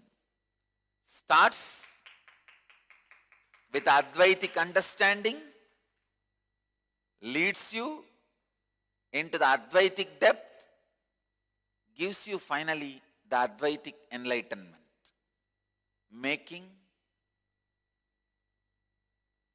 a beautiful, usable, motorable bridge between yoga and Vedanta is my unique contribution. My unique contribution to the spiritual consciousness of the world. First, making the ultimate Vedantic experience possible, offering a technique which starts with Advaita. It does not say, starts with repeating Shiva, Shiva, then move to Shivoham. No. It starts the moment you are initiated. You are an Advaiti. You are a Vedanti. Grows in Vedanta and merges into the ultimate Vedantic experience. Making yoga into a practicable ultimate enlightenment science. The problem is, if you all are already exposed to the traditional Hinduism, then came to me after enough suffering and seeking and searching, then you will understand my unique contribution. But many of you guys are fortunately or unfortunately started understanding spirituality after listening to me. So that is the reason you don't understand my unique contribution. Tradition says, Sastra Jala Maharanya, in the forest of the dense, dark forest of the knowledge, if you are tortured, wandered in that forest for a long time, and then somebody gives you the shelter and takes care of you, then you will understand his unique contribution. Unfortunately, most of you guys directly heard me and connected. That is the reason you don't understand my unique contribution. First thing is, just an hour's drive from Bangalore, Asia's fastest growing city, is a unique space of healing, meditation and rejuvenation. Welcome to Nithyananda Dhyanapeetham. Experience soothing healing energies under the ancient wish-fulfilling banyan tree in the presence of divinity. Enjoy the unique anti-aging formula of the original Siddha Healing Spa with the 21-foot energized healing lingam and healing pool, the Vaidya Sarovar. Connect directly to God in the vibrant silence of Nithyanandeshwara temple.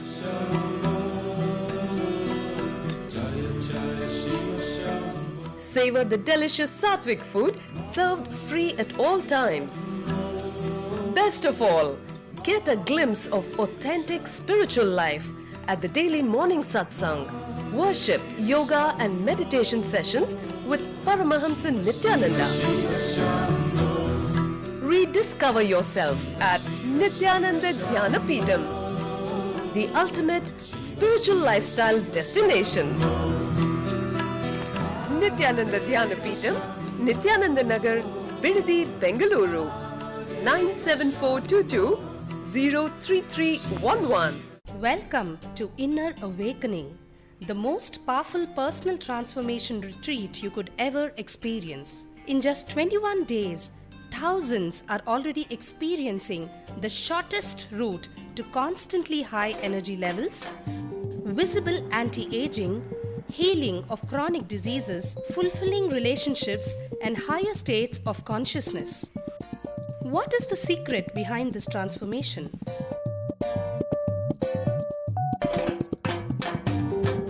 Kundalini means the inner potential energy. Once it is awakened, opens the different doors for the conscious experience in you. I can say which is a master key for all extraordinary spiritual experiences.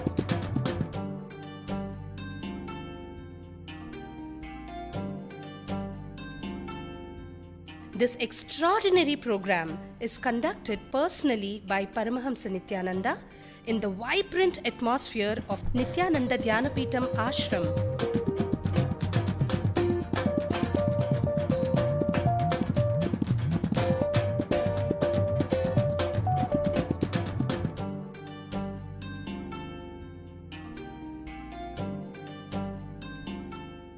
Open yourself to the benefits of Nitya Yoga and practical meditation.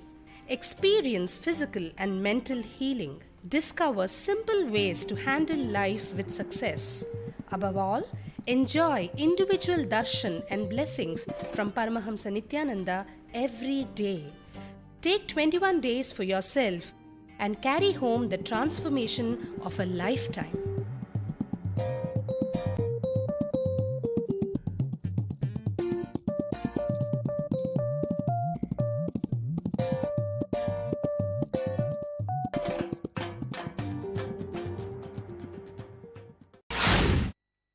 Making Vedanta as a practicable technique. Second, scientifically, logically analyzing, validating, recording all the extraordinary possibilities, experiences and expressions of Vedic traditions.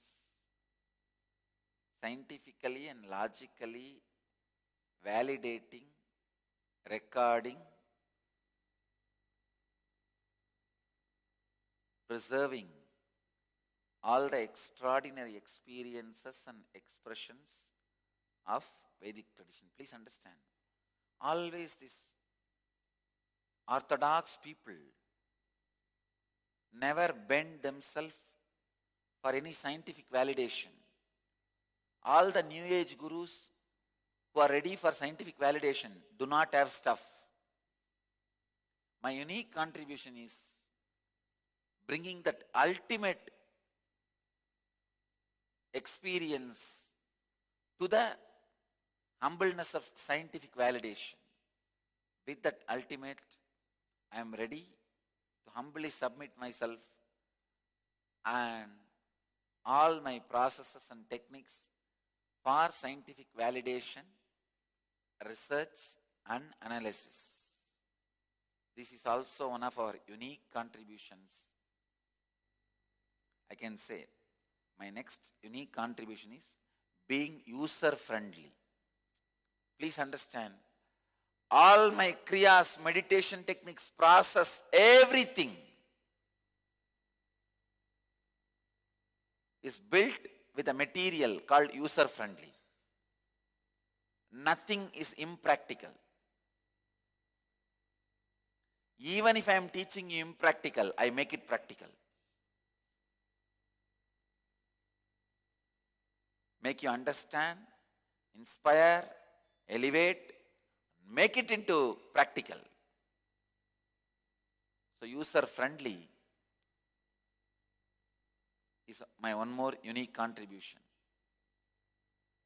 I can go on and on and on and on my unique contributions to the Vedic tradition.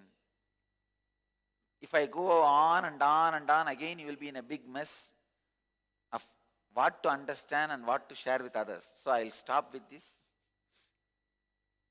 My unique contribution is first, making the ultimate Vedanta into a practicable yogic technique. Anything practicable is always yogic, and anything practicable never leads to ultimate was the theory before Nithyananda in Hinduism. I challenge, there is no Hindu literature, there is no Vedic literature which makes Vedanta into a practicable technique. I challenge any Pandit, Purohit, intellectual of Hinduism. Of course, I have all my respects for Vedic tradition and Vedamata, but many fellows who think they are the representatives of Vedic Mata and Vedic tradition, I challenge them. Show me a single reference where the pure Advaitic technique, the moment it starts, it is Advaitic. When it is traveling, it is Advaitic, and it ends as Advaita. No. Advaitic experience is almost like a having a baby where you conceive and allow it to grow step by step, step by step, step by step. Finally, it comes out. I made the whole system very simple, like test tube baby, removed. My unique contribution is making Advaita into a practicable yogic process. Be ready and working to validate, analyze, research, logically and scientifically all the spiritual experiences and extraordinary expressions like techniques, methods, everything. And third, being user-friendly. Trying to make everything into user-friendly. Fourth, this is one of the unique contribution to the Hinduism, I should say, connecting the lowest initial level concepts of Hinduism directly to the highest experience of Vedanta. Pouring a small little bit of water on Shivalinga or putting a bale on a Shivalinga, bale leaf on Shivalinga, a initial level process which a villager starts. Even a villager after takes bath gets a pot full of water, pours on the Shivalinga which is on the banks of the river. Connecting this to the ultimate Vedantic enlightenment experience without leaving any part of Vedic tradition, including all spectrum of Vedic tradition, making it as one living organism. Unfortunately, no guru was able to do. Either they are stuck with catering to C group, people who are only in the sense level, deity and puja, worship, homa, that's it. Or some are stuck just with the yogis, the B group. Do some kriya, technique, process, method, teaching. Or A group, giving directly the enlightenment experience. There was no guru who is able to play in all these three spectrums. Our mission's unique contribution is able to play in all these three spectrums. Eliminate stress from your life. Step up your performance levels. Enhance your clarity and decision making. Kalpataru, a unique full-day transformational healing program, blessed personally by rare living incarnation Paramahamsa Nithyananda. Harness the power of meditation and initiation. Experience a glimpse of Kundalini awakening for permanent physical and mental transformation. Take the first step to a happy and successful life. Kalpataru, manifest your destiny.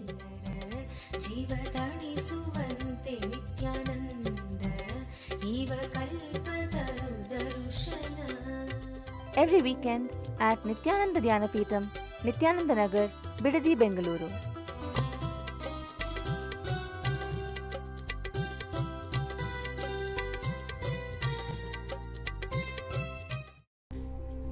The Ingenious Program, a field of all possibilities. The children in the Ingenious Program are directly under the guidance of enlightened Master Paramahamsa Nithyananda. Nithyananda is an incarnation and exudes the knowledge of conflict-free living. He states that enlightenment is our birthright.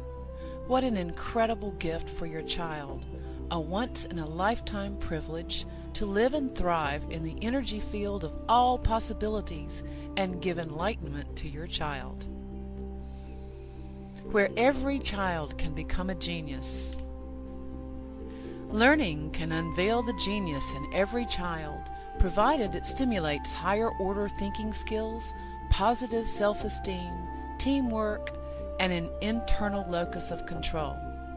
Research has proven that holistic teaching methodologies paired with meditation stimulate whole brain functioning and result in self-directed, spontaneous, and creative lifelong learners. An enriched environment. When young children have an enriched environment conducive to early learning in life, they have higher IQ, cognitive intelligence, EQ, social emotional intelligence, and SQ, spiritual intelligence. These early experiences are critical for the development of the child. Peer pressure and destructive social conditioning can take its toll on the child. It can create negative thought patterns and destructive behaviors unless these enriching experiences are provided. An enriched environment includes whole brain activities which stimulate the utilization of both sides of the brain. The right brain is responsible for creativity, intuition, spontaneity, quantum memory, learning in a flash, and computer-like calculations. The left side of the brain is responsible for inner linear thinking and analysis. When both sides of the brain are integrated, performance is optimal. Brain yoga. Brain yoga activates the ability to balance the right and the left brain. This helps open the sixth sense. Children are given activities to balance both sides of the body simultaneously, using distinctive postures that stimulate both sides. The neurological brain patterns move from beta to alpha, increasing alertness and attention. Quantum memory. Quantum memory is a constant downloading of information without interference of the mind. Observation skills are directly related to memory skills. Reading without interference of the mind, reading at quantum speed, will lead to quantum memory without the mind getting in the way. Creative and performing arts. Dance, drama, music, sculpting, and design offered in the Ingenious program provide kinesthetic motor stimulation to engage the brainwave patterns, resulting in expanded creativity and resourcefulness. Sattvic food. Children are given the benefit of fresh sattvic food prepared to the standards according to the ancient Vedic lifestyle. The food is fresh, with fruits and vegetables. Vegetarian food creates radiant health in the body. Vedic cultural arts. Sanskrit chanting stimulates the brain to produce full brain coherence, developing clearer perception and integrated thinking. Chanting also promotes inner silence and improves the attention span. Meditation and expanded awareness. Meditation instills a deep silence in the child, resulting in deeper, richer perception and clarity in thinking. Ingenious produces the next step in evolution, a mature human being who functions at a higher state of consciousness. Expanded awareness provides the platform for a vision of all abilities of life, perfect health, prosperity, and life without conflict. What more could you ask for your child? If I can just teach this one science to the kids, I will have millions of enlightened beings.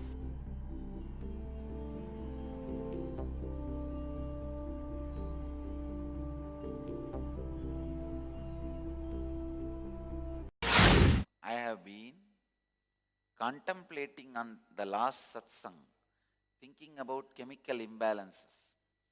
Just being aware and realizing the chemical imbalance in the body for your actions can avoid the mistakes you have made in the past, and to realize you have a chemical imbalance can avoid your actions. How simple is this? Please understand.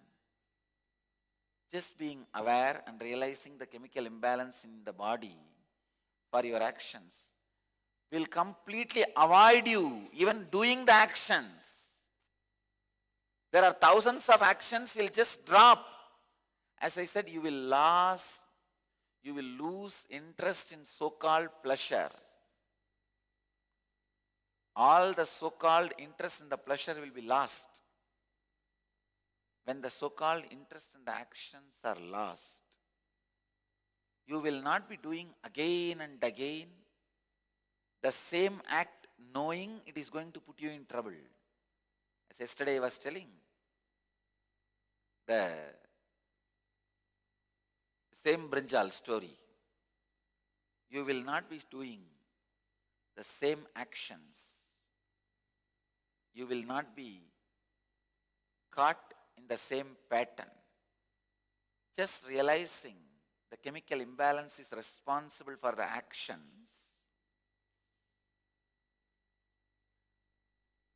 Many of your actions disappear. You do not enter into it at all. You will be responsible.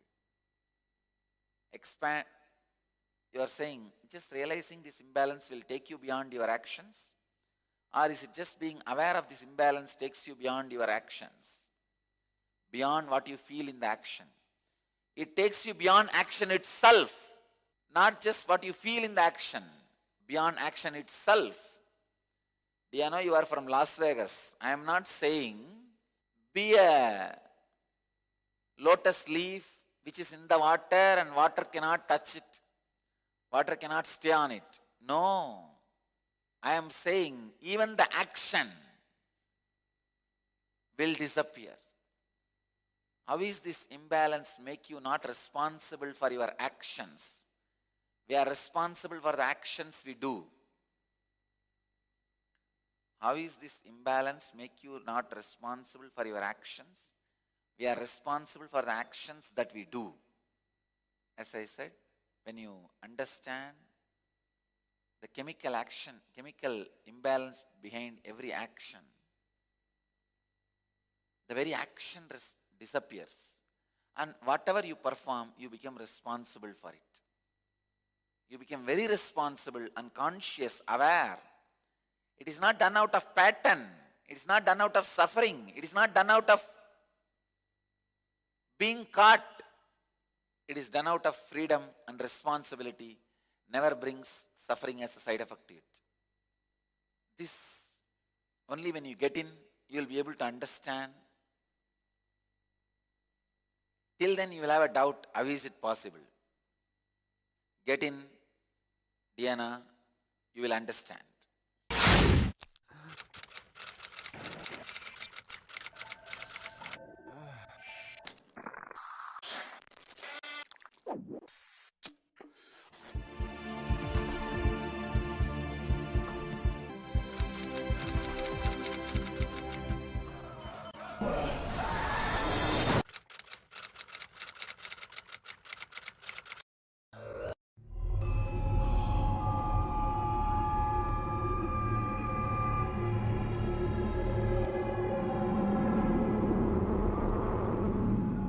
I know the modern day youth is really suffering.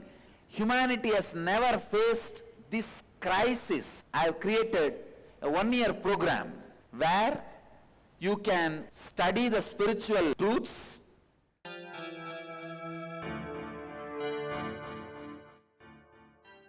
Nitya Yoga practices to create healthy body, spiritual discourses to develop mental health, meditations that help balance emotions, kriyas to break mental patterns that create suffering, opportunity to express leadership qualities, techniques that improve creative skills. Learn to break all self-limiting barriers to achieve your dreams. Ananda Yogam. I am providing a platform for you to think, meditate, contemplate and decide about your future.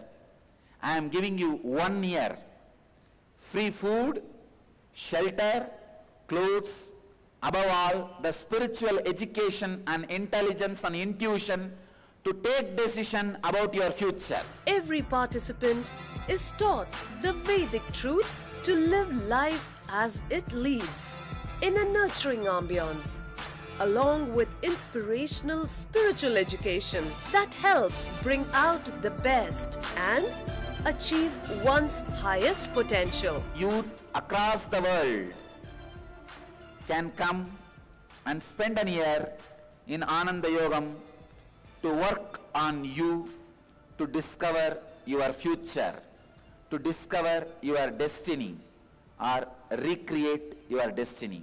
I'll open my house for you for 1 year, completely free. Come and stay here, discover and recreate your destiny. Interviews at Nithyananda Dhyanapitham, Nithyananda Nagar, Bidadi, Bengaluru, 97422 03311.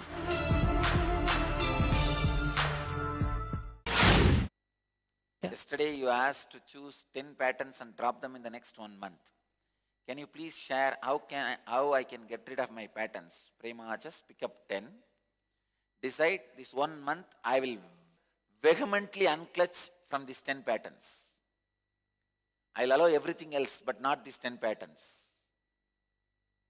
Live with that one conscious decision and continuously work to unclutch from those patterns whenever they arise in your day-to-day practice.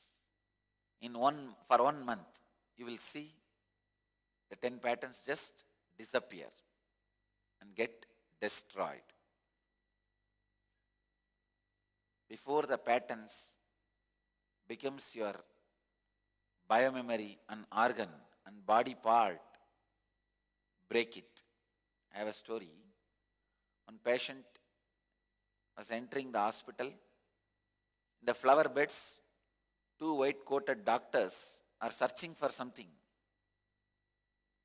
Patient asked, "Sir, did you lose something? Have you lost anything? What are you searching?" Doctors, both of them replied, No, we are going to do heart transplant surgery for income tax officer. We are searching for a suitable stone. So before the patterns become organ in your body, better unclutch.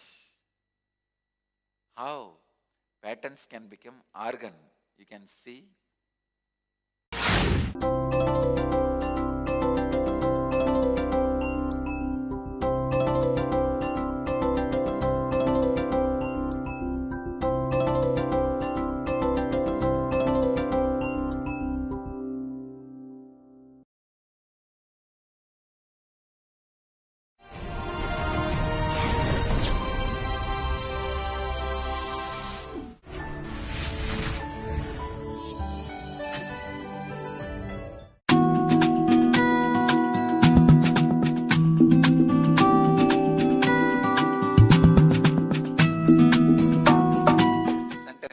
Today's satsang in Bhagavad Gita, 4th chapter, Jnanakarma Sannyasa Yoga, 3rd verse.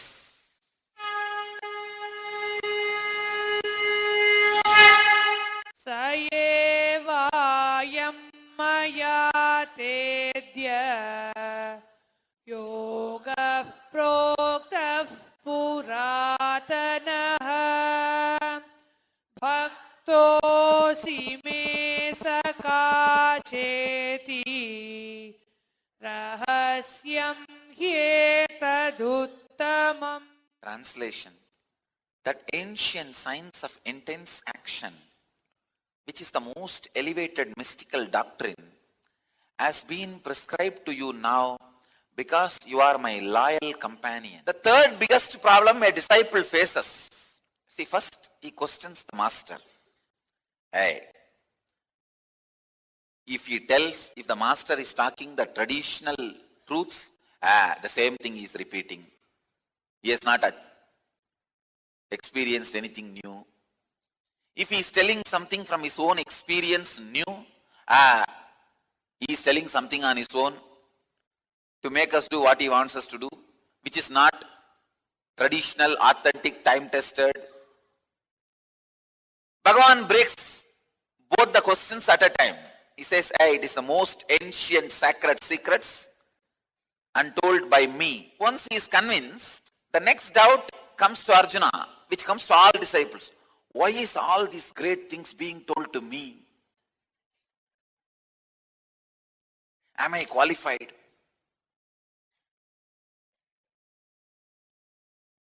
I have seen so many fellows running away with the name, I am not fit, I am not qualified. Some run away feeling, for my caliber I am not given the status and respect. Some run away, I am not fit, but both are same. Both will always be together. Both mental setup is one and the same. Sayevayam mayatedya yogaha proktaha puratanaha bhaktaha asime sakacha iti rahasyam hi etat uttamam. The Arjuna's doubt, why is all these great things be told to me? Bhagavan is clearing that doubt. Hey, I am telling all these great things not to exploit you. That's a big doubt. Oh, maybe he is telling all these things to brainwash me. Not to brainwash you, but to wash your brain. Brainwashing is different, washing your brain is different. I don't do brainwashing. I just wash your brain. So this fellow gets into the doubt. Maybe he's trying to brainwash me. For that, Bhagavan is answering, hey, this ancient science of intense action, which is the most elevated mystical doctrine, has been prescribed to you now because you are my loyal companion. Very beautifully Bhagavan says, Bhaktaha asi me saka cha iti. Best thing can happen to you is when Bhagavan says, you are my royal companion. Loyal companion. Please understand. Bhaktaha and saka. When he is using both the word, you are a loyal companion and royal companion. I tell you. That's the greatest thing can happen to you. It's like all of you know the Prime Minister, but whether he knows you or not is the main thing. You always say, he's my friend, he's my friend. But whether Prime Minister says you are his friend, that is where the whole thing boils down. Yesterday, somebody was asking me, how much I have grown spiritually, tell me. I tell you, the scale to measure your spiritual growth is the honest feeling master has about you. That's all. Understand? The honest feeling. See, if you pull out my archives and pull out your file, which I have inside, what is the conclusion of that file? That is your spiritual growth. That is your growth in life. Cosmos feeling about you is your spiritual growth.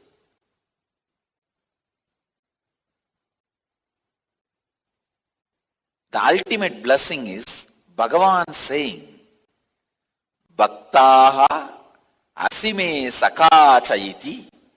You are my devotee and companion. God. Even after this word, if this idiot is not breaking and falling at the feet of Krishna and just picking up the Gandiva and sending the arrow to kill Bhishma and Drona and all these fellows, I tell you, immediately he needs a Sangha meeting. Bhagavan is saying, you are my loyal companion. You can give life for this one word. Forget about one life. You can give life for this one word.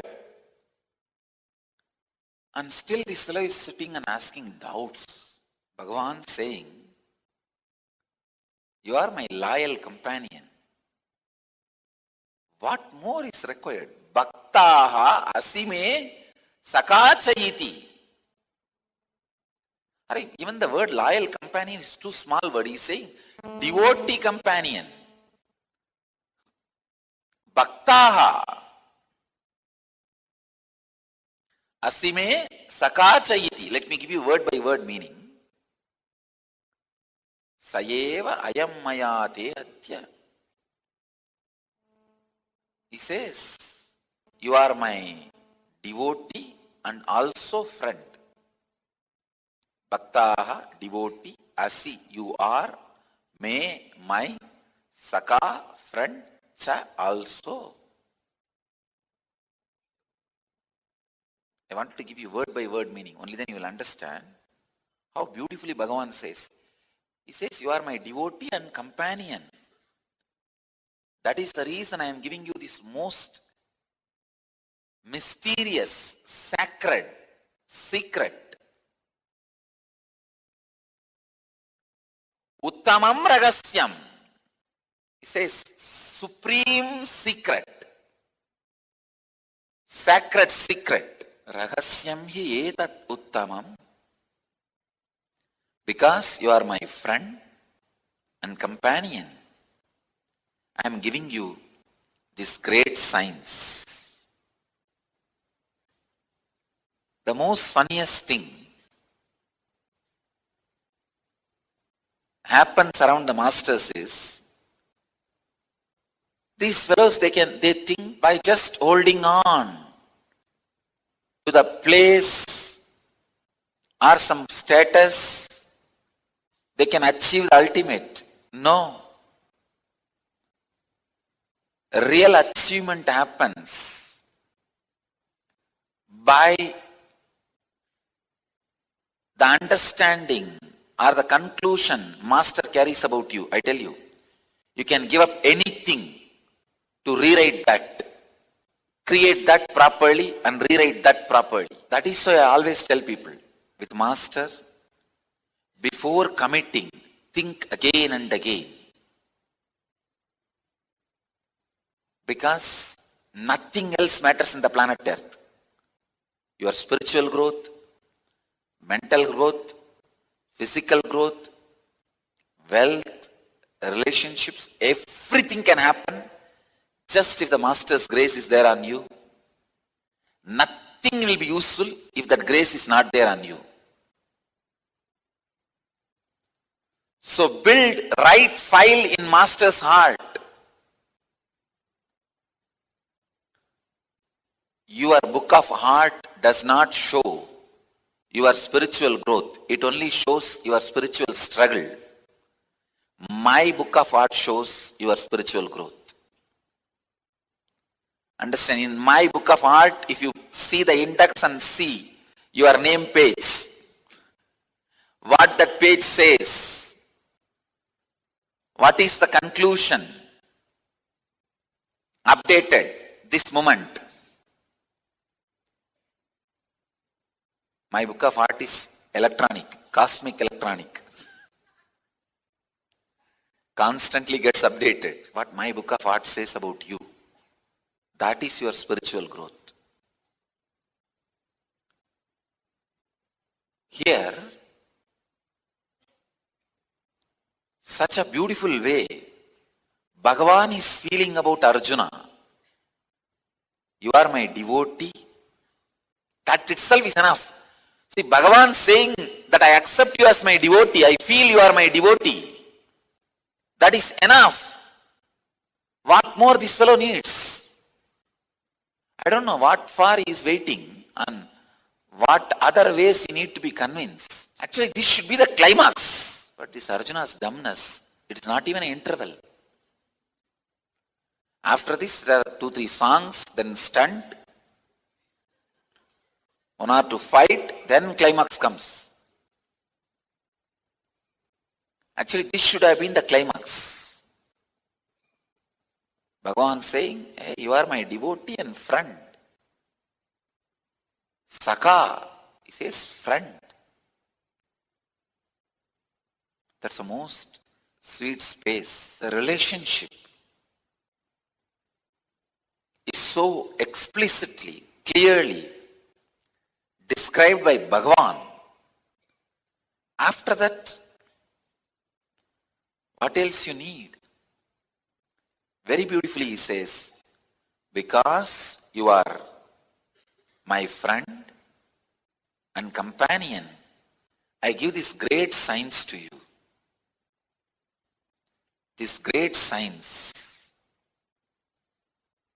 ancient signs of intense action, I am giving it to you. I tell you, if I feel you are honestly committed to me, you will listen to me. If I trust you will listen to me, I will prescribe the same thing to you. Bhagavan says, he trusts Arjuna. You are my devotee and companion. That is why I am sharing this most sacred secret with you. Ragasyam hi edat uttamam. Ragasyam hi edat uttamam. I can say this whole verse is with a lot of emotion. This cannot be interpreted intellectually. The meaning, Bhagavan says, come on. You are my friend and companion, devotee. That's why I am giving these signs to you. No. The context needs to be understood. Bhagavan is not giving this great Gita to Bhima. Bhima may not even need. Just one instruction from Krishna is enough. Yudhishthira is not giving it to great Dharmaraja Yudhishthira.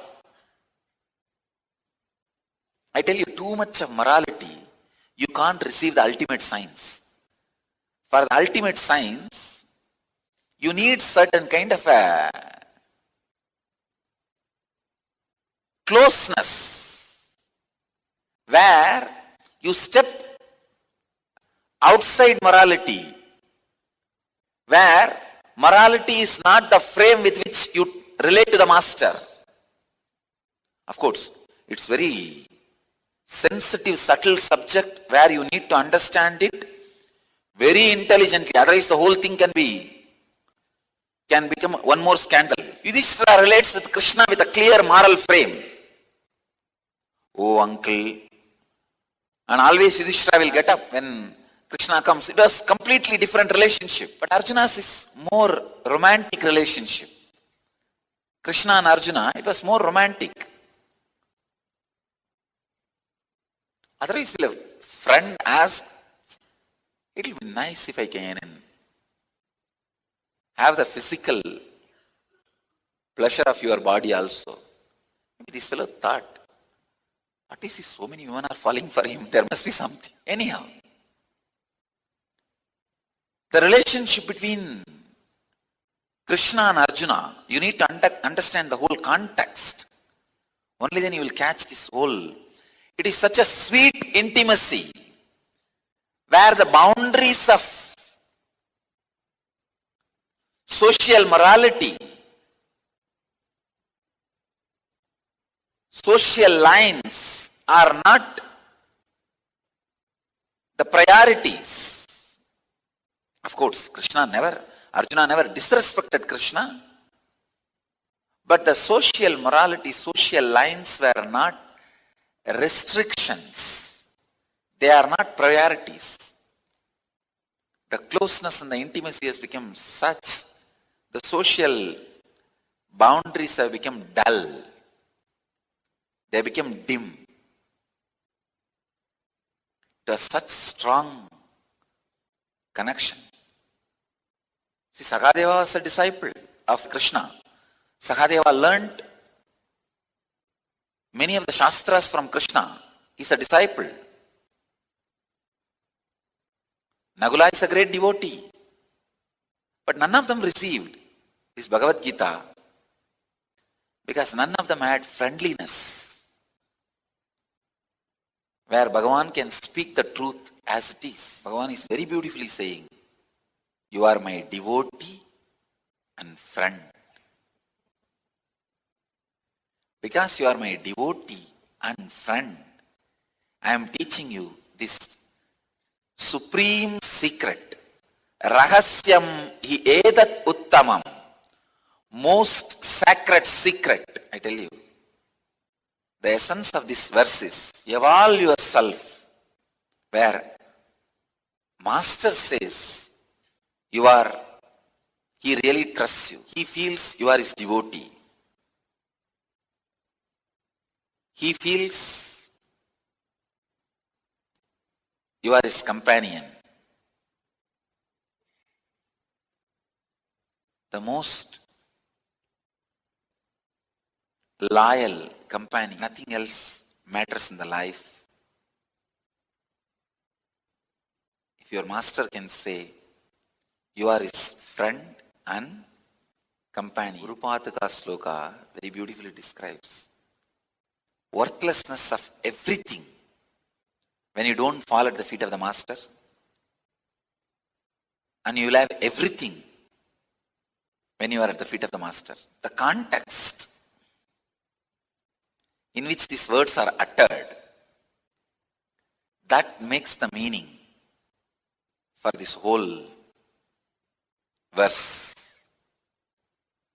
Bhagavan says, because you are my devotee and loyal friend, I am telling you the most sacred secrets, the ultimate truth, the ultimate secret to raise your life to my level. See, it's like if I had a son or a daughter to whom I want to give the best of my life, what I'll give, I'm giving the same thing to Gurukul kids. To our Gurukul kids.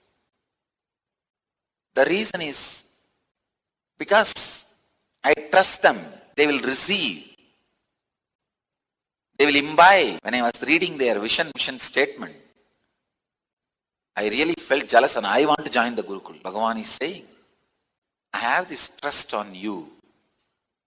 That is why I am teaching you the supreme sacred secret.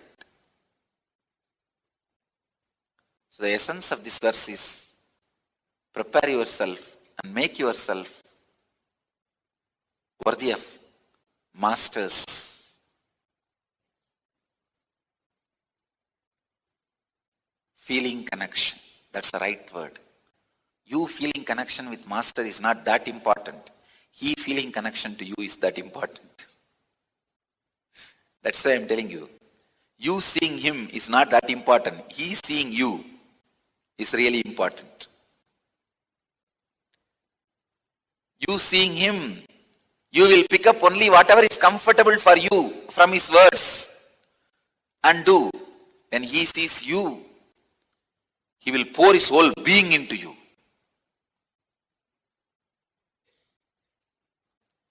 Rahasyam hi edat uttamam. Bhagavan says the ultimate sacred secret, ultimate mystery, loyal companion. I tell you, anything can be done in your life to catch in his heart the place loyal companion.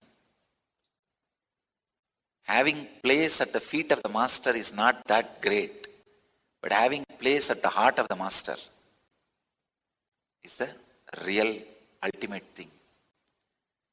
See, anybody comes to my feet, I give the place. My feet is the one thing which can never do the action of kicking. My feet can do all other movements other than kicking. So anybody comes to the feet, get the place in the feet. Getting place in the feet is not that difficult or that great. That's just initial level. But getting place in the heart is the real achievement. Bhagavan is saying, because you already have place in my heart, I am teaching this great science to you.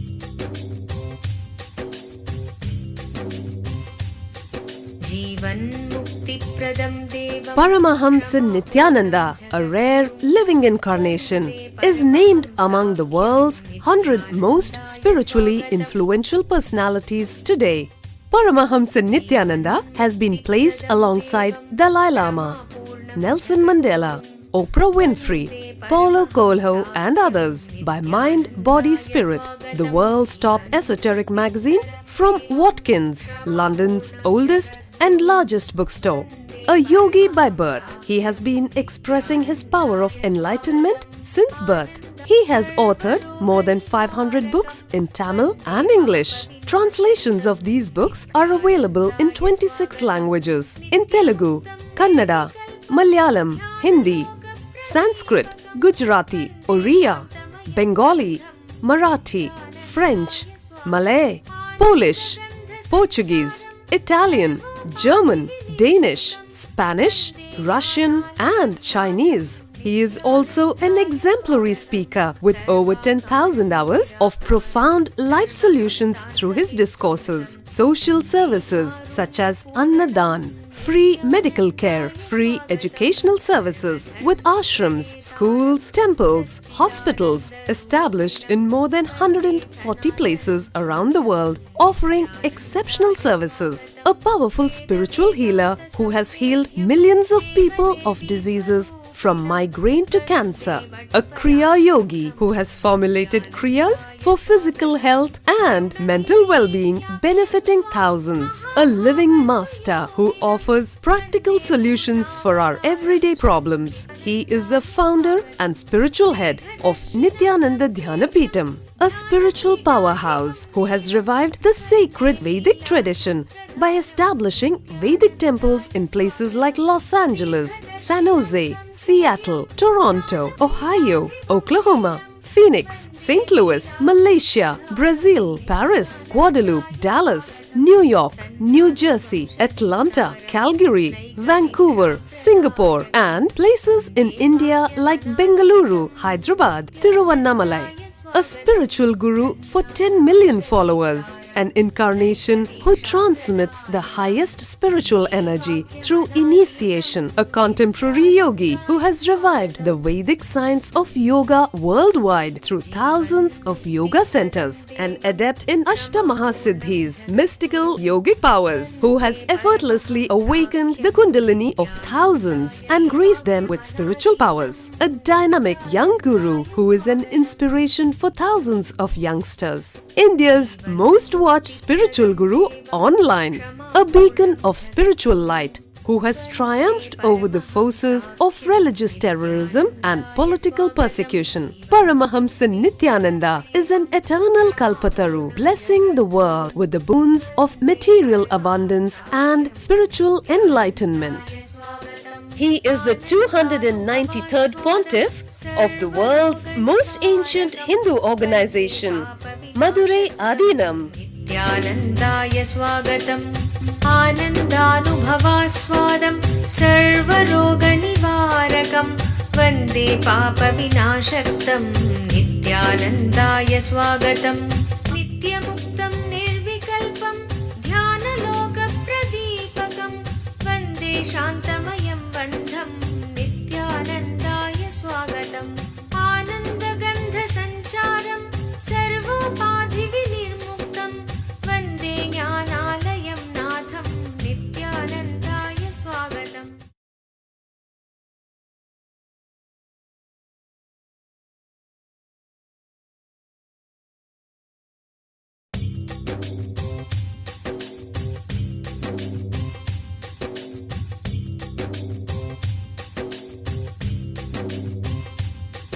जीवन्मुक्तिप्रदं देवं क्षमापूर्णं जगद्गुरुं वन्दे परमहंसाख्यं नित्यानन्दाय स्वागतं. जीवन्मुक्तिप्रदं देवं क्षमापूर्णं जगद्गुरुं वन्दे परमहंसाख्यं नित्यानन्दाय स्वागतम्. आनन्दानुभवास्वादं सर्वरोगनिवारकं वन्दे पापविनाशक्तं नित्यानन्दाय स्वागतम्. आनन्दानुभवास्वादं सर्वरोगनिवारकं वन्दे पापविनाशक्तं नित्यानन्दाय स्वागतं नित्यमुक्तं निर्विकल्पं ध्यानलोकप्रदीपकम्. ಪರಮಹಂಸ ನಿತ್ಯಾನಂದರು ನಮ್ಮ ಯುಗದ ಒಬ್ಬ ಅಭೂತಪೂರ್ವ ಆಧ್ಯಾತ್ಮಿಕ ಶಕ್ತಿ, ಅಂತಾರಾಷ್ಟ್ರೀಯ ಆಧ್ಯಾತ್ಮಿಕ ಸಮಾಜದ ಆಂದೋಲನದ ಸಂಸ್ಥಾಪಕರು, ಆಧುನಿಕ ವೈದಿಕ ನವೋದಯದ ಪ್ರಥಮ ಅನ್ವೇಷಕ, ಪವಿತ್ರ ಊರಾದ ತಿರುವಣ್ಣಾಮಲೈನಲ್ಲಿ ಜನ್ಮ ತಾಳಿದ ಒಬ್ಬ ಯೋಗಿ, ಕೆಚ್ಚೆದೆಯ ಆಧ್ಯಾತ್ಮಿಕ ಸಂಶೋಧಕ, ದೈವಶಕ್ತಿಯ ಮಾರ್ಗದರ್ಶಕ ಜ್ಯೋತಿ. ಪರಮಹಂಸ ನಿತ್ಯಾನಂದರು ಇಂದು ಪ್ರಾಚೀನ ರಹಸ್ಯಾರ್ಥ ಯೋಗ ವಿಜ್ಞಾನದ ಪಥದಲ್ಲಿರುವ ಲಕ್ಷಾಂತರ ನಿಪುಣರಿಗೆ ಸ್ಫೂರ್ತಿದಾಯಕರಾಗಿದ್ದಾರೆ. ಆಧ್ಯಾತ್ಮಿಕತೆಯ ವಿಜ್ಞಾನದ ಸಂಶೋಧನಾಕಾರ, ಆತ್ಮ ಸಾಕ್ಷಾತ್ಕಾರ ತೋರುವ ಗುರುಗಳು. ಅವರ ವಿವೇಕದ ಸಂಪತ್ತು, ಅವರ ನಗುವಿನ ಆ ಸಂತಸ ಹಾಗೂ ಅವರ ಅದ್ವಿತೀಯ ದೀಕ್ಷೆಯ ಶಕ್ತಿಯನ್ನು ಪ್ರತಿ ವರ್ಷ ಪರಮಹಂಸ ನಿತ್ಯಾನಂದರು ಪ್ರಪಂಚದಾದ್ಯಂತ ಸುಮಾರು 1 ಕೋಟಿ ಜನರೊಡನೆ ಹಂಚಿಕೊಳ್ಳುತ್ತಿದ್ದಾರೆ.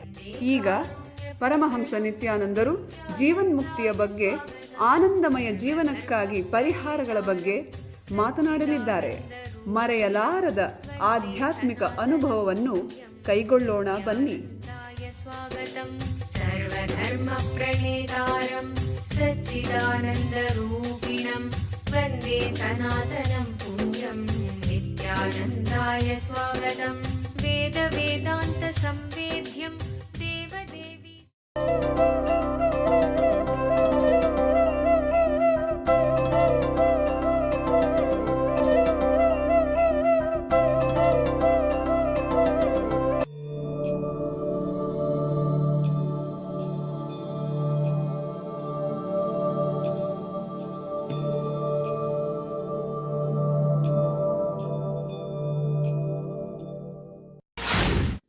ಪರಿತ್ರಾಣಾಯ ಸಾಧೂನಾಂ ವಿನಾಶಾಯ ಚ ದುಷ್ಕೃತಾಂ ಧರ್ಮ ಸಂಸ್ಥಾಪನಾರ್ಥಾಯ ಸಂಭವಾಮಿ ಯುಗೆ ಯುಗೆ. Still there is so much need to be told about this verse. In every one of you, incarnation of innermost intelligence happens. See, your inner awakening is the incarnation happening in you. When the inner awakening happens in you, spiritual cognition is protected and promoted.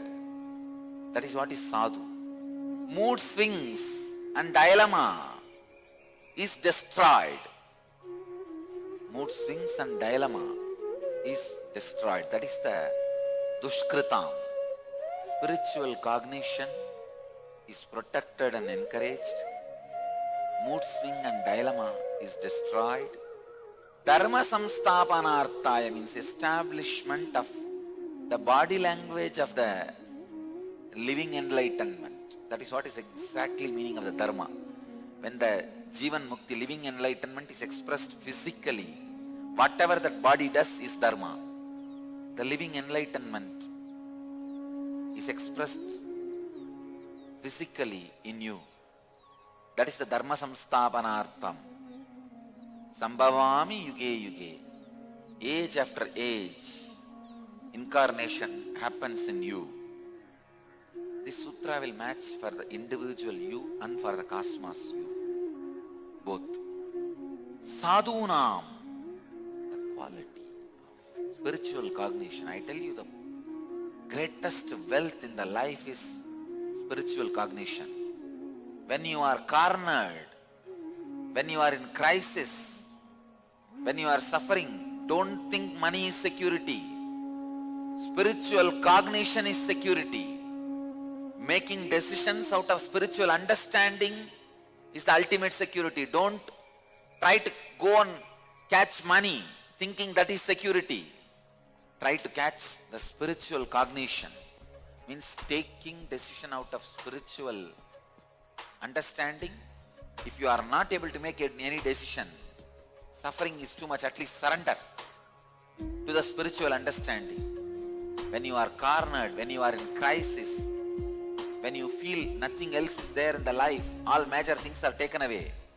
If you run and hide yourself into the spiritual cognition, you are a Brahmana. If you run and hide and try to find security in money, you are a Vaishya. If you run and hide and try to find security in power, you are a Kshatriya. If you run into unconsciousness, either, like a elephant runs while you throw the crackers and finally destroy themselves. If you are running like that, you are a Shudra. Understand, when you are cornered, suddenly when major support is in your life is taken away, how you behave is your original face. If you take all the decisions based on tremendous spiritual understanding, you are a Brahmana. Spiritual cognition is the sadhu in you. Awaken the sadhu in you. Real freedom is not having suffocation inside. Till your cognizance is completely soaked in spirituality, till all your understanding about you, life, everything becomes the spiritual cognition, there will be suffocation in you. Freedom in life is spiritual cognition, not anything else. Anything else, if you think as freedom, you are in dilemma. You are that wild elephant running either and either because the crackers are behind you. More than wild elephant, I can give you one more example. The donkey's tail, the village boys will tie the crackers and put fire also. When it bursts, he doesn't even know what is happening. I tell you, ignorance is 1,000 mala tied in your tail. You don't even know. Ignorance is 1,000 mala firework tied in your tail. Taking spiritual decisions, taking spiritual cognizance, I tell you, is the ultimate wealth you can accumulate. Spiritual freedom is the ultimate wealth, ultimate understanding. Other than that, anything you call it as wealth destroys your life. I am trying to define and create spiritual freedom in every human being. I have picked up 108 major truths. If you understand this 108 and start making all the decisions based on any one or few of these truths in your life, you have a spiritual cognition. Once that 108 concepts are over, more precisely I can explain to all of you what is spiritual cognition, what is living enlightenment.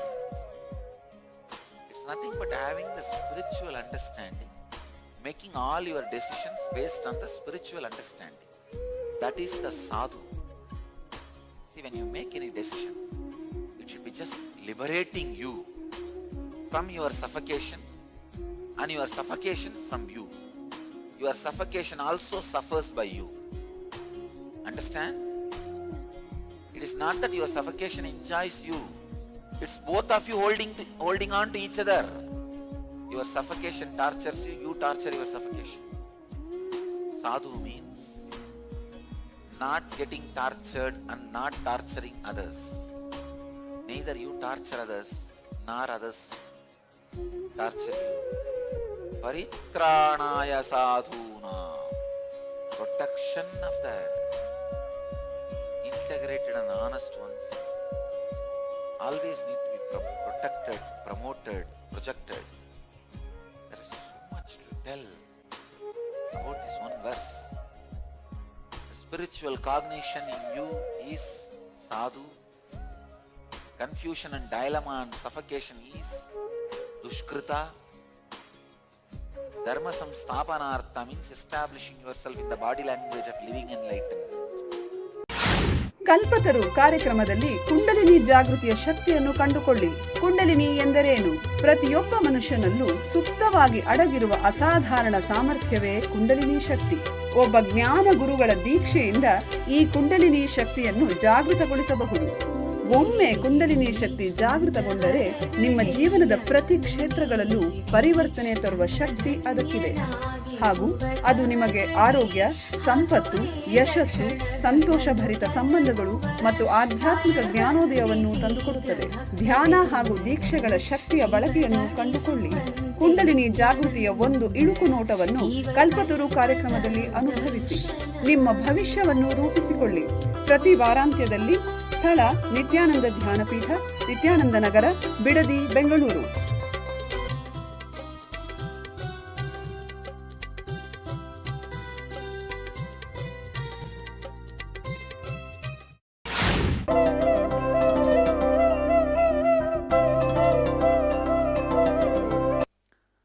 Arjuna said, your birth is posterior and the birth of the sun is remote, past.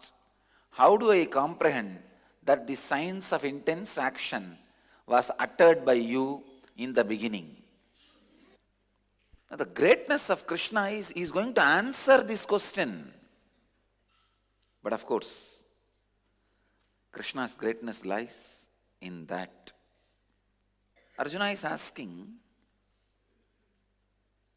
I used to think in those days kings also used to be introduced to the mysteries of life. Especially to be an archer, you need to know the knowledge of past life. Archery is not just the art related to the outer goal alone. See, if you are a master archer, your inner space will be so fine-tuned and sharpened. Any mysteries of life, the moment you concentrate, you will understand it. Arjuna is a great archer. I don't know how he managed this dumbness and archery together. There is a very beautiful Bodhidharma Sutra, and his follower, Bodhidharma's followers, Saraha, one lady enlightened master who was supposed to be highly awakened soul. In her songs she writes very beautifully. She's a Buddhist tantric, Tibetan Buddhist tantric. When you send the arrow, not only that the understanding of that goal gets engraved in your system, that ability to understand the goal itself gets engraved in your system. See, if you have to attack a point, a goal, you need to understand what is the distance, where it is exactly. From long distance, your inner space need to come to many conclusions. What is the distance, height, length, and the speed with which you need to send the arrow to attack that point? So many extra sensory alignments need to happen for archery. That is why the Saraha describes, when you practice archery, it is not just the outer world extrasensory perceptions are awakened. That awakened extrasensory perceptions are used in the inner world also. The very understanding to perceive the goals is achieved. See, for example, for you to eat, so many things need to be coordinated. The distance between your mouth and the hand, and the angle in which your hand has to travel to put the food in the mouth, otherwise you may put it in the nose or in your eyes. The angle in which your hand needs to travel to reach the mouth very smoothly. So many understanding need to happen in you. After all, the hand and mouth both are inside you. Even for this, so much coordination is needed. Still, many fellows, in the darkness, they can't eat. Whether you are putting in the mouth or nose. Even this eating which is between your own body, your hand, your mouth, even this needs so much of coordination. Sending the arrow somewhere and attacking needs a lot of coordination. Your extrasensory perception, your seventh sense need to be awakened. Calculating, judging, perceiving, making decision, and sending the arrow. So many things need to be coordinated. Archery is one of the art where any idea you will be able to grasp once you master archery. Because the concentrated mind is required to be a successful archer. That intense concentrated mind, will be straightaway useful in understanding the great truths of life, getting enlightened. And I want all of you to know, in all the post-Pandya spiritual traditions, archery was used. Archery into the science of enlightenment was introduction by Meenakshi. Meenakshi introduced the archery into the enlightenment science.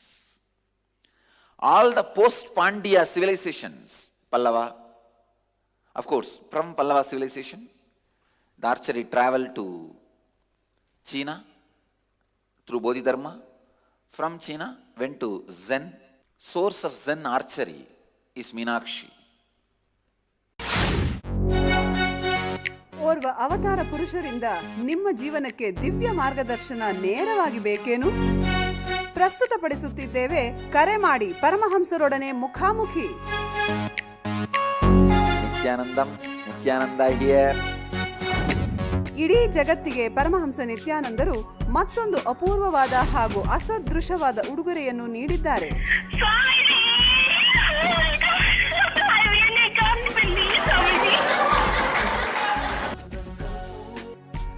You got practically everything and too much for a phone call.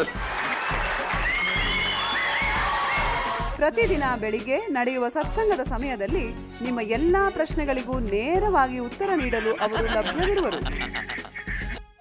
No, you ask anything you want in your life. Ask me any boon you want.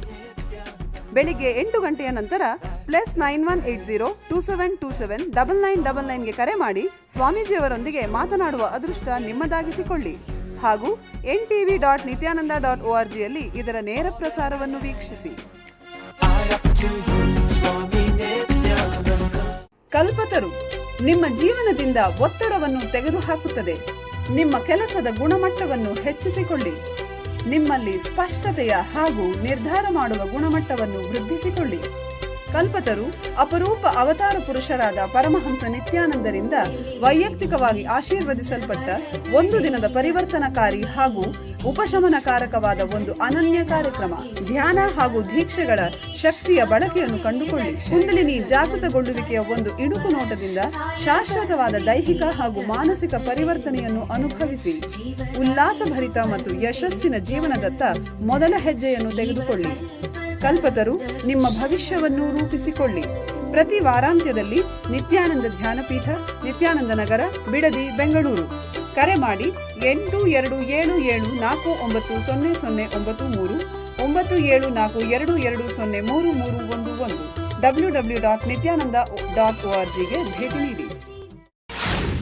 Archery needs so much of understanding, concentration, ability to perceive the higher truths.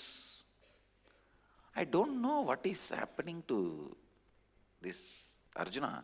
Is he in some low mood, depression? Otherwise, a person like Arjuna, no doubt Arjuna is the greatest archer. He has conquered Shiva. Please understand. Shiva came to test Arjuna's archery powers. Actually, Shiva got defeated. No, he's an extraordinary archer, no doubt. But how did he not understand with that power of concentration this great truth of past birth or the Krishna's honesty? I'm really surprised. But I tell you, after reading this verse, I can forgive anybody, any of my disciple. When I read this verse, I felt, what is the constitution of Arjuna? What material Arjuna is made of? I really wanted to know, because he's a great guy. See, in whole Mahabharata, nobody is attributed with different language skills. Vyasa is not speaking at all about different language skills in 18 of his Puranas. Only when he describes Arjuna, he says The man who can speak all the languages used in 54 deshas. See, during the time of Mahabharata, 54 human settlement was there. Man who can speak all the languages of all the 54 deshas. Only to Arjuna, Vyasa gives this title. In that 18 Puranas, nowhere there is a mention other than the Sanskrit, some languages existed at that time. Only when Vyasa is describing Arjuna, he describes the person with the ability of multiple languages. See, it is not that easy to learn languages in those days. There is no straight DVD kits. See, picking up a language was not a joke in those days. You need to go and be in that society. Because there was no DVD available or books available. I don't know how many years really Arjuna lived. Or there must be some other mystical way only you should have downloaded those languages. Vyasa is not even telling either in Mahabharata or in Bhagavata, Krishna had ability to speak multiple languages. No. Nowhere there is mention. Nowhere there is record that Krishna had ability to speak multiple languages. But only about Arjuna he says, man who can speak multiple languages. Because when all of them wanted to come to Rameshwaram for Tirtha Yatra, to see Ramanatha Swami, they wanted to have the whole army and for their protection. But they were all at that time in the forest, so they can't get the army. They are already in the exile. But Arjuna says, I know the language, let's go. So Arjuna brings all of them. During that exile period, they come up to Trigonamalai, they go. Arjuna and the whole Pandavas, they go. Still in Trigonamalai, there is a place called Pandava Kufa, where Pandavas stayed. Anyhow, the man who can speak multiple languages, and another one very important description Vyasa gives about Arjuna, he was so handsome, even men will fall for him. Not just women, even men will fall for him. That handsome man, charismatic person, extraordinary power of concentration. Please understand, his ability of archery crosses even Rama's. Because for marrying Sita, he only broke the Shivadhanus, Shiva's bow. But with Arjuna's case, he has to tie the rope. See, basically bending the bow and putting the rope is the competition. When Rama was doing that, the whole bow broke. With Arjuna, he did that job without breaking the bow. And the very funny thing is, above, see, there was a huge pillar. Above the pillar, one fast moving chakra. Above the chakra, one small fish. He has to attack the eye of the fish without disturbing the chakra, not looking above, looking below, seeing the reflection of that fish in water. He did it. ಖಿನ್ನತೆ ನಿಮ್ಮನ್ನು ಕೊಲ್ಲುತ್ತಿದೆಯೇ? ಭವಿಷ್ಯವನ್ನು ಎದುರಿಸಲು ನಿಮಗೆ ಭಯವಾಗುತ್ತಿದೆಯೇ? ನಿಮ್ಮ ಹಿಂದಿನ ನೆನಪುಗಳು ನಿಮ್ಮನ್ನು ಕಾಡುತ್ತಿವೆಯೇ? ಇವೆಲ್ಲಕ್ಕೂ ಮೂಲ ಕಾರಣ ಬಾಲ್ಯದಿಂದಲೇ ಸಮಾಜವು ನಿಮ್ಮಲ್ಲಿ ಸೃಷ್ಟಿಸಿರುವ ನಕಾರಾತ್ಮಕವಾದ ಮನೋವೃತ್ತಿ, ಅಂದರೆ ಸಂಸ್ಕಾರಗಳು. ನಿಮ್ಮ ಸಮಸ್ಯೆಗಳಿಂದ ಹೊರಬರಲು ಒಂದೇ ಮಾರ್ಗವೆಂದರೆ ಈ ನಕಾರಾತ್ಮಕ ಮನೋವೃತ್ತಿಗಳನ್ನು ನಾಶಗೊಳಿಸುವುದು. ನಿತ್ಯಾನಂದ ಸ್ಫುರಣ ಕಾರ್ಯಕ್ರಮ ಪ್ರಬಲಯುಕ್ತವಾದ ಧ್ಯಾನ ತಂತ್ರಗಳ ಹಾಗೂ ಪ್ರಕ್ರಿಯೆಗಳ ಮೂಲಕ ನಿಮ್ಮಲ್ಲಿ ಆಳವಾಗಿ ಬೇರೂರಿರುವ ನಕಾರಾತ್ಮಕ ಮನೋವೃತ್ತಿಗಳಿಂದ ಮುಕ್ತಗೊಳ್ಳಲು ಸಹಾಯ ಮಾಡುತ್ತದೆ. Your life is basically bliss. Anything you feel other than bliss is a samskara, engraved memory. These 4 days I am going to remove those engraved memories from you. ಮಗುವಾಗಿದ್ದಾಗ ನೀವು ಅನುಭವಿಸಿದ ಆ ನಿರ್ಮಲವಾದ ಮುಗ್ಧತೆಯ ಆನಂದವನ್ನು ಮತ್ತೆ ಕಂಡುಕೊಳ್ಳಲು ಒಂದು ಮಹತ್ತರವಾದ ಅವಕಾಶ. ದಿನಾಂಕ ಮಾರ್ಚ್ 1ರಿಂದ 4, 2012. ಸ್ಥಳ ನಿತ್ಯಾನಂದ ಧ್ಯಾನಪೀಠ, ನಿತ್ಯಾನಂದಪುರಿ, ನಿತ್ಯಾನಂದ ನಗರ, ಮೈಸೂರು ರಸ್ತೆ, ಬಿಡದಿ, ಬೆಂಗಳೂರು. ದೂರವಾಣಿ ಸಂಖ್ಯೆ 1800-425-22333, 0974-220-3311.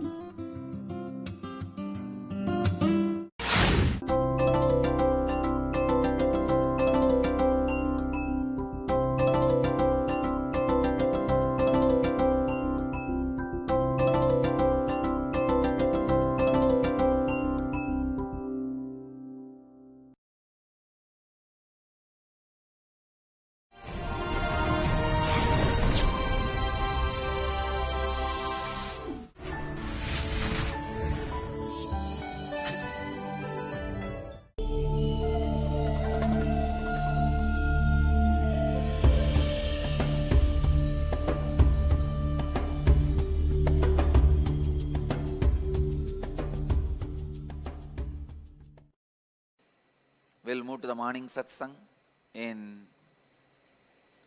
Bhagavad Gita, 6th chapter, Dhyana Yoga, 22nd verse.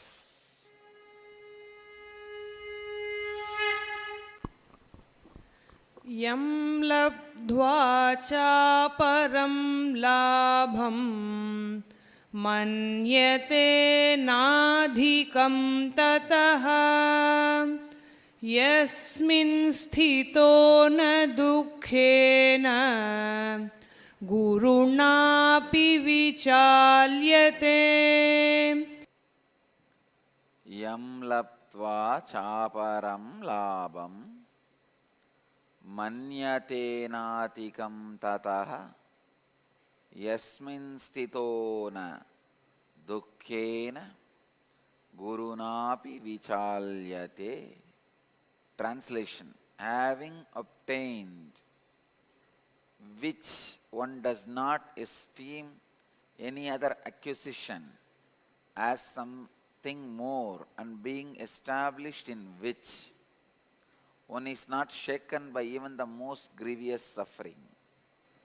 Bhagavan is describing one of the greatest state of Advaita experience. Please understand, there are various states, various stages of Samadhi. Sabija, Nirvija, Savigalpa, Nirvigalpa, Bhava Samadhi. There are various stages of Samadhi. Bhagavan is describing the ultimate Sahaja Samadhi. If you can move your body and mind and relate with the ordinary world as they understand life, but completely being established in your Nirvikalpa Samadhi, it is called Sahaja Samadhi. Please understand. Being established in the Nirvikalpa Samadhi in your inner space, completely unclutched in the inner space, with that, if you are able to move your body and mind in a so-called society's normalcy, that is Sahaja Samadhi. The most powerful, the ultimate spiritual state. Even gods need to do tapas to achieve this state. Even gods who achieved their states by the various practices need to do unique special tapas to achieve this state. Yam laptva chaparam labam manyatenadikam tataha yasmin stito na dukkena gurunapi vichalyate. Having obtained which state one does not esteem any other acquisition as something more and being established in which state one is not shaken by even the most grievous suffering is Sahaja Samadhi. We call it Sahaja Sthiti, the state where, the space where thoughts are not required for the smooth functioning of your body and even mind. Mind can function without thoughts. Please understand, even though usually the mind is bunch of thoughts, it can function without thoughts.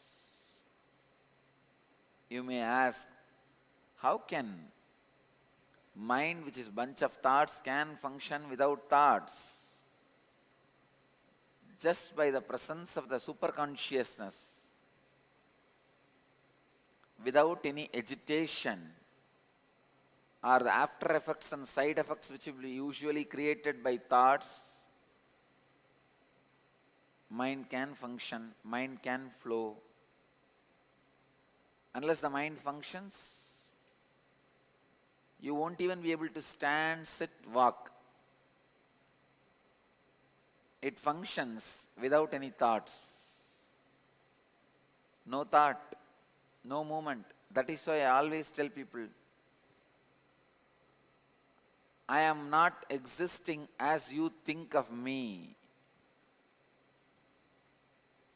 Same way, after I leave the body, I am not going to be absent as you think of the absence. Understand?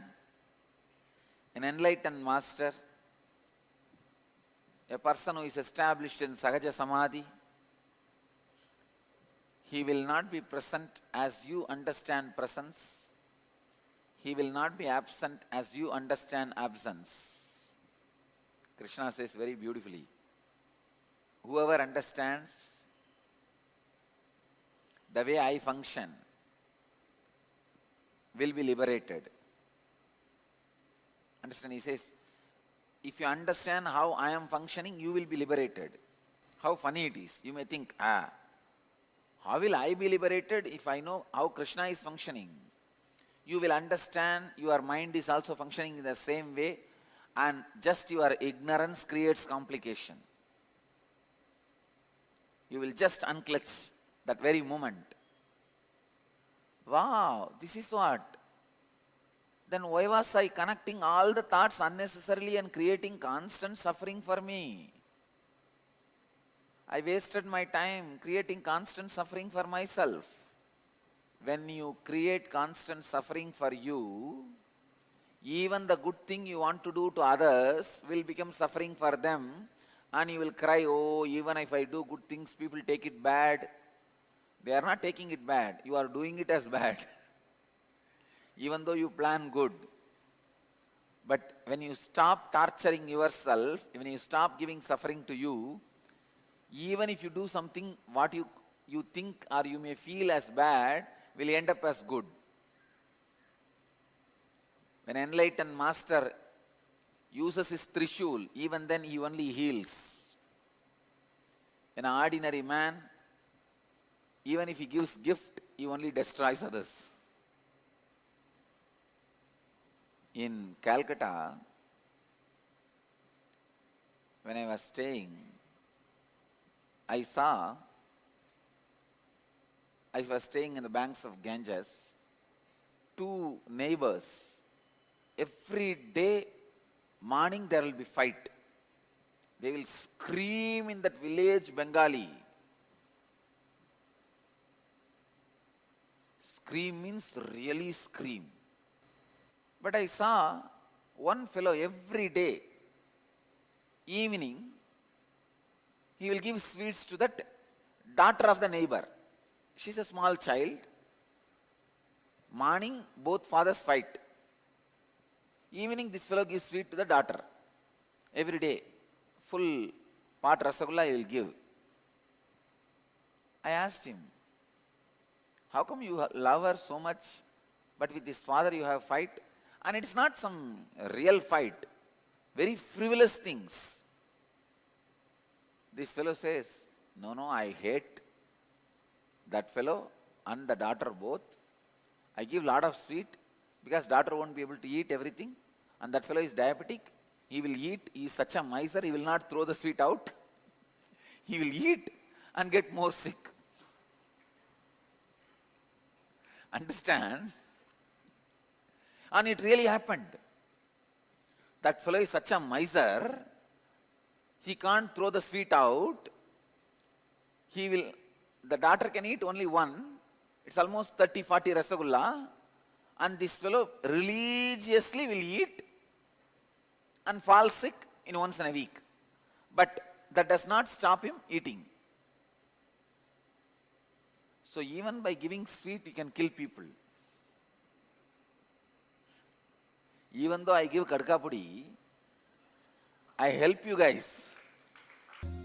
I tell you guys, if you take haritaki powder every night, your non-mechanical parts of the brain gets awakened, which directly leads to continuous unclutching, even while you are functioning normally, even while your life is moving normally, even when you are doing all your activities normally. If you continuously establish yourself in the space of unclutching, even while your body and mind is functioning, that is what I call Sahaja Samadhi. Bhagavan is talking only about that Sahaja Samadhi here. When I awaken your Kundalini, you experience Sahaja Samadhi only. Your brain, how it is in waking state, how it is in dream state, how it is in deep sleep state. When I awaken the Kundalini, you can see it is in a highest awareness, like a peak of waking state, and highest rest, like a depth of sleep state, both together. That is what I call Sahaja Samadhi. Sahaja Samadhi, restful awareness. Even if everything is happening in a deep, staying in the state of deep rest. I tell you, when I am giving the Akashic reading, Kalabhairava Darshan, people say, you are so active and alive, Swamiji. I tell you, that is the time I feel the extraordinary peace inside. No moments of thought. Continue to unclutch and unclutch to establish yourself in Sahaja Samadhi. Today with this, I'll move to the next segment of the morning satsang. See, there are two types of compassion. Compassion, immediate compassion. Oh, you are sick, go and sleep. If you are hungry, go and eat. Lie down. Without thinking about the purpose of life. The real compassion is supporting a person to fulfill the life's purpose, even if it is little difficult in the initial times. Come on, let's start the questions. I'll answer your questions.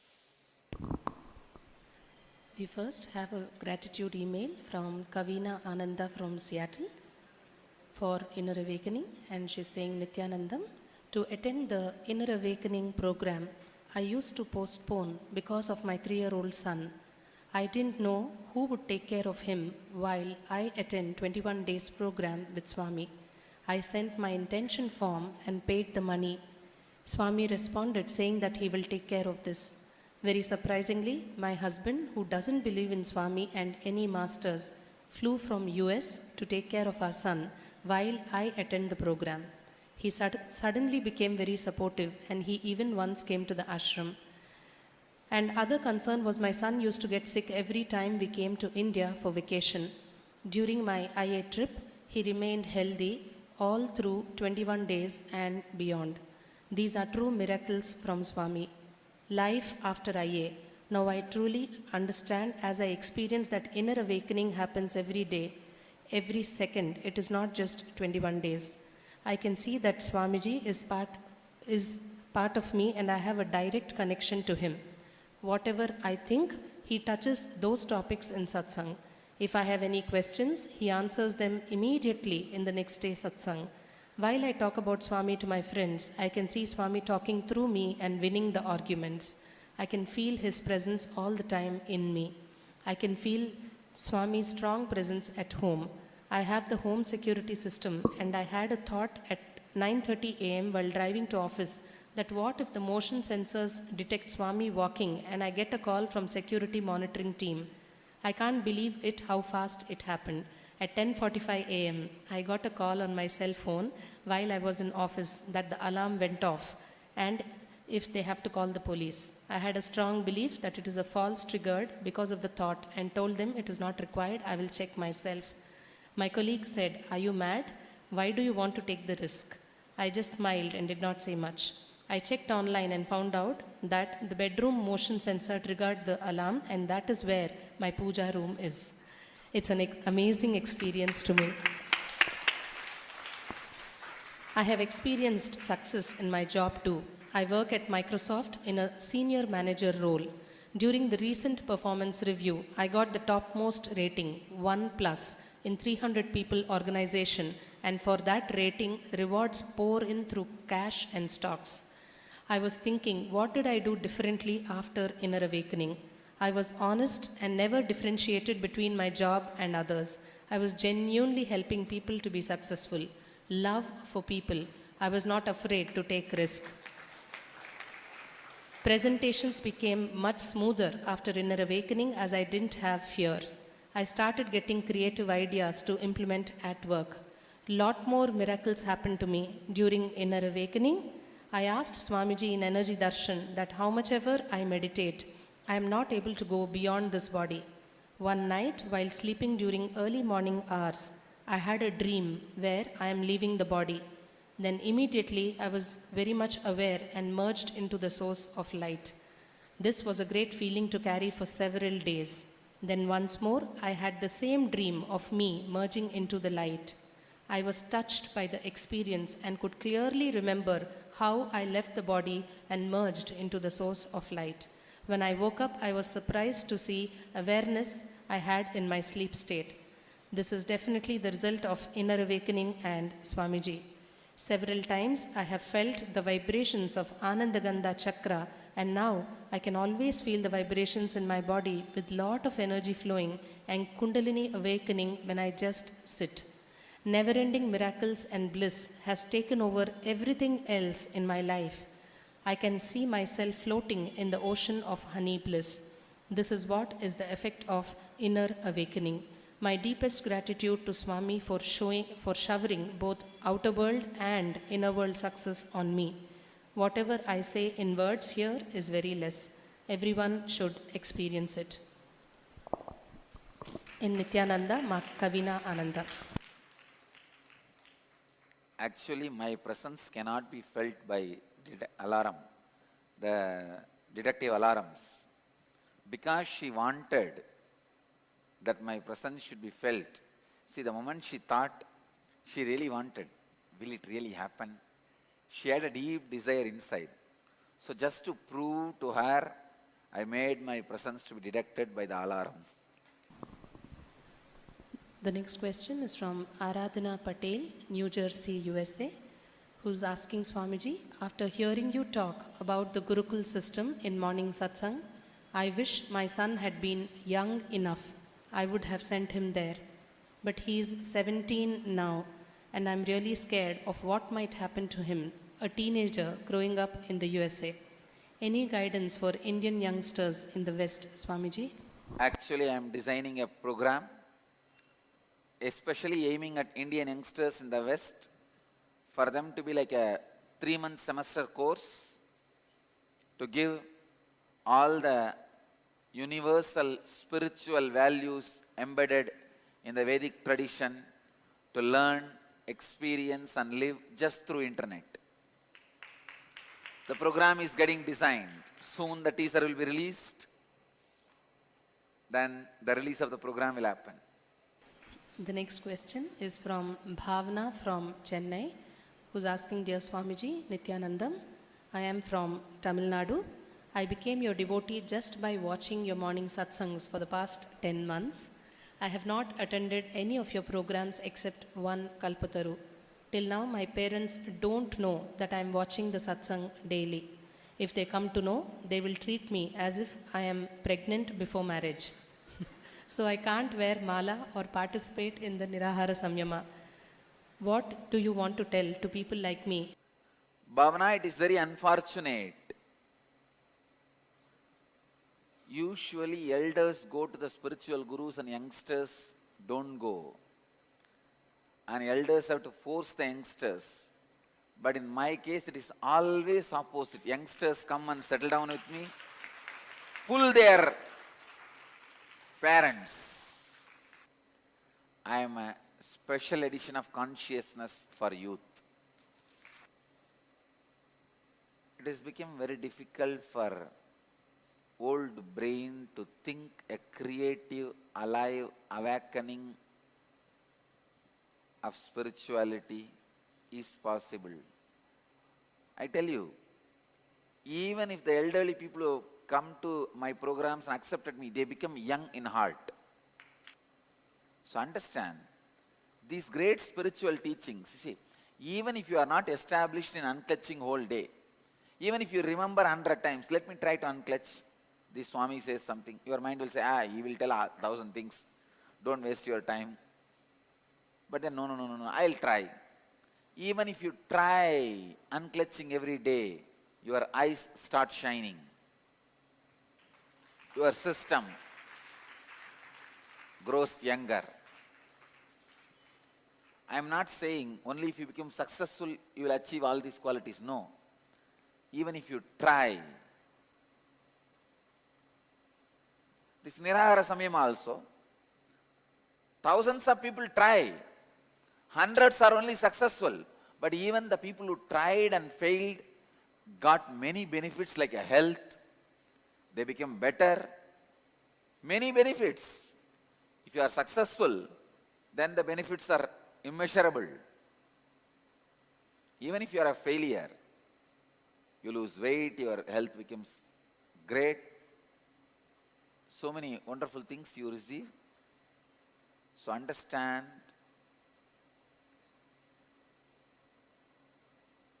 Krishna says in Gita, even if you practice these great truths little bit, he's not saying you have to do completely whatever I am saying.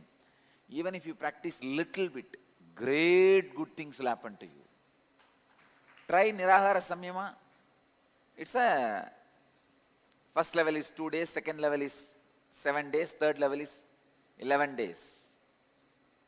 Even if you fail in the second level, you will have tremendous confidence. Wow, I did not eat for 1 week. How did I manage leaving my bonda and pakoda? So even if you try little, so many wonderful things will happen.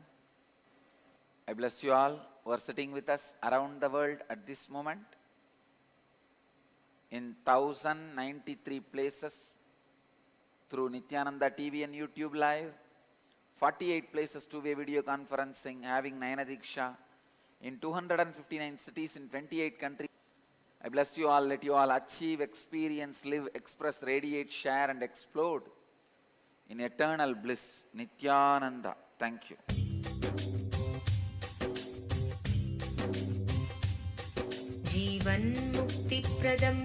Paramahamsa Nithyananda, a rare living incarnation, is named among the world's 100 most spiritually influential personalities today.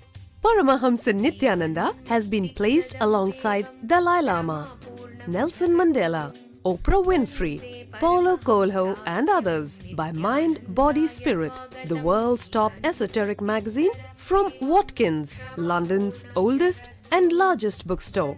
A yogi by birth, he has been expressing his power of enlightenment since birth. He has authored more than 500 books in Tamil and English. Translations of these books are available in 26 languages in Telugu, Kannada, Malayalam, Hindi, Sanskrit, Gujarati, Oriya, Bengali, Marathi, French, Malay, Polish, Portuguese, Italian, German, Danish, Spanish, Russian, and Chinese. He is also an exemplary speaker with over 10,000 hours of profound life solutions through his discourses. Social services such as Annadan, free medical care, free educational services with ashrams, schools, temples, hospitals established in more than 140 places around the world, offering exceptional services. A powerful spiritual healer who has healed millions of people of diseases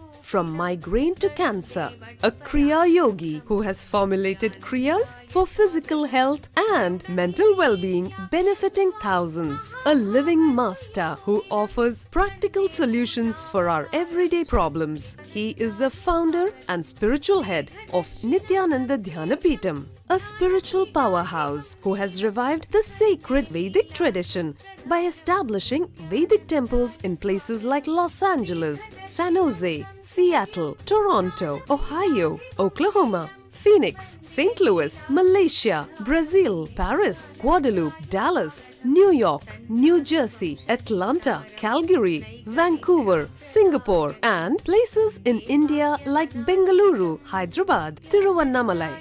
A spiritual guru for 10 million followers, an incarnation who transmits the highest spiritual energy through initiation, a contemporary yogi who has revived the Vedic science of yoga worldwide through thousands of yoga centers, an adept in Ashtamahasiddhis, mystical yogic powers, who has effortlessly awakened the Kundalini of thousands and graced them with spiritual powers, a dynamic young guru who is an inspiration for thousands of youngsters. India's most watched spiritual guru online, a beacon of spiritual light who has triumphed over the forces of religious terrorism and political persecution. Paramahamsa Nithyananda is an eternal Kalpataru, blessing the world with the boons of material abundance and spiritual enlightenment. He is the 293rd pontiff of the world's most ancient Hindu organization, Madurai Adinam. Nithyanandaya swagatam Anandanubhavaswadam Sarvaroganivarakam Vande Papa Vinashaktam Nithyanandaya swagatam Nityamuktam Nirvikalpam Dhyanaloka Pradipakam Vande Shantamayam Bandham Nithyanandaya swagatam Anandagandha Sancharam Sarvopadhi Vinirmuktam Vande Jnanalayam Natham Nithyanandaya swagatam.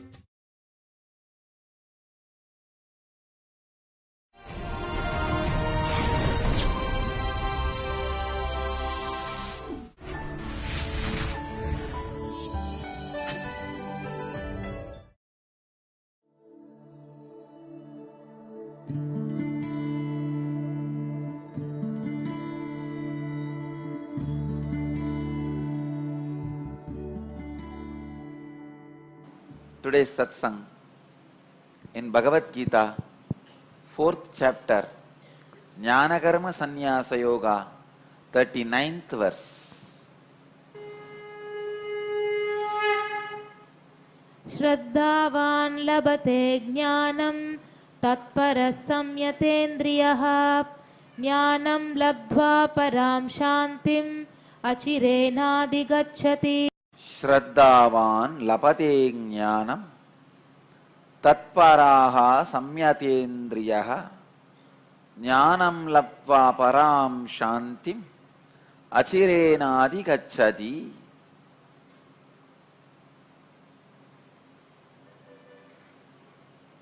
Translation: the person with the trust catches hold of consciousness. Beyond that, he subdues the power of the senses. Having attained the state of consciousness, very soon he acquires supreme auspiciousness. A person with Shraddha, Shraddha, the very word is so beautiful and powerful.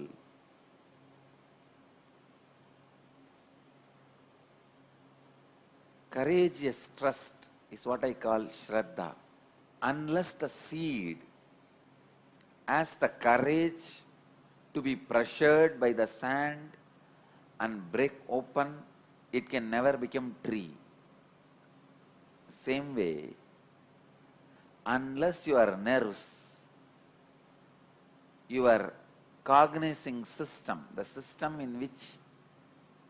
through which you take cognizance of life in your system, means through which you perceive, unless that goes through the supreme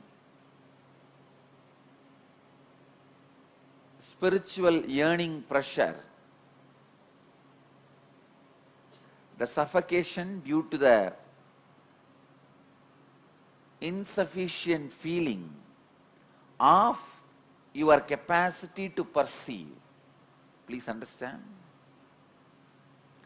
The only difference between you and me is that I can perceive little more deep into time and space. You can comprehend using your mind maybe little bit from the past and little bit in the present and little bit in the future and little bit happening around you. I can perceive little more in the past, little more in the present, little more in the future, little more in the outer and inner space. That's it. So the yearning to perceive more, suffocation of lower level of perception,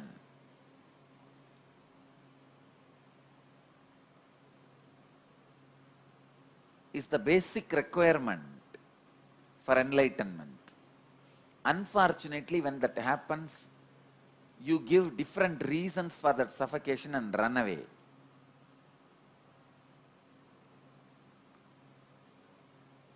Actually, when somebody comes into the organization, when I awaken their Kundalini, the suffocation of insufficient perception only is awakened in them. But unfortunately, they feel, I think this suffocation is because of structuring, because people don't care about me. They attribute to all outside and run away, escape. It is not because of any other person. It is because of your Kundalini awakening. When the Kundalini is awakened, the first thing will happen to you is you will feel the insufficient perception, the suffocation of insufficient perception. Shraddha is the strength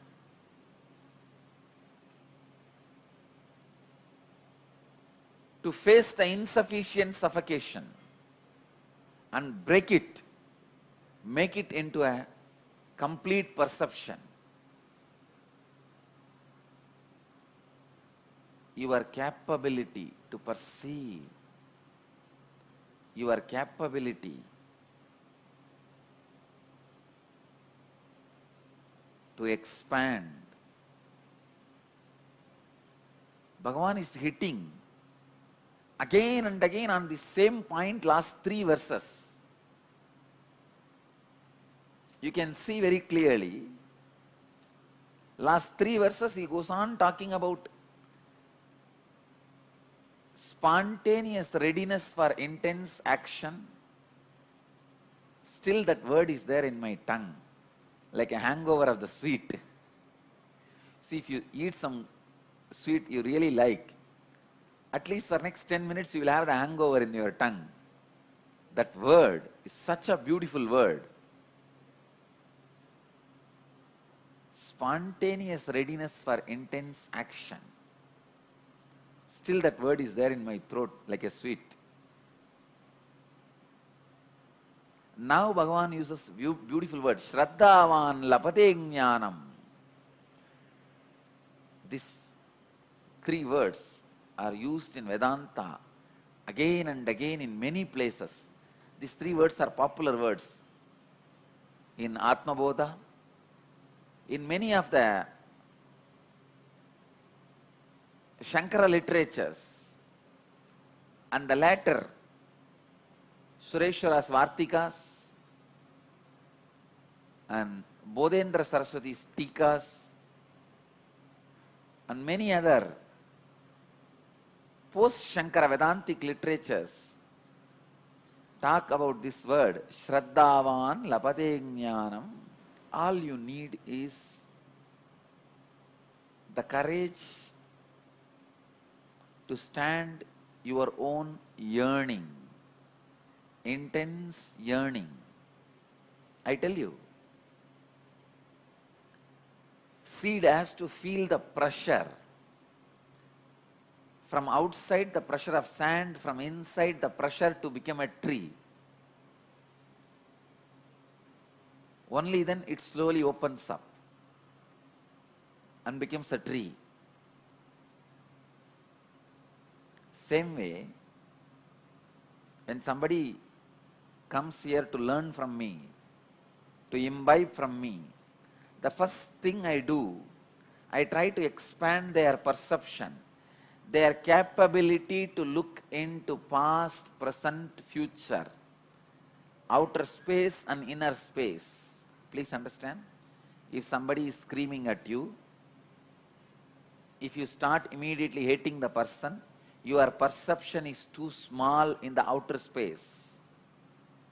But if you can wait and look into his pattern, and the pattern from which he is shouting, and respond only to that pattern, and wait for him to get out of that pattern, you have more perception, expanded perception in the outer space. Same way in your inner world. If you just go behind your instinct, again, reduced perception, suffocating perception. Instead, you wait, watch how ball rolls inside your inner space, how you respond from your pattern, how you try to fulfill something which can never be fulfilled,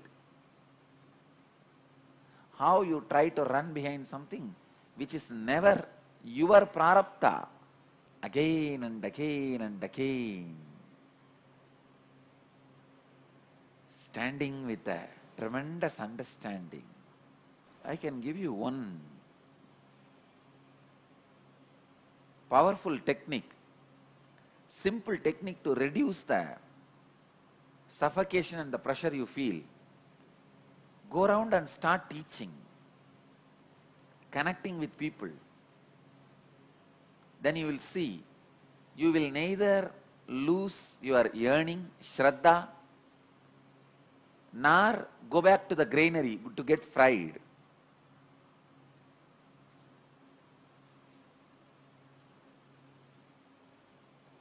See, if you are just constantly working on you, you feel too much of suffocation. If you move out of you, the working, you go back to the granary where you will just get fried and you will never ever sprout again.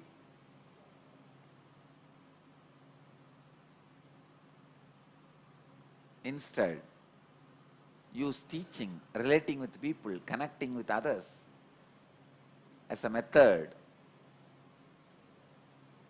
process, technique to ease the suffocation, to ease the suffering.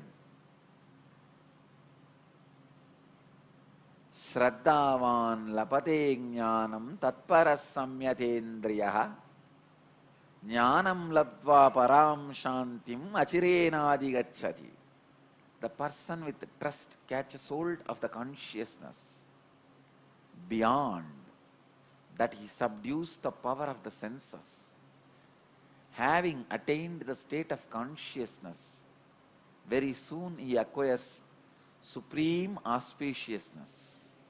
Enlightenment is literally the alchemy process. Sometimes people think it is option. I tell you, no. It is compulsion. Everybody who assumed the body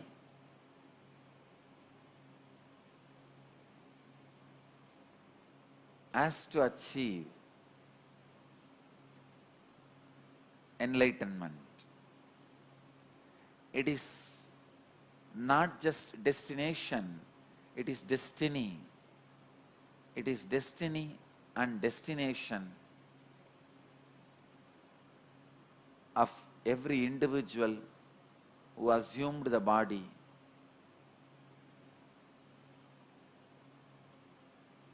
Ramakrishna says very beautifully, even if you are far away from Ganga, you want to drink only Ganges water, and you are traveling towards it,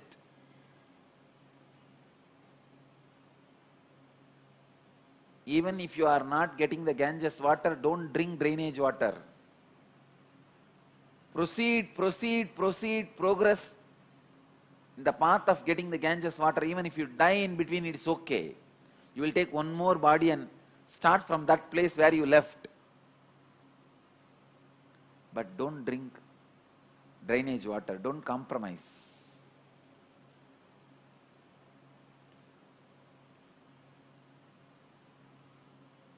The sacred secret in this verse is exactly that. Shraddhavan lapate jnanam. Do not feel comfortable in the warmth of the frying pan. Even if it is heavy pressure under the sand, be there. You will open up and become a tree. Be there where the possibility for the higher opening is there. Don't be in a place, even if it is warm now, which will freeze all your possibility. Let me be rid of this now. Don't work with that idea. Shraddhavan lapate jnanam. I give you this 3 words. Shraddhavan lapate jnanam, also as one of the important quotation.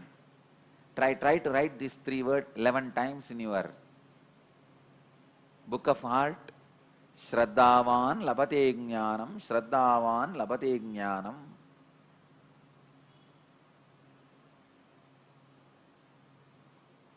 And try to internalize these 3 words. Shraddhavan lapate jnanam. Now, sit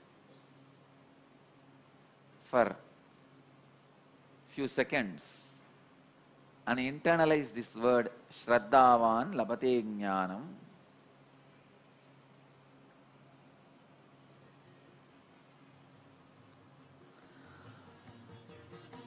Close your eyes. Feel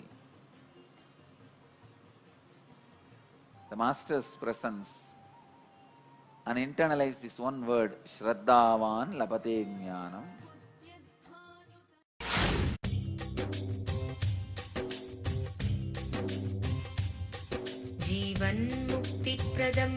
Paramahamsa Nithyananda, a rare living incarnation, is named among the world's 100 most spiritually influential personalities today.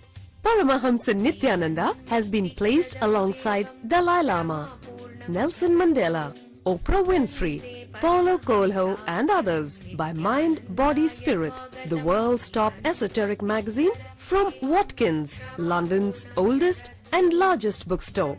A yogi by birth, he has been expressing his power of enlightenment since birth. He has authored more than 500 books in Tamil and English. Translations of these books are available in 26 languages in Telugu, Kannada, Malayalam, Hindi, Sanskrit, Gujarati, Oriya, Bengali, Marathi, French, Malay, Polish, Portuguese, Italian, German, Danish, Spanish, Russian, and Chinese. He is also an exemplary speaker with over 10,000 hours of profound life solutions through his discourses. Social services such as Annadan, free medical care, free educational services with ashrams, schools, temples, hospitals established in more than 140 places around the world, offering exceptional services. A powerful spiritual healer who has healed millions of people of diseases from migraine to cancer. A Kriya Yogi who has formulated Kriyas for physical health and mental well-being, benefiting thousands. A living master who offers practical solutions for our everyday problems. He is the founder and spiritual head of Nithyananda Dhanapeetham, a spiritual powerhouse who has revived the sacred Vedic tradition by establishing Vedic temples in places like Los Angeles, San Jose, Seattle, Toronto, Ohio, Oklahoma, Phoenix, St. Louis, Malaysia, Brazil, Paris, Guadeloupe, Dallas, New York, New Jersey, Atlanta, Calgary, Vancouver, Singapore, and places in India like Bengaluru, Hyderabad, Tiruvannamalai. A spiritual guru for 10 million followers, an incarnation who transmits the highest spiritual energy through initiation, a contemporary yogi who has revived the Vedic science of yoga worldwide through thousands of yoga centers, an adept in Ashtamahasiddhis, mystical yogic powers, who has effortlessly awakened the Kundalini of thousands and graced them with spiritual powers, a dynamic young guru who is an inspiration for thousands of youngsters, India's most watched spiritual guru online, a beacon of spiritual light who has triumphed over the forces of religious terrorism and political persecution. Paramahamsa Nithyananda is an eternal Kalpataru, blessing the world with the boons of material abundance and spiritual enlightenment.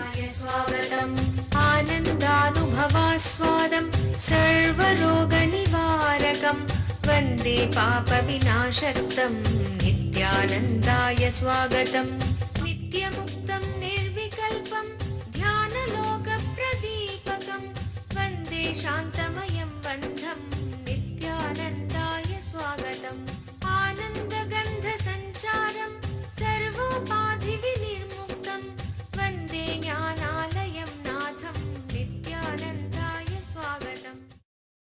Let you all achieve, experience, live, express, radiate, share and explode in eternal bliss.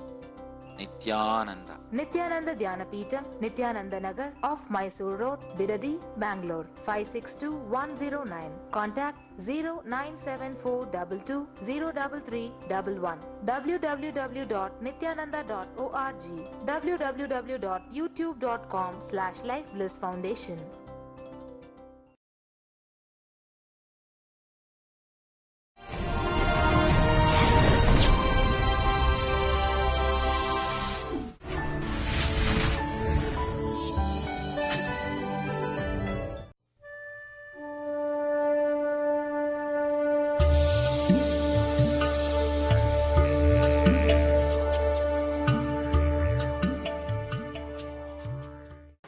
I welcome you all with my love and respects. Today, Nirahara Samyama,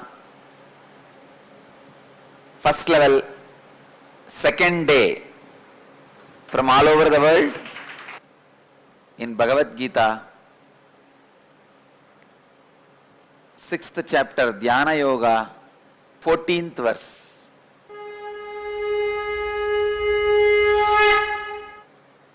प्रशान्तात्मा विगतभिः ब्रह्मचारिव्रते स्थितः मनः संयममच्चित्तः युक्त आसीत मत्परः. प्रशान्तात्मा विगतभिः ब्रह्मचारिव्रते स्थितः Manasamyamya macchittaha yukta asida matparaha. To practice brahmacharya, first you have to create a serene mind which does not get agitated. I tell you, I can very clearly say, based on his performance in the work, whether he is a brahmachari or having some hole somewhere, I don't need to watch anybody 24 hours to tell whether he is a brahmachari or not. Just his performance is enough. Please understand. Performance is not based on productivity. No. Sometimes there are fellows womanizers make billions of dollars. That is productivity. That is more like he knows how to technically cheat everybody, how legally to exploit. I am not talking about that. I am talking about performance, means in every action, how he is performing, how he is receiving an instruction, remembering it and expressing it. A brahmachari, the moment you give instruction, it will be recorded inside him like a voice recorder and stay in him how to do, get expressed as it was said. Especially my brahmacharis, if they really live a brahmacharya life, they chant continuously the Guru mantra. So naturally they will be vibrating with the Guru mantra. Guru Vak simply enters into their being and works. If you are not serene, you will not be performing. The way the pujari touches the deity, the priest touches the deity, I can tell very clearly about the depth of their devotion. The way the centers keep my photograph, from that I can tell their depth of devotion and commitment. How you touch the deity decides whether you have devotion or not. How you perform every single act decides whether you are a brahmachari or not. The serenity is a basic requirement for brahmacharya. Brahmacharya should become your identity, not discipline. If you think brahmacharya as a discipline, you will be constantly suffering with it, struggling with it. It is your identity. The body which I am carrying will produce only the thoughts of liberation and enlightenment. It will live only a Jivan Mukta life. Body will not even produce any other chemical other than what is required for my life. From today, if you decide, I will be brahmachari, you need to understand this basic few rules. Only the thoughts which you entertain or allow creates hormones related to that emotion. I stopped allowing the thoughts of hunger. Now I am ready for medical test. Any chemicals creates hunger is not happening in my body. Last 2 days the idea of hunger has disappeared. Any emotion you entertain only creates that hormone inside your body. Decide from today, no lust. I am not going to entertain lust in any way. I am going to live the pure brahmacharya life. Within next 6 months, the very male or female hormone which is responsible for lustful thoughts in your system just disappears. Being serene within oneself. Understand? When you take the decision from today I will be brahmachari, you have to sit in a serene way. Take half an hour or 1 hour. In a serene way discuss, not in agitation. Serene way, discuss with yourself. I should become brahmachari. Hey hands, are you ready to cooperate with me? Hey brain, are you ready to cooperate with me? Hey my eyes, are you ready to cooperate with me? Hey my nose, are you ready to cooperate with me? Understand, every sense plays a major role in your brahmacharya. Even sometimes certain smell will destabilize you from the brahmacharya vrata. It will derange you. Your idea of brahmacharya is lost. Certain food will destabilize you from brahmacharya. So ask yourself, every part, ask your hormones, ask your genitals, ask your leg, ask your hands, ask your mouth, ask your eyes, ask your ears, ask your nose. Do you want brahmacharya? Are you ready for brahmacharya? Tomorrow I am launching 1.5 hours of brahmacharya kriya. I was working on it. Now the kriya is complete. Just today morning, the last component is added. So tomorrow I'll be initiating within 6 months. For men, the male hormone level will become pre-puberty level. And within 3 months, women will stop having their periods and female hormone. Without any side effect or disease or anything. Just like my body, very healthy, but male hormone is missing. So the very body structure will become a brahmachari or brahmacharini. Only thing, it's a very strict warning.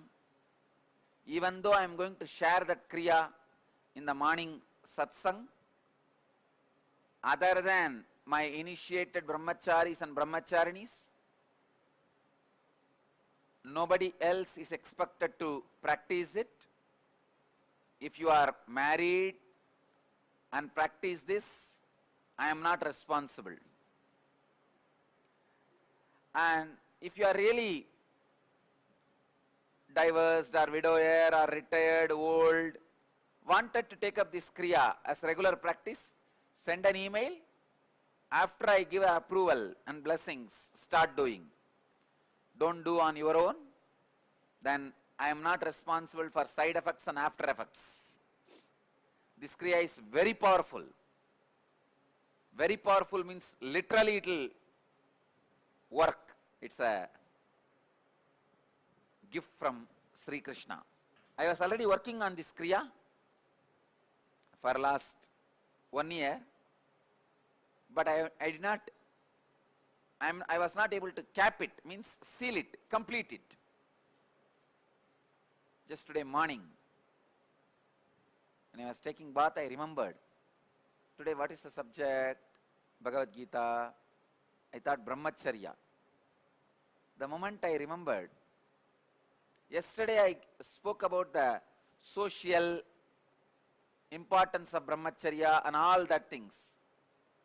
I thought today the practical technique for brahmacharya should be handed over. Immediately I could see that kriya, the procedures which I built, that software came up and the capping has happened. The last step got added.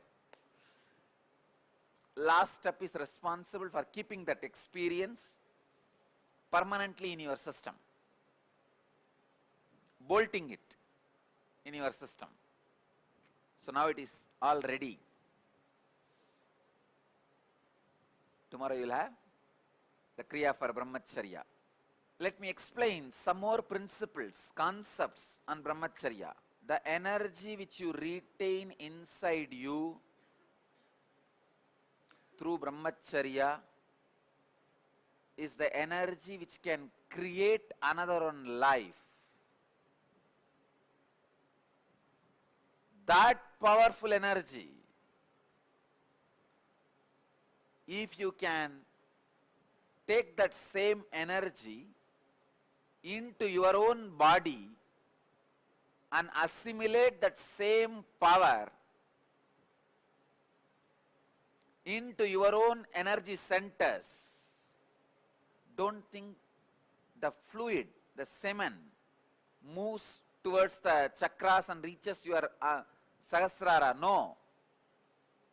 The energy which produces semen, the energy which produces the female egg, that if it starts moving higher from the Mooladhara to Swadhisthana, the fear of death is destroyed. You know you are living and going to live forever independent of this body.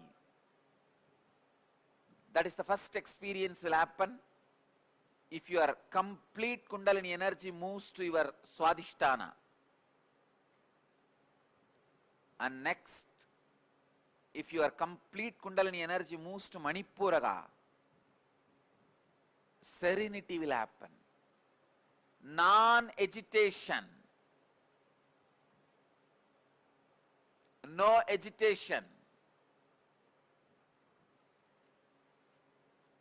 An extreme peace. An extreme joy. An extreme experience of serenity. Unshakable. Nothing can shake you. The serenity will not be moved by anything. Serenity becomes lifestyle. What Bhagavan says here, as being serene will happen in you. When it reaches your anahata, you will become such a loving being. You will love and care for the whole world, whole universe. Heart becomes so sweet. Prashantatma vigatabihi. Brahmachari vrate stitaha. When the Kundalini, the life energy, which creates male effect or female effect in your system, when it moves to Vishuddhi, you go beyond sleep and hunger. You just go beyond. The intense energy. All these Niraharis, hundreds of Niraharis whom I initiated, every day I am receiving emails. They are all saying, Swamiji, the hunger has disappeared, sleep has disappeared. Only few hours we are sleeping. Body is feeling so pleasant. Prashantatma vigatapi. You will just live like Shiva. When it reaches the Agnya Chakra, when that life energy, you will have extraordinary clarity and vision, literally enlightenment. When it crosses your throat, it gives Vaksiddhi to you. In the Agnya, extraordinary vision and clarity about life. In the Sahasrara, crown, it becomes enlightenment. So this Kriya is expected to move the life energy from Mooladhara to Sahasrara for men within 6 months, for women within 3 months. For female body it is always easy. As the female hormone is more passive, which is not active, for female body it is very easy to experience brahmacharya. For male body it will take 6 months of continuous practice. For female body 3 months of continuous practice. Takes 1.5 hours. So from tomorrow, the first program, course of brahmacharya starts in Nithyananda Sampradaya. Anybody wears the kavi should start this practice, and in future also anybody only after completing this practice will receive kavi. This has to be done very sincerely. This 1.5 hours of kriya, this will transform your very body. The whole body and mind will be transformed. Thousands and thousands of stories, thousands and thousands of truths, thousands and thousands of spiritual ideas I can share with the world, with you all, about brahmacharya. But I wanted to share only the truths about brahmacharya which leads you to enlightenment. Those few ideas only I am sharing, and you guys will have the kriya, proper kriya tomorrow.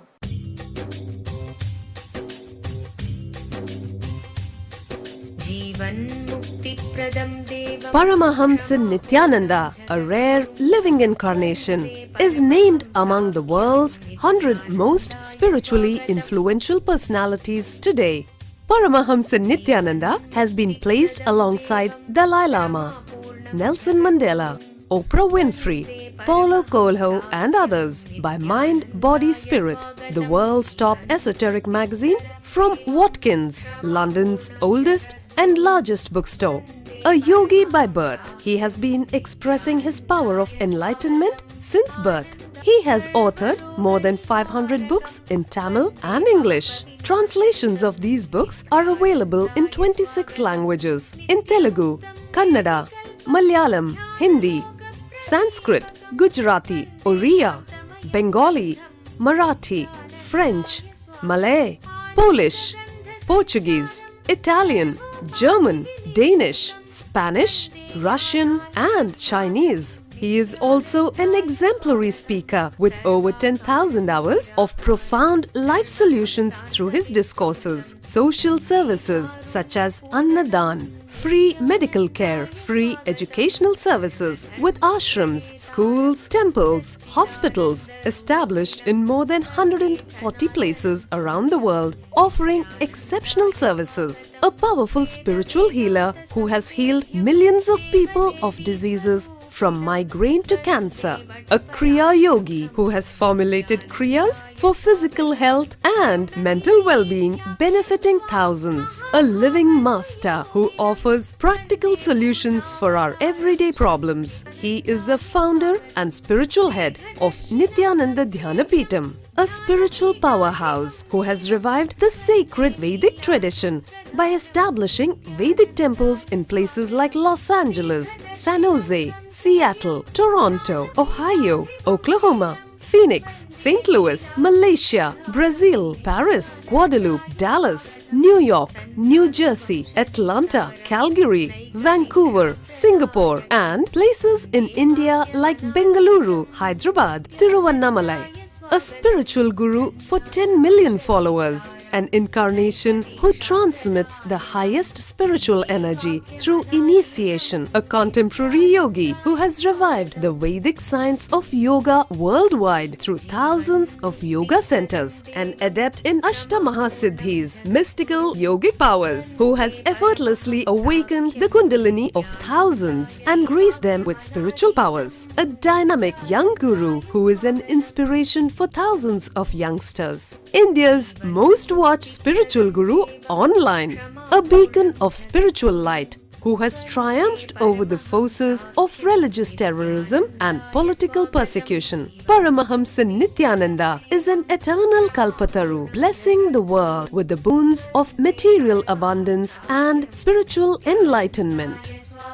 He is the 293rd pontiff of the world's most ancient Hindu organization, Madurai Adinam. Nithyanandaya swagatam Anandanubhavaswadam Sarvaroga nivarakam Vande papa vinashaktam Nithyanandaya swagatam Nityamuktam nirvikalpam Dhyanaloka pradipakam शान्तमयं बन्धं नित्यानन्दाय स्वागतम् आनन्दगन्धसञ्चारं सर्वोपाधिविनिर्मुक्तं वन्दे ज्ञानालयं नाथं नित्यानन्दाय स्वागतम्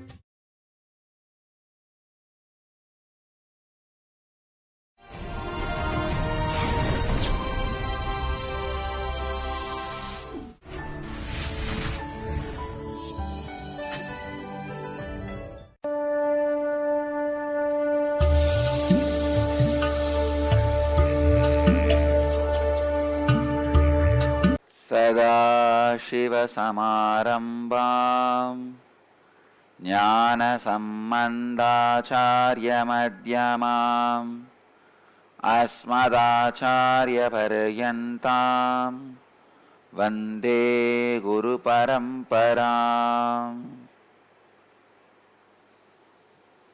I welcome you all with my love and respects. Today, Nirahara Samyama successfully happening 9th day. Today we are starting Nirahara Samyama level 1 4th batch. Prashantatma Vigadabi Brahmachari Vrate Stitaha Manasamyamyamachittaha Yukta Asida Matparaha.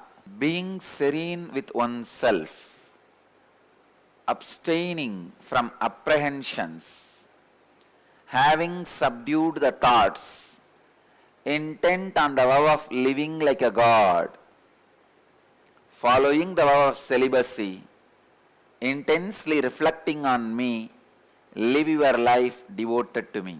In this verse, Bhagavan breaks one of the important sacred secret truth to the humanity. He uses the word brahmacharya, living like a god. Just because I have the Rishi Sampradaya also does not mean I accept this concept of marriage in the life of a seeker.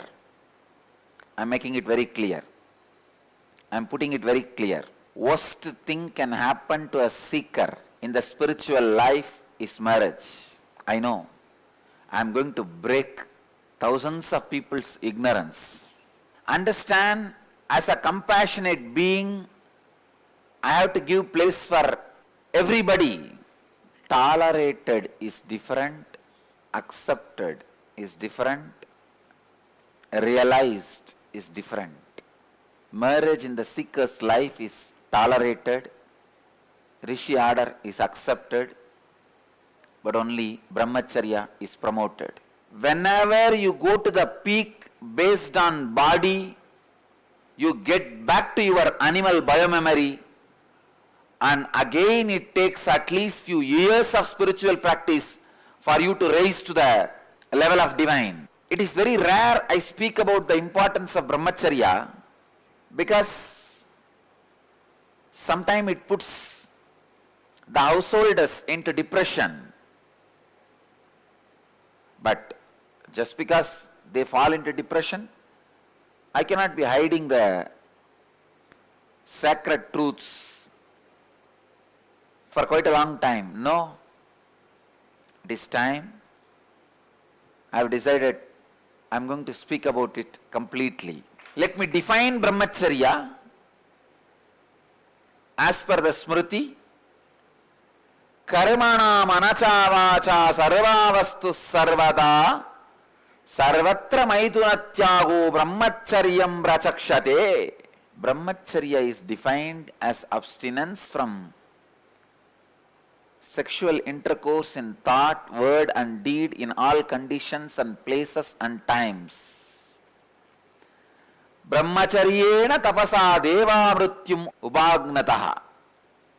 This is the Atharva Veda's definition. The gods are said to have conquered death by brahmacharya. Tantra speaks about brahmacharya, understand. I'll give you some more references. Jnana Shankalani Tantra.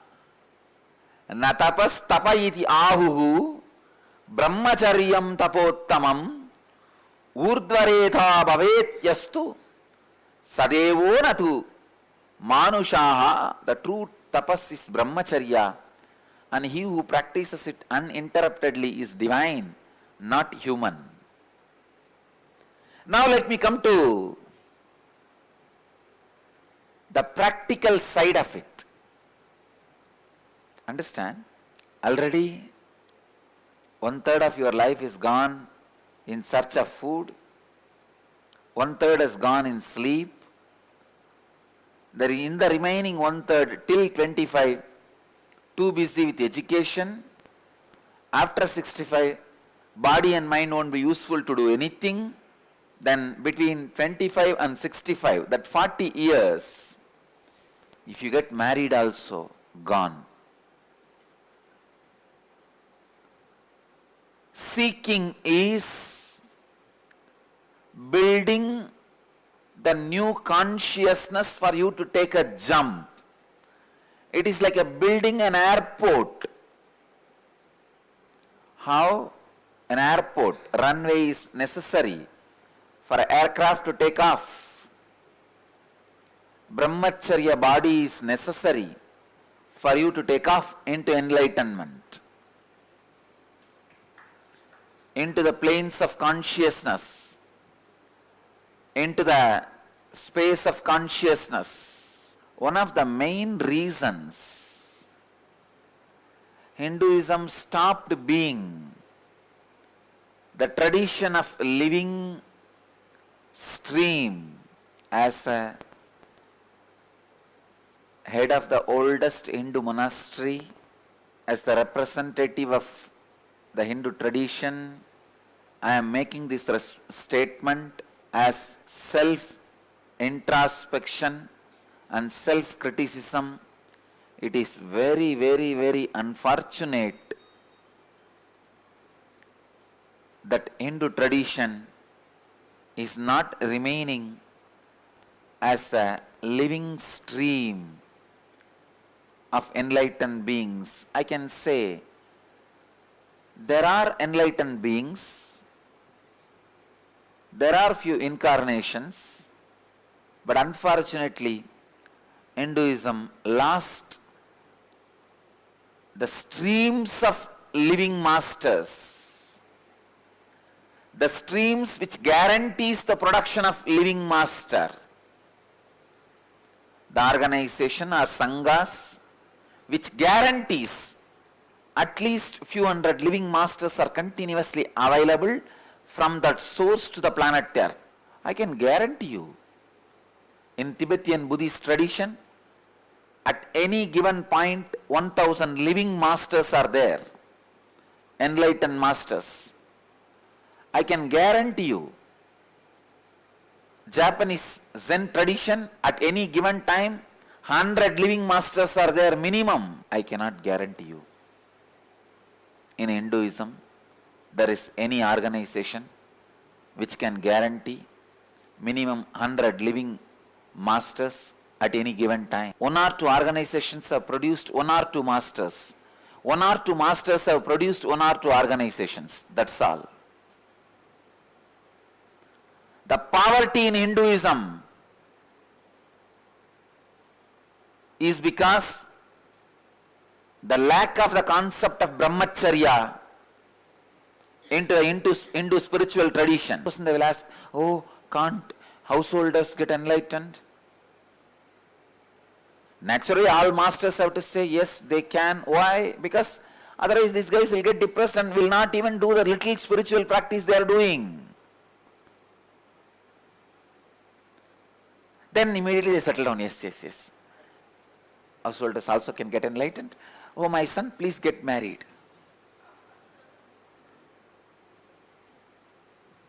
You have fallen into the ditch and you are asking me, can I not become clean ever again? I tell you, yes, you can become.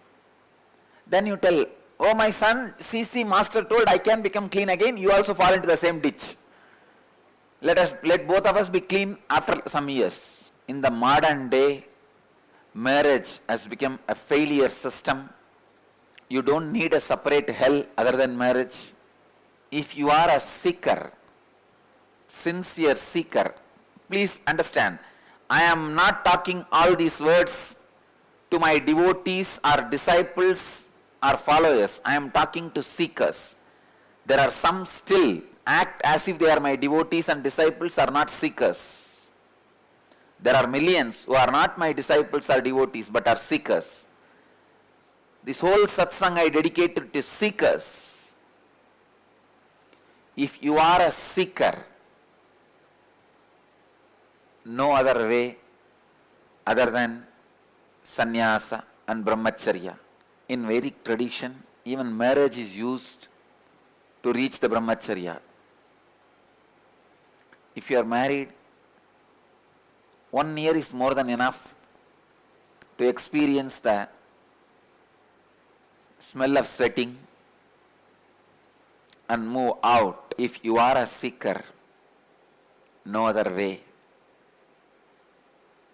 no other method, no other lifestyle exists other than brahmacharya for achieving enlightenment.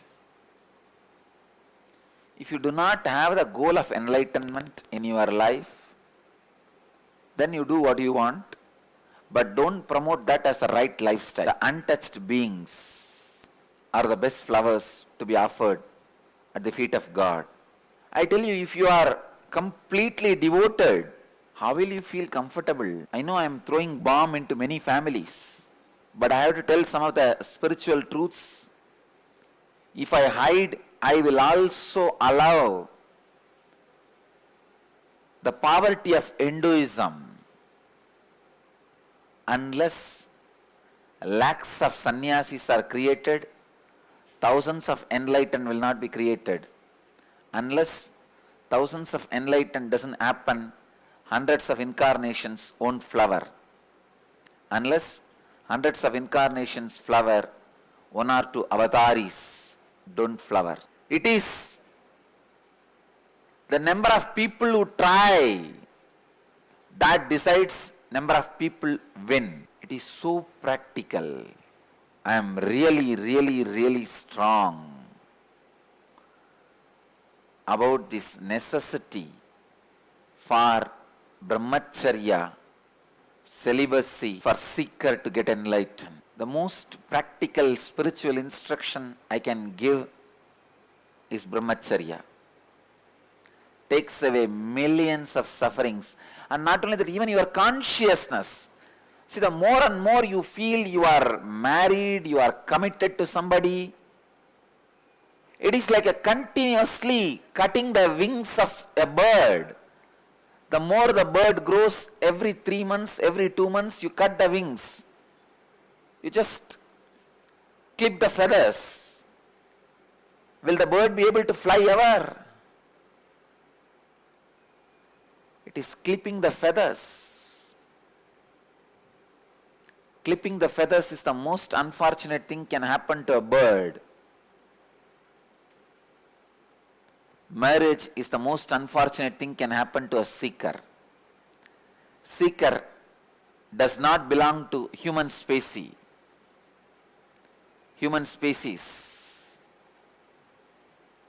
Seeker. Human beings are only potential of seekers. Seeker is reality started happening from the potentiality called human beings. And master is the realized of the potentiality of human beings. Most violent, most aggressive act your body can commit is sexual intercourse. It is not that every time you commit that act only the lust engrams are awakened, because it is so aggressive act. Your fear, greed, anger, hunger, thirst, laziness, all patterns are brought back to life intensely. It takes at least years for you to get back to the subdued states of patterns. I can clearly prioritize the levels of brahmacharya. Neither having a word, thought, or deed, or imagination, or idea or sexual intercourse in your waking state, dream state, and deep sleep state. Physically not having any intercourse or masturbation, but having wet dreams. If this is your level now, you can be trained through the proper tapas and the meditation process, kriyas. Physically not having intercourse with the other body, but still suffering with the habit of masturbation. Again, you can transcend and transform this habit through the proper kriyas and meditation. What do you call as so-called regular physical sexual life? Even when your body says enough, your mind is not saying enough. So taking tablets like Viagra and some medicines to instigate your body and agitate your body into the physical action. These are the worst things you can commit to your own consciousness. For a seeker,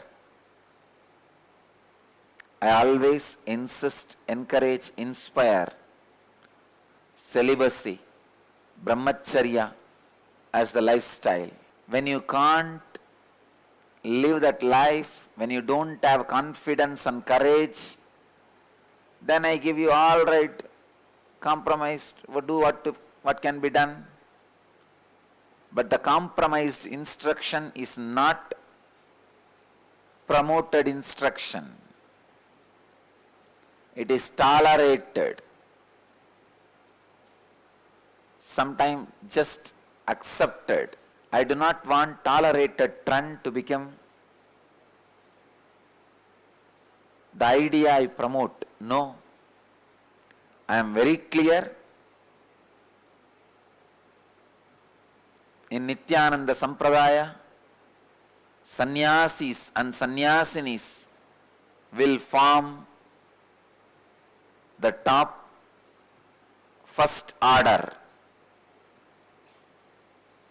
Rishis, Grihasthas, Vanaprasthis, all of them will form only second order. The Brahmacharya sannyasis form the first order. Vanaprastha sannyasis form second order. Rishis form third order. Grihasthas form fourth order. Even if they are fools, just because of their vow of celibacy, they retain certain spiritual strength in their system. My order, one exemption. There are many rishis who have literally become brahmacharis. They will naturally be respected, equivalent to Vanaprastha sannyasis, the second order. Ramakrishna insists so much on this one concept, one truth. He goes to the extreme. A failed sannyasi is 1,000 times greater than a successful grihastha. Even if somebody takes sannyas and fails in the vow,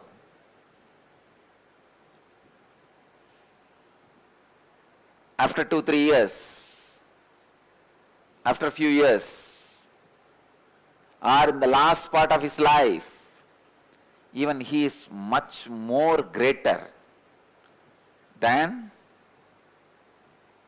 a grihastha who is successful.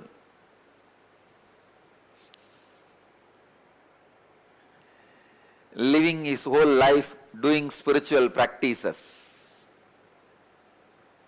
Because the very plane both of them think becomes different. If you are a seeker, you are considering whether to get married or not. If you attended your today's satsang, if you are listening now, understand this is a clarion call from God directly to save yourself. Wake up, save yourself. Just few days before, brahmachari, one brahmacharini, because of their mood swing, ran away from the ashram and developed an affair and got married. Finally fell into depression. 1 week, maximum 1 week. The fight started, depression started, back to the ashram. We want to be in the feet of Swamiji. Please accept us even as a volunteer. Of course, I had a tremendous sympathy for both the fellows. Especially that brahmachari was a very sincere guy. It's very unfortunate. He has crashed the lust more than 80%. Just last 20%. I told him, just 20%. Wait for next 6 months. You will save yourself. Body will be pure. The engrams will become steam. It will not stay anymore in your system. But foolish fellow. The girl was very egoistic girl, arrogant.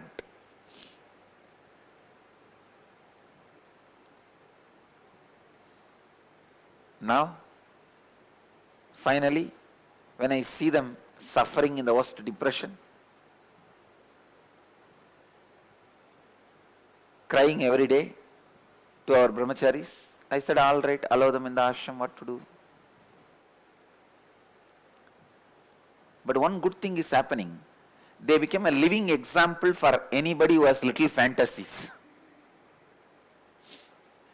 Anybody who has little fantasy, all their fantasy disappears the moment they see this couple. I am not teaching you something life negative.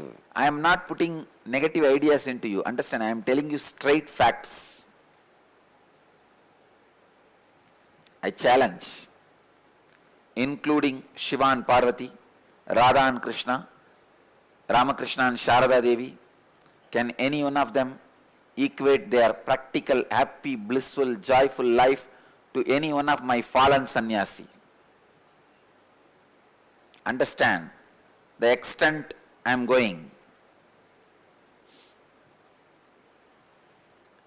Even my fallen sannyasi is much more happy than Mahadeva and Parvati, then Radha and Krishna, then Sharada Devi and Ramakrishna. Even both of you are enlightened. If you have two bodies, there is always conflict. You may feel, no, how can Swamiji compare with Mahadeva and Parvati? I am not comparing the enlightenment of Mahadeva and Parvati with the enlightenment of my fallen sannyasi. No. I am not comparing the extraordinary powers and capabilities of Mahadeva and Parvati to my fallen sannyasi. No. But I am comparing the practical, peaceful lifestyle where he does not need to come back in time to his bed, where he does not need to bother continuously that he has to think for somebody else also, where he or she cannot make any decision without informing or consulting.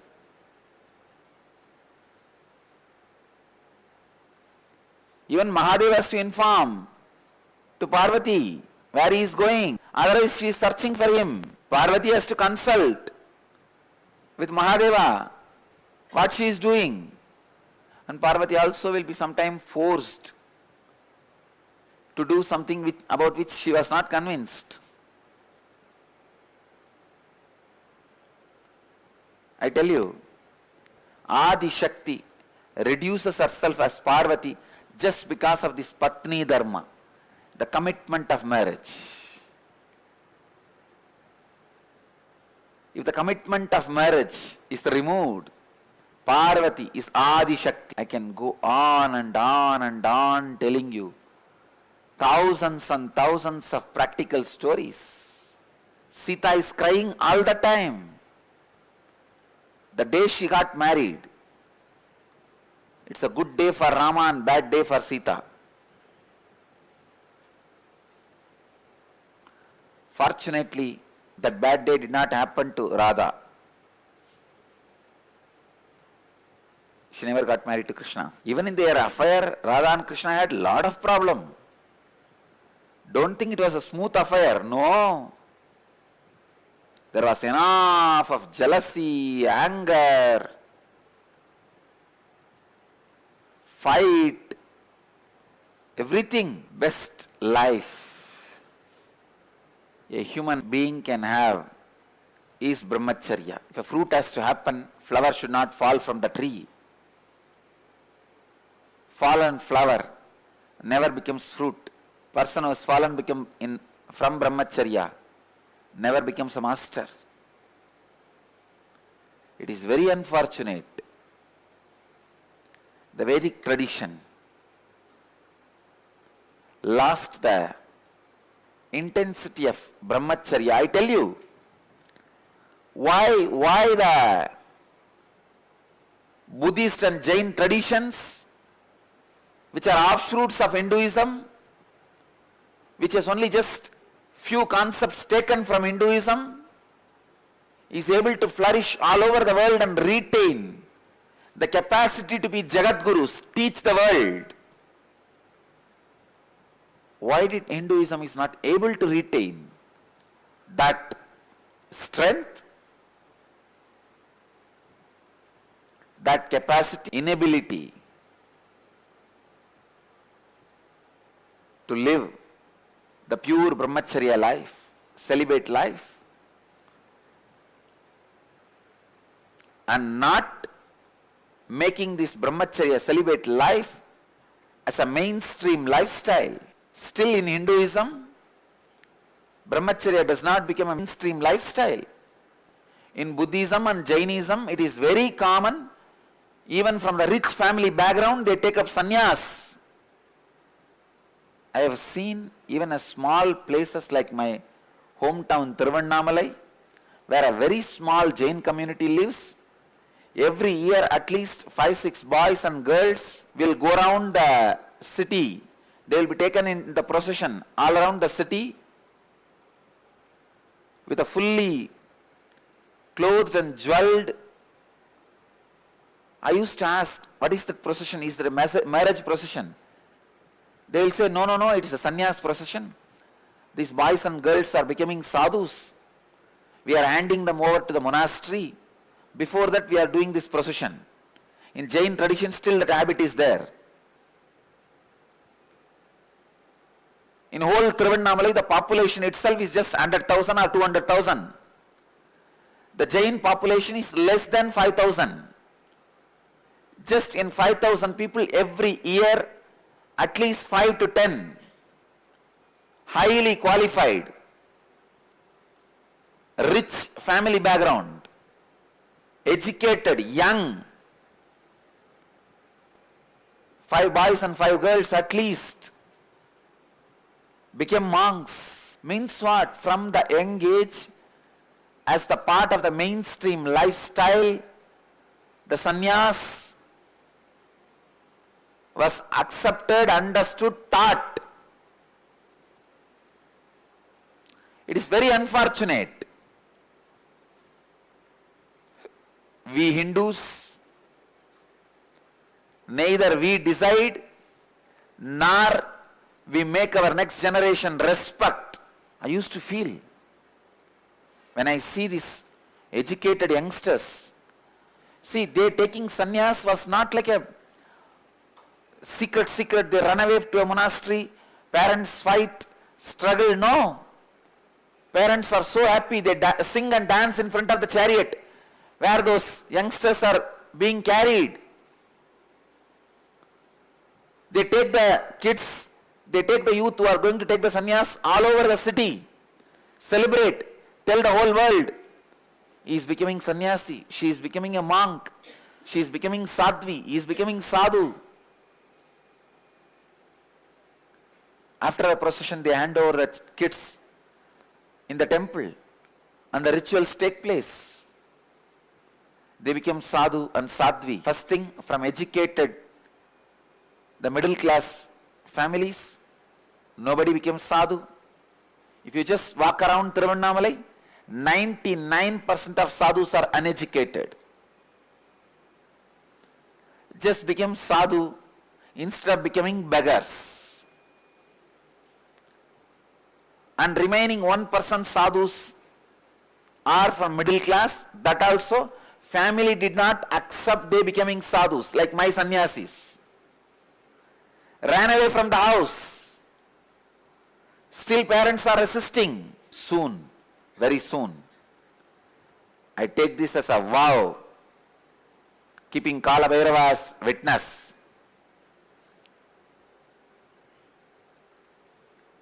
I'll see to it, parents take their young sons and daughters in procession to hand over them to the Dhyanapeetham as a sannyasis and sannyasinis.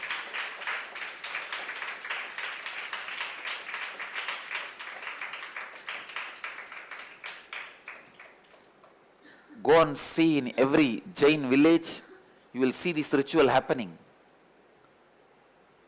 In every Buddhist village, any child is born, they send the child even for basic education to monastery. Even these Hindu sannyas organizations, the education institutions which we run, even in that we don't promote sannyas. We are afraid to promote. So even the few sannyas organizations which are evolving like us, media tries to cut it in the bud, destroy it while we grow. They think, why these youngsters are wasting their life? Why are they becoming sannyasis and wasting their life? They are getting brainwashed. All the donkeys which get married only is getting brainwashed. Knowing that it is going to be a tight suffering, heavy suffering, they say, what else is to do? What is the other way? Some of the Indian villages, there is a superstition. If they don't have a rain, if they want rain, they get 2 donkeys married. I tell them, any marriage is that only. What is there separately?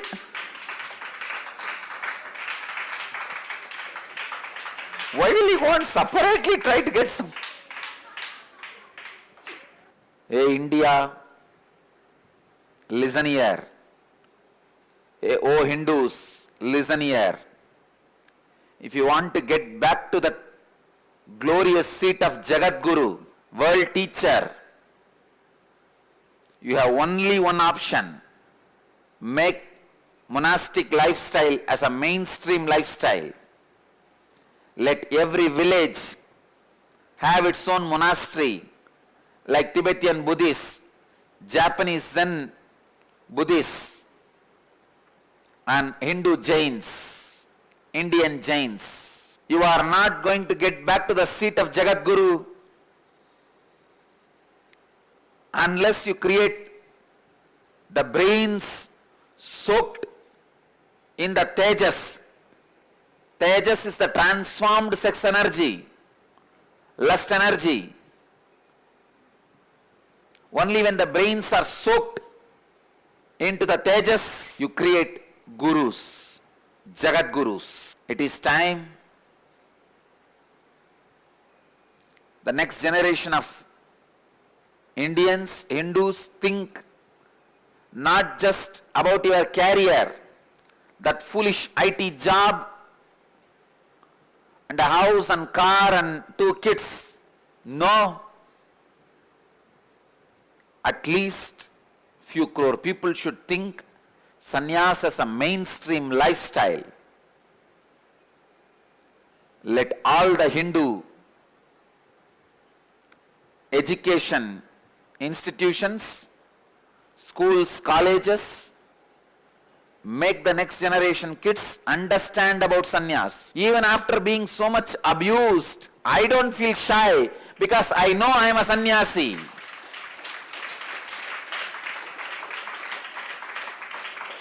I know honestly I am a sannyasi.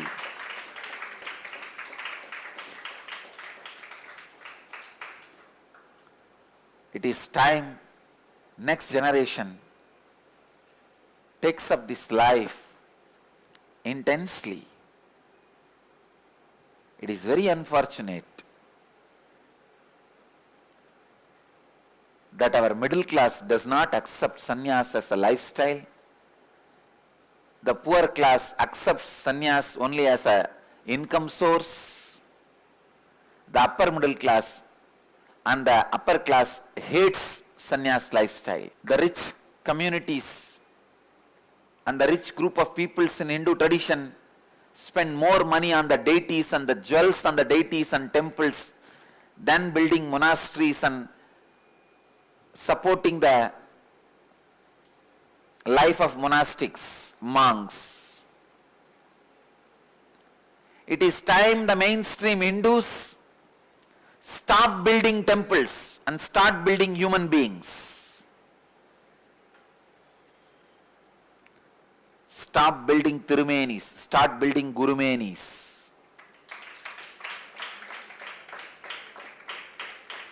Too much of money, time and energy and importance is given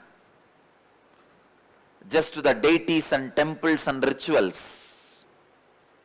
It is time we move towards building human beings. I am going to speak on this concept of celibacy from different dimension. How it helps personally for your enlightenment, how it helps personally for your happy, peaceful life, free life, how it helps socially, how it helps culturally, how it helps to build the nation, and finally how it helps to the whole world, for the whole humanity. Many married people come and ask me, Swamiji, you speak so much about sannyas and brahmacharya. Please give us sannyas, give us brahmacharya. I say no, because I don't trust you. After 2 years you will tell I brainwashed you and broke your family. That is why I don't give. Otherwise, nothing like sannyas, nothing like brahmacharya for spiritual seekers. O humanity, for the sake of your personal peace and enlightenment, take up sannyas. If you continue to produce more and more, planet Earth cannot bear anymore. Save the planet Earth by saving yourself. O seekers, become brahmacharin to get enlightened. O monks, live as brahmacharin to achieve the ultimate purity. One living sannyasi can create and help thousands of spiritual seekers. Sannyasis are fruits of this country's spiritual aspiration. They are the fruits of this country's spiritual aspiration. O Hindu youngsters, take up sannyas to save your spiritual tradition and India, the country. Sannyas and brahmacharya, the one and the most important spiritual path for achieving the ultimate enlightenment, achieving the highest reality. We have an email from one of the Inner Awakening graduates, Rajiv Ramnath from Seattle. He is writing, I wanted to share this unexpected development with me that happened yesterday with Swamiji. After returning from Inner Awakening, I had earlier received a sizable increase in pay and an outstanding rating. Today, my manager called me for a meeting and gave me another huge increase in pay. This was unexpected as it was not part of any regular process. In my 7 years here, I have not seen or heard of this happen. Now, the really interesting part of this pay increase. Out of curiosity, I computed the difference between what I was making before and the new pay. The difference came up to exactly match up what the three of us had spent on inner awakening. I am very grateful to Swamiji as he continues to perform miracles every minute in our lives. Thank you, Swamiji. Raji, when you are working with somebody, amaze on. Naturally, your life goes on expressing the incidents of amaze on. The next question is from Kaushik from Mumbai.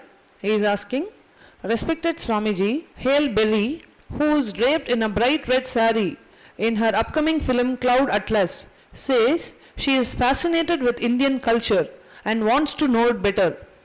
India is a fascinating country with myriad layers in it. I wanted to take a step towards learning more about one of the oldest cultures in the world. Berry said in a statement, what is it about Indian culture which attracts so many people from all over the world? Kaushik, understand, world is becoming more and more intelligent. They are disillusioned by the Western political distorted way of presenting even the history of the world. And they start realizing the depth and the heritage and cultural strength and antiquity of Indian culture. I am so happy that so many intelligent people are realizing and reaching out to learn the Indian culture.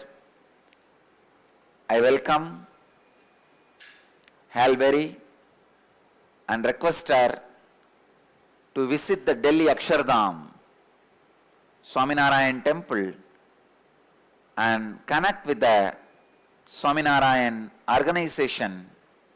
I know and I am very clear. Anybody wants to know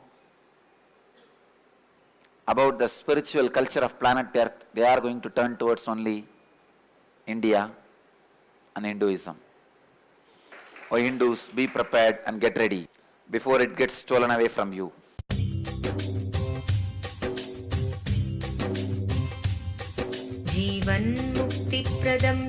Paramahamsa Nithyananda, a rare living incarnation, is named among the world's 100 most spiritually influential personalities today.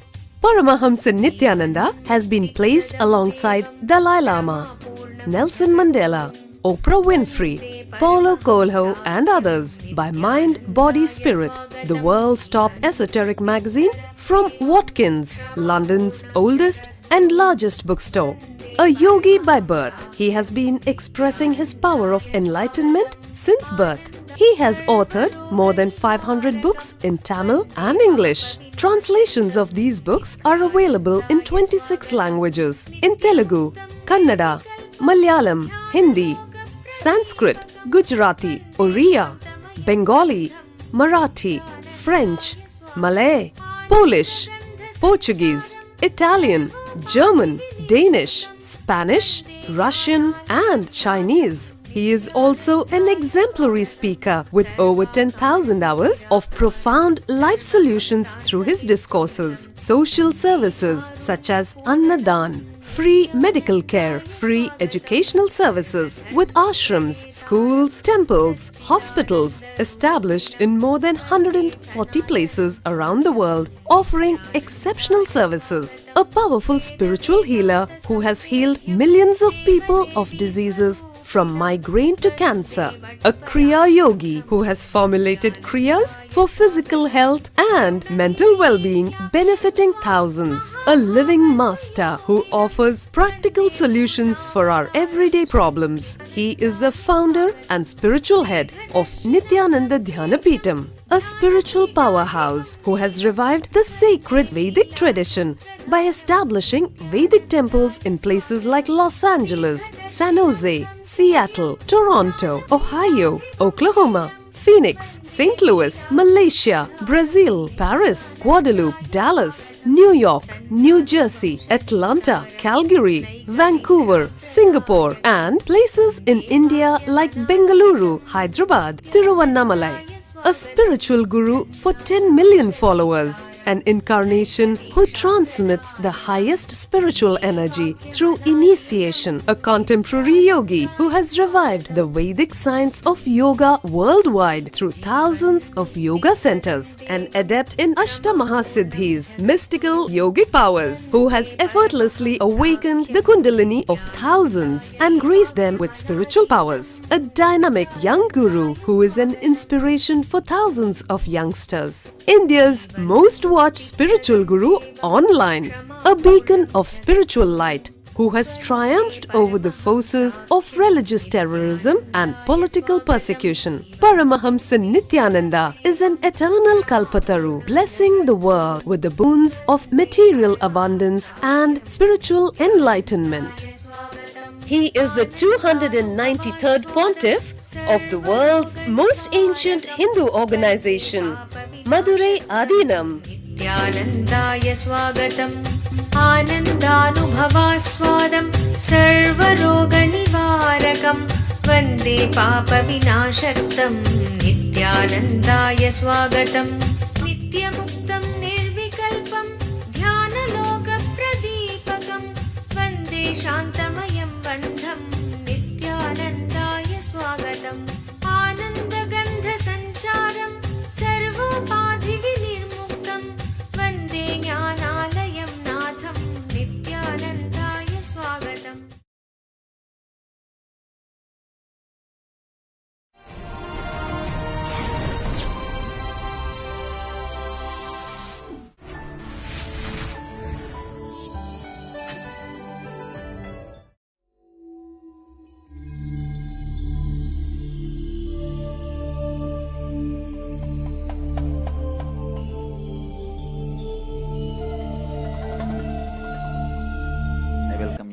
With my love and respects. I have so many questions from the Nirahara Samyama participants. Somebody is asking, I am doing the Nirahara Samyama but my stomach is growling. Swamiji says that hunger signal comes from the Vishuddhi, not from the stomach. Should I continue the Samyama? Please understand, hunger signal comes from the whole body, not even from Vishuddhi. It evolves in Vishuddhi, but it comes from whole body. Only thing I wanted all of you to know, if you are having growling in the stomach, you can continue the Samyama, no problem. Growling in the stomach is not the signal of hunger, tiredness. Only those things are the signal of hunger. You should be able to continue your routine and lifestyle without tiredness and feeling dehydrated. Then you can continue the Nirahara Samyama. Now, we will enter into the morning satsang in Bhagavad Gita, 5th chapter, Sannyasa Yoga, 11th verse. Kayena manasa buddhya kevalairindrayairapi yogina karma kurvanti Sangam tyaktvatma shuddhaye. Kayena manasa buddhya kevalaihindrayairapi yogina karma kurvanti sangam tyaktvatma shuddhaye. The man of intense action, having given up desires, performs through his natural temperament, through his understanding, through his presence of mind, or solely through the power of his senses for the purification of his essence and his character. Bhagavan is giving a beautiful verse on way of life. The man of intense action, having given up desires, performs through his natural temperament, through his understanding, through his presence of mind or solely through the power of his senses for the purification of his senses or character. The sacred secrets from the sutra first became man of intense action, means constantly performing. So this constant performance creates certain level of intense prana awakened in you. I tell you, this constant performance from morning till night, the moment you wake up from the bed till you fall asleep, constantly being responsibly thinking, talking, acting, concentrating all your energies in one direction. That is what I call constant performance. Responsible performance of intense actions. Kayena manasa buddhya kevalaihendriyairapi.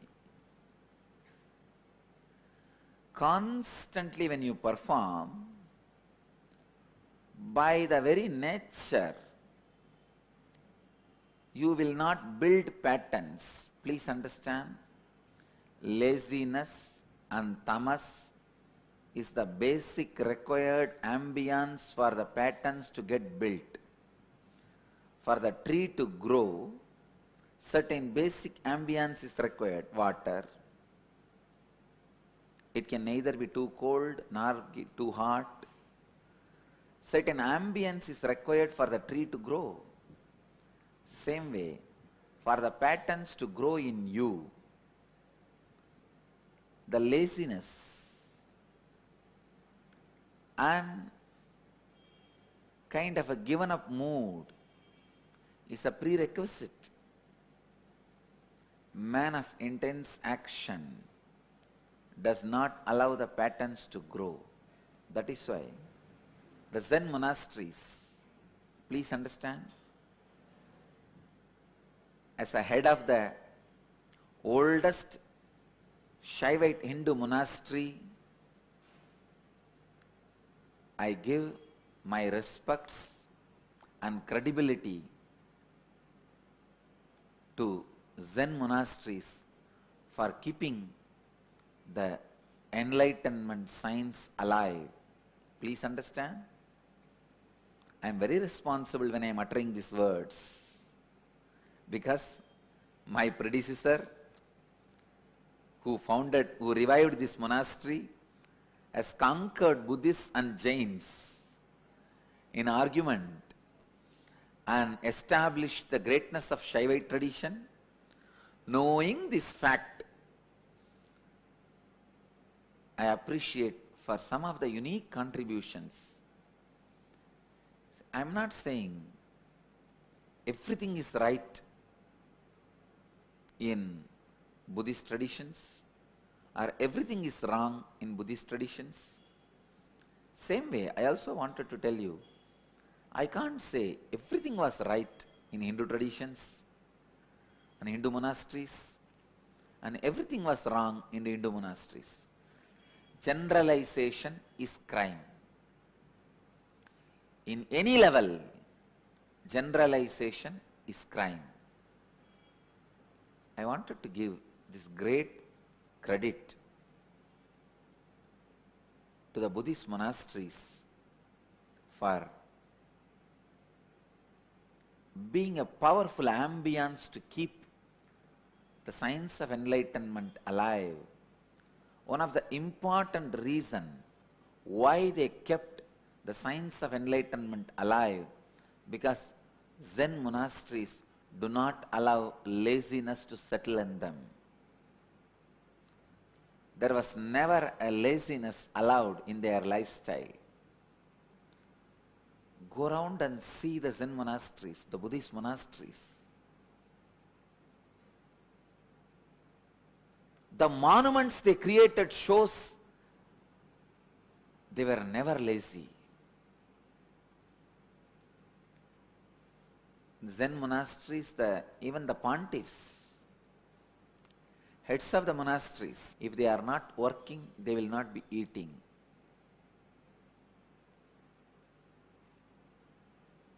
I have read thousands of Zen master stories.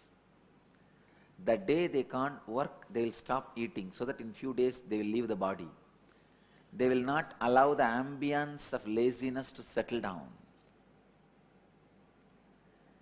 They will not allow the ambience of laziness to be a lifestyle. They will not allow the ambience of laziness to happen, because the ambience of laziness creates a space for cunning, highly cunning, space where all sorts of patterns grow, all types of patterns grow. Please understand, I tell you, performance of responsible, intense actions breaks all the patterns and all the natural temperament. All patterns are broken. All patterns are destroyed. Performance of intense action constantly evolves your system to new possibility, new realities. I tell you, even this Nirahara Samyama is in a way teaching your system responsible, intense action. I tell you, this Nirahara Samyama is a very powerful method. Your whole body will learn intense action. Because when the regular food is not supplied, many of your patterns will be broken. Many of your organs will ask for energy from your system. The system has to use the stored energy. Please understand, any stored energy in the form of fat or any other way in your system becomes poison when it is not used after a certain period. If a fat gets stored in your system for the sake of emergency and future, please understand, the fat storing capability in your system is for emergency reasons, for emergency situations. Whenever the fat is stored in your system, it is for emergency. But unfortunately, when something is stored in your system for quite a long time without being used, it becomes poison. So during the Nirahara Samyama, the first thing is the stored fat melts. Many of the unnecessary things you stored in your body and which is turning into poison and toxins gets dissolved, leaves your system. Second, your system's innate capability, innate intelligence of creating prana, energy directly from the source, from the ether, from the space, is awakened. I tell you, Nirahara Samyama will take you beyond the ordinary bound body consciousness. Usually you will always carry certain tensed feeling in your body, in navel and in Swadhisthana, just below the navel. Nirahara Samyama will ease the tension, will make you feel like your body is a light balloon. Even the dinner, even one dinner, if I eat little more than my body can digest or my body needs. Sometimes this devotee's house, they invite me for dinner. When I go there, feeding me is a great prestige for them. For their prestige, they want to kill me. And it will be almost like a love fight. See, I accept all their love, but I cannot equate the quantity of their love with the quantity of food. But unfortunately, the human mind decides to equate the quantity of food and the love. And they try to put too many things into my leaf and say, oh Swamiji, you should not waste it. If you waste the food outside, only food is wasted. If you waste the food inside, not only food system is also wasted. But who wants to listen all these things? When a man is in love or in hatred, he doesn't want to listen anything. 2 days before, the TV channel, which is in peak of hatred with me, about me, shows 3-4 tiger skins caught somewhere, some photograph, and saying these all recovered from Madurai Adinam. What can I do? And the police comes here, and after finishing search, it says nothing has been found. Police says something, and TV channel says something. Is the TV channel authority for doing search or giving this kind of false reports? When you are in hatred or in love, you don't see the facts. You are neither able to see the truth nor the fact. And not only that, there are very funny things. Yesterday, few days before that case was filed, FIR, that was reported in all media left and right. One more case slapped on Nithyananda. Now the Nithyananda's trouble adds to Wildlife Act also. Nithyananda is more and more trouble. What all they are saying? Wide coverage. But do you know the funny thing? When yesterday, police went out and said nothing was found, no tiger skin, no tusk, nothing was found. We only saw the clothes printed in tiger skin color. See, this clothes which I am sitting, it is just a cloth printed in tiger skin color.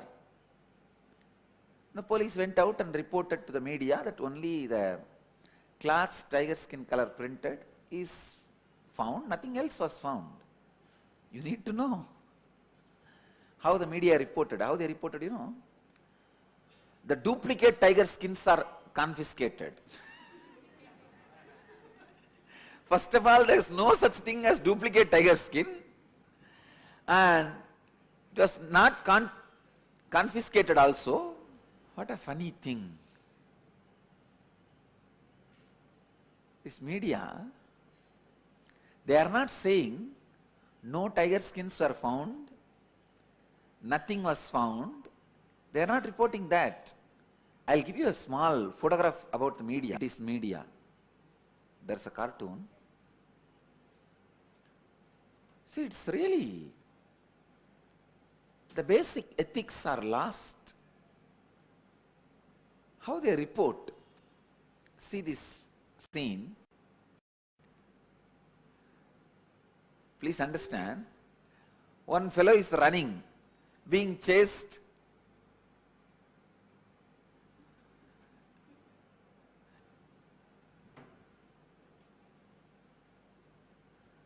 How media misrepresents. See, the fellow is running away, who is being chased, is shown as the murderer. Accused is the victim and victim is the accused. See the scene. Here, the fellow who is accused, who is holding the knife and trying to kill, is shown as the victim, and who is victim, who is running, is shown as the accused.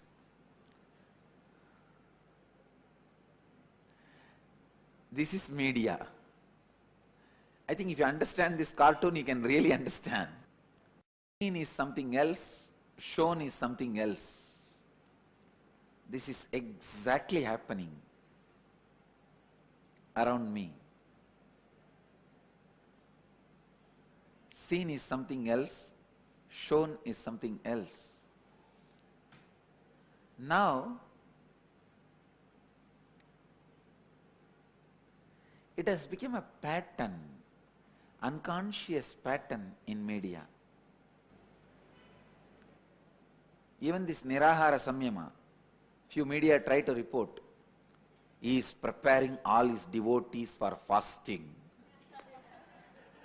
Soon he is going to have a large protest all over the world. Fasting protest in his support, so he is preparing.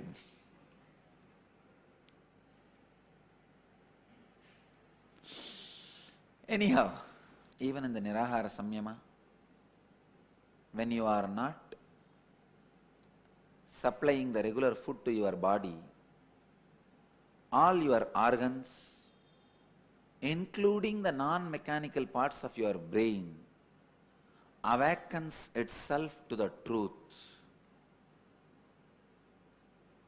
and purification of your essence starts happening. Krishna beautifully describes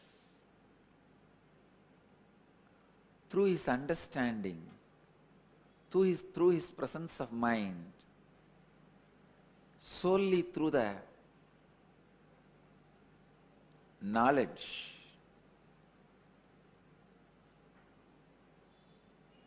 he shares this great sacred secret. I'll give the essence, the sacred secret in one line. Constantly perform responsible, intense actions. Constantly perform responsible, intense actions. This will break all patterns from you. It will constantly awaken the intelligence in you. It will constantly lead you to the fulfillment. It will purify the essence of your character.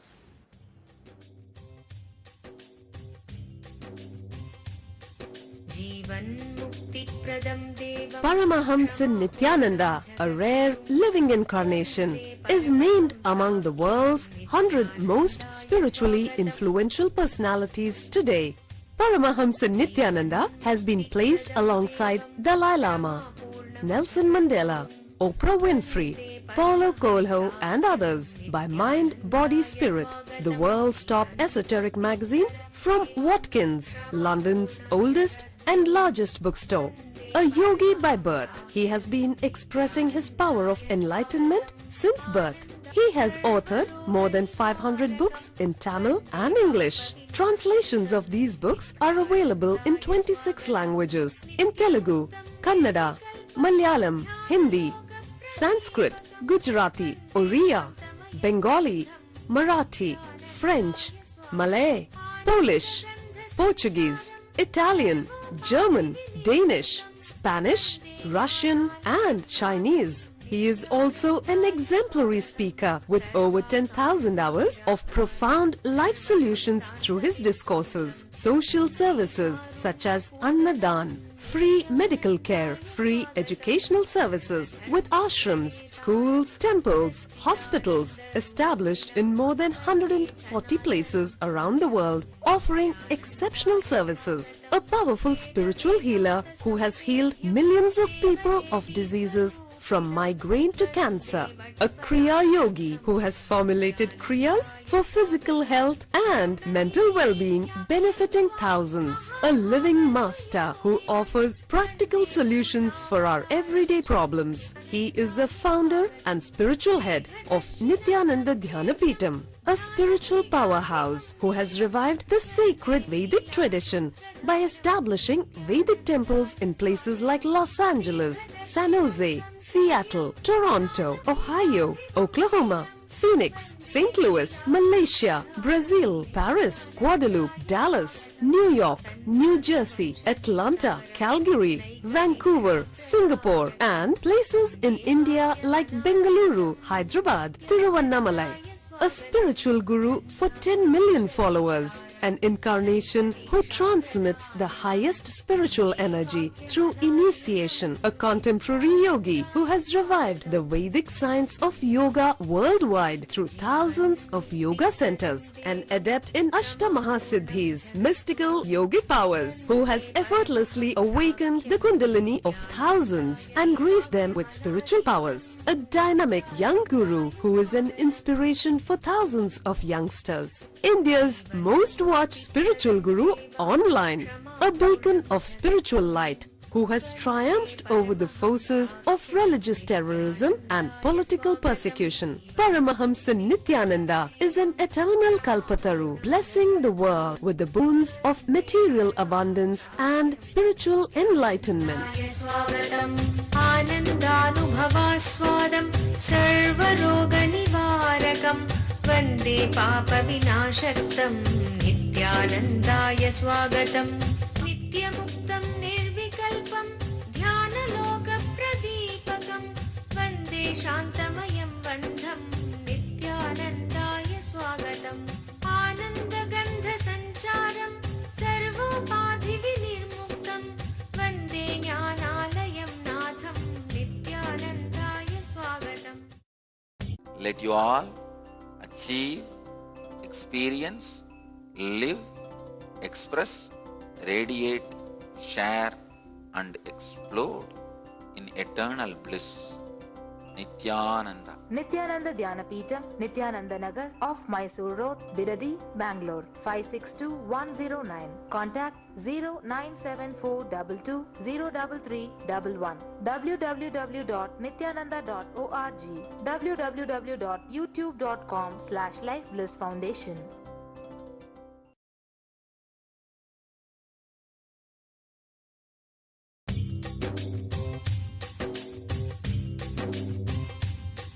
जीवन्मुक्तिप्रदं देवं क्षमापूर्णं. Paramahamsa Nithyananda is a rare living incarnation, a yogi by birth. He has been expressing his power of enlightenment since birth. He has authored more than 500 books in Tamil and English, books in Telugu, Kannada, Malayalam, Hindi, Sanskrit, Gujarati, Oriya, Bengali, Marathi, French, Malay, Polish, Portuguese, Italian, German, Danish, Spanish, Russian and Chinese, with translations in 26 languages are available. He is also an exemplary speaker with over 8,000 hours of profound life solutions through his discourses. Social services such as Annadan, free medical care, free educational services, ashrams, schools, temples, hospitals established in more than 140 places around the world offer exceptional services. A powerful spiritual healer who has healed millions of people of diseases from migraine to cancer.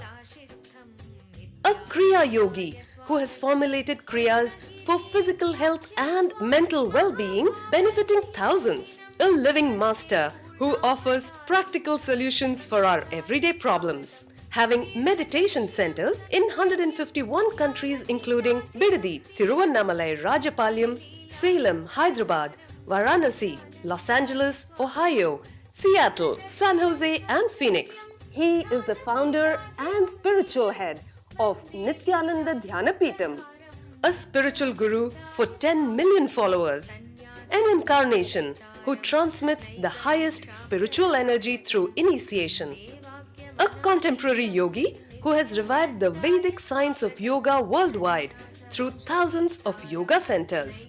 Adept in Ashtamahasiddhis, mystical yogic powers, he has effortlessly awakened the Kundalini of thousands, gracing them with spiritual powers. A spiritual powerhouse who has revived the sacred Vedic tradition by establishing Vedic temples worldwide in places like Los Angeles, San Jose, Seattle, Toronto, Ohio, Oklahoma, Phoenix, St. Louis, Malaysia, Brazil, Paris, Guadeloupe, Dallas, New York, New Jersey, Atlanta, Calgary, Vancouver, Singapore, and places like Bangalore, Hyderabad, and Thiruvannamalai in India. A dynamic young guru who is an inspiration to thousands of youngsters. India's most watched spiritual guru online. A beacon of spiritual light who has triumphed over the forces of religious terrorism and political persecution. Paramahamsa Nithyananda is an eternal Kalpataru, blessing the world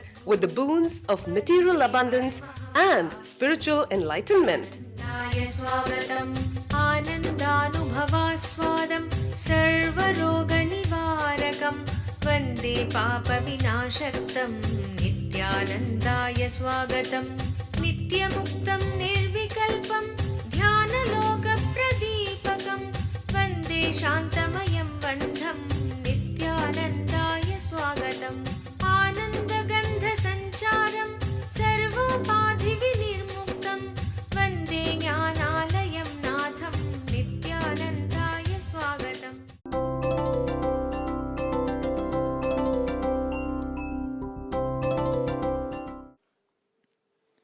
एवं ज्ञात्वा कृतं कर्म पूर्वैः अभिमुमुक्षुभिः कुरु कर्म इव तस्मात् त्वं पूर्वैः पूर्वतरं कृतं.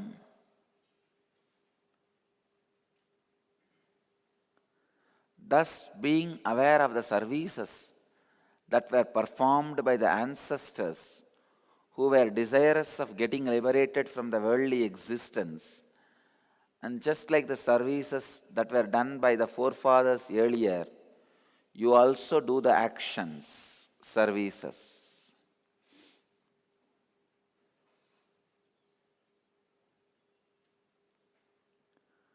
Bhagavan is saying,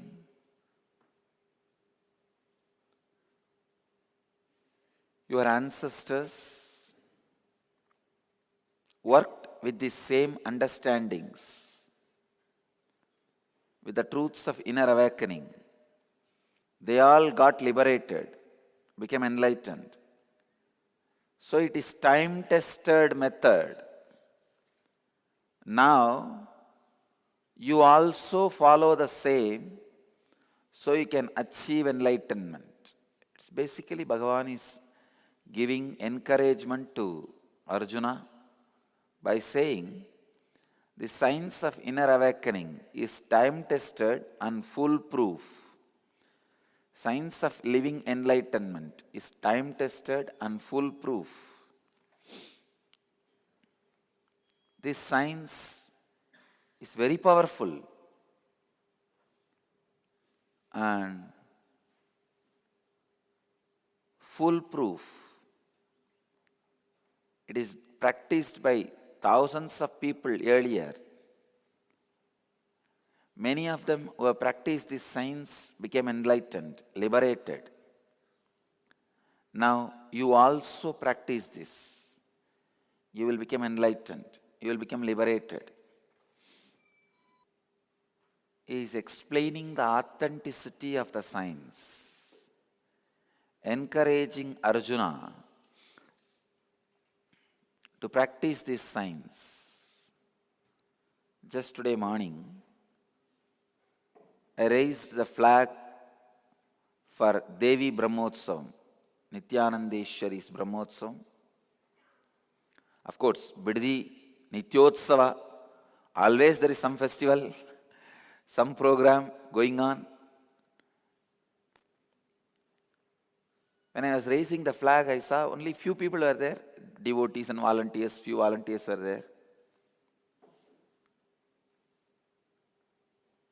But I thought,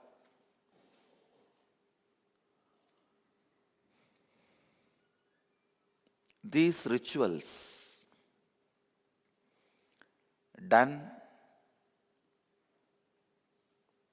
continuously to keep the tradition alive for the ages, whether people are there or not. Only these rituals have kept the signs of inner awakening alive. Especially the today's festival is the main Brahmotsavam of Kanchipuram Kamakshi, one of the oldest Brahmotsavams observed in Hindu tradition. In Shaivite tradition, Tiruvannamalai Deepam Brahmotsavam, and in the Sakta Sampradayas, the Devi worshipping traditions, Ganga Arati in Haridwar and Kamakshi Brahmotsavam in South. These two are the oldest mother worship rituals in India.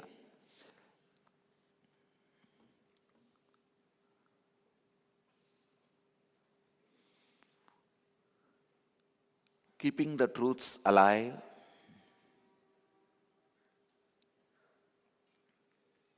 keeping the science alive is one of the greatest service. Bhagavan is beautifully describing here.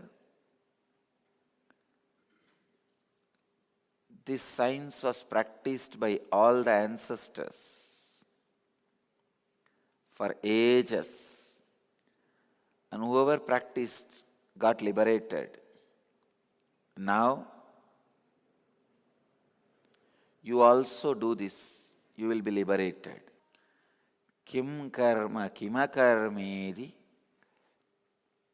kavayo yatra mohitaha tatte karma pravakshyami yajñātvā mokshase asubhat. What is the translation? Even wise men are deluded with respect to what or which is action and what is inaction. Therefore, I shall state it clearly, so that being aware of it, you can release yourself from good and evil. Bhagavan is very clear. He says, even the so-called wise men are deluded with respect to what are, which is action and what is inaction. Therefore, I shall state it clearly, so that being aware of it, you can release yourself from good and evil. Even wise men are deluded with respect to what are, which is action and what is inaction. Therefore, I shall state it clearly, so that being aware of it, you can release yourself from good and evil. Even the so-called wise men get confused. What is right, what is wrong? Understand? Rich food can make you sick if you don't do workout, or if you don't work. If you are inactive, even the rich food, continuously eat rich food and lie down in the bed, you will become couch potato. And all diseases will follow. So without proper understanding, even rich food makes you sick. Bhagavan is very clear. Same way, without practicing, if you are just listening the Shastras, only getting the grace of the Master, never made all these things into reality, then even grace can make you fall sick. I have seen many people falling sick due to too much of grace. Let me explain to you what is action. Bhagavan is very clearly saying, hey, I will tell you now. I shall state it clearly. What is action? What is inaction? Kim karma kimakarmedi kavayaha api atra mohitaha tatte karma pravakshyami yajñātva mokshase asubhat.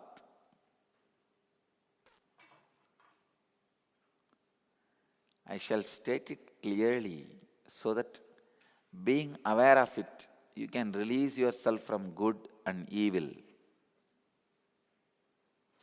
Again, Bhagavan is giving an introduction to what he is going to speak now. The last verse is, he was speaking about what he has spoken.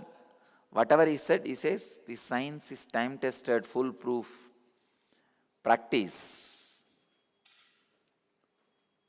Now, he is coming back to this science is, the science which I am going to teach you now will make you understand very clearly what is action and inaction. Release yourself from good and evil. Even the so-called wise men sometimes tumble down and do not know what is right and what is wrong. Bhagavan is very clearly saying, I'll make you understand, I'll state it clearly, so that being aware of it, you can release yourself from good and evil. Bhagavan is teaching the science of releasing yourself from good and evil.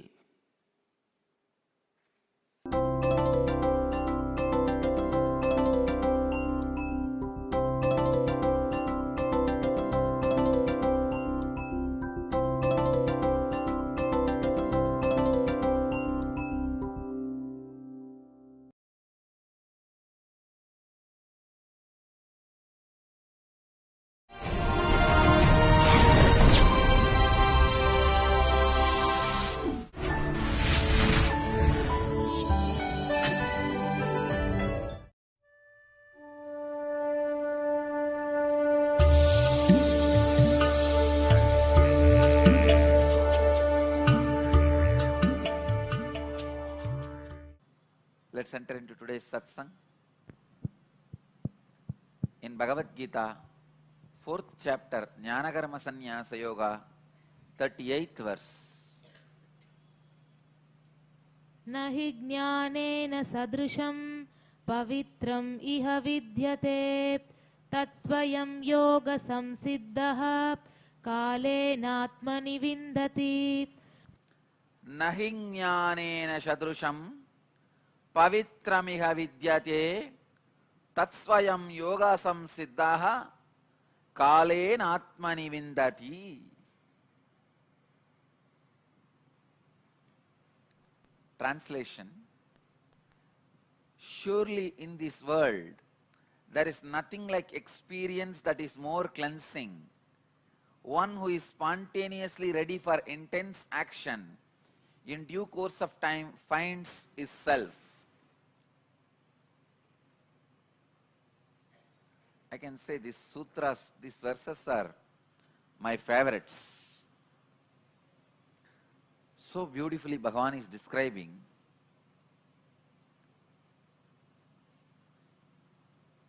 nothing like experience that is more cleansing. It is experience which is cleansing. It is experience which is awakening. It is experience which is everything. Bhagavan is using a beautiful word, one who is spontaneously ready for intense action. Please understand. In the beginning of actions, for example, when you begin the action of morning yoga, you would have never done it in your young age, but suddenly you want to start at the age of 20. Of course, for Dhyanapadam, 20 is not young age. Young age means 10, 15. At the age of 20, you want to start. But after you start, within 2 days, you set a mind frame. This is not for me. I can do for 10 minutes, not more than that. This is what is pattern. Spontaneously ready for intense action means somehow, by fortunately, you never get that idea. First 2 years, you simply do it for 2 hours a day. Then that becomes a pattern. Please understand, both are just your mental decision, whether to do it or not to do it. Because I am working with thousands of youngsters, I can see very clearly. I picked up a group and started working with them. They were so sincere because I am sitting there, I am also doing, without missing a single day. Now that group has again gone back to dogs. Because I am not working out with them, my time has changed. I am doing it on my own. Now that fellows have again gone back to the pattern of their old setup. That spontaneous readiness for intense action has disappeared.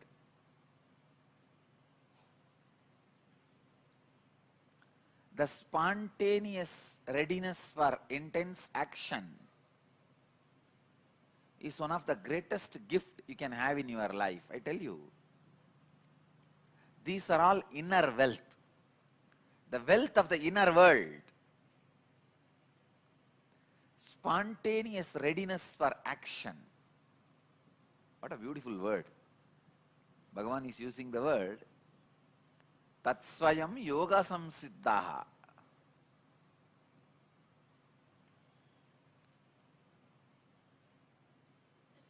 Please do this as a homework today. You have to sit and find out. In some fields, you will be having spontaneous readiness for action. For example, driving. Suddenly you may find, even if you drive 8 hours, you are not tired. You are fresh, alive, enjoying. Sometimes suddenly you may find that same spontaneous readiness for action in walking.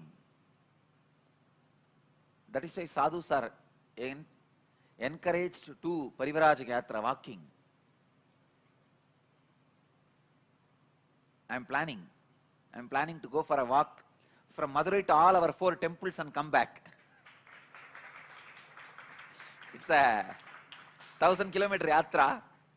I was earlier planning for a yatra. Now I feel it's time. I really want to do.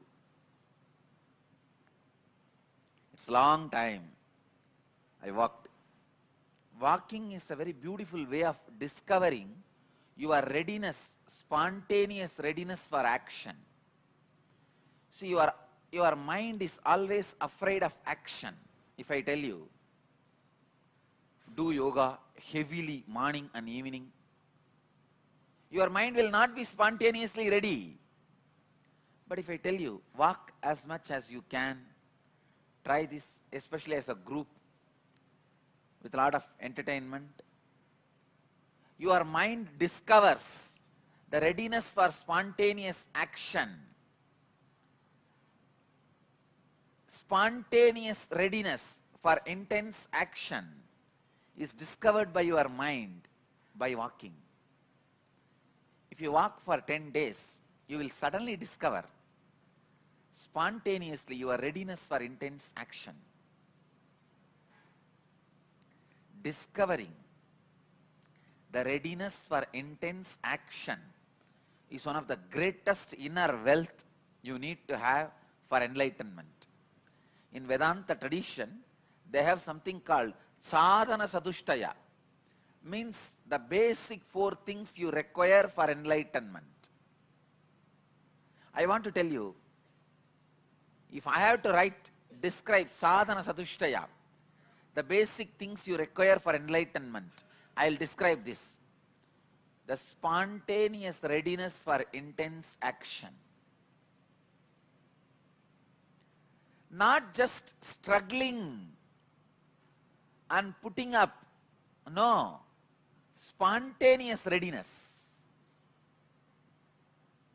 for intense action. You discover that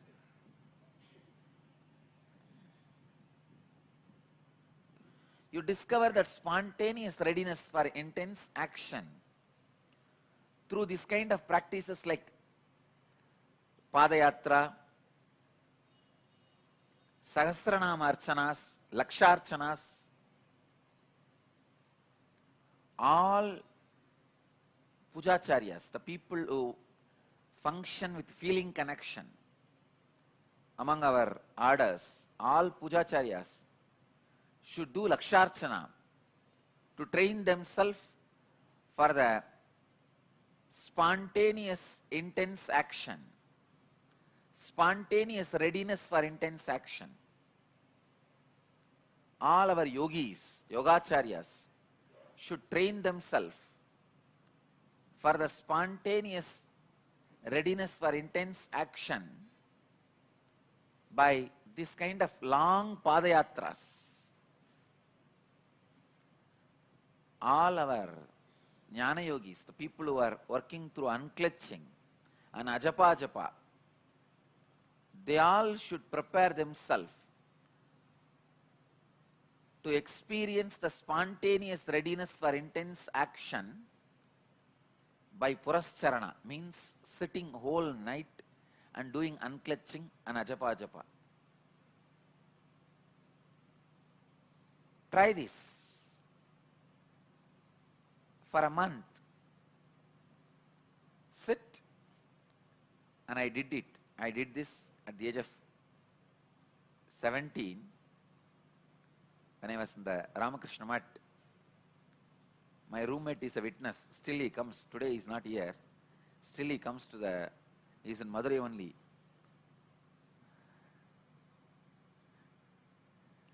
I'll sit on the cart with my japamala for hours, literally whole night. I'll be rolling that japamala. I'll have 2 japamalas, one in the one hand and the other in the other hand. If I finish one japamala completely, it's 108 times. Then the other mala, I'll move 1 bead. So by the time I finish moving this whole mala, I would have finished 108 into 108, means 10,000. Then I'll keep it and wash the hand and start again. That's the count. Then later on, when I moved with the Tibetan Buddhists only, I realized prayer wheel is 1,000 times more powerful than Japamala. That is why I recommend all our devotees to use prayer wheel. I had a prayer wheel in the young age, means when Kuppamal was training me, when Raghupati Yogi was training me, Raghupati Yogi is from Burma and Tibet.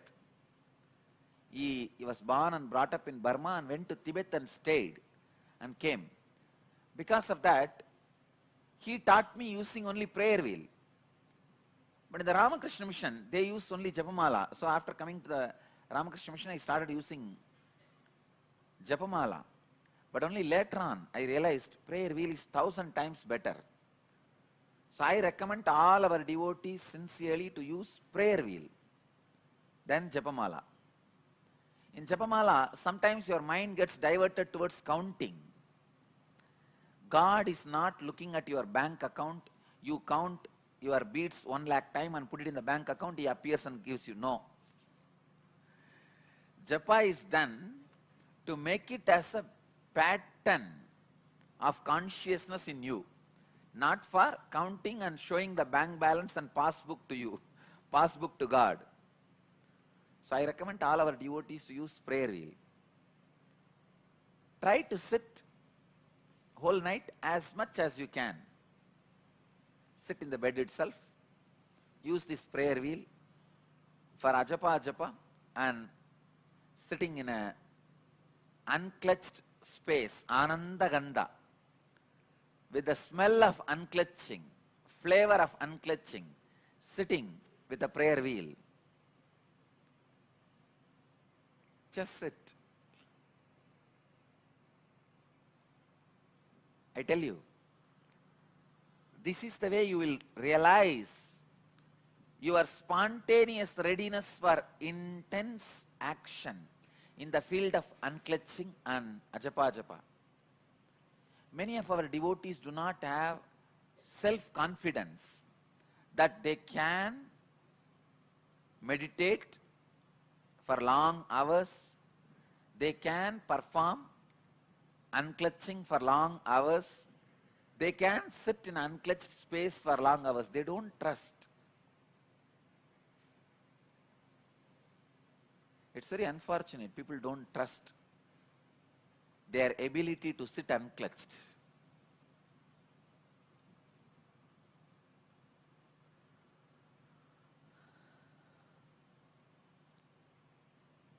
But this verse gives a clear understanding. Spontaneous readiness for intense action. I tell you, this is one of the basic requirement.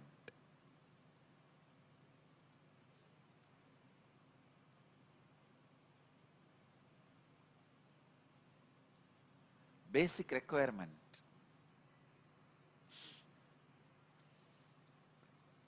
Actually, in every field, you should discover your spontaneous readiness for intense action.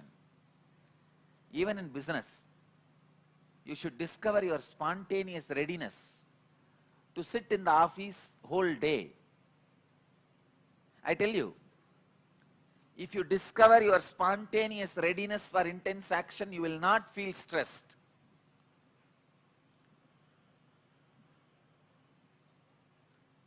I still remember once, in 2005 or 6, I went to Microsoft. A group of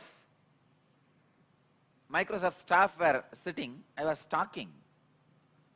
I could see the whole group, whoever was inside the hall, had capacity of the spontaneous readiness for intense action. I was shocked, oh God. Of course, in the outer world, but all of them were discovered that capacity in them. Then I thought, Bill Gates is worthy of being a richest person, because he is able to make people discover their spontaneous readiness for intense action. Of course, Bill Gates uses the money, the fear and greed.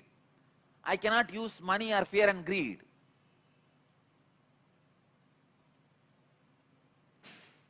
The day I discover a mass process for making human beings realize their spontaneous readiness for intense action,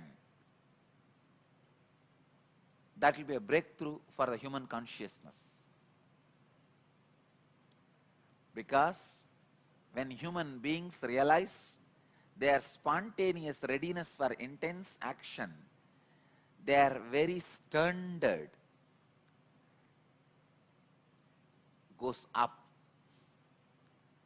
The very standard in which they are thinking, the very standard in which they are working, the very standard in which they are functioning becomes different.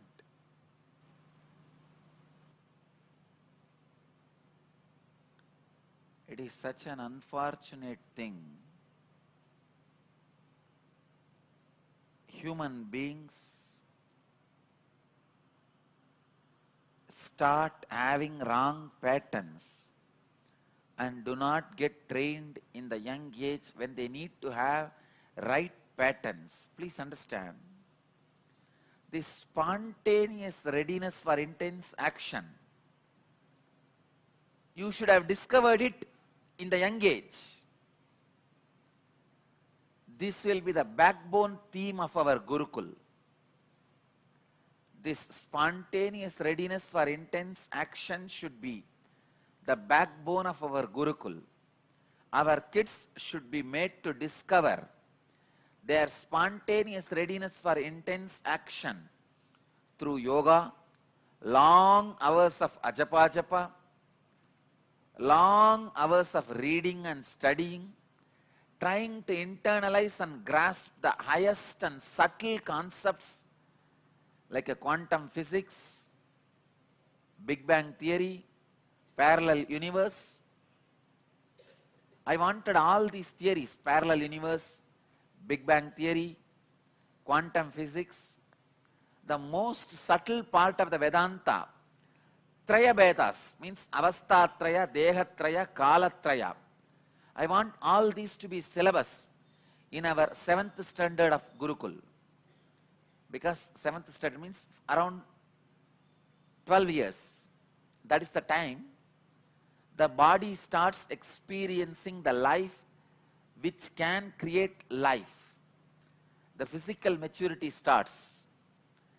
See, when the body is experiencing its capacity to create another own body, that is the time the body has to discover its spontaneous readiness for intense action. Our 7th class Gurukul kids should have all this as a syllabus.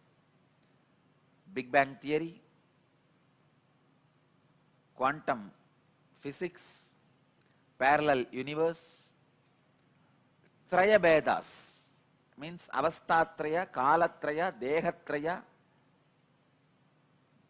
This Traya Vedas, all these most subtle concepts should be taught to our Gurukul kids, and intense yoga should be done,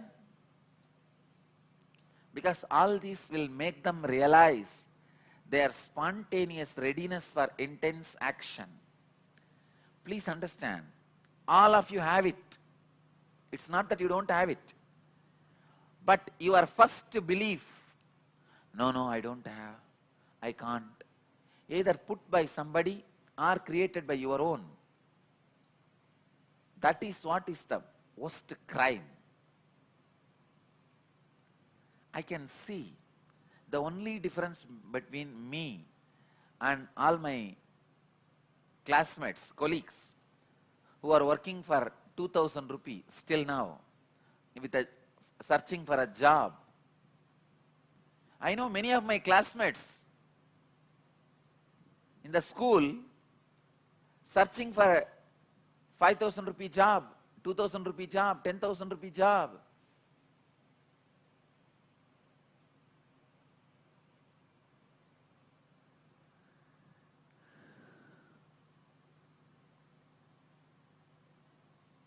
When I go to Thiruvannamalai, they will all queue up. I used to wonder, what is the difference between these guys and me? It's not luck, understand. You can say maybe Madurai Adinam is the luck came to me. But Dhyanapidam is not luck, blood and sweat. I used to think, how? What is the difference between him and me? The only difference is, I discovered my spontaneous readiness for intense action by the grace of Raghupati Yogi and Kuppammal. These two have inspired me and made me discover my spontaneous readiness for intense action.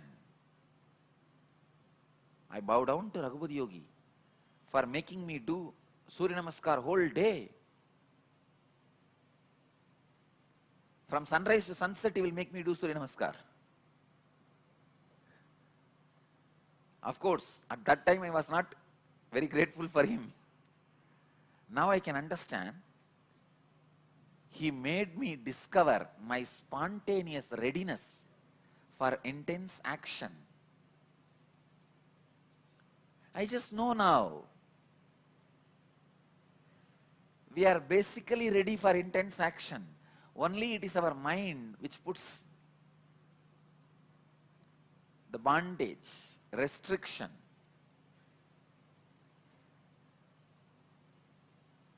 I wanted all our Gurukul kids to realize this spontaneous readiness for intense action. Once you realize this one truth, the readiness for spontaneous action, spontaneous readiness for intense action, you are liberated from all the curses of life.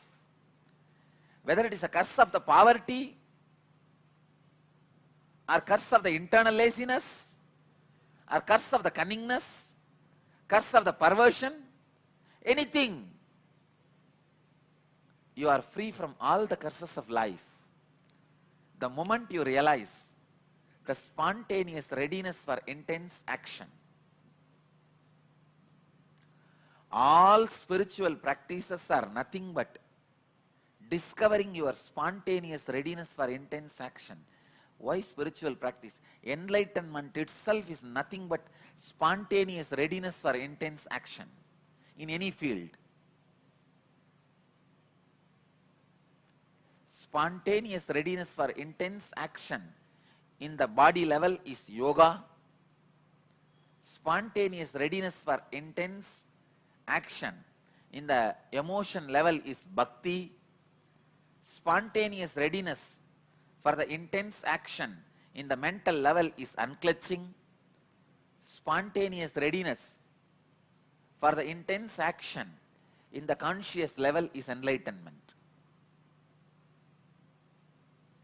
Spontaneous readiness for intense action in the psychic level is siddhis.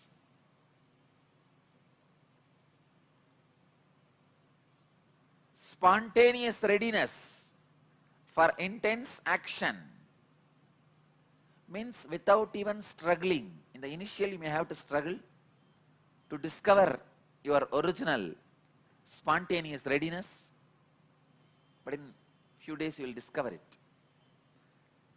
Discovering the spontaneous readiness for the intense action is enlightenment itself.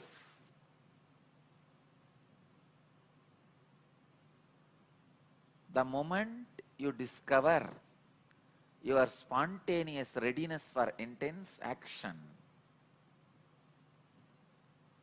you realize the self, you realize the soul, you realize the ultimate.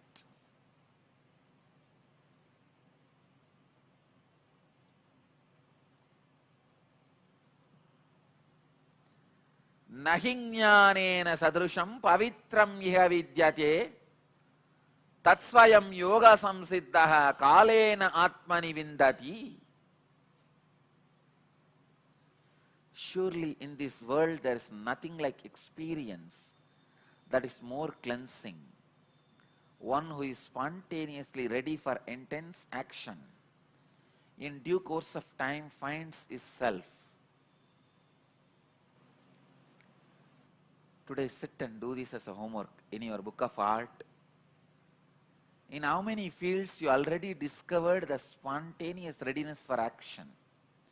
Please understand, every living human being would have discovered his spontaneous readiness for intense action at least in 5 to 10 fields.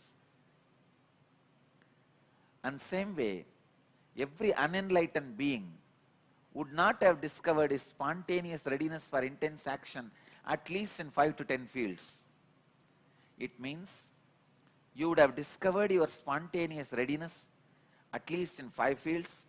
You may be struggling at least in 5 other fields. List all this.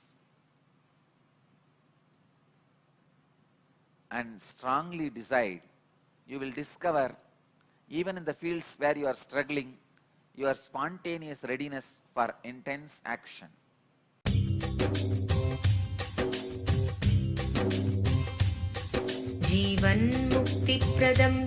Paramahamsa Nithyananda, a rare living incarnation, is named among the world's 100 most spiritually influential personalities today. Paramahamsa Nithyananda has been placed alongside Dalai Lama, Nelson Mandela, Oprah Winfrey, Paulo Coelho and others by Mind, Body, Spirit, the world's top esoteric magazine from Watkins, London's oldest and largest bookstore.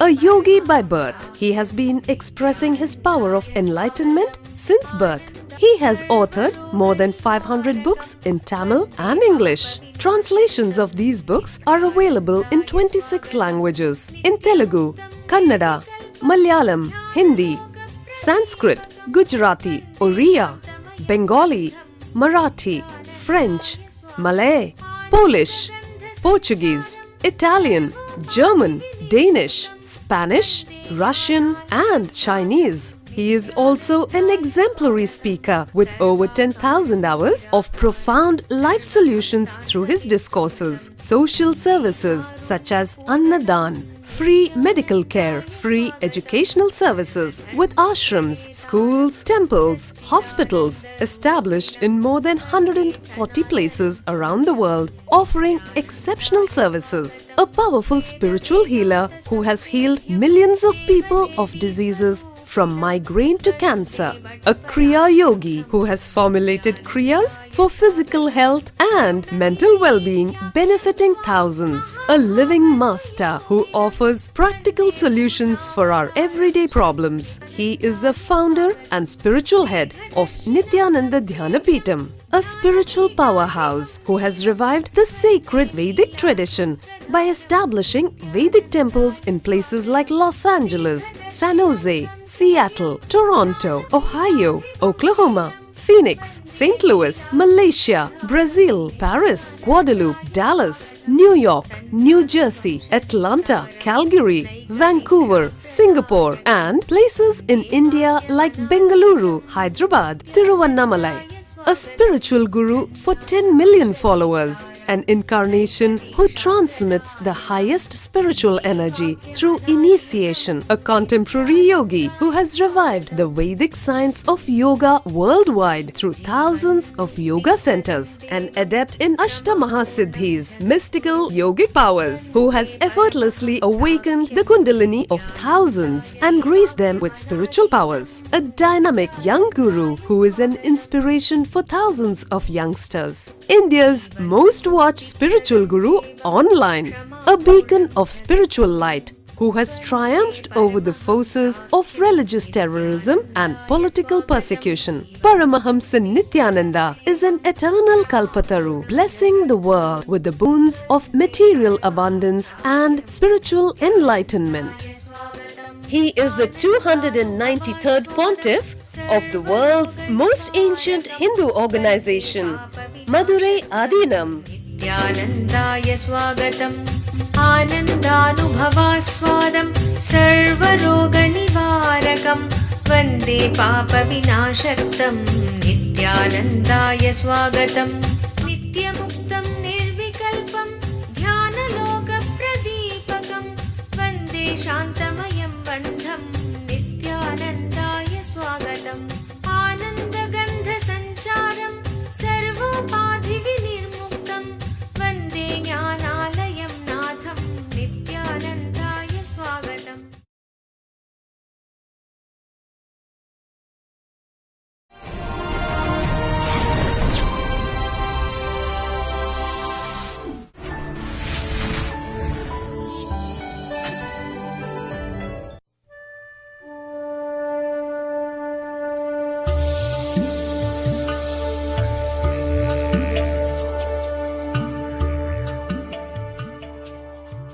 A video conferencing having Nayana Diksha in 212 cities, 23 countries around the world.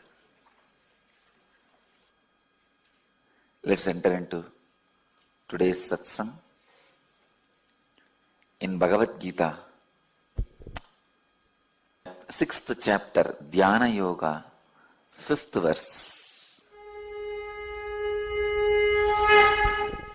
Uddharetatmanatmanam na atmanam avasadayet atmaiva hyatmano bandhur atmaiva ripuratmanaha.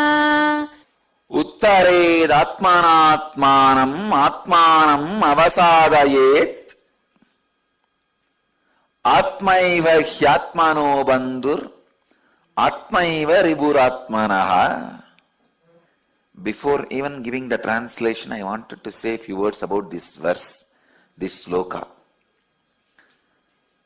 This is one of my most favorite verse. If I have to pick up just 10 verses from the 700 verses of Bhagavad Gita as the essence of Bhagavad Gita, I'll pick up this one verse in that 10.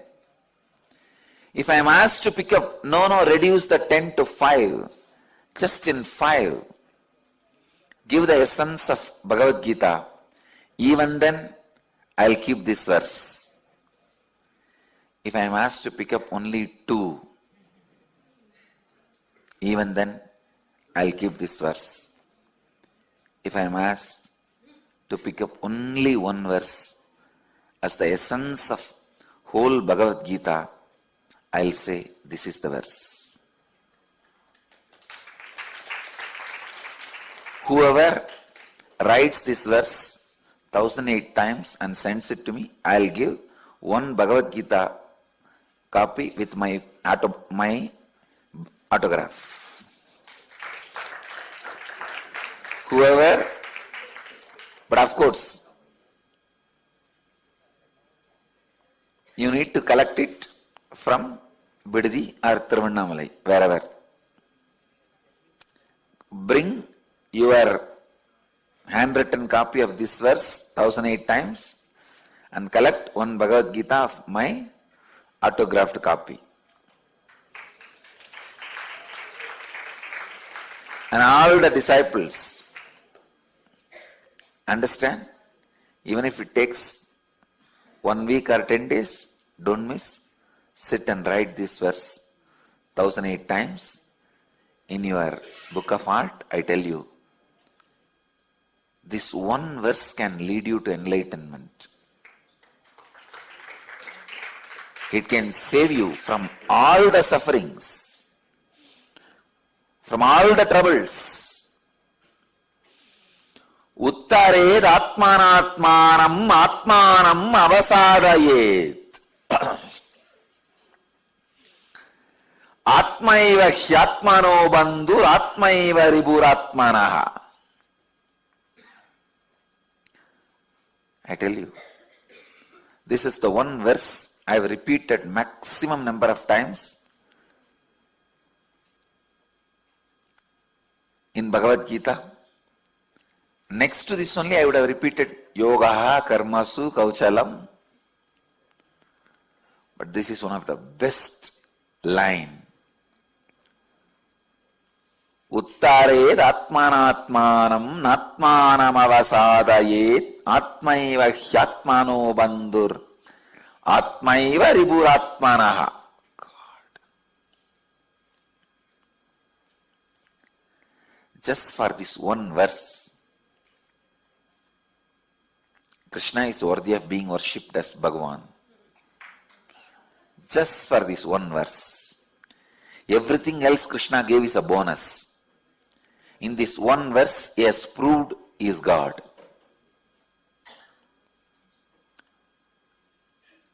Now, never in this precise way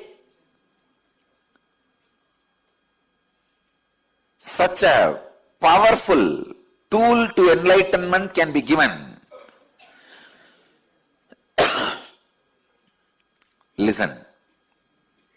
Listen to the translation. Raise yourself by yourself.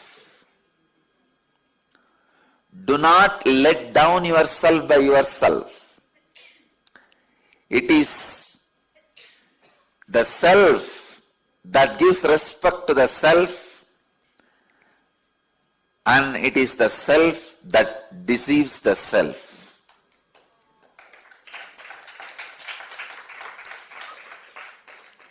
Uttared atmanatmanam natmanam avasadayet. Atmaiva hyatmano bandhur atmaiva ripuratmanaha. Understand?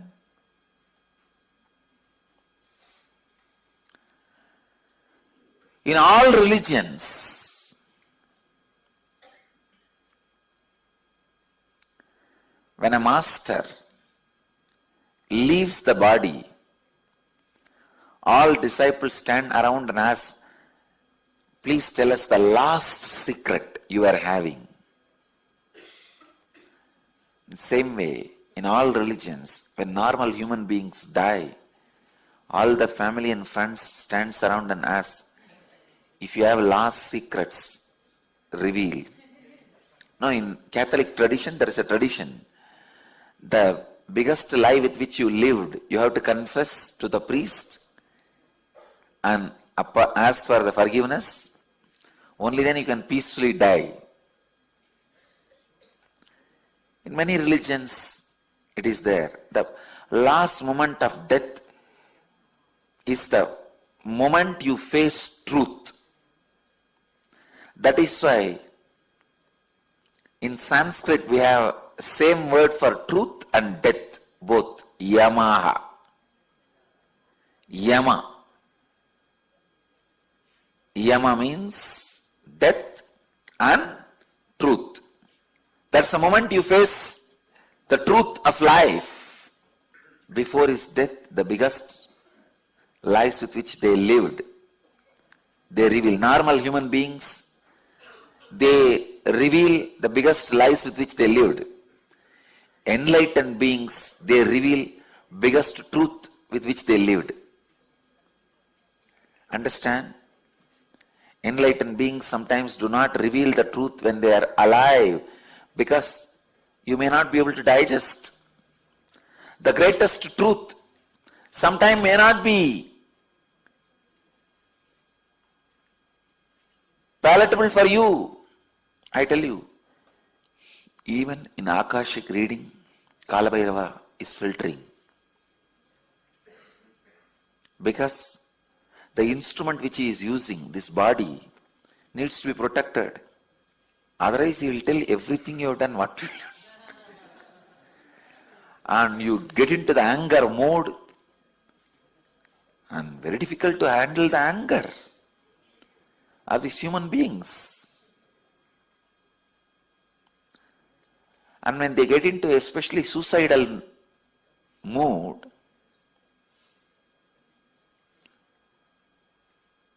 they can easily destroy. Understand? When one being gets into the mode of life, he can bring millions to life, an incarnation. When one fellow gets into the suicidal mode, he can kill thousands along with his death. I am very happy about one thing. The Western countries have realized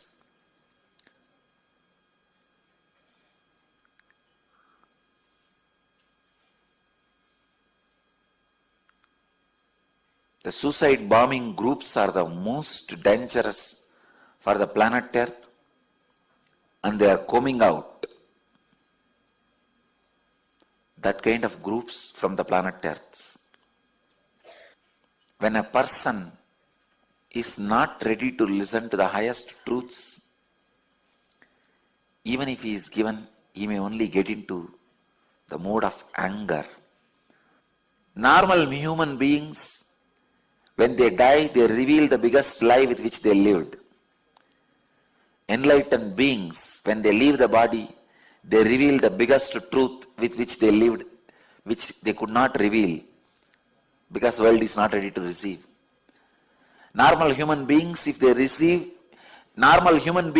open up what they are hiding in the heart, they will lose their identity. If enlightened beings open up what they are hiding in their heart, world will receive its world will lose its identity.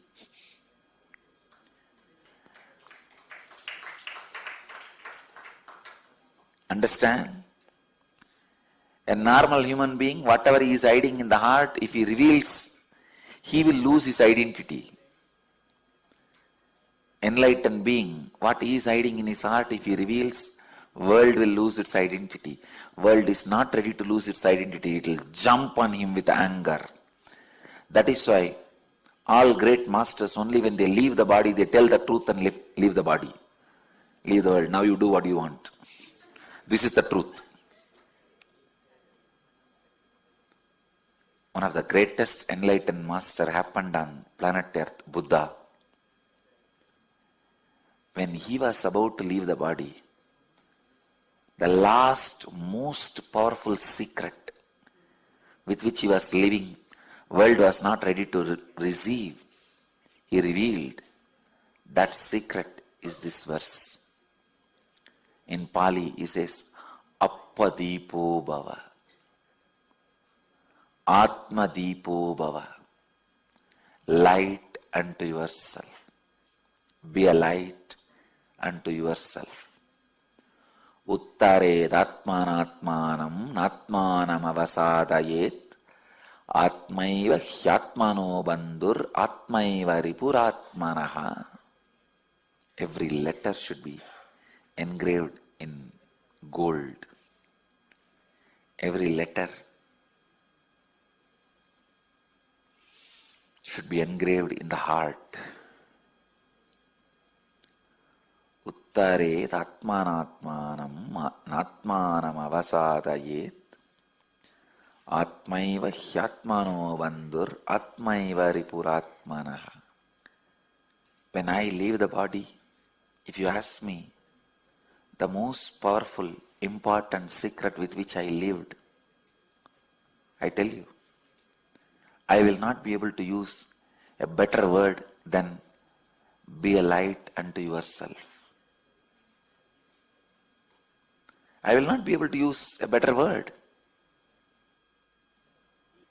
This is the secret with which even I am living. This is the secret with which all masters are living. Raise yourself by yourself.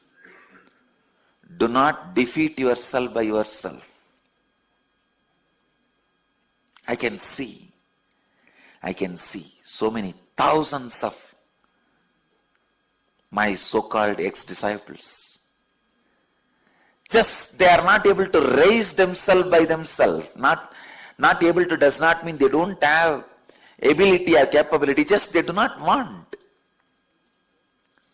They think this is enough. They even come to the conclusion, what is wrong with normal life? That is okay. God. The last life solution I used on me before falling into the abyss of bliss and enlightenment is this word. I was into the worst depression. Even tried suicide. But did not torture anybody else or kill anybody else. Just felt hopeless. Felt all doors are shut. When my even suicide attempt failed, and even in that, I was a failure. Then it became almost like a heart is being squeezed. Literally, I could feel that squeezing. Last respect on everything. Spirituality, enlightenment, masters, Ramakrishna, Ramana Maharshi. They were like part of my life, blood, my very self. Lost everything. and it is like a complete darkness. Somehow, this one verse was strongly inside me. It just raised itself. Like after being beaten, if a man tries to stand up and walk, how it will feel, exactly like that. This one verse, even after being beaten by my distrust, doubt, everything, it just stood as one ray of hope in my life. Last ray of hope. It is you who need to raise yourself. If anybody else raises you, they can always put you down. It is you who need to take that last jump into the enlightenment. This was the last meal handed over to me by my master before I decided to start cooking on myself. This was the last strength with which the cosmos pushed me into my higher self. I can tell you,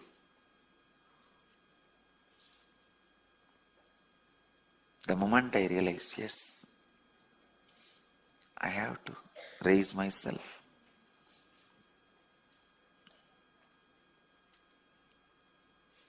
Immediately that one ray of hope becomes decision to become enlightened. When the decision opened up, there was no pattern stopping that decision in my inner space.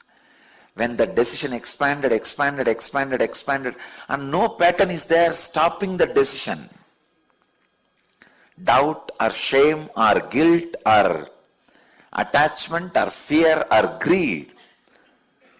Suddenly I could see my whole inner space is now filled with that one decision.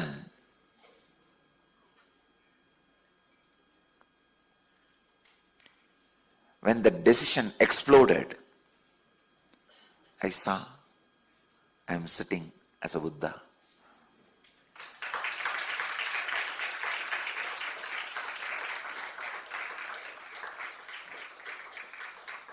Suddenly, that explosion landed in some other plane. I thought, oh God, that's it. That's all. I tell you, whenever you have a low mood, whenever you deviate, it is you who need to raise yourself by yourself. Uttared atmanatmanam natmanam avasadayet. All of you can do when you wake up early morning, when you rise from the bed, tell yourself, Uttared atmanatmanam natmanam avasadayet. I have to raise myself by myself.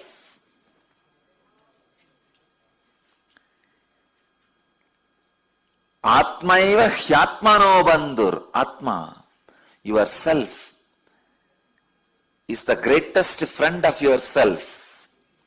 And yourself is the greatest enemy of yourself.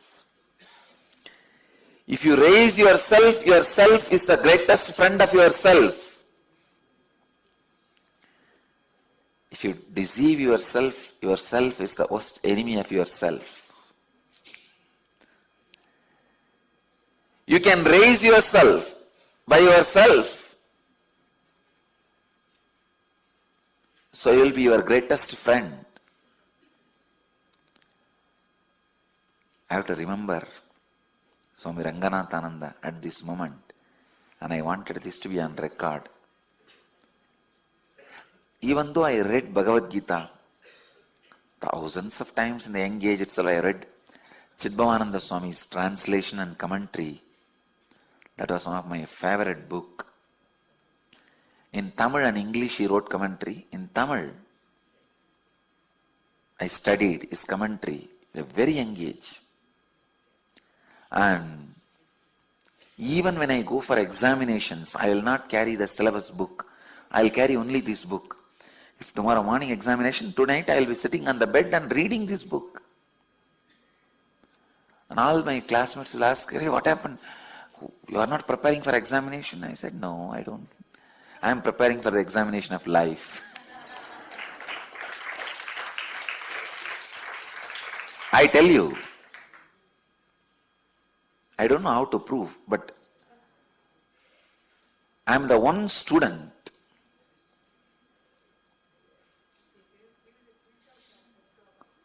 I'll provide, ma. We'll provide.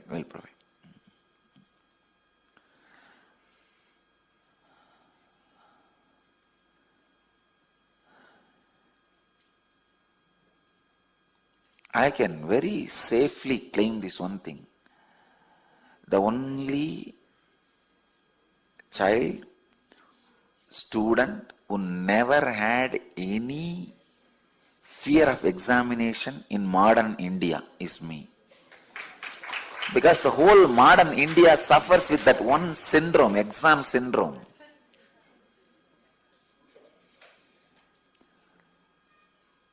Let God land on India and take away this examination. So much of suffering and fear will be reduced. I tell you, my own ashramites, if he never went to school uneducated, my one word immediately lives. But if he has gone to schools, educated, had examination, suffered the examination fear, unless I raise the level of fear by my words more than the examination fear, it does not move. He has become buffalo. So any instruction I give, I have to put it in such a way that it creates more fear in him than the examination fear. Only then he is even ready to listen. Otherwise he does not even hear.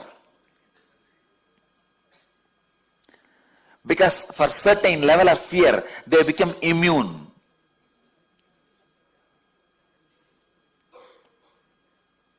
They become buffaloes.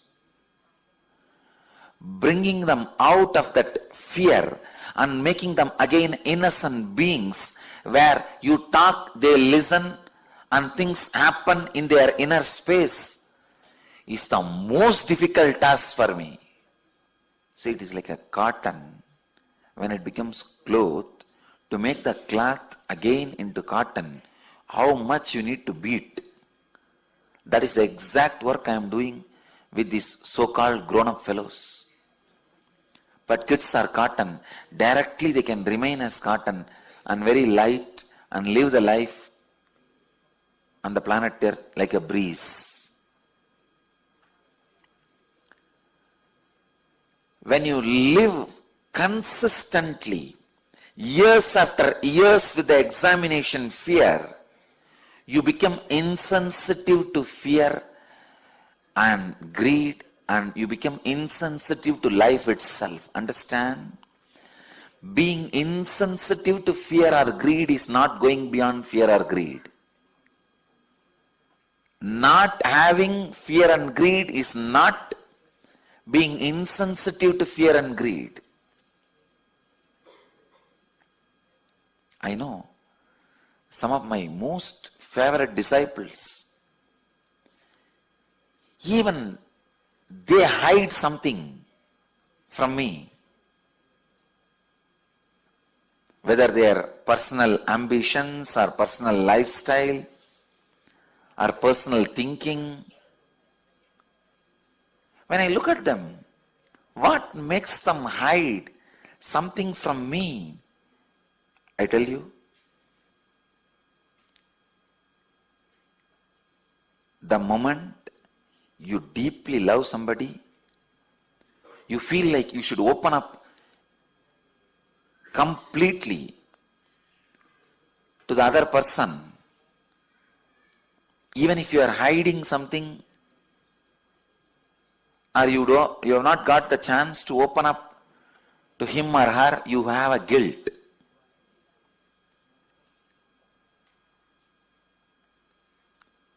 The definition of love is ability to trust and open yourself completely to the other person.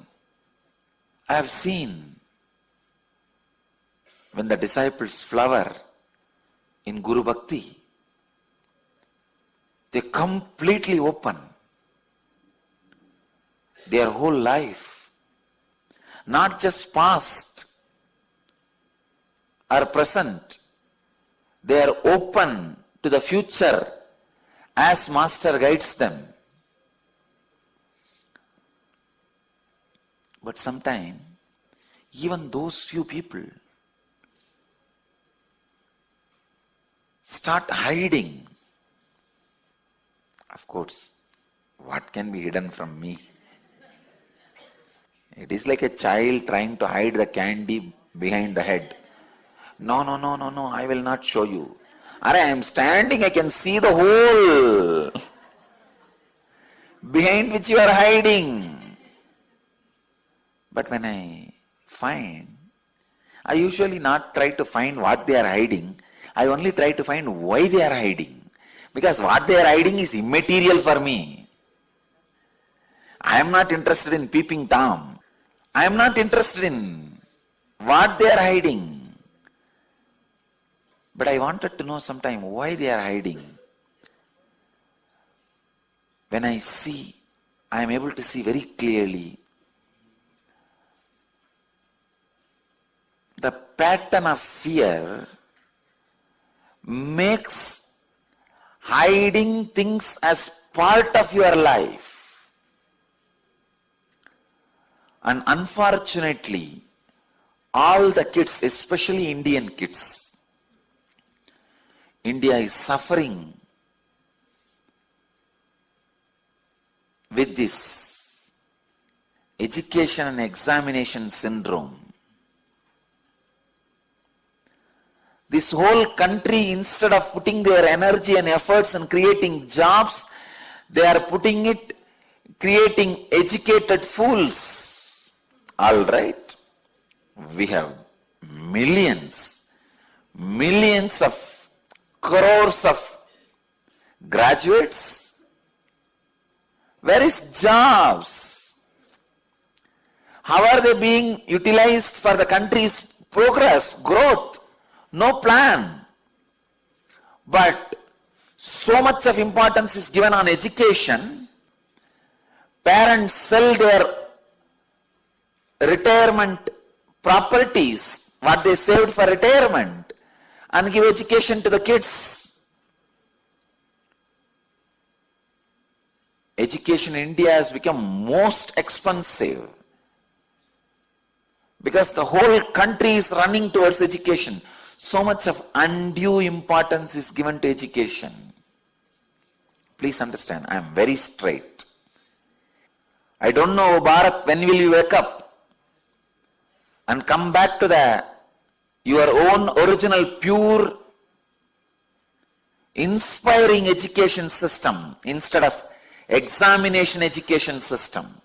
From the age of 5, first grade, when the kids were made to live season after season after season, year after year after year, with the examination fear and the demonized teachers, terrorized question papers, and anxiety-filled days you wait for your examinations.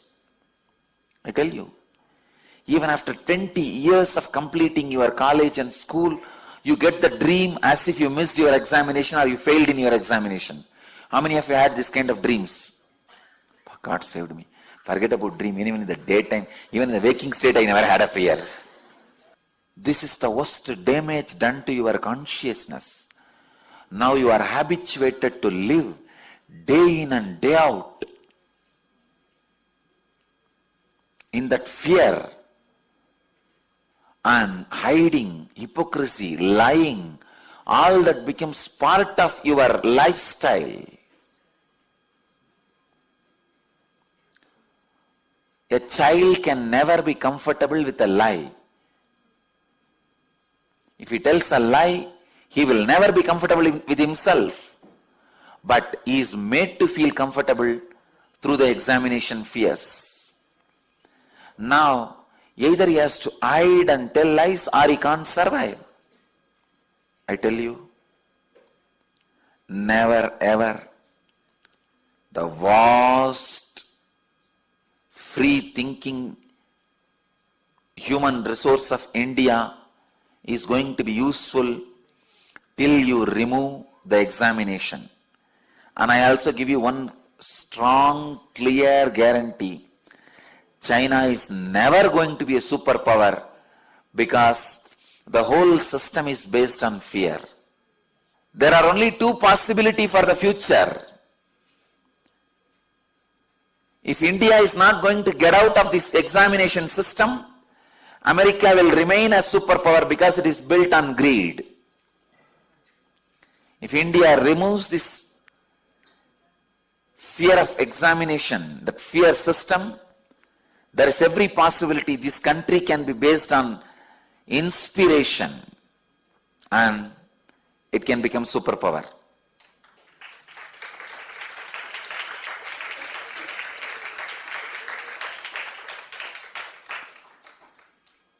There are only three ways of living: based on fear, based on greed, based on inspiration.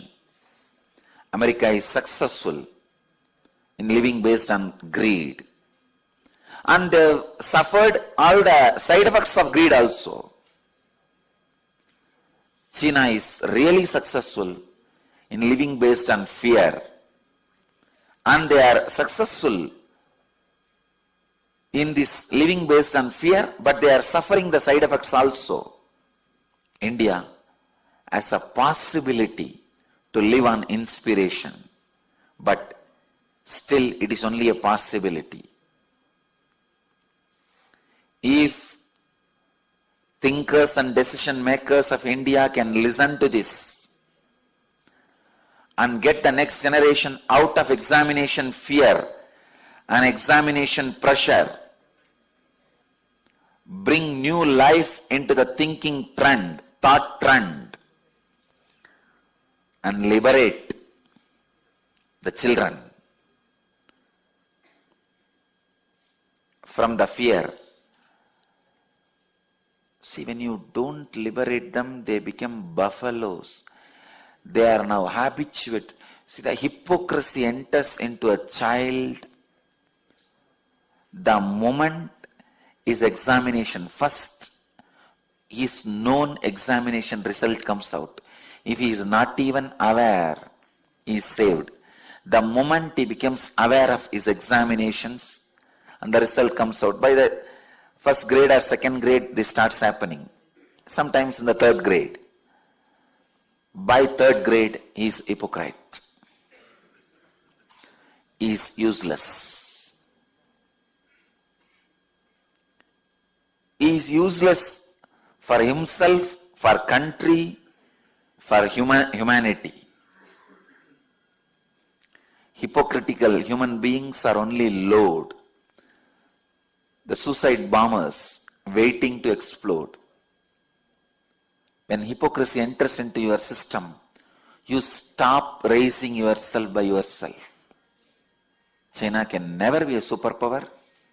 China can never be a superpower because it is based on fear.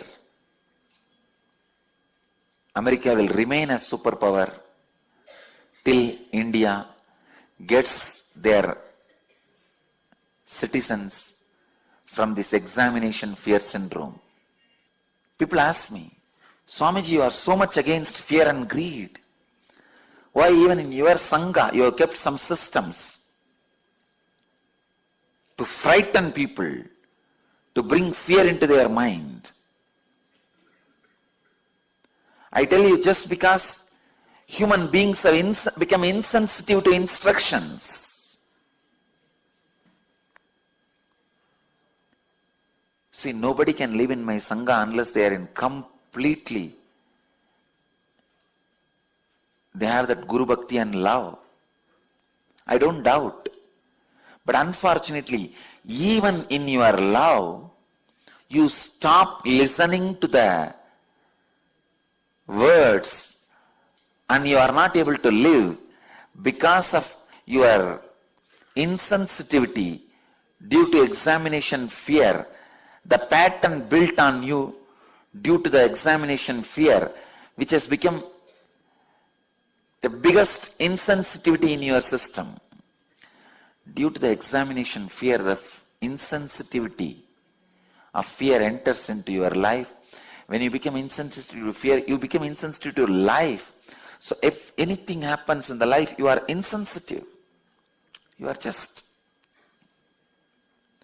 are insensitive even to the loving words I utter or the spiritual instruction I give. Fear of examination.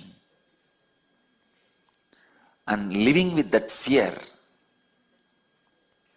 slowly, human beings become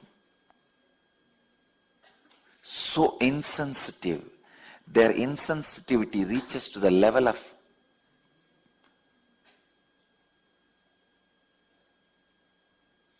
sometimes even being a criminal, even to do crimes. They don't have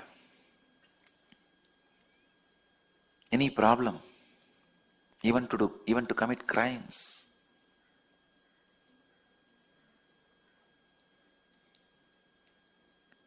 I have to keep certain level of fear-based driving method in my Sangha just because all these guys who come and join the Sangha are already corrupted by the examination fear syndrome.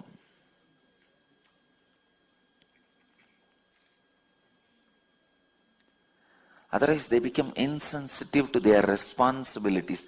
They stop remembering the responsibilities they have taken up, the lifestyle they have taken up. They constantly see somebody else's weak point and justify their weak points. The other person's weak point does not justify your weak point.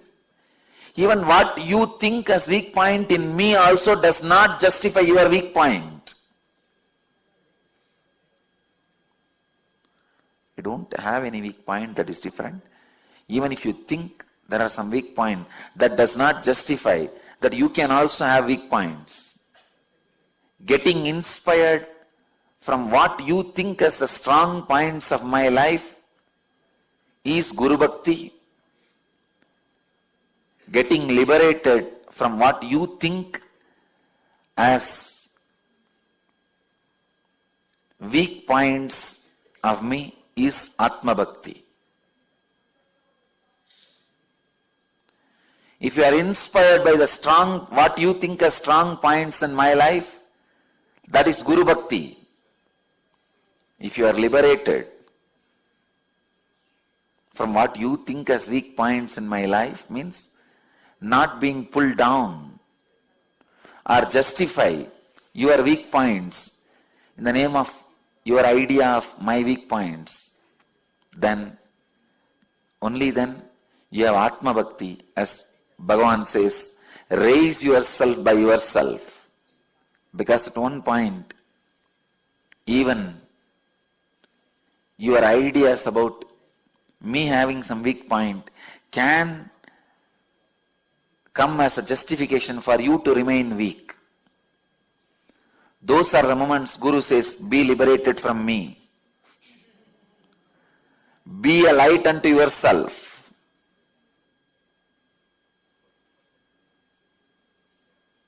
Don't justify your weaknesses based on your perceived weaknesses about me.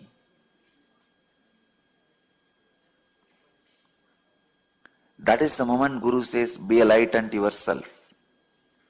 You are your friend and you are your enemy. Bhagavan uses a beautiful word. Bandhuhu. Ripuhu. Bandhu means friend. who raises yourself, who stands by you to fulfill your life. Ripuhu means who destroys you, your enemy. Understand? When you are inspired by your perceived greatness about me, Guru Bhakti happens.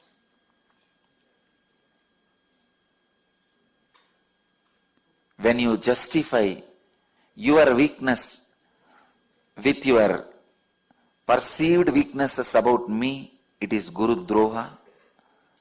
But both the time, it is only your perception with which you are playing, I am untouched.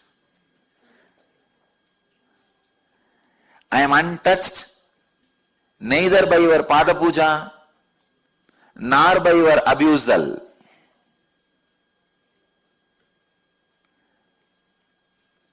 Pada Puja helps you to stand and raise yourself. Abusal makes you to destroy yourself by yourself. But in both, you are playing with your perception, not with me. I am untouched. Do not justify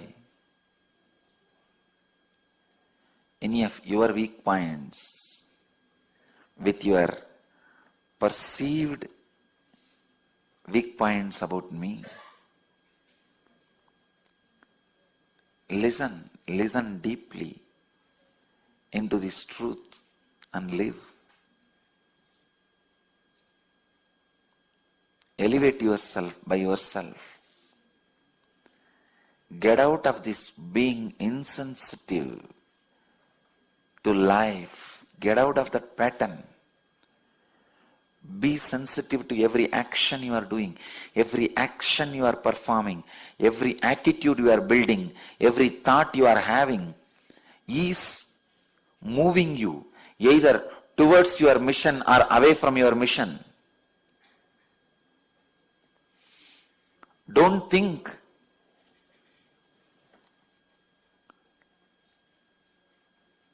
everything is, if you don't progress, you are on the neutral gear. No. Either you clutch, go forward, or you clutch, go in the reverse, or you are unclutched.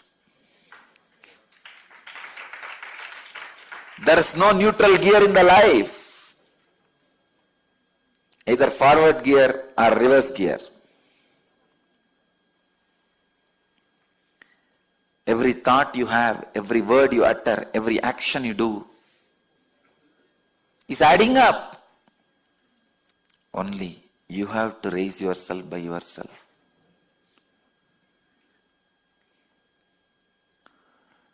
Don't depend on your friends, the so-called seniors, whom you think have more understanding than yourself. They may be having understanding in some subject, at some dimension, not in all. In some other dimension, they may not be having complete understanding. So when you look up to them in everything, you are doomed.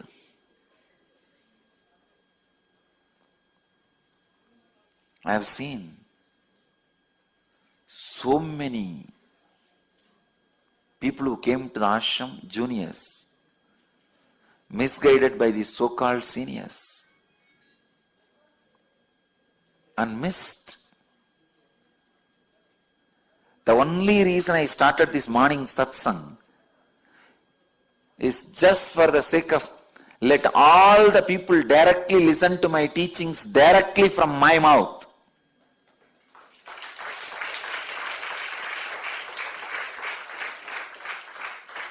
Let it not be a different versions.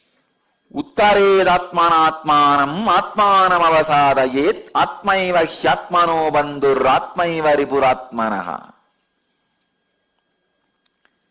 Every time I repeat this verse, it's like I'm tank refilled now. I can go on and on. Layers and layers and layers of meaning is filled in this one verse. Don't expect anybody else, somebody else to come and raise you and put you back into the enlightened lifestyle. It is you, only you can raise yourself by yourself. Only you have to raise yourself by yourself. Don't let yourself down by yourself.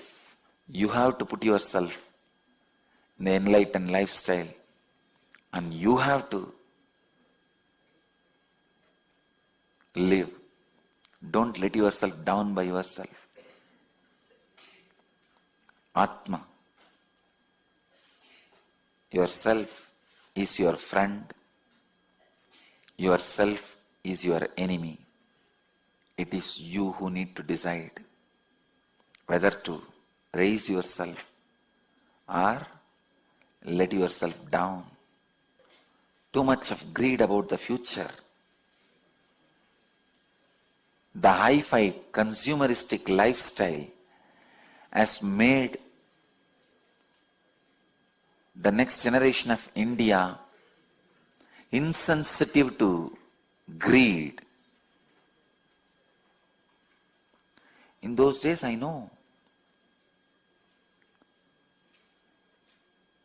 a family, if they get a two-wheeler, they will be contented and have one car. They will be in the heavens, in the sky, seventh heaven, cloud 9. Now, each person, if they have one car, based on the brand, they even try to come to contentment. The consumeristic hi-fi lifestyle made human beings insensitive to greed, insensitive to being content, and the cutthroat, fear-based, competitive lifestyle made human beings insensitive to fear, means insensitive to peace. Trupti and Shanti both have left your life. You have become completely insensitive to Trupti and Shanti because of consumeristic and competitive lifestyle. Competitive lifestyle made you insensitive to Shanti. Consumeristic lifestyle made you insensitive to Trupti. When the Trupti and Shanti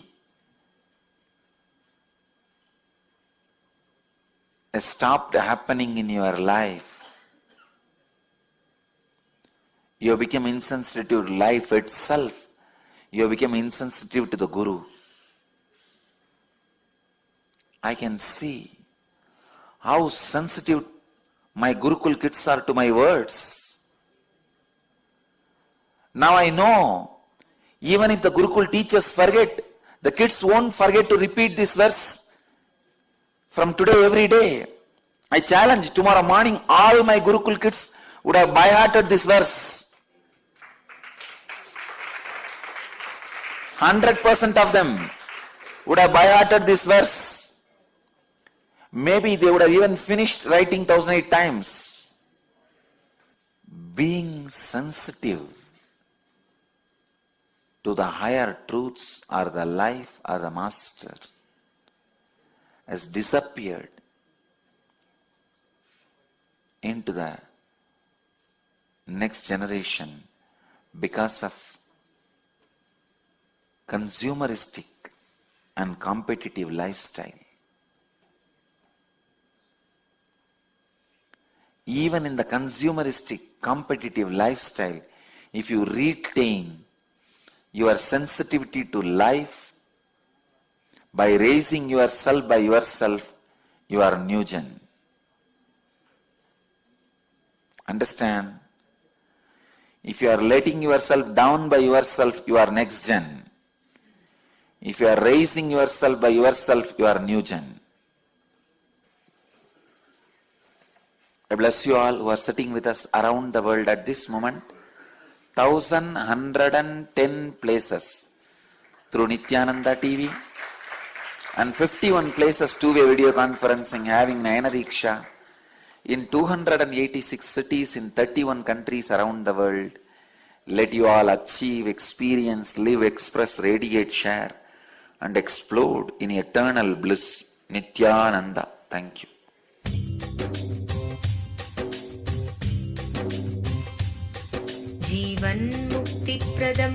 Paramahamsa Nithyananda, a rare living incarnation, is named among the world's 100 most spiritually influential personalities today. Paramahamsa Nithyananda has been placed alongside Dalai Lama, Nelson Mandela, Oprah Winfrey, Paulo Coelho and others by Mind, Body, Spirit, the world's top esoteric magazine from Watkins, London's oldest and largest bookstore. A yogi by birth, he has been expressing his power of enlightenment since birth. He has authored more than 500 books in Tamil and English. Translations of these books are available in 26 languages in Telugu, Kannada, Malayalam, Hindi, Sanskrit, Gujarati, Oriya, Bengali, Marathi, French, Malay, Polish, Portuguese, Italian, German, Danish, Spanish, Russian and Chinese. He is also an exemplary speaker with over 10,000 hours of profound life solutions through his discourses. Social services such as Annadan, free medical care, free educational services with ashrams, schools, temples, hospitals established in more than 140 places around the world, offering exceptional services. A powerful spiritual healer who has healed millions of people of diseases from migraine to cancer. A Kriya Yogi who has formulated Kriyas for physical health and mental well-being benefiting thousands. A living master who offers practical solutions for our everyday problems. He is the founder and spiritual head of Nithyananda Dhyanapitham, a spiritual powerhouse who has revived the sacred Vedic tradition by establishing Vedic temples in places like Los Angeles, San Jose, Seattle, Toronto, Ohio, Oklahoma, Phoenix, St. Louis, Malaysia, Brazil, Paris, Guadeloupe, Dallas, New York, New Jersey, Atlanta, Calgary, Vancouver, Singapore, and places in India like Bengaluru, Hyderabad, Tiruvannamalai. A spiritual guru for 10 million followers, an incarnation who transmits the highest spiritual energy through initiation, a contemporary yogi who has revived the Vedic science of yoga worldwide through thousands of yoga centers, an adept in Ashtamahasiddhis, mystical yogic powers, who has effortlessly awakened the Kundalini of thousands and graced them with spiritual powers, a dynamic young guru who is an inspiration for thousands of youngsters, India's most watched spiritual guru online, a beacon of spiritual light who has triumphed over the forces of religious terrorism and political persecution. Paramahamsa Nithyananda is an eternal Kalpataru, blessing the world with the boons of material abundance and spiritual enlightenment.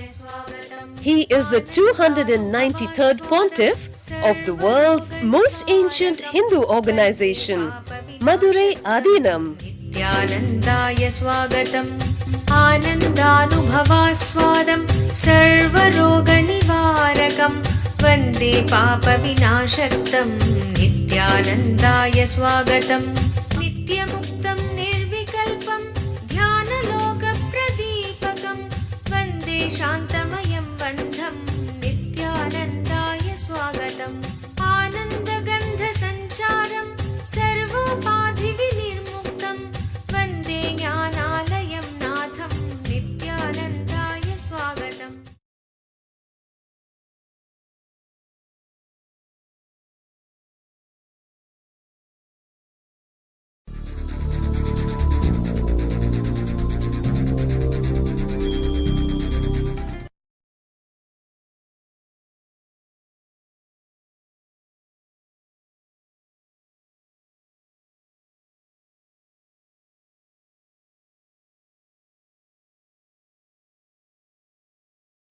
if you can understand, your existence should not be altered, only should be experienced, your execution will become perfection. Unfulfillment, incompletion, yet to be achieved feeling should not be cherished in your existence. Because in your existence, nothing more need to be added. But in your action, there should be so much of passion, as if only that action is going to give you complete fulfillment. It's like when you see drinking water in the desert after 3 days of thirst. You know, running, grabbing and drinking that water only is going to save your life. Doing action, execution with that passion.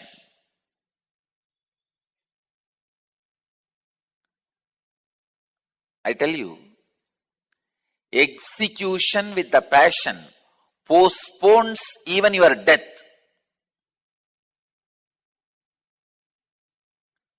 In the modern day, many of the surveys, studies, researches are proving people who don't retire live long.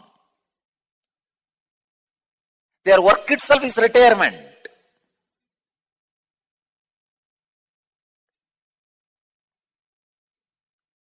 I tell you, do not get retired.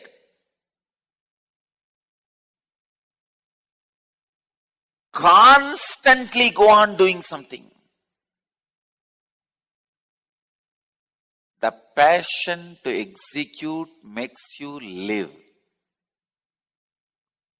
Live, live, and live. Even if you feel all doors are closed for you,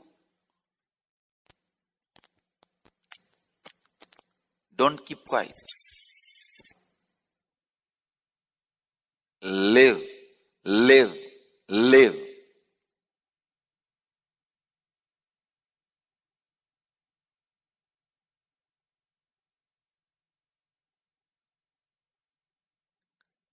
The moment you start feeling there is something wrong in your existence, whether you act or not, you will only be suffering, torturing yourself and others. The moment you feel your existence is more complete than any completion is possible, then whatever your execution, not only it radiates your fulfillment, it fulfills everybody around you.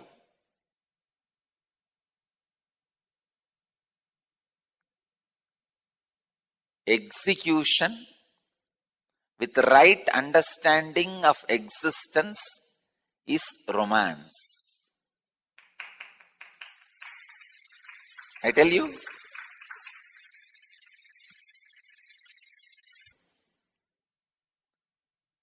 execution with the right understanding of existence is romance with life. Every breath is a romance. Every step is a romance. It's romancing with the whole life.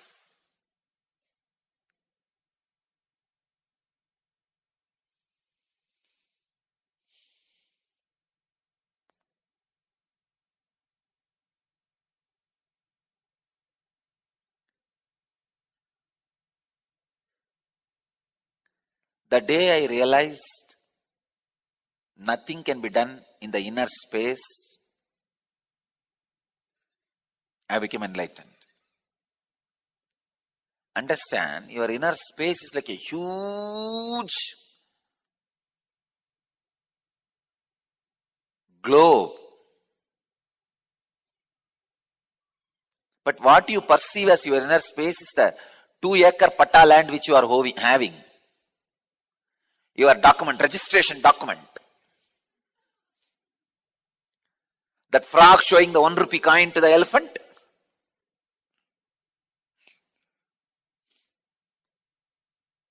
Just because this land is registered in your name, don't think death will not come inside the land and take you away.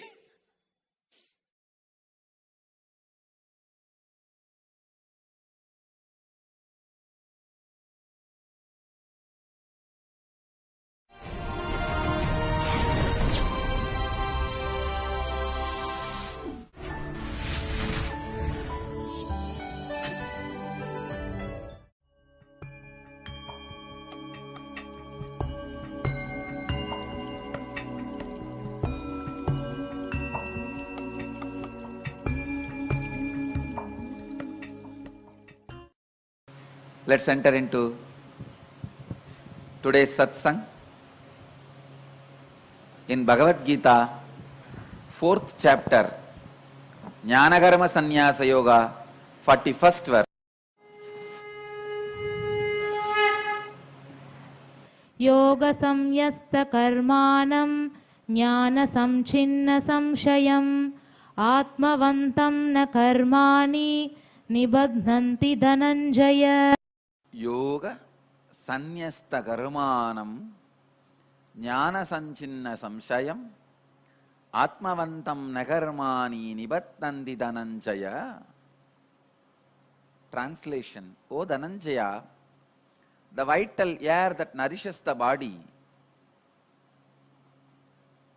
one whose performance is laid in intense action, one whose doubts are destroyed by experience, one who is in his essential nature is not bound by actions. With a strong blow of a word like Shamsayatma Vinashyati, Arjuna is completely shaken. Shaken to the very core. It's almost like you are about to break. Now Bhagavan tries, no, don't break, because I know. A person like Krishna, embodiment of love, nothing but love.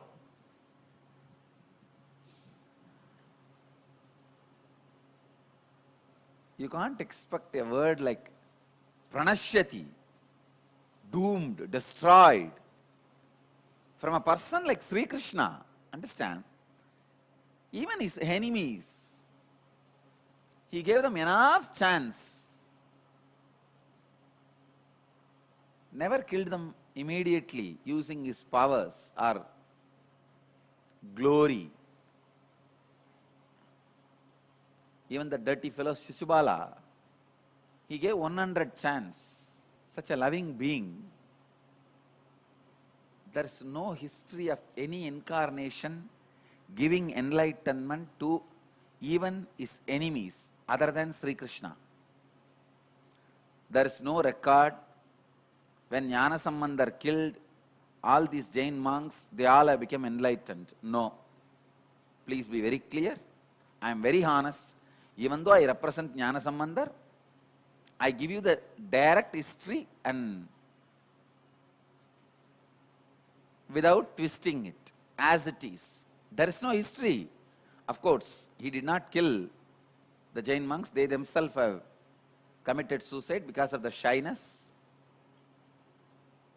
He actually forgave them. But whatever is said and done, enemies, they died. They did not get enlightenment. But Sri Krishna, not a single enemy of Sri Krishna missed enlightenment. Every individual, the story, every time it very clearly records the life from that body enters into Sri Krishna's feet and disappears. There is no record. Rama liberated all his enemies. There's no record even Ravana was liberated. No. There's no record Tataka was liberated. Only Vali was liberated because Vali transformed in the deathbed. There's no other master, incarnation, like Sri Krishna, who is embodiment of love, who can liberate even his enemies. Not a single enemy of Sri Krishna was left without being liberated. Saguni, other than enlightenment, he had all qualities of Sri Krishna. Even Saguni was liberated, enlightened.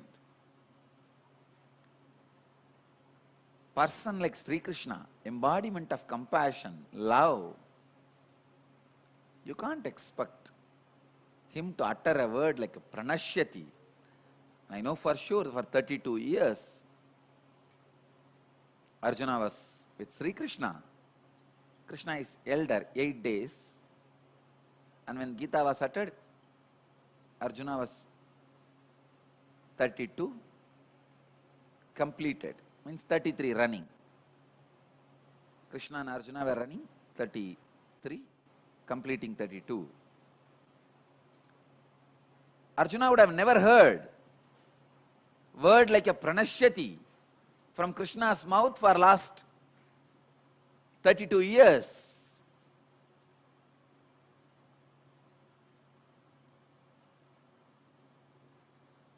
How can you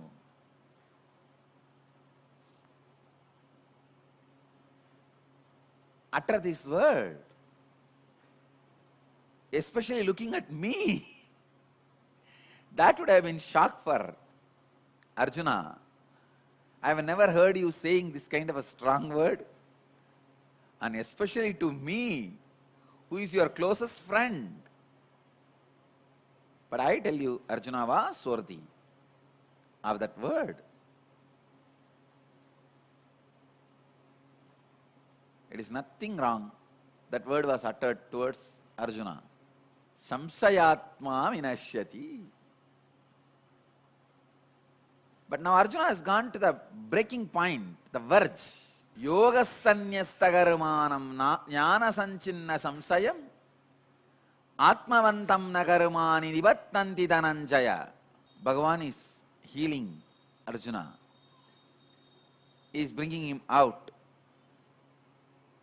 Now Arjuna is having a dilemma. One side, I am destroyed if I don't perform. Other side, if I do the action, I may be bound by the action.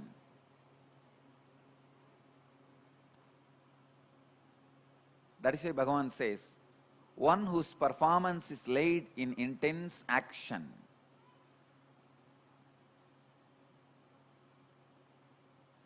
one whose doubts are destroyed by experience, one who is in his essential nature is not bound by action. Yoga sanyastagarumanam jnana sanchinna samsayam. That's a key word. Yoga sanyastagarumanam.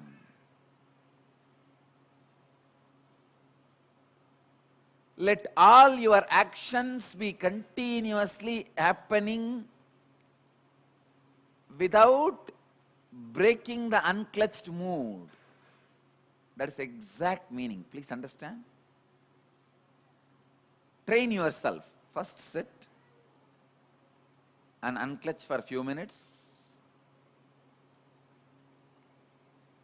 Then try to be in the same space of unclutching and move your hand. Then try to be in the same space of unclutching, move your legs. Then try to do simple yogasanas. Yogasanas are very powerful method and techniques for you to learn to move your system without breaking the unclutching space, unclutched space. Nitya yoga should be performed always in unclutched space. All the kriyas and yogas and movements and all the activities I taught you, including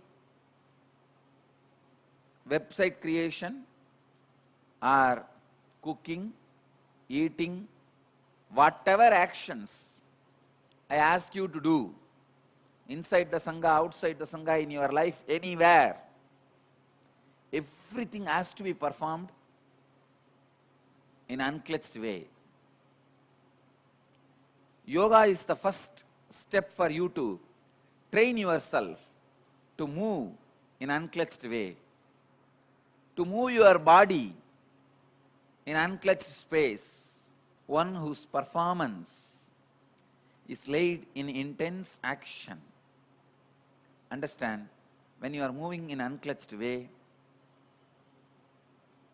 your intense action establishes yourself in highest performance. Performance, intense action. These two words is a very powerful words. Understand. Action always does not need to lead you to performance, but intense action always leads you to performance. When I say intense action, the action where the diversion of energy does not exist,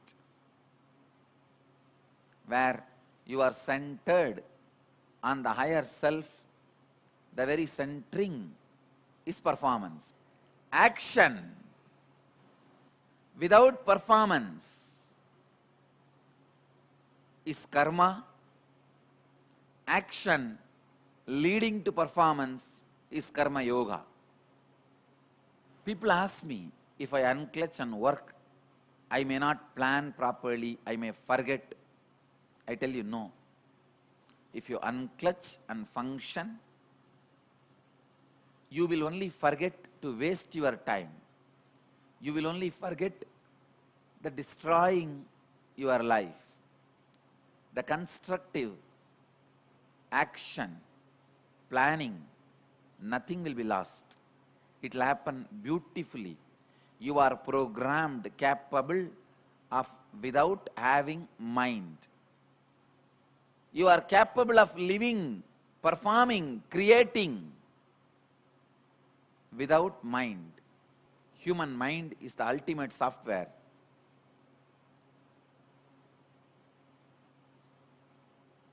You don't need your own mind for you to function.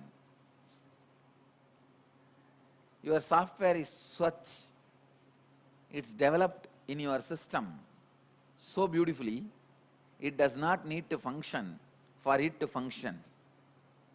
Understand? It's very paradoxical. Your biomemory is programmed such a way, there is no need for any ways for it to perform. Yoga sanyasta karmanam jnana sanchinna samsayam atmavantam nagarmani nibattanti dhananjaya. One whose performance is laid in intense action, one whose doubts are destroyed by experience, one who is in his essential nature is not bound by actions. The essence, the sacred secret from this verse, continue to intensify your unclutching. Let all your actions be performed from the unclutched space. Try this just today. Whatever you are doing, remember to be constantly aware of unclutched space. As today's essence, pen down this one line. Intense action in intense inaction.